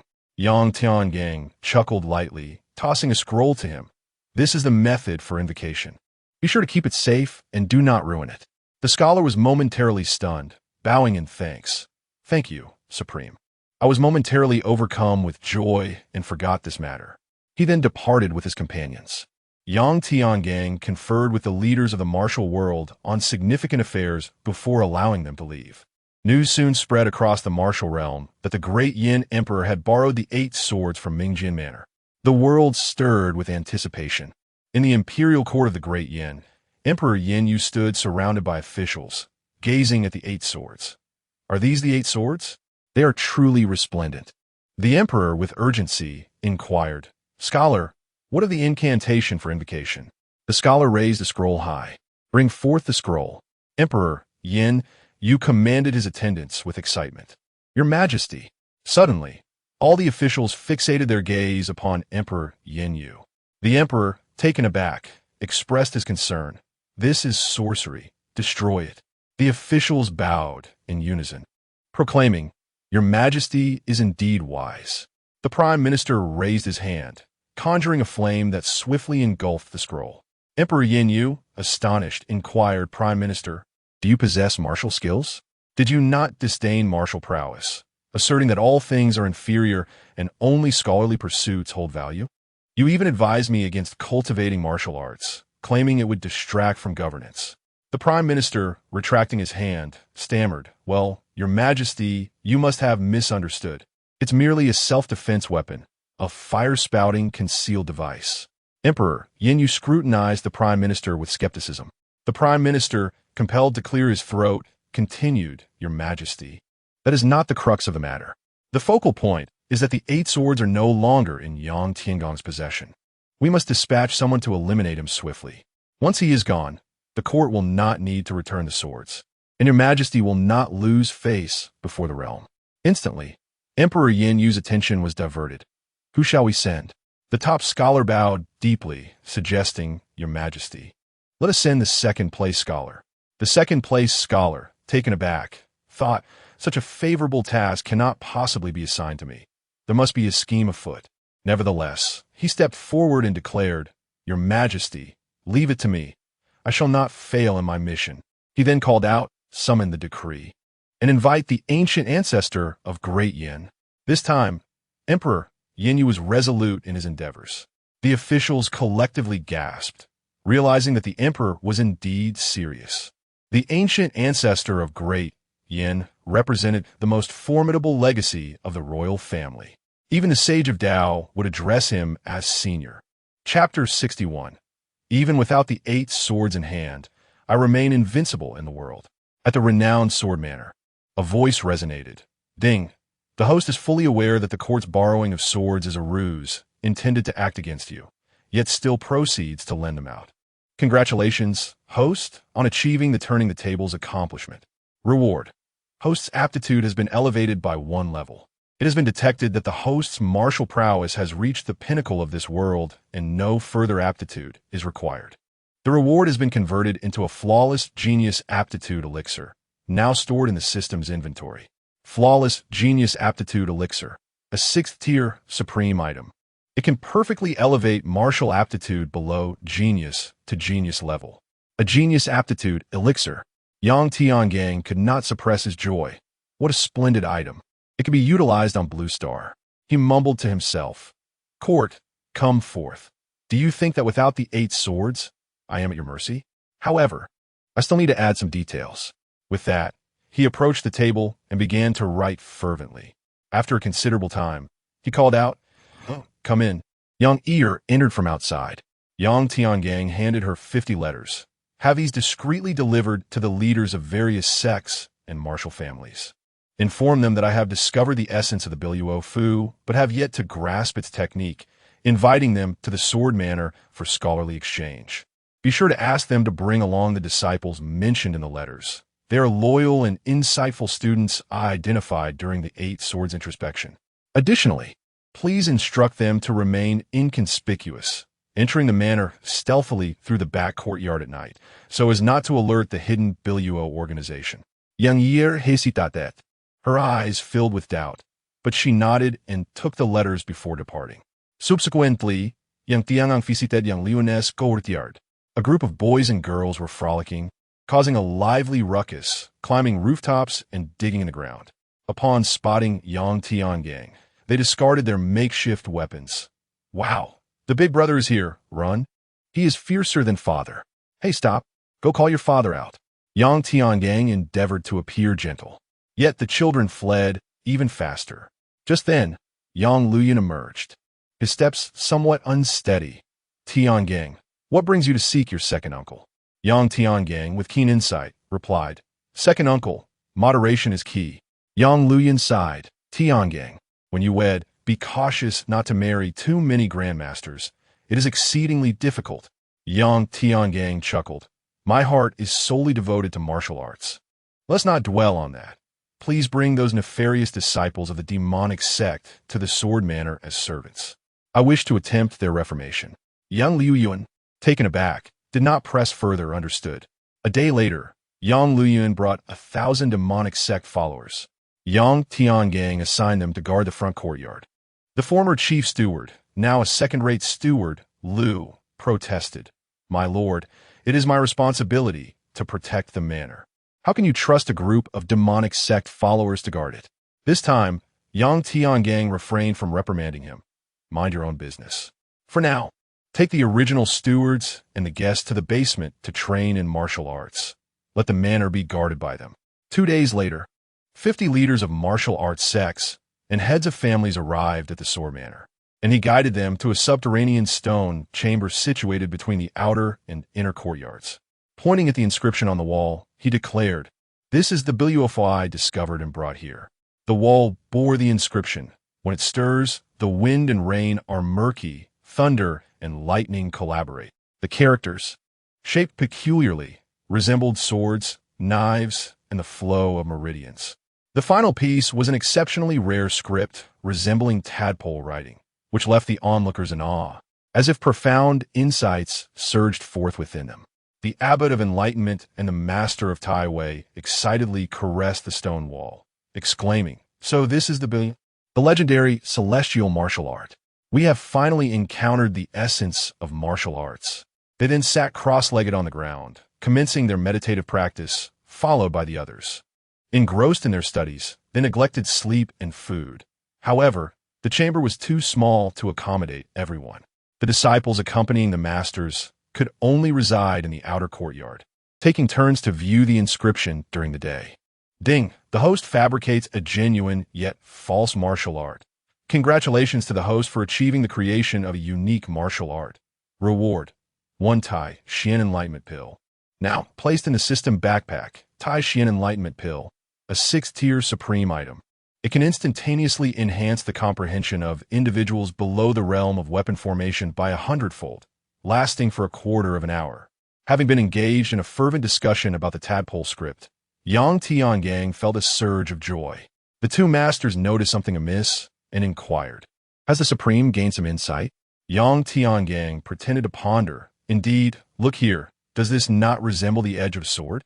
This must be an unparalleled sword technique." The Abbot of Enlightenment and the Master of Tai Wei were momentarily stunned, then enlightened, exclaiming, "Supreme, how astute! It must be so." Time flowed by in this manner. On one fateful night, 3 days later, the outer courtyard erupted with sounds of intense combat. Yang Tiangang exclaimed, "This is bad. Someone must have intruded into the manor." Master Tai Wei shook his head. "Supreme, who would dare invade your territory? It is impossible. Let us continue our study of the Biluofu." "Indeed, let us continue our research on the Biluofu," echoed the Abbot of Enlightenment. A while later, Yang Tiangang spoke again. "Masters, someone truly has broken into the manor. If you do not believe me, open your spiritual senses." "Impossible, impossible." "Supreme, do not indulge in baseless fears. Rather, enlighten me on how to interpret this line." The masters remained engrossed in their fictitious martial arts. It was not until a bloodied disciple from the Taiching sect burst in, shouting, "Master, it is terrible. Someone has invaded the manor, killing everyone they see. My junior brothers are all dead." Only then did the gathered realize the gravity of the situation. Master Tai Wei, awakening from a daze, called out, "Zhe," and angrily rushed out of the underground stone chamber, followed closely by the others. They witnessed a group of bronze-masked assailants who had breached the premises. The outer courtyard was filled with blood, with not a single survivor in sight. All the masters and patriarchs of martial families cried out in anguish, lamenting the loss of their most loyal and exceptional disciples. Master Tai Wei glared at the cloaked figures, demanding, "Who are you? Why have you slain our disciples? Why?" The masked individuals were taken aback. "You are the Master of Tai Wei? What brings you here?" They quickly regained their composure. "Abbot of Enlightenment, Master Hua, Patriarch Muro, how is it that you all are present?" Yang Tiangang, filled with sorrow and rage, forced a few tears from his eyes and exclaimed, "Who are you? How dare you slaughter over 1,000 souls in my manor? They were my brothers in life and death. I swear to the heavens that I will pursue this vendetta to the ends of the earth, even if it leads me to the depths of the underworld." With a thunderous roar, a bolt of lightning streaked across the night sky, briefly illuminating Yang Tiangong's twisted visage of hatred. Subsequently, torrential rain began to pour, causing the blood on the ground to flow throughout the manor. "Kill!" Yang Tiangang unsheathed his sword, exuding an aura of frost, and charged at the cloaked figures. The other sect leaders echoed his battle cry, kill. A tremendous clash of true essence, sword energy, and blade intent erupted, tearing through the rain-soaked air, momentarily halting the downpour. Both sides retreated. The leader of the Tai Wei sect gasped in terror. You are all peak grandmasters. Could it be that you are? With another resounding clap of thunder, Yang Tiangang interjected. It is the imperial court. Only the court possesses so many grandmasters. How despicable of you to deceive me into losing my 8 swords, and then ambush me when I am unarmed. Pity my servants and disciples. I vow to stand against the court.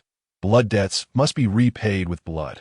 The cursed court has slain my sect's most promising disciple, and I shall not forgive you. The various leaders of the martial world and clan heads began to react. A masked figure exclaimed in panic, "We are from the Heavenly Justice sect. We came for personal vengeance and did not intend to slay your disciples. Once we have dealt with Yang Tiangang, we shall make amends." Feigning indignation, Yang Tiangang declared. Esteemed leaders, please step aside. I am ashamed that your disciples are entangled in this. Since the court is targeting me, allow me to resolve this.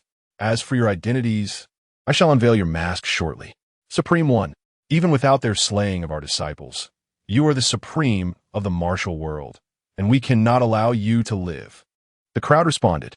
Yang Tiangang waved his hand dismissively. No more words. This is my manner, and I shall handle it myself. Otherwise, how can I lead the martial world? He stepped forward, an endless sword intent rising from him. A brilliant radiance erupted in the rainy night, extending for 100 zhang in all directions. Those present with swords could not maintain their grip. Their weapons shrieked and shattered. Yang Tiangang shouted, "Do you think that without my 8 swords, you can dare to strike at me? Today, let the world know that even without my 8 swords in hand, I remain invincible." With the last word, the curtain of rain tore apart, and he appeared amidst the crowd of bronze-masked figures. For the first time, Yang Tiangang activated the sword domain of heaven slashing, feeling the very heavens and earth lending him strength, as he commanded an area of 100 zhang. Within this domain, beams of sword light tore through the sky, harmonizing with the lightning of the night. It was impossible to discern whether it was sword light or lightning. Each stroke of sword light that descended claimed a life. By the time he surged through the throng of bronze-masked figures, only 10 remained standing. The other 40 lay slain, their bodies encased in ice. The storm raged on, with wind and rain obscuring the scene, as thunder and lightning collaborated in their fury. Is this the ode of the supreme enlightenment? The 50 leaders of various martial arts sects and the heads of noble families stood in stunned silence. The 10 bronze figures, unable to comprehend, exclaimed, "Why? You are merely a grandmaster. Without the ancient 8 swords, how can you be so formidable? You are not human. You are a demon." Upon uttering these words, the 10 were left completely frozen, their breaths extinguished. Suddenly, the silence was shattered by a round of applause. An elderly man with a rosy complexion, clad in a yellow robe, accompanied by 2 masked youths, emerged from the rain-soaked night, exclaiming, "Marvelous, marvelous! Truly, heroes arise from youth." Among the masked youths, one gazed in utter astonishment at the Frostmourne, saying, "Is that the heavenly sword? How could the heavenly sword be here? The heavenly sword?" A wave of shock and confusion rippled through the crowd, including Yang Jun and Yang Luyun, who had just emerged from another underground chamber. Without the ancient 8 swords, how could a heavenly sword appear? Chapter 62. As warriors, we dare to brandish our swords before the heavens. The masked youth, acquainted with Frostmourne, was undoubtedly an adept practitioner and the runner-up in the current expedition. He had watched videos of Yang Tiangang's legendary moments, deeming them the epitome of the sword of the heavenly realm. Yang Tiangang remained silent, his gaze solemnly fixed upon the corpulent elder clad in yellow robes. As he was already informed by other practitioners, indeed, the masked runner-up exclaimed in astonishment, "I comprehend now. You possess the art of forging. This is a sword of your own creation. Is there truly such a polymath in existence? How can you excel in every domain, unparalleled in the world?" The runner-up's expression betrayed a tumult of disbelief, envy, and awe. What? He forged it himself? The crowd was struck as if by lightning. Even a supreme being could forge weapons. At that moment, the frosty aura of Frostmourne emanated from the blade, encasing an area of 50 paces around Yang Tiangang in ice. The torrential rain, descending from the night sky, transformed into delicate snowflakes. Such a formidable weapon crafted by a supreme being? Even the world's foremost blacksmith might lack such prowess. Perhaps only ancient masters possessed this capability. The foremost in martial arts, the foremost in forging, and yet the supreme being is merely 14 years old. What kind of celestial being is this? The crowd stood in stunned silence, overwhelmed by their astonishment. Ding, for 3 years. The host has diligently dedicated a trifling amount of time to mastering the art of blacksmithing, hoping to astound others and achieve newfound accomplishments. Little did he expect to be unmasked. Ding, the host's innate talent, soaring to new heights, has been activated. The next weapon you forge will possess a power 100-fold greater. Yang Tiangong's lips twitched as he cast a fierce glare at the runner-up. You've jeopardized my grand endeavor. He had not anticipated that this would trigger the soaring to new heights. Ding, the host did not intend to display arrogance. It was thrust upon him. Congratulations, host, for achieving the most fatal accomplishment in ostentation. Reward. The host's rudimentary forging skill has been elevated to the pinnacle of the 5th tier. 5th tier pinnacle in forging, capable of crafting 5th tier exceptional weapons. Ding, the host is adept in swordsmanship, knife techniques, archery, medical arts, and blacksmithing. Congratulations, host, for achieving the versatile talent accomplishment. Reward. Soul talent. What else can I not master? Orange. What else can I not master? Orange apart from cultivation and study. Your learning speed and all other skills is increased 100-fold. Yang Tiangang was momentarily taken aback. His previously fierce expression softened. At this moment, the corpulent elder gazed at the exquisite Frostmourne with envy, exclaiming, I never expected you at such a young age to wield such formidable forging skills. Your talent is unparalleled in my lifetime. As snowflakes danced around Yang Tiangang, he stood with a cold yet handsome demeanor, his feet upon a pristine ice mirror tinged with crimson. What an extraordinary young master. If only I had possessed such a sword in my youth. I would trade a throne for it without hesitation. The corpulent elder succumbed to his fantasies. Upon hearing this, the master of Taiwei suddenly recognized the elder's identity and exclaimed in fear, You are the ancestor of Dian. What? The ancestor of Dian? 150 years ago, the most formidable figure challenged various sects within the martial world, leaving it in a state of disarray for over a century, only to be revitalized with the emergence of the Tao Sage. The assembled sect leaders were taken aback. The corpulent elder chuckled softly. It has been 150 years since I last emerged, yet there are still those who recognize me. He cast a sidelong glance at the master of Taiwei, inquiring, How fares Ruotianzhua? The master of Taiwei bowed respectfully, replying, My master is in good health. Thank you for your concern, esteemed elder. The grand ancestor of Dian did not pursue further conversation with the master of Taiwei. His inquiry had been merely casual, for he deemed no one in this realm worthy of his attention. With a disdainful gaze, he continued, I never imagined that apart from Ruotianzhua, so many talents have surfaced in the martial world today. His eyes settled first on Yang Jundao, shaking his head. What a pity. Your martial intent has been shattered. Otherwise, in 50 years, you could have become the second Ruotianzhua, but you shall never attain my realm. He then turned his gaze to Yang Luyuan, young man. You are commendable. Given a century, you could surpass Ruotianzhua and aspire to follow my path. As for you, he said, directing his attention to Yang Tiangang, I grant you 50 years. You may stand a chance to confront me. Alas, it is a pity. You should take your own life. His expression conveyed genuine regret. The sect leaders and heads of martial families were alarmed, exclaiming, Esteemed elder, are you attempting to bully the weak? Their fear was palpable in their eyes. Xiania, you go first. I will hold him off with your second uncle. Yang Jundao and Yang Liuyun leaped forward. Meanwhile, the second-place contestant beside the grand ancestor of Dian brightened with understanding, as if he had gleaned newfound knowledge. Ha ha ha! Yang Tiangang laughed heartily. In every generation, there are talented individuals who lead the way for centuries. He pointed at the grand ancestor of Dian. Your words reveal you to be a crude and ignorant man, judging accomplishments by age, a foolish sentiment. You have squandered 240 years with such limited insight. Even 1,000 more years would not grant you the understanding of true martial principles. Take your own life? How ludicrous. We martial artists, even in the face of the heavenly path, dare to draw our swords. Yang Tiangang raised his sword, pointing it at the grand ancestor of Dian. Thunder roared as a colossal bolt of lightning streaked across the night sky, illuminating Yang Tiangong's resolute face. He continued, even at the age of 14, "Without wielding the 8 swords, I would still defend the martial world and could slay you beneath my blade." Another crack of thunder resonated, as if bearing witness to his declaration.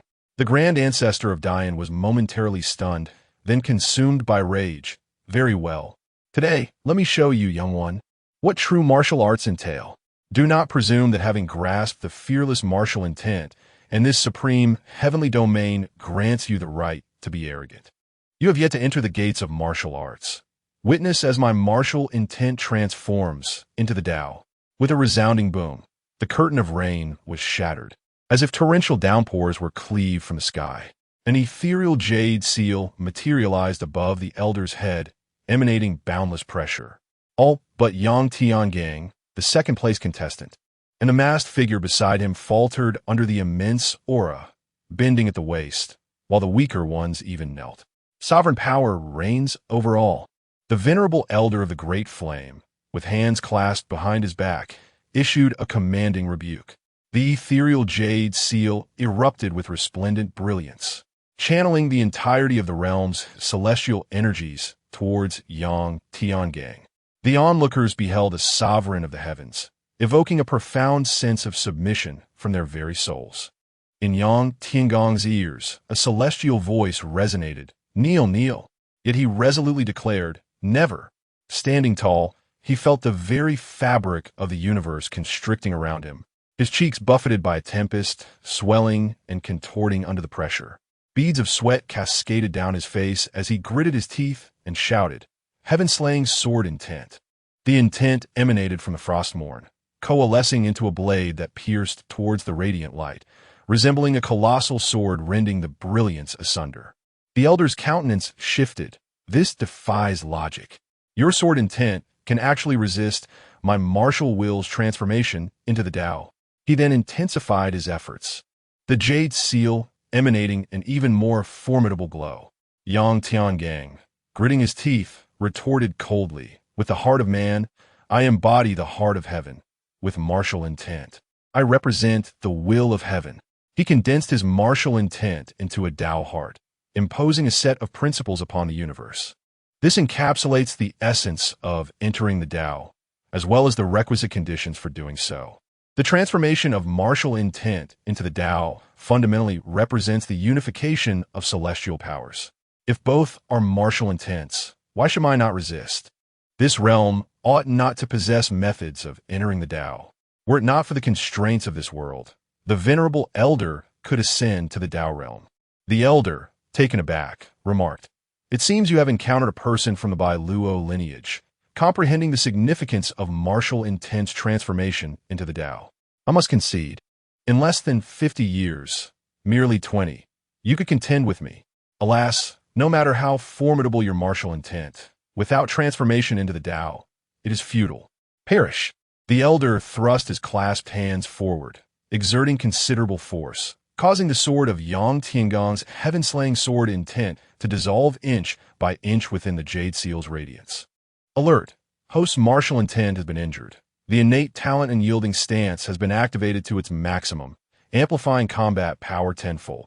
The sword intent solidified once again, lunging towards the light. The brilliance was torn apart bit by bit.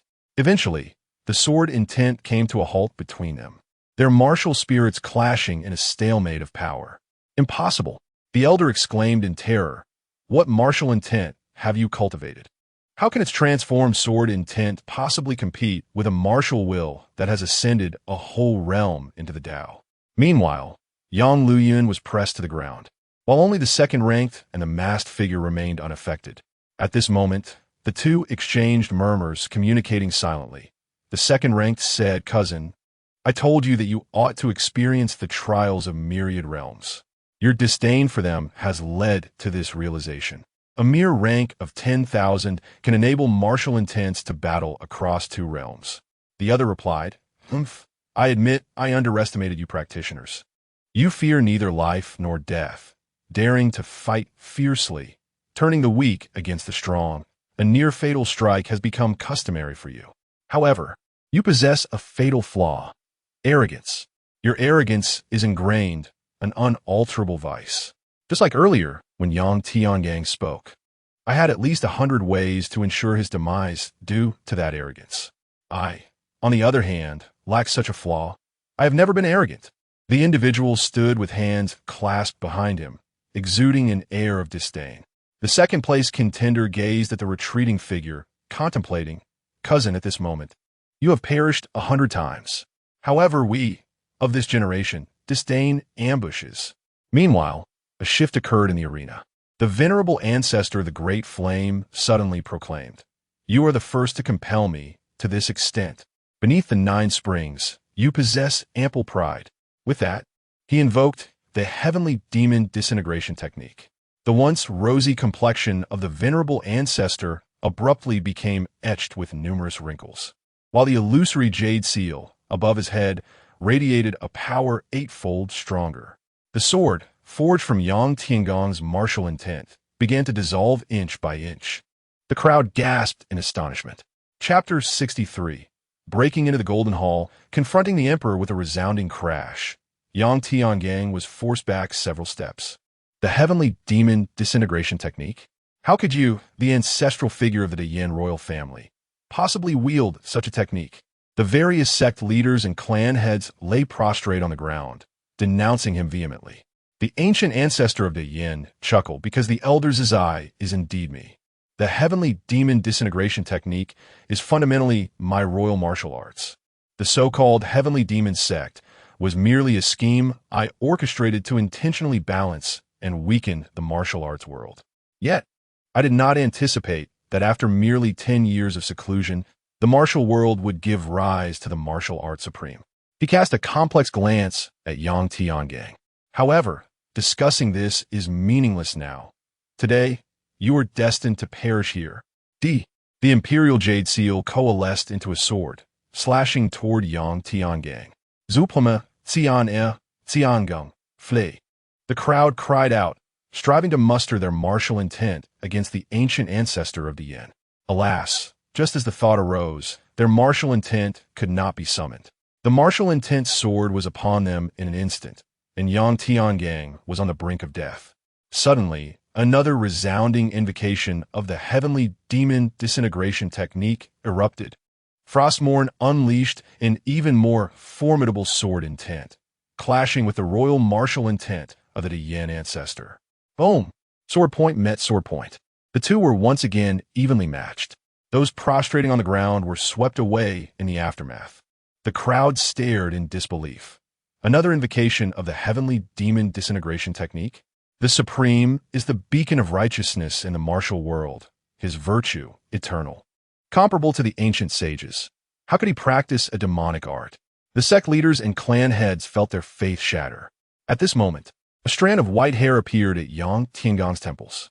With a solemn expression, he declared, "The righteousness or wickedness of a technique is determined by the fact that demonic arts can instill malevolent thoughts and bring forth hostility.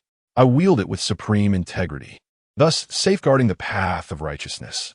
I employ it to save us all, to preserve the hope of the righteous path. A mere smattering of slander and reproach I shall bear alone. Supreme." The sect leaders and clan heads were suddenly moved to tears. "You suffer for our sake. We will never speak of your tarnished reputation."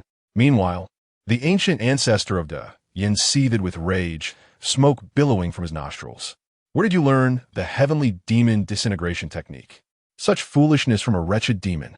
However, do you think I would be so foolish as to impart the complete technique? The heavenly demon disintegration technique consists of 12 levels. I have only transmitted 9. You can unleash at most 8 times your strength. 9 times, and you will surely perish. Yet I can unleash 11 times, and your demise is inevitable. 3 additional wrinkles etched themselves onto the face of the ancient ancestor, and the jade seal began to shine anew. His martial intent sword started to grind down Yang Tiangong's sword intent inch by inch, drawing ever closer to his forehead. Yang Tiangang gazed coldly, his consciousness swirling tumultuously, as he pushed the unique cultivation method of the martial intent reward system to its limits. In his heart, he felt a sense of unwillingness. Must he reveal another trump card? No, he was so close. Ha ha ha, Yang Tiangang. I must admit you are the most tenacious opponent I have encountered. Yet, you can only watch as you meet your end, no matter how powerful your martial intent. It will always fall short of my martial intent's transformation. The venerable Lord of the Great Flame spoke with unwavering resolve. How exhilarating it is to engage in battle with a formidable adversary and emerge victorious. He summoned an even greater force. Boom! Yang Tiangang's sword intent shattered completely, while the Lord of the Great Flame's martial sword intent, ethereal and insubstantial, pierced through the frost morning, poised at his forehead. It was about to strike. Now, break for me, Yang Tiangang bellowed. Within his consciousness, the white sword of the celestial slashing martial intent erupted in boundless radiance, creating tumultuous waves in the sea of his mind, electrifying the void. In an instant, it transformed into a crimson sword. A surge of overwhelming martial intent erupted from his brow, shattering the sword intent of the Lord of the Great Flame. All present, including the second-place scholar and his cousin, trembled in astonishment. What level of martial intent is that? Why have we never witnessed it before? The second-place scholar's cousin spoke aloud for the first time before the crowd. Yang Tiangang proclaimed, "The martial intent is inherently invincible. Why must one rely on the power of heaven? The human spirit triumphs over divine will. Must the human heart bear the will of the heavens? The crying God martial intent is unleashed, a sort of martial intent that could alter the very fabric of the heavens and earth materialized, tearing through space, appearing before the Lord of the Great Flame in an instant. With a thrust of a sword, the Lord of the Great Flame's gaze dimmed. Soon becoming utterly lifeless, he perished. The sword's momentum remained unyielding, aiming towards the second-place scholar and his cousin. "How dare you?" The cousin of the second-place scholar thundered.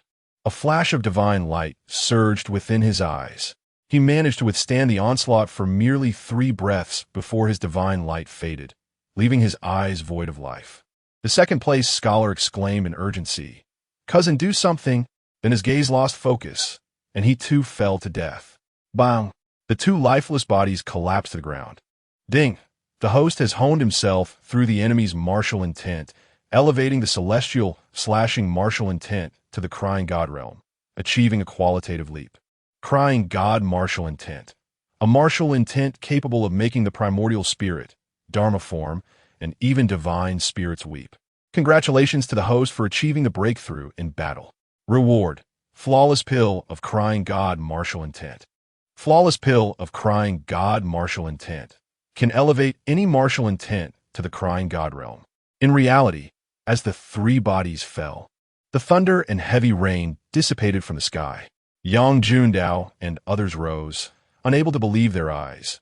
The supreme Tiangang has triumphed. The Lord of the Great Flame is dead. They experienced an overwhelming sense of unreality.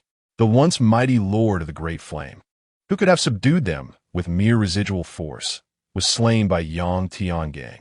They gazed at Yang Tiangang with admiration, respect, and a hint of fear. Soon, their astonishment transformed into jubilant cheers, supreme, unrivaled, the greatest under heaven, the supreme of the martial world, a legend in the martial realm. Yang Tiangang waved his hand, signaling them to cease their cheers, and looked up at the night sky. The unworthy emperor Yin Yu has deceived the 8 swords and slaughtered the mountain manor. He is no longer fit to be an emperor.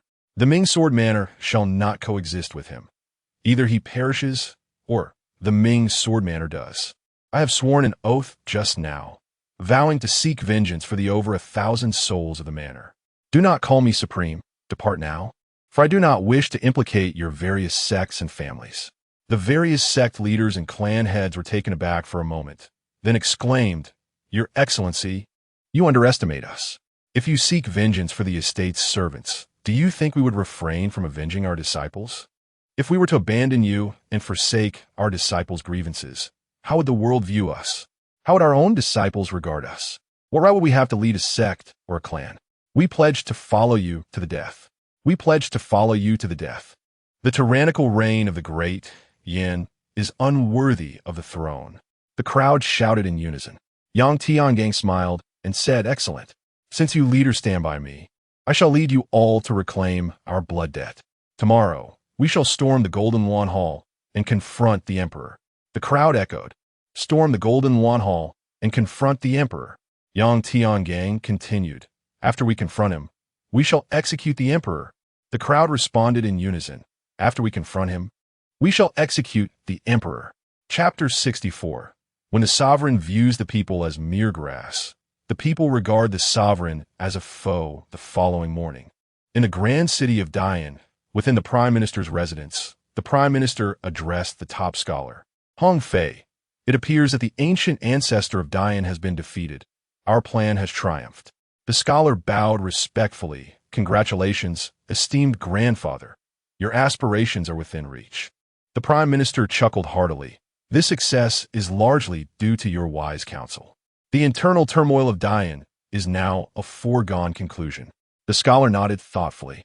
"Yang Tiangang will surely not endure this humiliation. He will revolt." However, he furrowed his brow. If he has the power to slay the ancient ancestor, he is no longer merely human. Should he breach the city, we would be in grave peril. The Prime Minister shook his head. "You underestimate Dian. For a millennium, it has stood strong. It possesses more than just the ancient ancestor as its trump card. The city is protected by an ancient formation known as the Spirit Alarm Formation. Its origins, like the 8 swords of antiquity, remain a mystery, known to only a handful. Unless Yang Tiangang brings with him tens of thousands of masters, he shall not set foot in the palace. And where would he find such numbers? The supreme of the martial world is not an emperor. Unreasonable demands would be met with refusal from the martial sections." The scholar nodded, then added, "Grandfather, one should not place all eggs in one basket. What if Yang Tiangang truly breaks through?" He quoted, "Zhong Er perished outside, while Shun Sheng fell within. I suggest you leave the city for now, allowing me to manage affairs." Though the Prime Minister was unfamiliar with the figures of Zhong Er and Shun Sheng, he grasped the essence of the statement. Casting a skeptical glance at the scholar, he replied with a smile, "It is prudent that you think this way. Very well. You shall lead the troops outside to prepare for any chaos. Should turmoil arise, you can seize territory to support my ascension." Feigning disappointment, the scholar bowed. "As you command. Please take care while you are away. Chiner will await your return at home." With that, their conversation concluded. As the scholar turned to leave, a cold smile crept upon his lips. "Old fool, marrying your granddaughter was not in vain. I have finally gained the opportunity to command troops. To ascend the throne with Yang Tiangang around, you are merely dreaming. Today, I shall demonstrate the art of chaotic learning, a skill to thrive in tumult. However, I must hasten. Time is of the essence, for Yang Tiangang is a harbinger of doom." As evening descended, the sun dipped below the horizon, casting a golden hue over the city of Dian. A sudden shout pierced the air as a youth clad in white rode a white steed, swiftly arriving at the city moat. Behind him surged a throng, a tumultuous wave of individuals numbering no less than 30,000. Among them, several figures brandished a towering banner inscribed with the words, "Supreme of the Martial World." In no time, they reached the side of the white-clad youth, planting the banner beside him. This was none other than Yang Tiangang and his entourage. The leaders and heads of renowned families summoned by Yang Tiangang were at least at the initial stage of Grandmaster, moving with remarkable speed. Having employed their lightness skills to rush home the previous night, they had returned with all masters and above to the outer city of Dian by that afternoon. As for those who had yet to arrive, Yang Tiangang had little patience to wait. Darkness was rapidly approaching. If we do not take action now, Will it not render his ambition of entering the golden throne hall a mere jest? An enemy assault. Quickly, shut the city gates. The guards atop the towering 40-zhang walls of Yin shouted, and soon the entire fortification erupted into flames and smoke. Yang Tiangang summoned his true essence and bellowed, "Come forth. You old emperor, why have you deceived me regarding the ancient 8 swords and slaughtered thousands in my mountain stronghold?" His voice resonated throughout Yin capital. "Presumptuous! Is it you, a mere commoner, who dares to question his majesty?" Came the retort from a grandmaster atop the walls. Yang Tiangang paid him no heed and continued to shout, "Old emperor, are you too ashamed to face the world? You know you are unworthy and have no words to defend yourself. Since you refuse to emerge, I shall break in. Blood debts must be repaid in blood. Blood debts must be repaid in blood." The martial artists echoed his sentiments. "Soldiers, citizens, I fight solely to avenge the injustices done to my stronghold and the disciples of various sections. Please stand aside. We shall not harm the innocent." Yang Tiangang proclaimed. Whoosh, whoosh, whoosh. A rain of arrows descended from the walls. Simultaneously, a general's voice rang out. "Rebellious traitors, cease your deceitful words. If the emperor commands death, a loyal subject must obey. If you have grievances, you may file a complaint. This does not justify besieging the capital and confronting his majesty." Ha ha! Yang Tiangang laughed heartily. Fellow soldiers and citizens, did you hear that? What a statement. If the emperor commands death, a loyal subject must obey. Must we endure such tyranny? A complaint? Is it not the emperor I demand an explanation from? Why does he not dare to show himself? His actions have rendered him unworthy of the throne. Listen to my words. The realm belongs to all its people, not to a single family or surname. To claim dominion over the world for oneself is not the prerogative of a sovereign, but that of a tyrant. If you treat the populace as mere weeds, then the populace shall view you as an enemy. I say this one last time. Open the gates, or we shall force our way in. Yang Tiangang's voice reverberated once more through Yin capital. Inside the city, a tumult ensued, with discussions and jeers filling the air. Meanwhile, "Emperor," Yin Yu roared from the golden throne hall. "Rebellious traitors, they must be executed." Outside the city, Yang Tiangang observed the gates, which remained closed. He drew Frostmourne, and with a fierce kick from his white dragon horse, he appeared at the city gates in an instant. With a single stroke, he shattered the doors and shouted, "Let us storm the golden throne hall and confront Emperor Yin Yu face to face. Charge!" The martial artists transformed into fleeting shadows as they surged through the gates. Most arrows from the walls were deflected by the grandmasters, and the remaining ones failed to find their mark, for the speed of the martial artists was unparalleled. Block them. A contingent of soldiers rushed to impede Yang Tiangang and his group. With a single sword strike, Yang Tiangang sent them flying, charging directly toward the palace, unstoppable. In less than a few minutes, all the martial artists arrived at the palace gates unscathed. "Charge!" They gazed at the grand palace doors, their blood boiling with excitement. They had not anticipated that breaching the capital would be such an exhilarating experience. "Wait!" Yang Tiangang raised his hand to halt them. 2 years ago, he clandestinely visited the capital, and, at that time, he discovered something extraordinary within the palace. Now, through his discerning gaze, he perceived the dreadful God Array, a 6th-tier masterpiece. It was an ancient formation accidentally comprehended during the harmonious union of man and heaven, possibly orchestrated by the heavenly Tao itself. Composed of 36 peak grandmasters, 108 late-stage grandmasters, 365 mid-stage grandmasters, 1,008 early-stage grandmasters, and 13,000 pinnacle masters. This array wielded both formidable defensive and offensive capabilities of the 6th tier.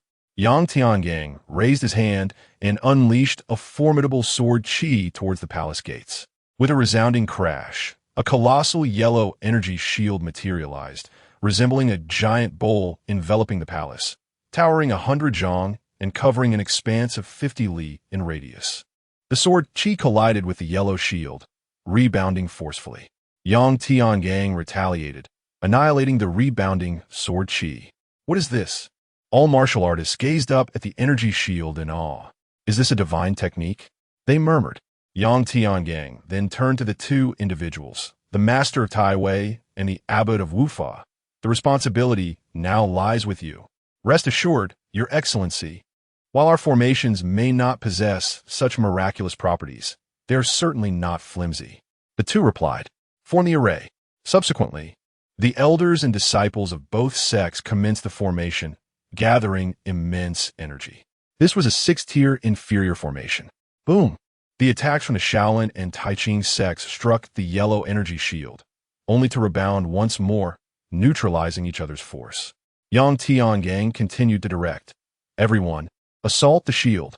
As long as we deplete their energy, even the strongest formation will be rendered ineffective. All martial artists began their assault on the array. Meanwhile, Yang Tiangang single-handedly, mounted on his steed, confronted all the martial artists charging forward. The ground around him became a river of blood, which then froze into crimson ice. A moment later, ripples emerged from the dreadful god array. A glimmer ignited in Yang Tiangang's eyes, a golden opportunity. Suddenly, he soared above the palace on his white dragon steed. The palace inhabitants and soldiers were astounded. They can fly? The martial artists were equally shocked. The Supreme was capable of flight without relying on the 8 swords? Yang Tiangang pointed to a specific location in the air. There. Move closer, white dragon steed. The steed surged forward. Yang Tiangang bellowed. Release the 8 swords. From below, a palace erupted with 8 streaks of light, causing it to collapse instantaneously. The 8 swords began to weave through the air, decimating the hundreds of individuals below. A gap appeared in the dreadful god array. Panic ensued within the palace. Quickly, seal the formation. Yang Tiangang urged, white dragonstead, hasta.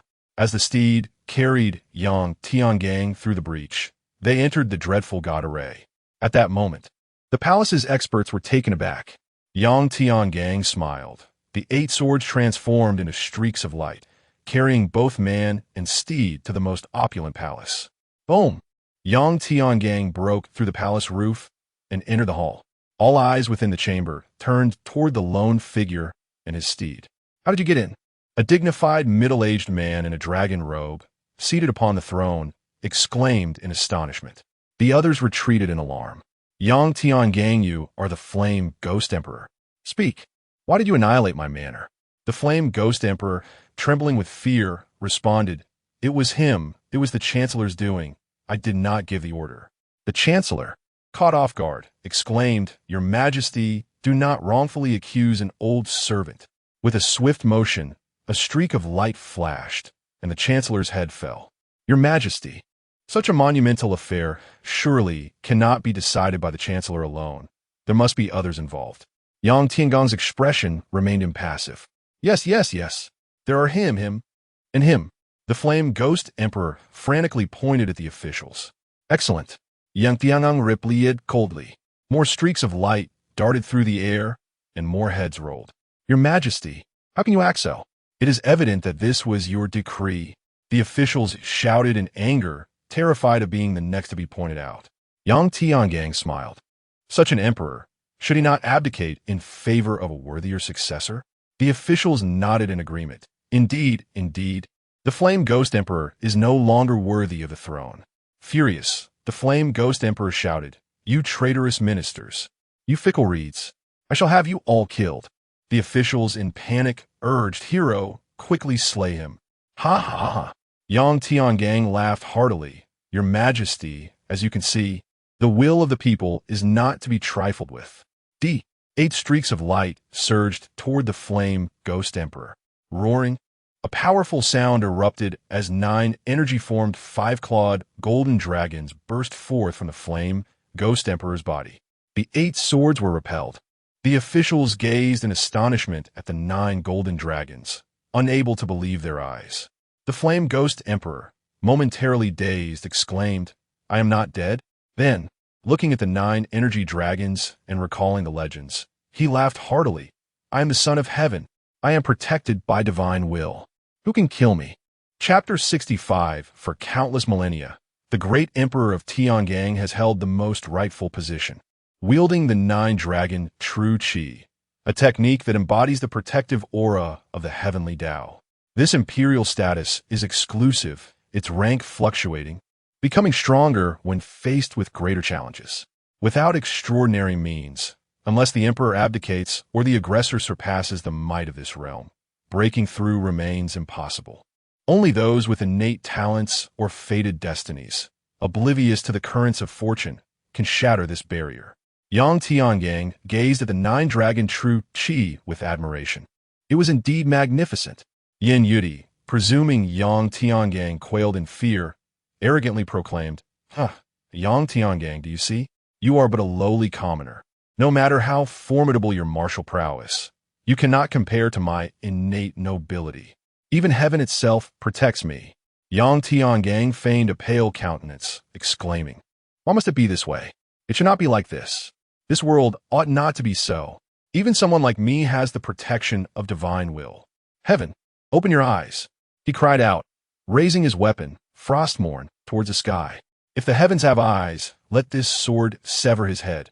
If they do not, then let me fail. With fervor, he swung Frostmourne towards Yin Yudi's head.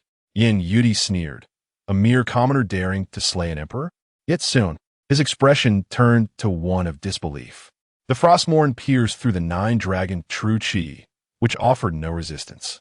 With a sickening thud, Yin Yudi's head fell, his eyes wide open in death, as if questioning why he, who was deemed the son of heaven, had met such an end.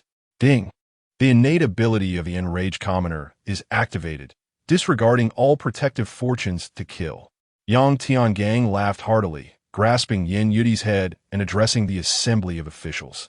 Do you see? Even heaven acknowledges Yin Yudi's moral decay.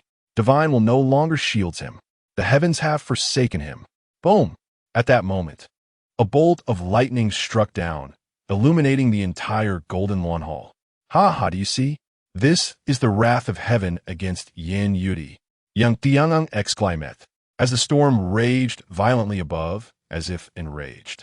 Ignoring the tempest, he ascended the dragon throne. Heaven has abandoned Yin Yudi. I am the new harbinger of divine will. The new emperor. He surveyed the assembled officials, who supports me, and who opposes me. Boom! The thunder continued to roar incessantly. One official spoke up, my lords. We have all witnessed that divine will no longer upholds Yin Yudi, and the one favored by the heavens who has slain him is the new harbinger of fate, the new son of heaven. We support the Supreme One's ascension to the throne. We support the Supreme One as emperor. We pay our respects, your majesty. The officials began to kneel and bow in reverence. Boom! The skies raged even more fiercely. The very fabric of space seemed to tear apart, and the storm vanished without a trace. As it dissipated, a beam of light descended from the void. Yang Tiangang laughed joyously, all rise. An unseen radiance enveloped him, and he sensed a transformation in his aura, as if bolstered by divine assistance. He understood that his fortune had indeed ascended. He had become as powerful as a dragon. Ha! Indeed, where is the top scholar of this era? Had he not returned the 8 swords to the palace, I would not have been able to breach the bewildering formation nor vanquish the tyrant emperor. He deserves the highest accolades. The court officials were taken aback, their pupils dilating as a dawning realization gripped them, their gazes now tinged with trepidation. This new sovereign possesses a strategy that is unfathomably profound. Beep! The host borrowed the sword not merely to assure the Yanyu emperor of his ability to confront the mountain manor, but also to dismantle the bewildering formation from within. Congratulations to the host for achieving the chain scheme accomplishment. The host is rewarded with the minor completion of the new Battle Blade 10 styles, wherein the power of the new Battle Blade 10 styles is exponentially enhanced. In terms of swordsmanship alone, even an ordinary peak master pales in comparison to you. Beep! The host previously ventured into the tiger's den and now boldly infiltrates the Golden Long Hall, protected by the true dragon S fortune. Congratulations to the host for achieving the feat of braving the dragon's lair and tiger's denver. The host is rewarded with a major completion of the new Battle Blade 10 styles, thus elevating the Grand Master S swordsmanship to its zenith.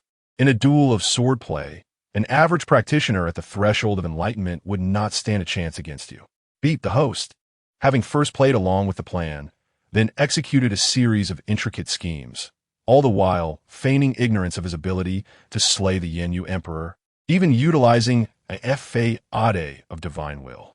Congratulations to the host for achieving the accomplished trickster achievement. The host is rewarded with the perfection of the new Battle Blade 10 styles, reaching the ultimate limit of Grand Master swordsmanship in a contest of swordplay. Even those at the pinnacle of enlightenment would not measure up to you. Yang Tiangang was momentarily stunned, his mind and body assimilating a multitude of revelations. Regarding the system's description of being a trickster, he smirked, accustomed to such slanders. In the words of others, it was merely a bit of hardship. He turned to the court officials. Go and reassure the various departments. I wish to avoid chaos. Do you understand? The officials complied without hesitation. Outside the palace, the bewildering formation was suddenly dismantled, the yellow energy barrier dissipating. The martial artists rejoiced, gasping for breath before exclaiming, "The formation has been broken. Let's charge forth and capture the Yenyu Emperor." At that moment, a peaked Grand Master eunuch appeared, flanked by a retinue of guards. He unfurled the imperial edict and proclaimed, "By the will of heaven, the Tiangang Emperor decrees. The Yenyu Emperor is dead.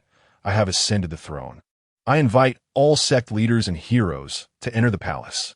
All martial artists were taken aback. What is this eunuch proclaiming? Tiangang Emperor?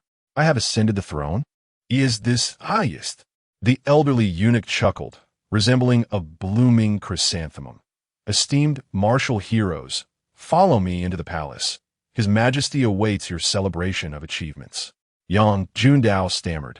Are you saying that the Tiangang Emperor is my grandson, Yang Tiangang?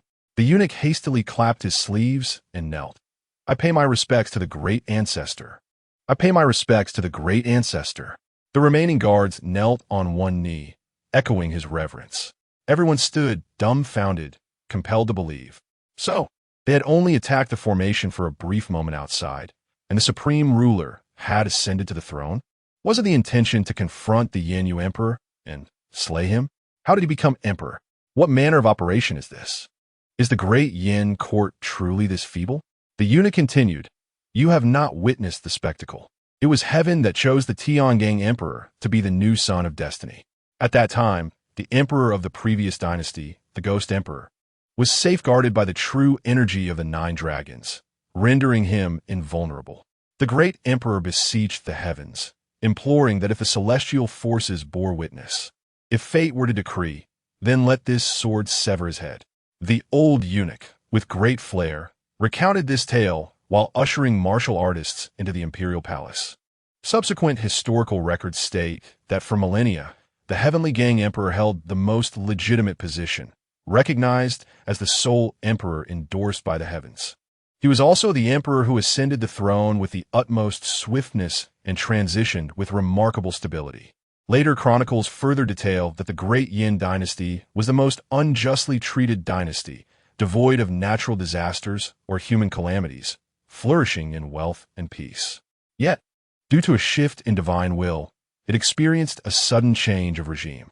The grand historian lamented, Alas, could such divine will truly exist? Is there a celestial path? One must remark upon the profound depths of ancient superstition that have led to such a fate. The news of the regime change swiftly spread across the vast lands of the Middle Kingdom. After 1,200 years, the Great Yin met its demise. Yang Tiangang ascended the throne, naming his dynasty to Qian, with the era titled Kaiyuan. Many local officials, awakening from their slumber, found that their sovereign had been replaced.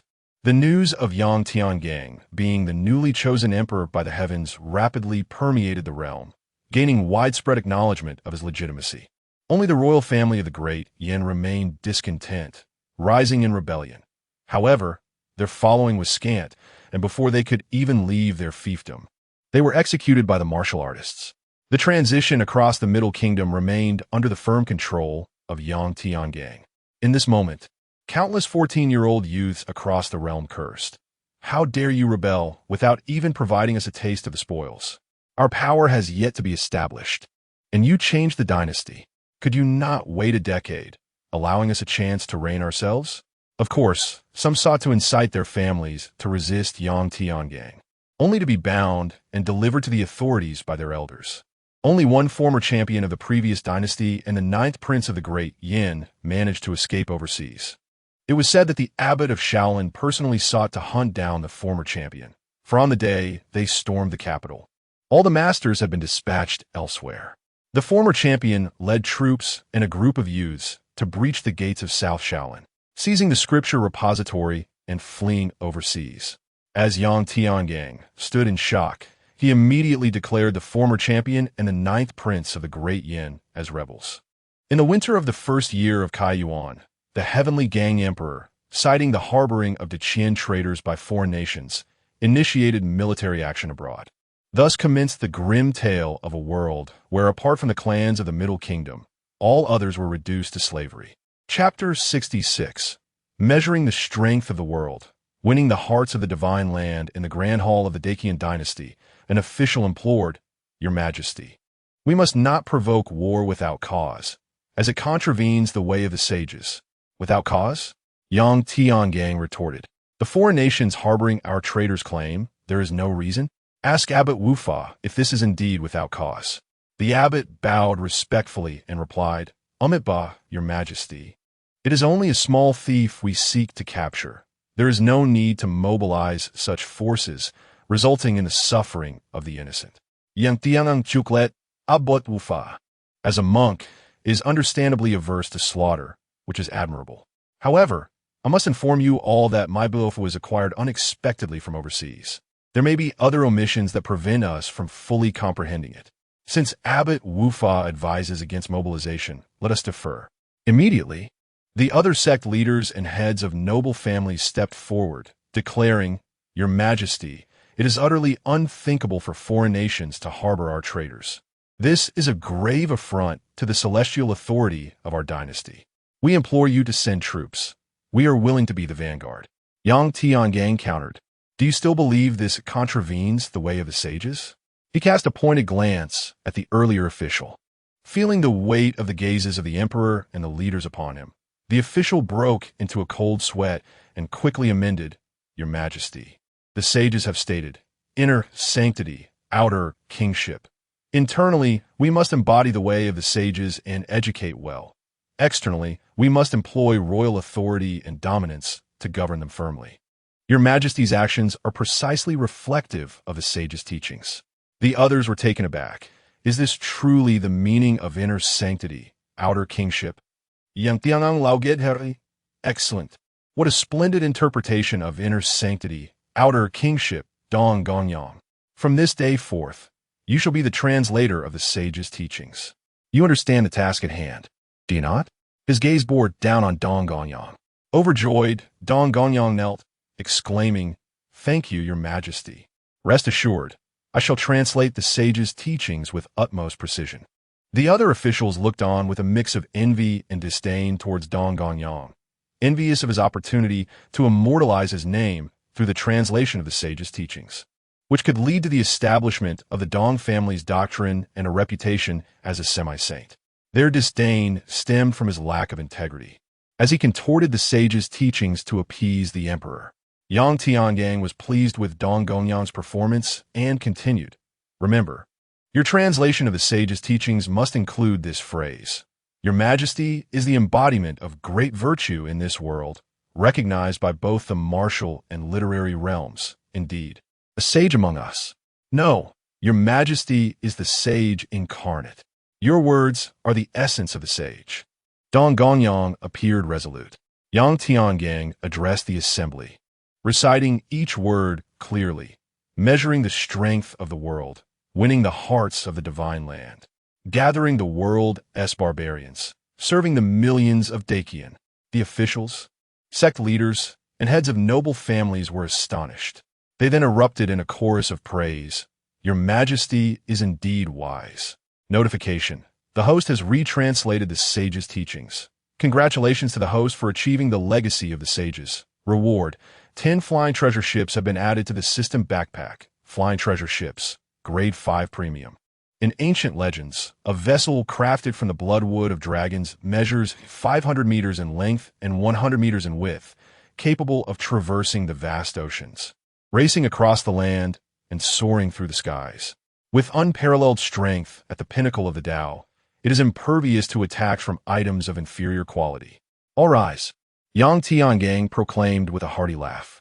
In the winter of the first year of the Kaiyuan era, the various martial sects, responding to the supreme decree, mobilized their forces and set sail on the celestial treasure ships. Periodically, these vessels returned laden with abundant resources and slaves.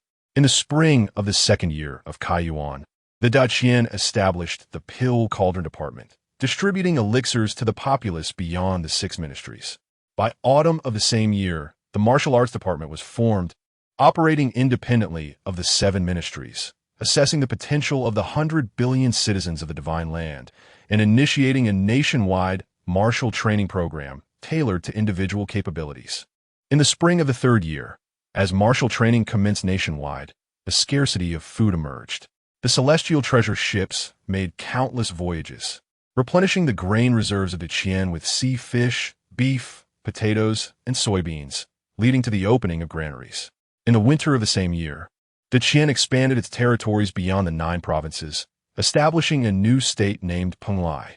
In the summer of the 4th year, another state was founded, known as Fangzhong. By the spring of the 5th year, yet another state, named Yingzhou, was established, followed by the creation of Meizhou in the spring of the 6th year. In the winter of the 12th year, the Qian discovered the elusive Biluo Island, where fierce winds howled and the island's body was nearly indestructible, with no discernible entrance. The celestial treasure ships could not penetrate its defenses, prompting various martial sects to seek assistance. The Emperor Tiangang himself attempted to intervene, but returned empty-handed. That year, the thunder god from the Biluo Fu re-emerged, descending upon the capital of Daqian with unparalleled fury, only to be vanquished by a mere glance from the emperor. Yang Jundao severed the thunder god's feet, allowing him to escape in a state of disarray back to Biluo Island. In the winter of the 20th year, the treasure ships encountered the ends of the earth, leading the world to acknowledge the roundness of the heavens and the flatness of the earth, uniting the realm.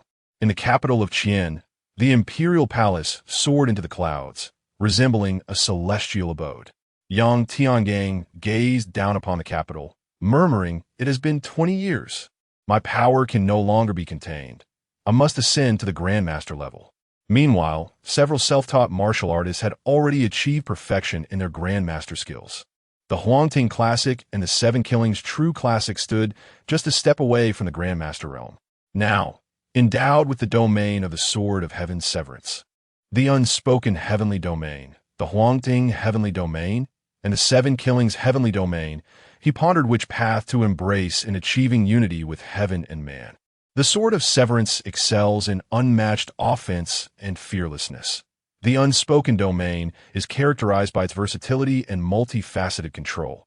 The Huangting Domain enhances endurance, aptitude, longevity, and complements the true essence of Huangting, while the 7 Killings Domain thrives on an insatiable thirst for battle, growing stronger with each life taken. If only all could amplify his breakthrough to Grandmaster. After deep contemplation, he resolved to first explore the Sword of Severance Domain. He sat cross-legged and unleashed the domain, which spanned a radius of 50 zhang, rivaling the peak prowess of a Grandmaster of extraordinary talent. As the sword domain unfolded, the courage, sharpness, and sword energy from the surrounding heavenly forces converged, filling the domain in an instant. He exclaimed, "Grandmaster, break for me." He summoned the true essence of Huang Ting within his body, fortifying the sword domain of slashing heaven with the full force of his will.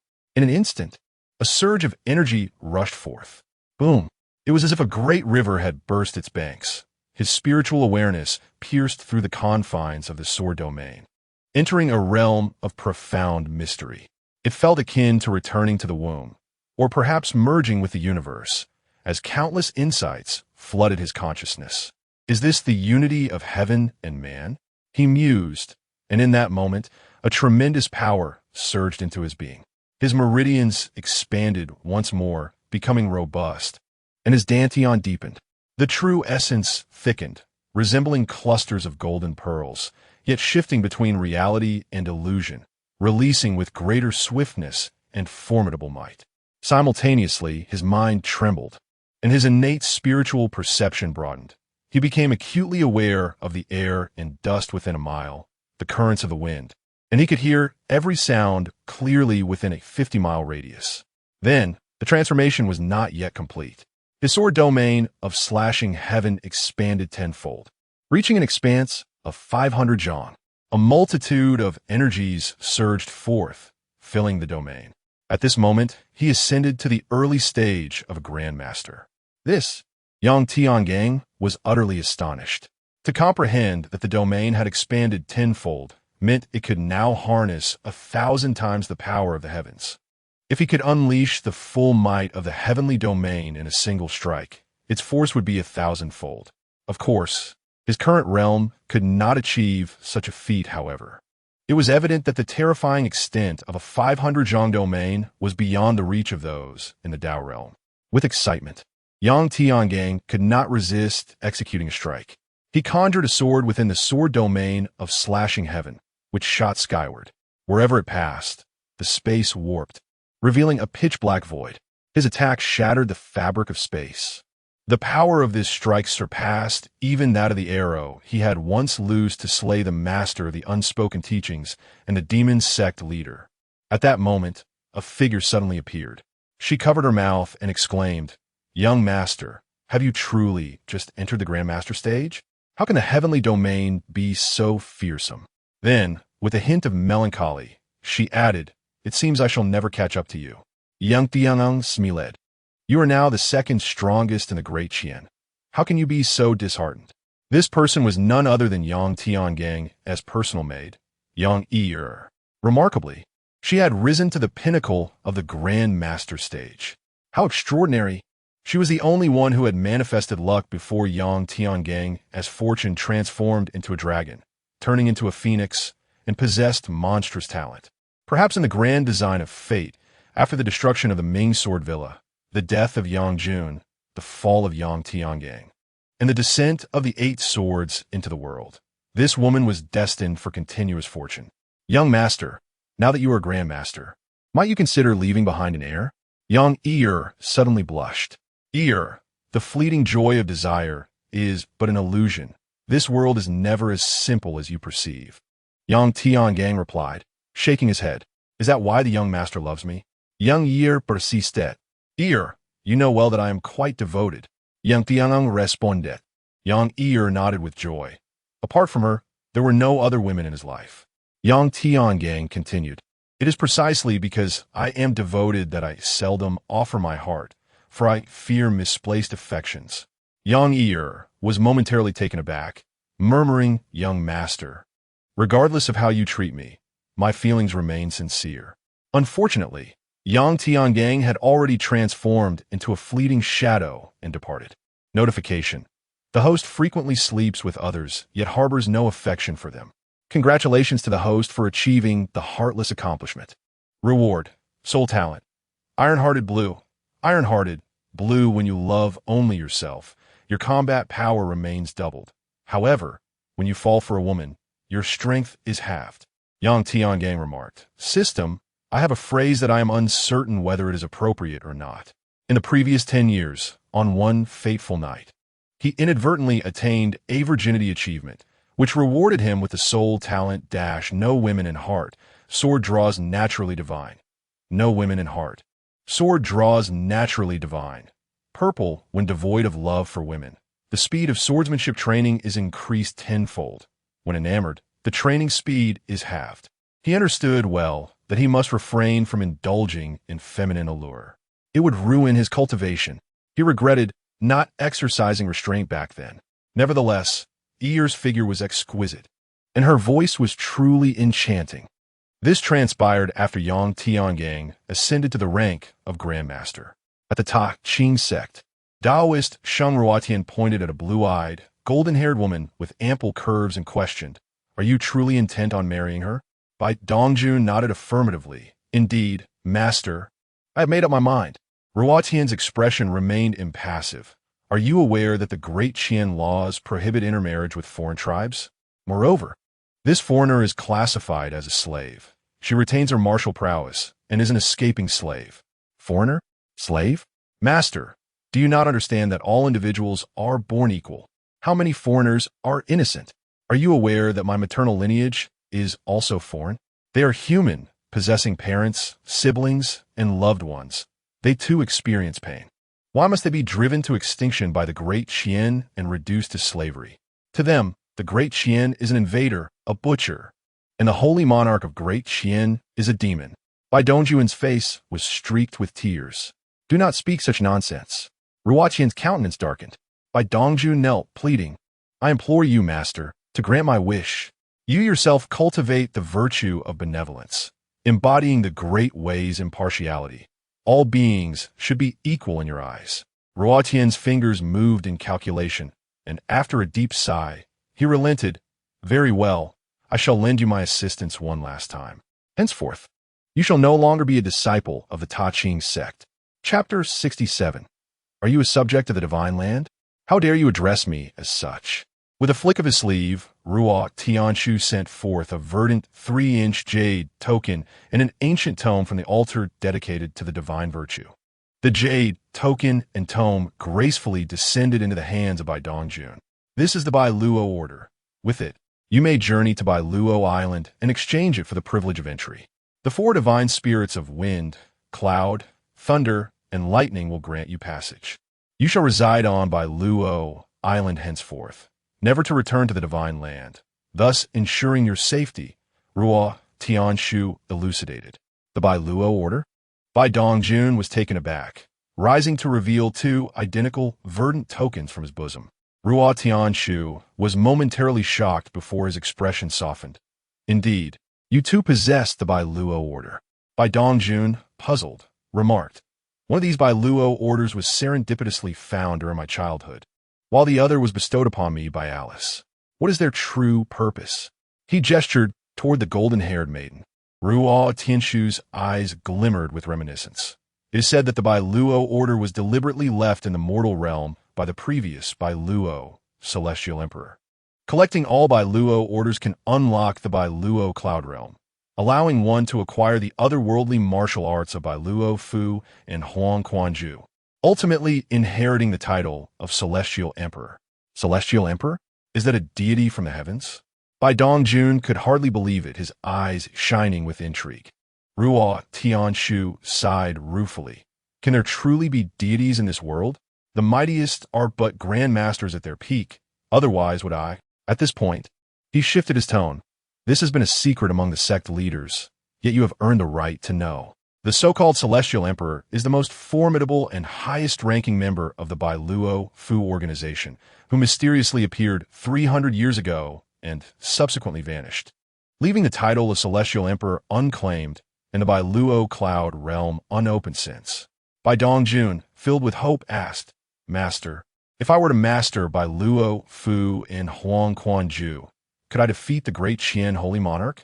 Ruo Tianshu's gaze turned steely. Tai, if you still regard me as your master, abandon this perilous notion. Although your fate is unique and the heavens protect you, you cannot prevail against him. Presently, he soars among dragons, shielded by the true dragon, invincible in the mortal realm.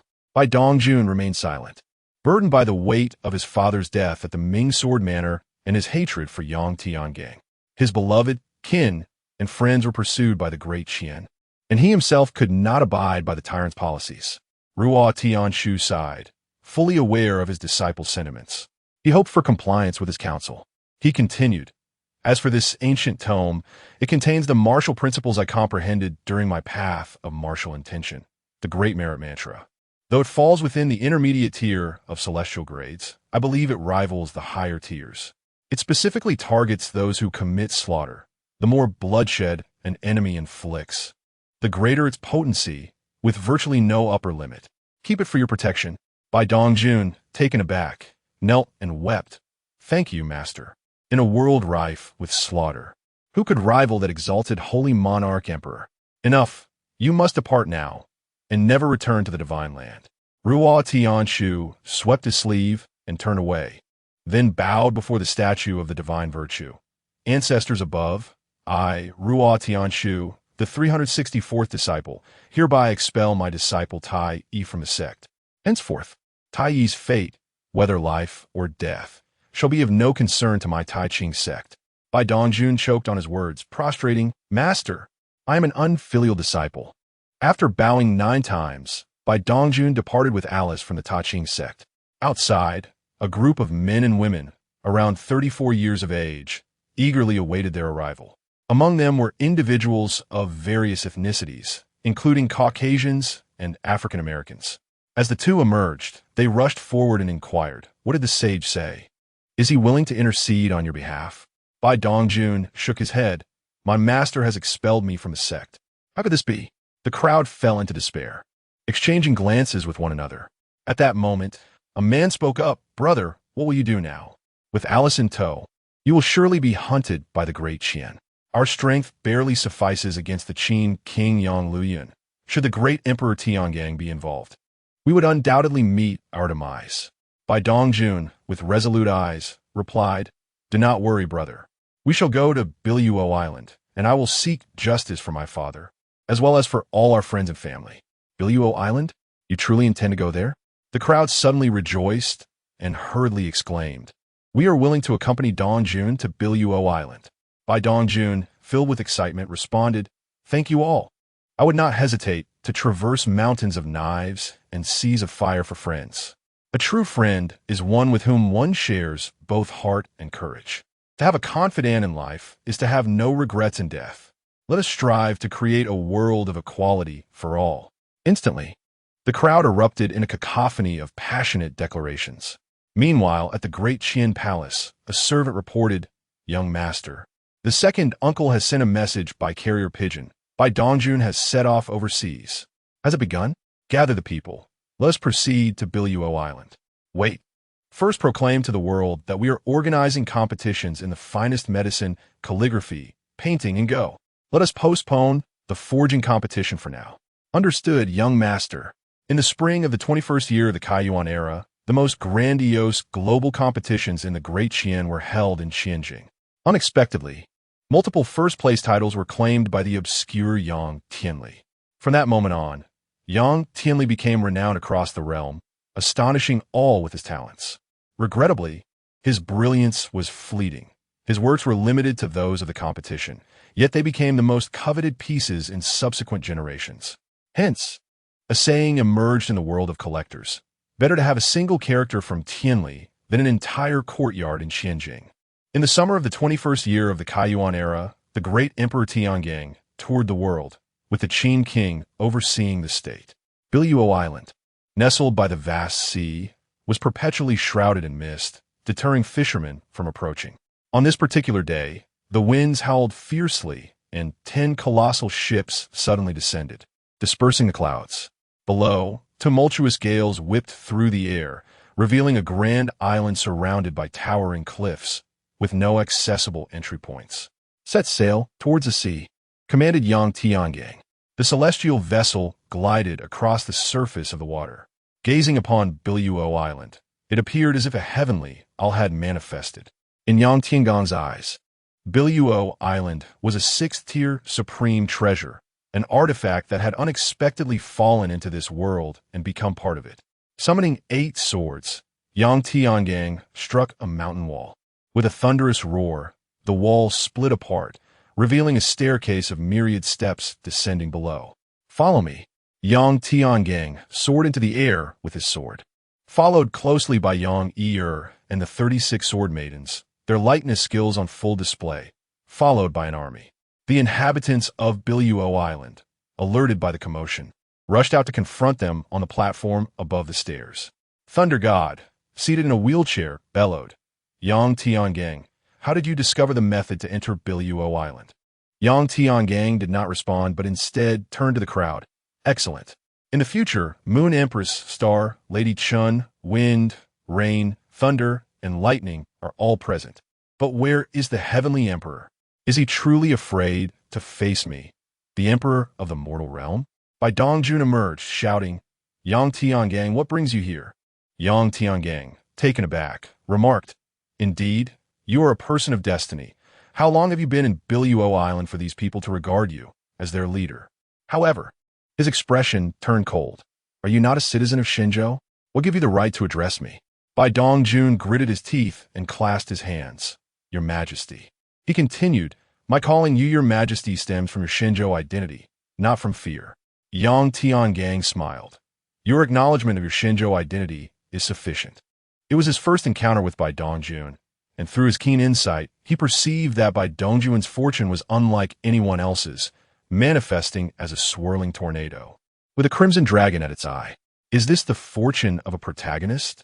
It is often said that the protagonist stirs up the winds and waves. How fitting indeed. Among his talents, one caught his attention, Destiny's Guardian, an art that shields the body with the fortune of the heavenly path, exclusive to protagonists. Its rank fluctuates. The stronger the adversary, the stronger it becomes. In the face of peril, various saviors emerge unless one is exceedingly powerful, in which case accidents abound.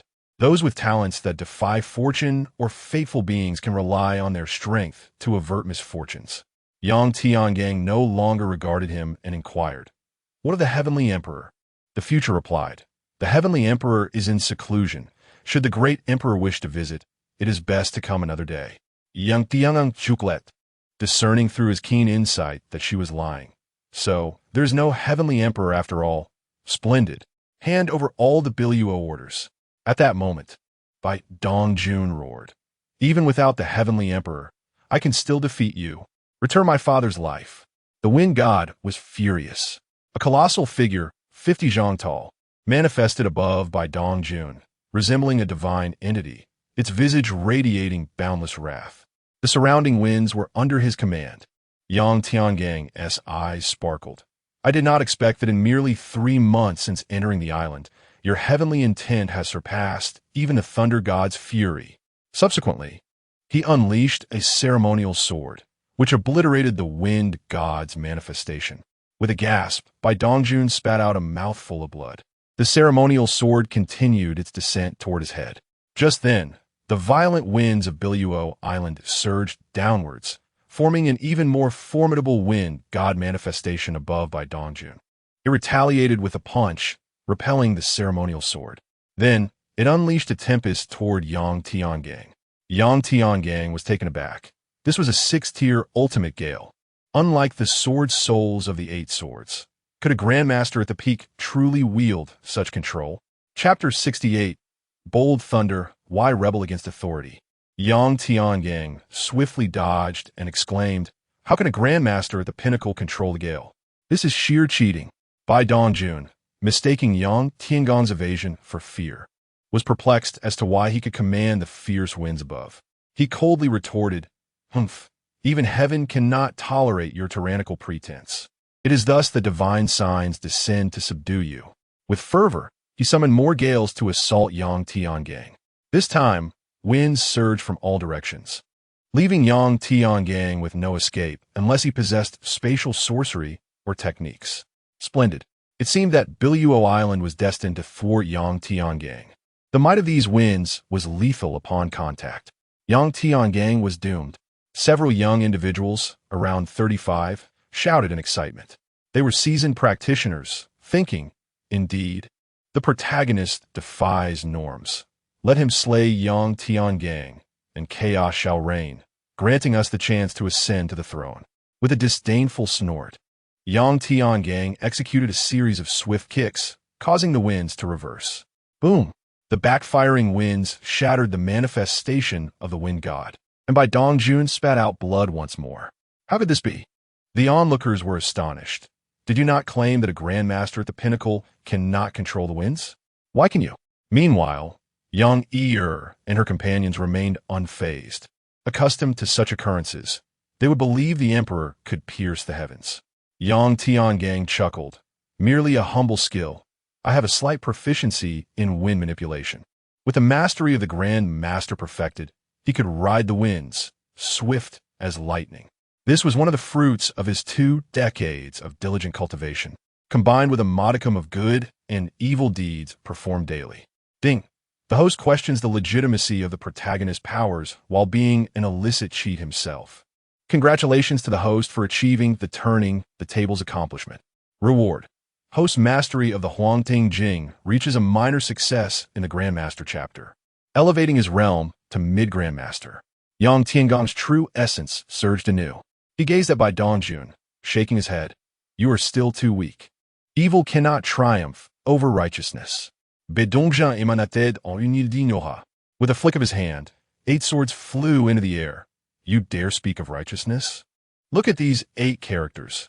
Who embodies righteousness and who embodies evil? Tell me. Bai Dongjun staggered back under the force of his presence, then retorted angrily. You are nothing but a hypocrite. Years ago, when my father sought your sword to heal my condition, not only did you refuse, but you also killed him. A look of compassion surfaced on Yang Tiangong's face as he sighed deeply. Yang Yi instantly comprehended and exclaimed, Young master, why do you not reveal the truth? How long will you allow him to be wronged? Yang Tiangang commanded, Yi, be silent. Yang Yi, the embodiment of an actor, pouted defiantly. You may wish for silence, but I shall speak. I will not permit anyone to tarnish your name. She pointed at Bai Dongjun, declaring Bai Dongjun, listen closely. Your father did not merely borrow the sword. He conspired with the Silent Ones and the demons to invade the manor and seize the sword. Your father is the true hypocrite, a vile person, a disgrace to the righteous path. Enough here, do not speak further. Yang Tiangang continued to chide. Bai Dongjun felt as though lightning had struck him, shaking his head vehemently. No, I refuse to believe it. You must be slandering my father. His eyes reddened, and he charged forward.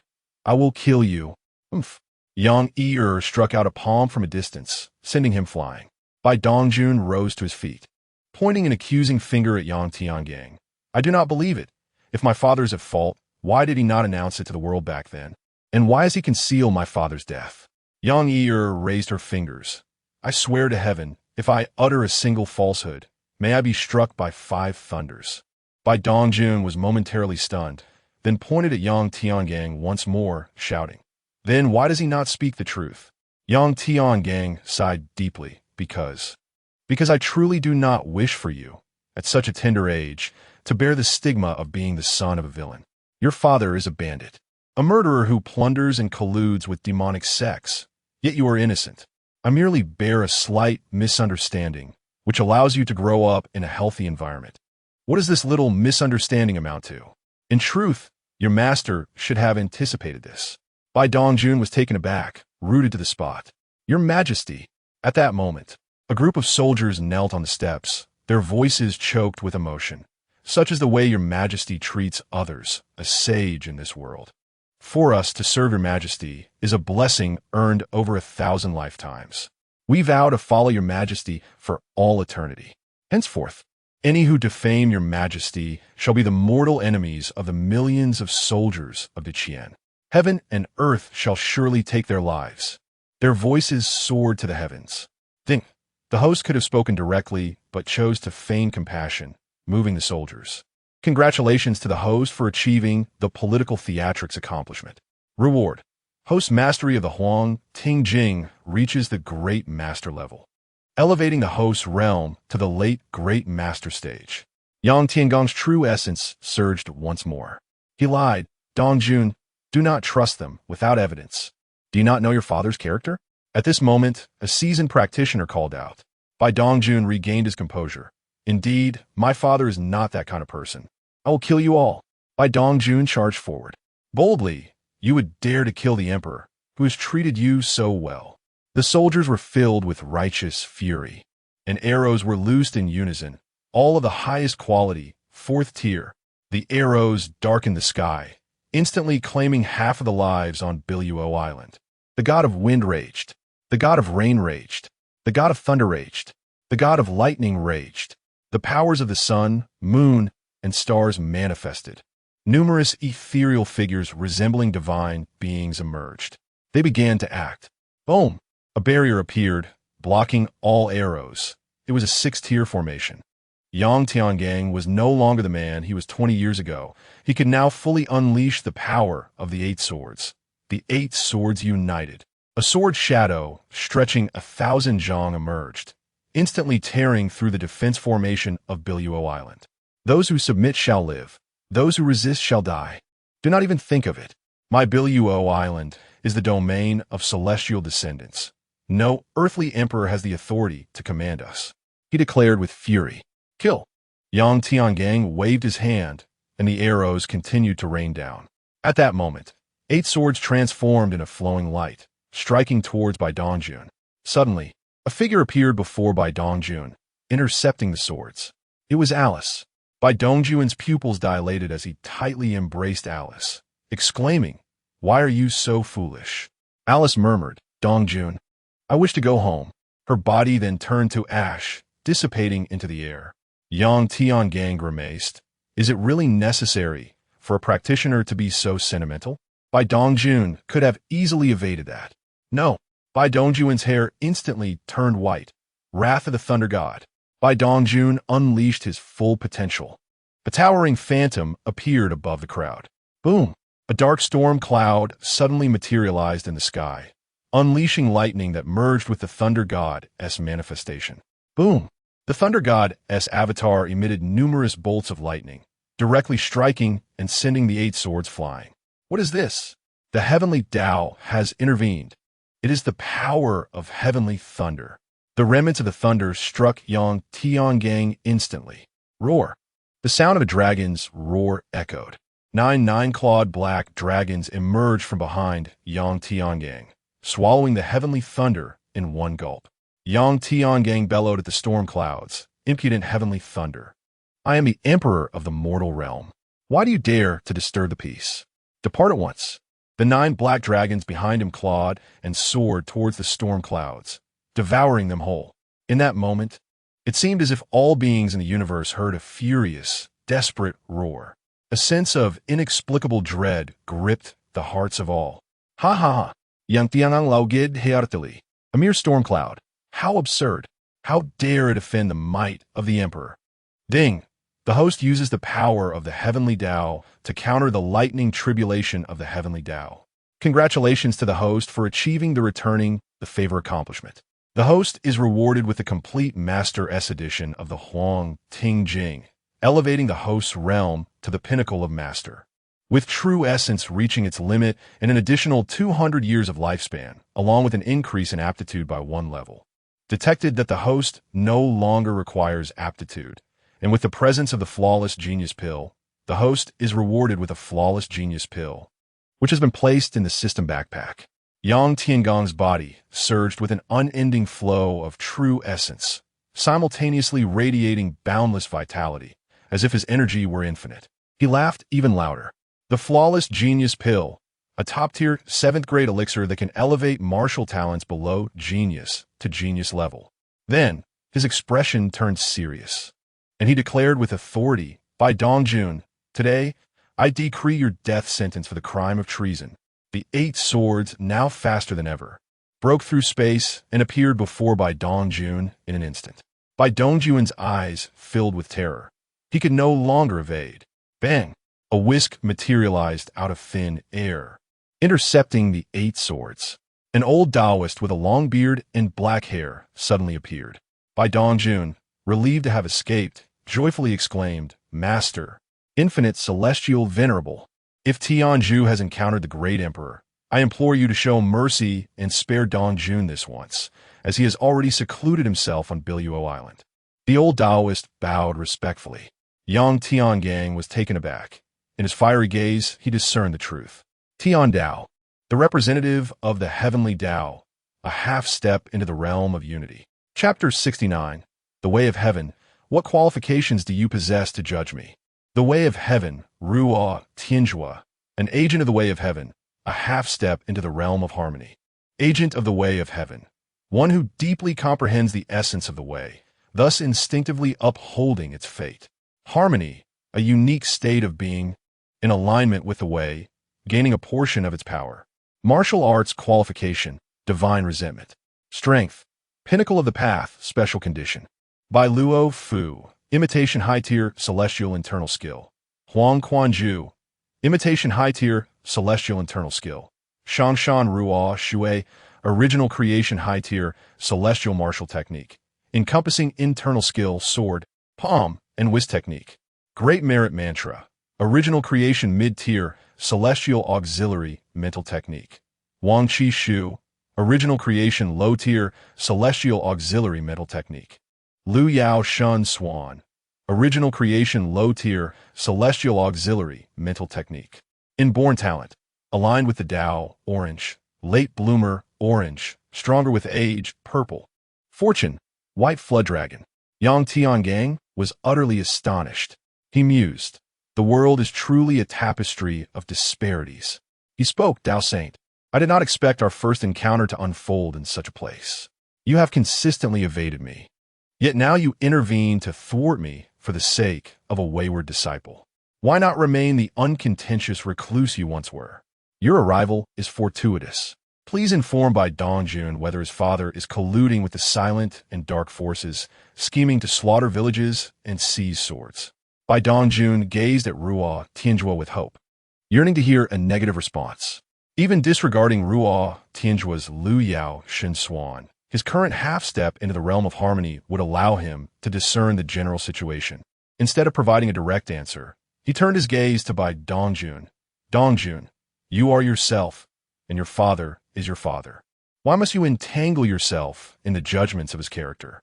Upon hearing this, Bai Dongjun staggered back several paces in a daze. The others from Bai Luo Island fell into silence, realizing that the Emperor of the Qian had indeed spoken truthfully. Ruo Tianjue then advised, "Your Majesty, Dongjun has withdrawn to Bai Luo Island. He poses no threat to you. As a sage in the world, does your presence here not conflict with your esteemed identity?" Yang Tiangang proclaimed resolutely, "I am first and foremost the Emperor of the Qian. Only thereafter am I a paragon of virtue in this realm. Expanding territories is a sovereign's duty. Is it a fault to benefit the Qian for countless generations?" Ruo Tianjue sighed, "Your Majesty, you are indeed not at fault. However, I, too, have my own convictions. Let's engage in this contest. If I prevail in a single strike, I request that you withdraw from Bai Luo Island." With a flick of his whisk, a vast curtain of water materialized. It appeared unremarkable, yet concealed the boundless power of the heavens and the earth. Yang Yi sensed danger and positioned herself before Yang Tiangang. "Young master, be cautious. Let the soldiers strike first." Yang Tiangang pushed aside Yang Yi. "The soldiers are no match for him. It would only result in needless casualties. Allow me to handle this." He formed a sword seal with his hands, and 8 swords transformed into streaks of light, heading toward the water curtain. Upon their intersection, silence ensued. The 8 swords became ensnared within the curtain, penetrating only a foot before failing to advance further. Shangshan Ruo Shui, water nurtures all things without contention. Without contention, it remains undefeated. Nothing in the world is more yielding than water, yet no force can conquer it. The weak triumph over the strong, the gentle over the rigid. Your Majesty, though the 8 swords are sharp, they cannot surpass my Shangshan Ruo Shui. Ruo Tianjue intoned. Upon his utterance, the sea surged from above, a deluge expanding ever greater. Yang Tiangang furrowed his brow. This celestial domain was not merely water, but an amalgamation of the utmost gentleness of the cosmos, infused with the forces of yin and yang. The 8 swords felt as if ensnared in a quagmire, the surroundings yielding and unyielding, rendering them ineffective. Was this what the celestial domain became after the transformation of martial intent into the Tao? A realm of profound mysteries, transcending even that of grandmasters. Return. The 8 swords retracted into his grasp. He then spoke icily. Water can extinguish fire, yet fire can also conquer water, akin to the mutual dominance of yin and yang. So too does the soft prevail over the hard, and vice versa. If one cannot conquer, it is merely a matter of insufficient strength. Behold my sword. His sword domain unleashed its fury, and the 8 blades melded into one. A thread of crimson energy, imbued with a sense of annihilation, entered the sword at an imperceptible pace. He bellowed, the sword technique of sky severance. Within the sword domain of sky severance, the power of all sword techniques was magnified tenfold. The crimson thread, a manifestation of the perfected 5 chi unification from the 7 killings true canon, amplified the might of each move tenfold, resulting in an overall augmentation of 20 times. A blinding light, rending the heavens, emanated from the amalgamated sword. The sword's shadow struck the water curtain, cleaving it asunder, as if the very essence of heaven's dust had been shattered. Roi Tianzhua, taken aback, exclaimed, "You have committed countless acts of slaughter. Why is the great merit curse ineffective against you?" In that instant, his form was bisected. The momentum of the sword's shadow remained unabated, splitting several mountain peaks in two. "No, master!" Bai Dongjun cried in anguish, rushing towards Yang Tiangang. "Flee! Do not throw your life away." A gust of palm wind surged forth, propelling Bai Dongjun away. Yet, the bisected Ruotians were rejoined. Concurrently, an even more formidable force of palm energy surged towards Yang Tiangang. Roar! 9 black dragons emerged, devouring the palm energy whole. Yang Tiangang stared wide-eyed at Ruotian, whose state oscillated between semi-unification and full unification. Ruotians were called out to Bai Dongjun. The operation of heaven and earth follows its own laws. Only an emperor can subdue the fate of another emperor. Depart quickly. I can only contain him for 7 days.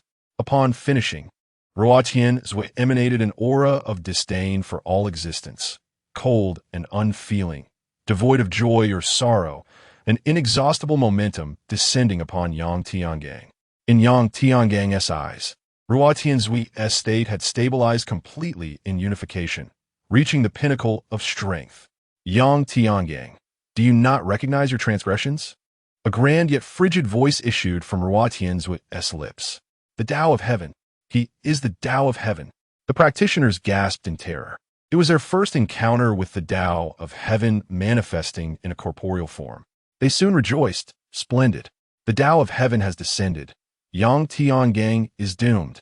Only Bai Dongjun wept. "Master, I am sorry." Having received true teachings, he seemed to understand the secret of unification. In this moment, Roi Tianzhua was indeed Roi Tianzhua, yet also not. Yang Tiangong's form began to bend. The might of this pinnacle of strength was overwhelming. He gritted his teeth in defiance, then roared, "No one can make me kneel, not even the Tao of Heaven." The martial intent of Sky Severance erupted forth, and his body straightened once more. He gazed defiantly at the Tao of Heaven. "Roi Tianzhua, what sin have I committed?" The cold voice of the Tao of Heaven, Roi Tianzhua, resounded again. "One sin. Usurping the will of heaven." Usurping the will of heaven. All beings speculate upon the will of heaven. How can one feign its intent? Is there guilt in misjudgment? The heavenly Tao, known as Ruotan, seemed momentarily stunned, as if ensnared in a glitch. Subsequently, a frigid voice echoed, 2 transgressions, the slaughter of countless lives and the enslavement of other races, leaving but 1 in 10 souls to survive. Yang Tiangang proclaimed with resounding conviction, "I fight for my kin. I slay for the prosperity of the divine land. Now, our nation flourishes and our people thrive, each one a dragon among men. I am not only innocent, I am a hero of the divine land." He invited the soldiers present to bear witness.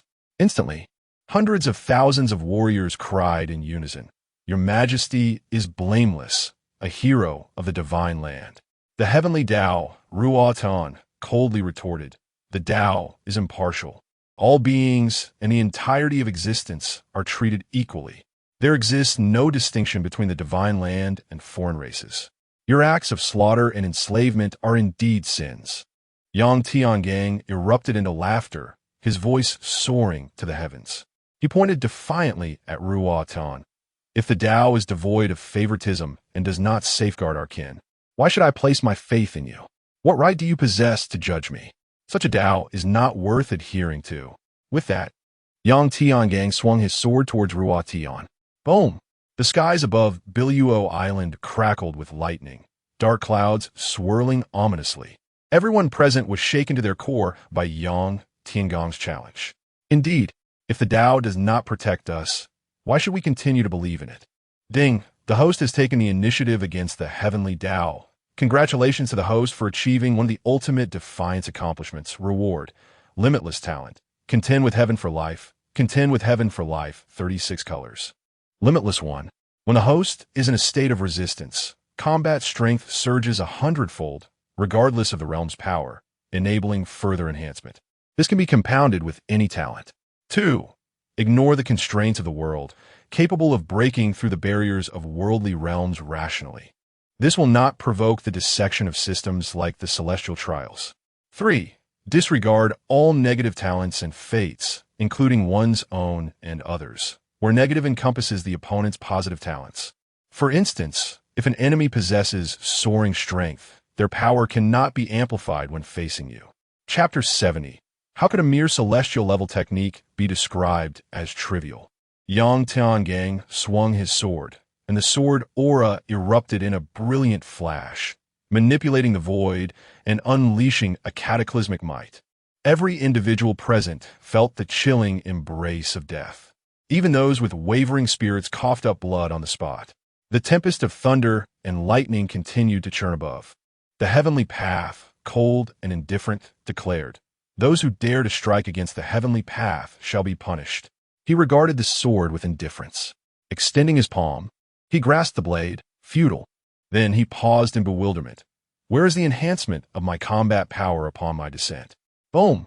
The sword aura shattered Ruotian's hand, subsequently striking his head, resulting in a catastrophic explosion that reduced his entire being to ashes. All present were rendered speechless. Breath halted. This was the descent of the heavenly path. How could it have been so suddenly obliterated? "Master," Bai Dongjun cried out in despair. "I shall return." Suddenly, a voice echoed, and the torrent of sea water ceased, a vast barrier enveloping Yang Tiangang and the others. Yang Tiangang was momentarily taken aback before striking again. The barrier merely rippled under the scrutiny of his keen eyes. The heavenly path seal, low grade, 7th tier. An experienced practitioner among the onlookers shouted, "This is the heavenly path seal. We must flee. It cannot contain him for long." They hastily dragged Bai Dongjun away. In the days to come, the people of Biluo Island would also retreat. Yang Tiangang commanded, "Do not pursue. Let us unite our strength to assault the barrier." The soldiers of the Qian could not extinguish the life of the protagonist, Bai Dongjun. Rescuing him from the seal must take precedence. Before long, only the tens of thousands of the Qian soldiers remained on Biluo Island, attacking the Heavenly Path seal alongside Yang Tiangang. Meanwhile, Bai Dongjun, who had successfully escaped, remained in a daze. In the span of a single day, his beloved and master had perished, both at the hands of Yang Tiangang. He found it impossible to bear. An experienced practitioner urged, "Dongjun, pull yourself together. You still have your ancestors, and you have me. And so many like-minded friends. If you give up, what hope do we have of defeating the tyrant? If you persist in this manner, we shall all ultimately perish." Bai Dongjun paused, a glimmer of resolve igniting in his eyes. "Yes, brother, you are right. I cannot abandon hope." Suddenly, the sound of a dagger piercing flesh. A blade struck Bai Dongjun's chest, simultaneously targeting several of his acupoints. Bai Dongjun froze, looking up in confusion at his brother. His brother, the experienced practitioner, smirked. "My foolish brother, how naive you remain." Bai Dongjun felt as if the heavens were collapsing. Why? My foolish brother, it is of course for gain. You claim your life has been too fortunate? Why do all the good things fall to you, bestowed by our ancestors? The sage of Tao accepted you as a disciple. And in such a short time on Biluo Island, these people have imparted divine skills to you. Do you not find it peculiar? You are aware of the tragic fate that befell your father, grandfather, and master, all of whom perished due to you. Your destiny is unique, marked by the ominous title of Heavenly Calamity, Lonely Star. They sacrificed themselves for your sake, mocked by Dongjun's brother. "No, it cannot be true." Bai Dongjun murmured, his spirit shattered. The words struck deep, and Bai Dongjun's brother revealed his ulterior motive. "Hand over the 4 symbols of heavenly intent, and I shall spare you. You still have a chance for vengeance. Why is it that we came to Biluo Island together, yet only you acquired the mid-tier heavenly level technique? I am your elder brother. How could you refuse to teach me this art? Do not harbor any illusions of rescue," he continued. "For practitioners, Acquiring subsequent heavenly level techniques comes with stipulations, one being that one must have previously obtained the earlier segments within the realm of trials. Alas, such techniques are exceedingly rare. Bai Dongjuan's defeat of Yang Tiangang had become impossible. Even the heavenly Tao seemed powerless against him. Thus, he sought to seize one last opportunity to escape. Upon hearing his brother's intentions, Bai Dongjun felt an overwhelming desolation as he lamented. You would go so far as to harm your own brother for the sake of a mere heavenly level technique. This remark struck a nerve with Bai Dongjun's brother. A mere heavenly level technique? You dare to belittle it thus? He abruptly withdrew the dagger from Bai Dongjun's chest and plunged it back in multiple times, exclaiming, Do you comprehend the rarity of a heavenly level technique? You, the favored child of fortune, can never fathom the pain of an ordinary person. With each thrust, Bai Dongjun's mouth began to bleed profusely. In agony, Bai Dongjun conceded, Fine, I shall give it to you. I cannot die just yet. Bai Dongjun's brother smiled. That is the spirit, my dear brother. He skillfully pressed several acupoints to staunch Bai Dongjun's bleeding and produced paper and ink from somewhere.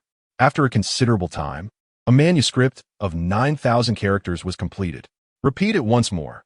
Miss a single character, and I shall stab you. Bai Dongjun's brother was meticulous.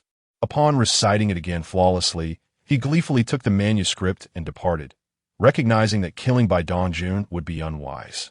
It is common knowledge among practitioners that while the protagonist can be captured or injured, they must not be killed.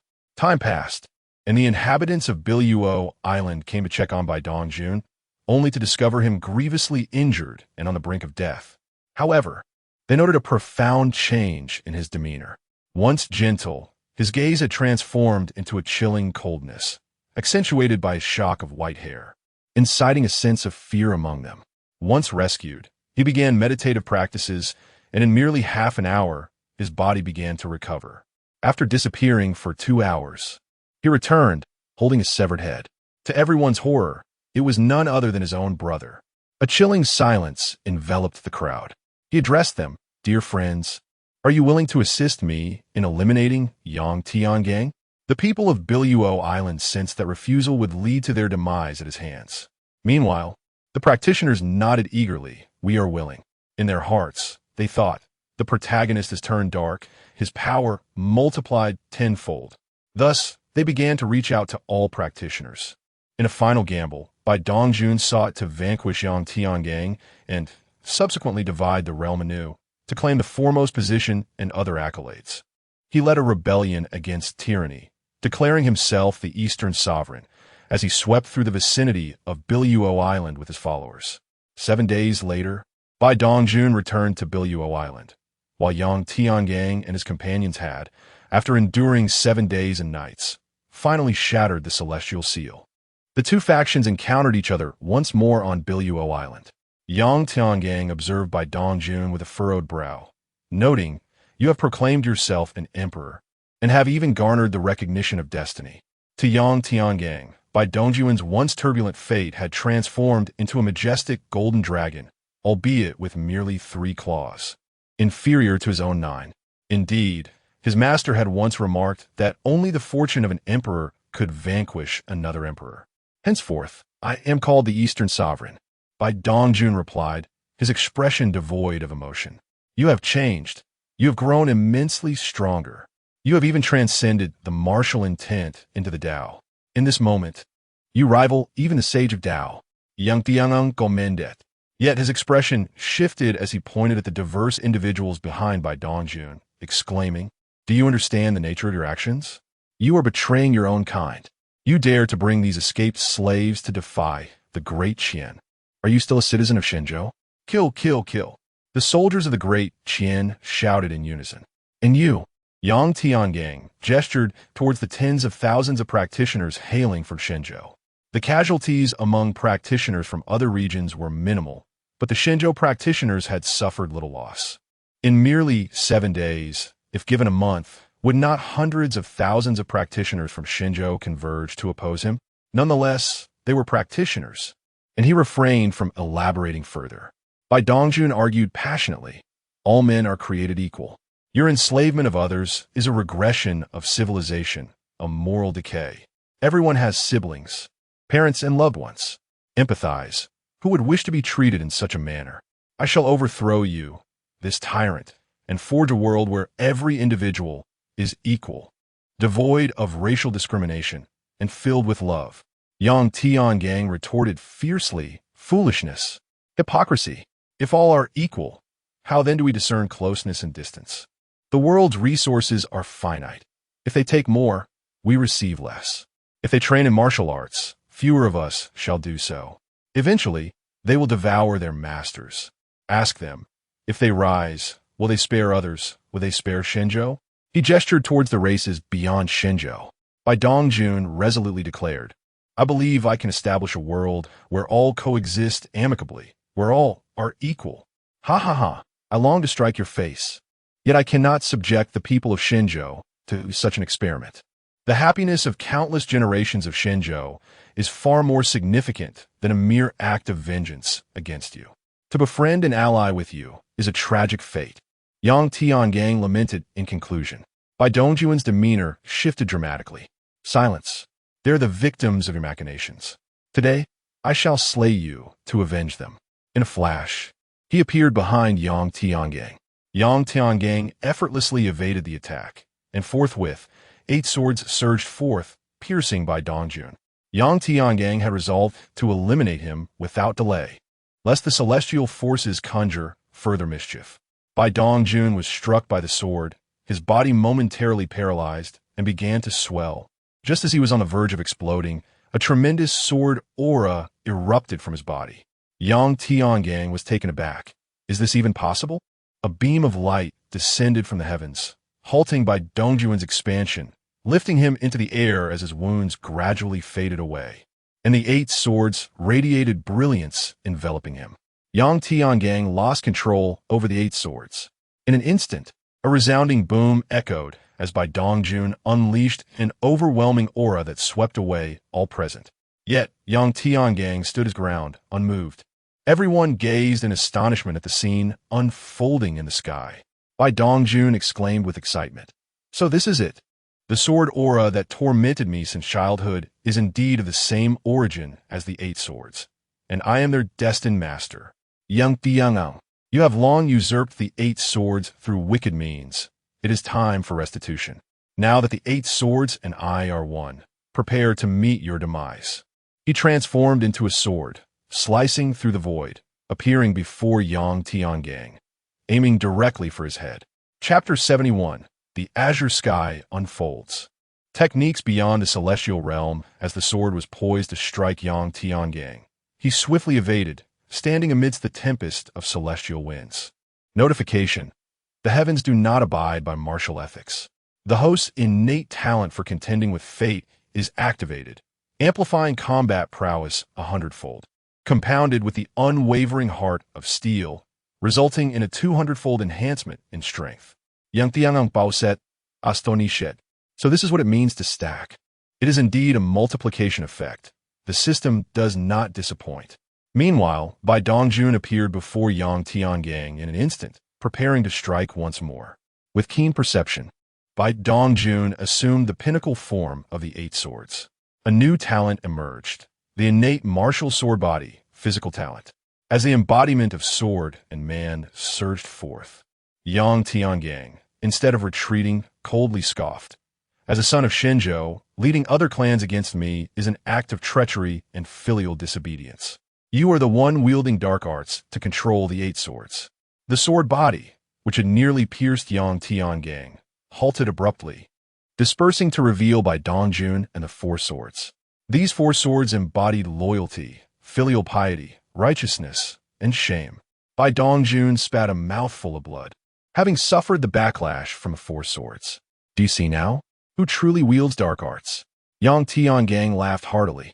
The soldiers of the great Qian shouted, Your Majesty's virtue is supreme. Only you can command the 8 swords. The wickedness of evil paths has been laid bare. A practitioner from the Blue Star exclaimed, Dong Huang, you fight for your maternal clan and have never wished harm upon Shenzhou. You are neither treacherous nor unfilial, devoid of righteousness. With a mere flick of his finger, Yang Tiangang unleashed a sword qi that reduced the practitioner to ashes. However, Bai Dongjun seemed to grasp something profound, his eyes alight with understanding. The four swords returned to his body, merging once again into a single treasure sword, aimed at Yang Tiangang with renewed fervor. Yang Tiangang summoned the sword domain of the heavens, unleashing a torrent of sword qi.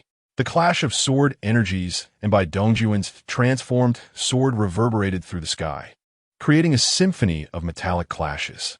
The figures of man and sword moved with blinding speed, so swift that the naked eye could scarcely perceive their movements, as if teleporting from one location to another.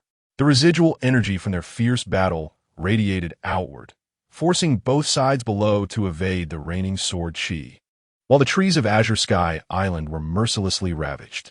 Fortunately, Azure Sky Island was a formidable sixth-tier treasure, its peaks remarkably resilient. Otherwise, it would have been sunk by now. Yang Tiangang grew increasingly exhilarated with each exchange, relying solely on his innate strength. To his astonishment, he found himself able to withstand the pinnacle form of the 8 swords without wielding them. Though Bai Dongjun had merged with the 8 swords, his speed and offensive power were indeed at the apex of the pinnacle form. As Yang Tiangang gradually acclimated to Bai Dongjun's swordplay, he found himself growing more adept. Suddenly, he bellowed, "Since you seek vengeance for your maternal clan, you do not represent Shenzhou, but rather the barbaric Hu." Notification: the host's innate talent to expel the Hu is activated, doubling combat prowess, which, when compounded with the talent for contending with fate, results in a 400-fold increase in strength.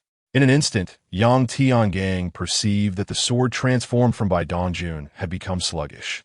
The speed of Bai Dongjun, now merged with the 8 swords, paled in comparison to his own. He bellowed once more, "Since the 8 swords were not crafted for the divine land of Shenzhou, I shall obliterate you and forge anew." Suddenly, Frostmourne materialized in his grasp, and with a single stroke, it cleaved the sword fashioned by Bai Dongjun. Crack! The sword, transformed from Bai Dongjun, shattered into 2 pieces. At this moment, Frostmourne was a pinnacle artifact of the 4th tier, its sword aura unleashed in a display of swordsmanship that rendered the 8 swords futile. Yet, its material was of the 11th tier, in a direct confrontation. Even the combined might of the 8 swords, a 6th-tier artifact, could not withstand the sharpness of Frostmourne. The broken sword revealed the bloodied figure of Bai Dongjun, alongside the 16 fragments of the sword. The 8 swords had been severed. Everyone stood in stunned silence, gazing at the unfolding scene.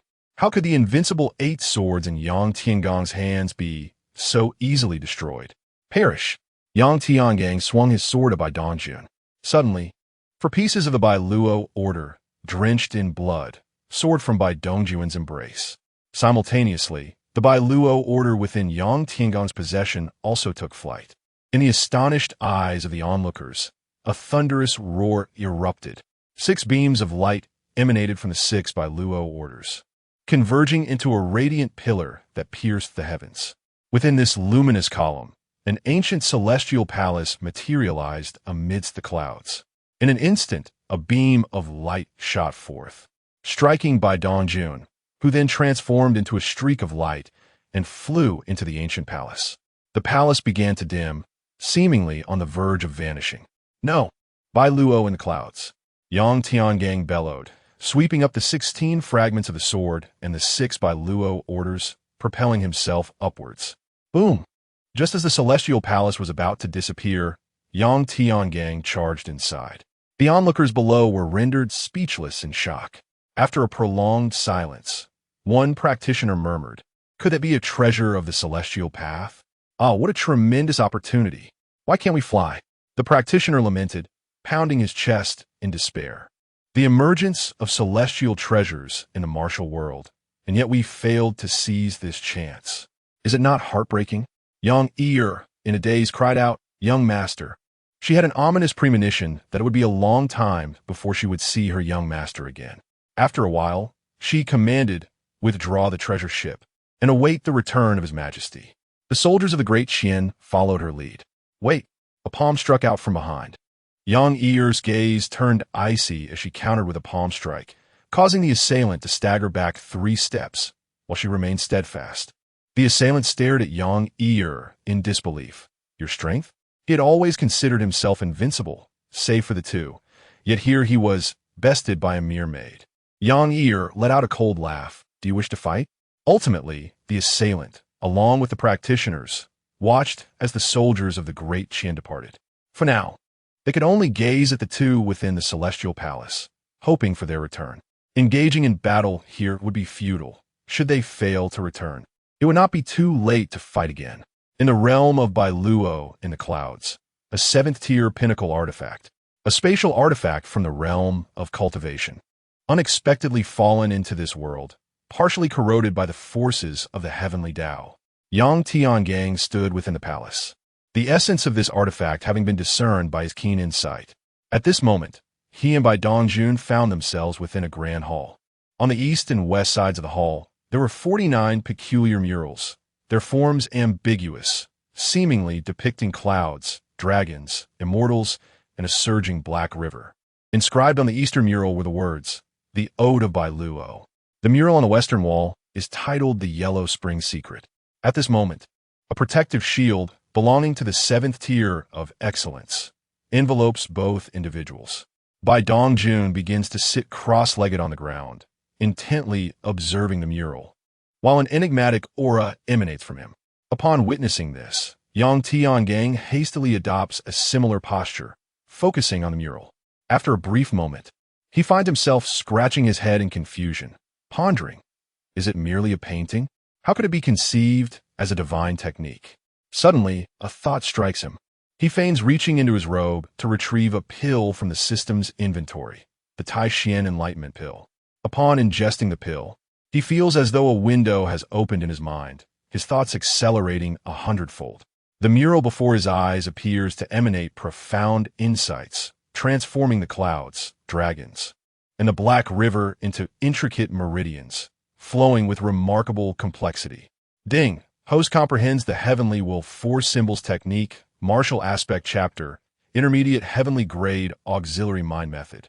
Ding! Host comprehends the Sun, Moon, and Stars Technique, Martial Aspect Chapter, Intermediate Heavenly Grade Auxiliary Mind Method. Ding! Host comprehends the Azure Desolation Rhyme, Martial Aspect Chapter, High-Level Wilderness Internal Technique. Ding! Host comprehends the Yellow Spring Secret, Martial Aspect Chapter, High-Level Wilderness Internal Technique. Ding! Host acquires Wilderness Level Internal Technique. System Mind Method Library upgraded to version 1.0, unlocking 4 levels of techniques above Heavenly Grade. Cosmic Wilderness, Heaven and Earth, Mysterious Yellow. Yang Tiangang is momentarily taken aback, as a wealth of martial arts knowledge floods his mind. Overwhelmed by the influx of information, he cannot help but exclaim, "Ah!" He then emerges from his epiphany, the protective shield dissipating, while Bai Dongjun opens his eyes, a brilliant light shining forth from them. Chapter 72, Accept Your Fate, D-Fire. Within the depths of the fiery eye, Bai Dongjun astonishingly comprehended the pseudo-martial forms of the Biluofu, Emerald Fall, and the Huangquanju, Yellow Spring. With a resounding shout of unity of the Tao, he relinquished a significant portion of his consciousness, allowing the Tao of Heaven to descend upon him. His power ascended to the pinnacle of the instrument realm, and his momentum continued to rise, on the verge of entering the martial form. This was no ordinary pinnacle. It represented the zenith of the instrument realm, capable of transcending boundaries to slay foes with celestial-grade advanced techniques. To advance into the martial form was beyond imagination. At that time, Ruo Tianzhuo merely utilized the imitation of the Biluofu and Huangquanju at the Grandmaster level. Now, the Tao of Heaven embodied by Bai Dongjun far surpassed Ruo Tianzhuo and the combined might of Bai Dongjun by several magnitudes. Yang Tiangang sneered, no martial ethics, and with a flicker, transformed into an afterimage, vanishing from the hall. The realm of Bai Dongjun was incomparable to Ruo Tianzhuo. How could he truly achieve unity with the Tao? It was evident that the Tao of Heaven was cheating. He feared he would not escape this calamity. Yang Tiangao, you shall not flee. Bai Dongjun seemed to teleport in pursuit, his speed increasing as he adeptly employed the techniques of the instrument realm. Terrified, Yang Tiangang initiated his innate escape amplified by the desperation of contesting against the heavens, soaring 4,000 times faster, barely managing to escape. The Biloyungian was a spatial treasure of the cultivation world, vast and expansive. The hall where martial secrets were recorded was but a side chamber, not the main hall. With numerous formations and restrictions, the martial senses were ineffective here. Relying on the fiery eye, Yang Tiangang navigated through several grand halls, but by Dongjuan's figure had already vanished. Beep! The host has escaped from the Tao of Heavens by Dongjun at the martial form realm. Congratulations to the host for achieving the narrow escape from death accomplishment. The host is rewarded with an elevation to the pinnacle of the entry Tao realm. Beep! The Tao of Heaven in this world has yet to unleash its full potential, and the system detects that the host is doomed. Thus, this reward is deemed a waste. The reward has been converted to a selectable option. Option 1. Elevate cultivation to the pinnacle of the entry Tao realm. Option 2. 1 Flawless Pinnacle Entry Tao Pill for Transcending Realms. The Flawless Pinnacle Entry Tao Pill. It allows a Grandmaster's peak to seamlessly transition into the pinnacle of the entry Tao realm. Yang Tiangang Scofut inwardly. Am I truly destined to perish? The system underestimates me. I choose option 2. Beep. Reward. 1 Flawless Pinnacle Entry Tao Pill has been added to the system's inventory. Beep. The host is left with mere bravado, yet his heart is sincere. Congratulations to the host for achieving both the stubborn as a dead duck and sincerity of heart accomplishments. Reward. 3 strands of primal indestructible chi of the wilderness grade have been added to the system's inventory. Reward. All system rewards of celestial grade advanced techniques knowledge have been elevated to the wilderness grade. The primal indestructible chi of the wilderness. Techniques above the wilderness grade are deemed inhuman.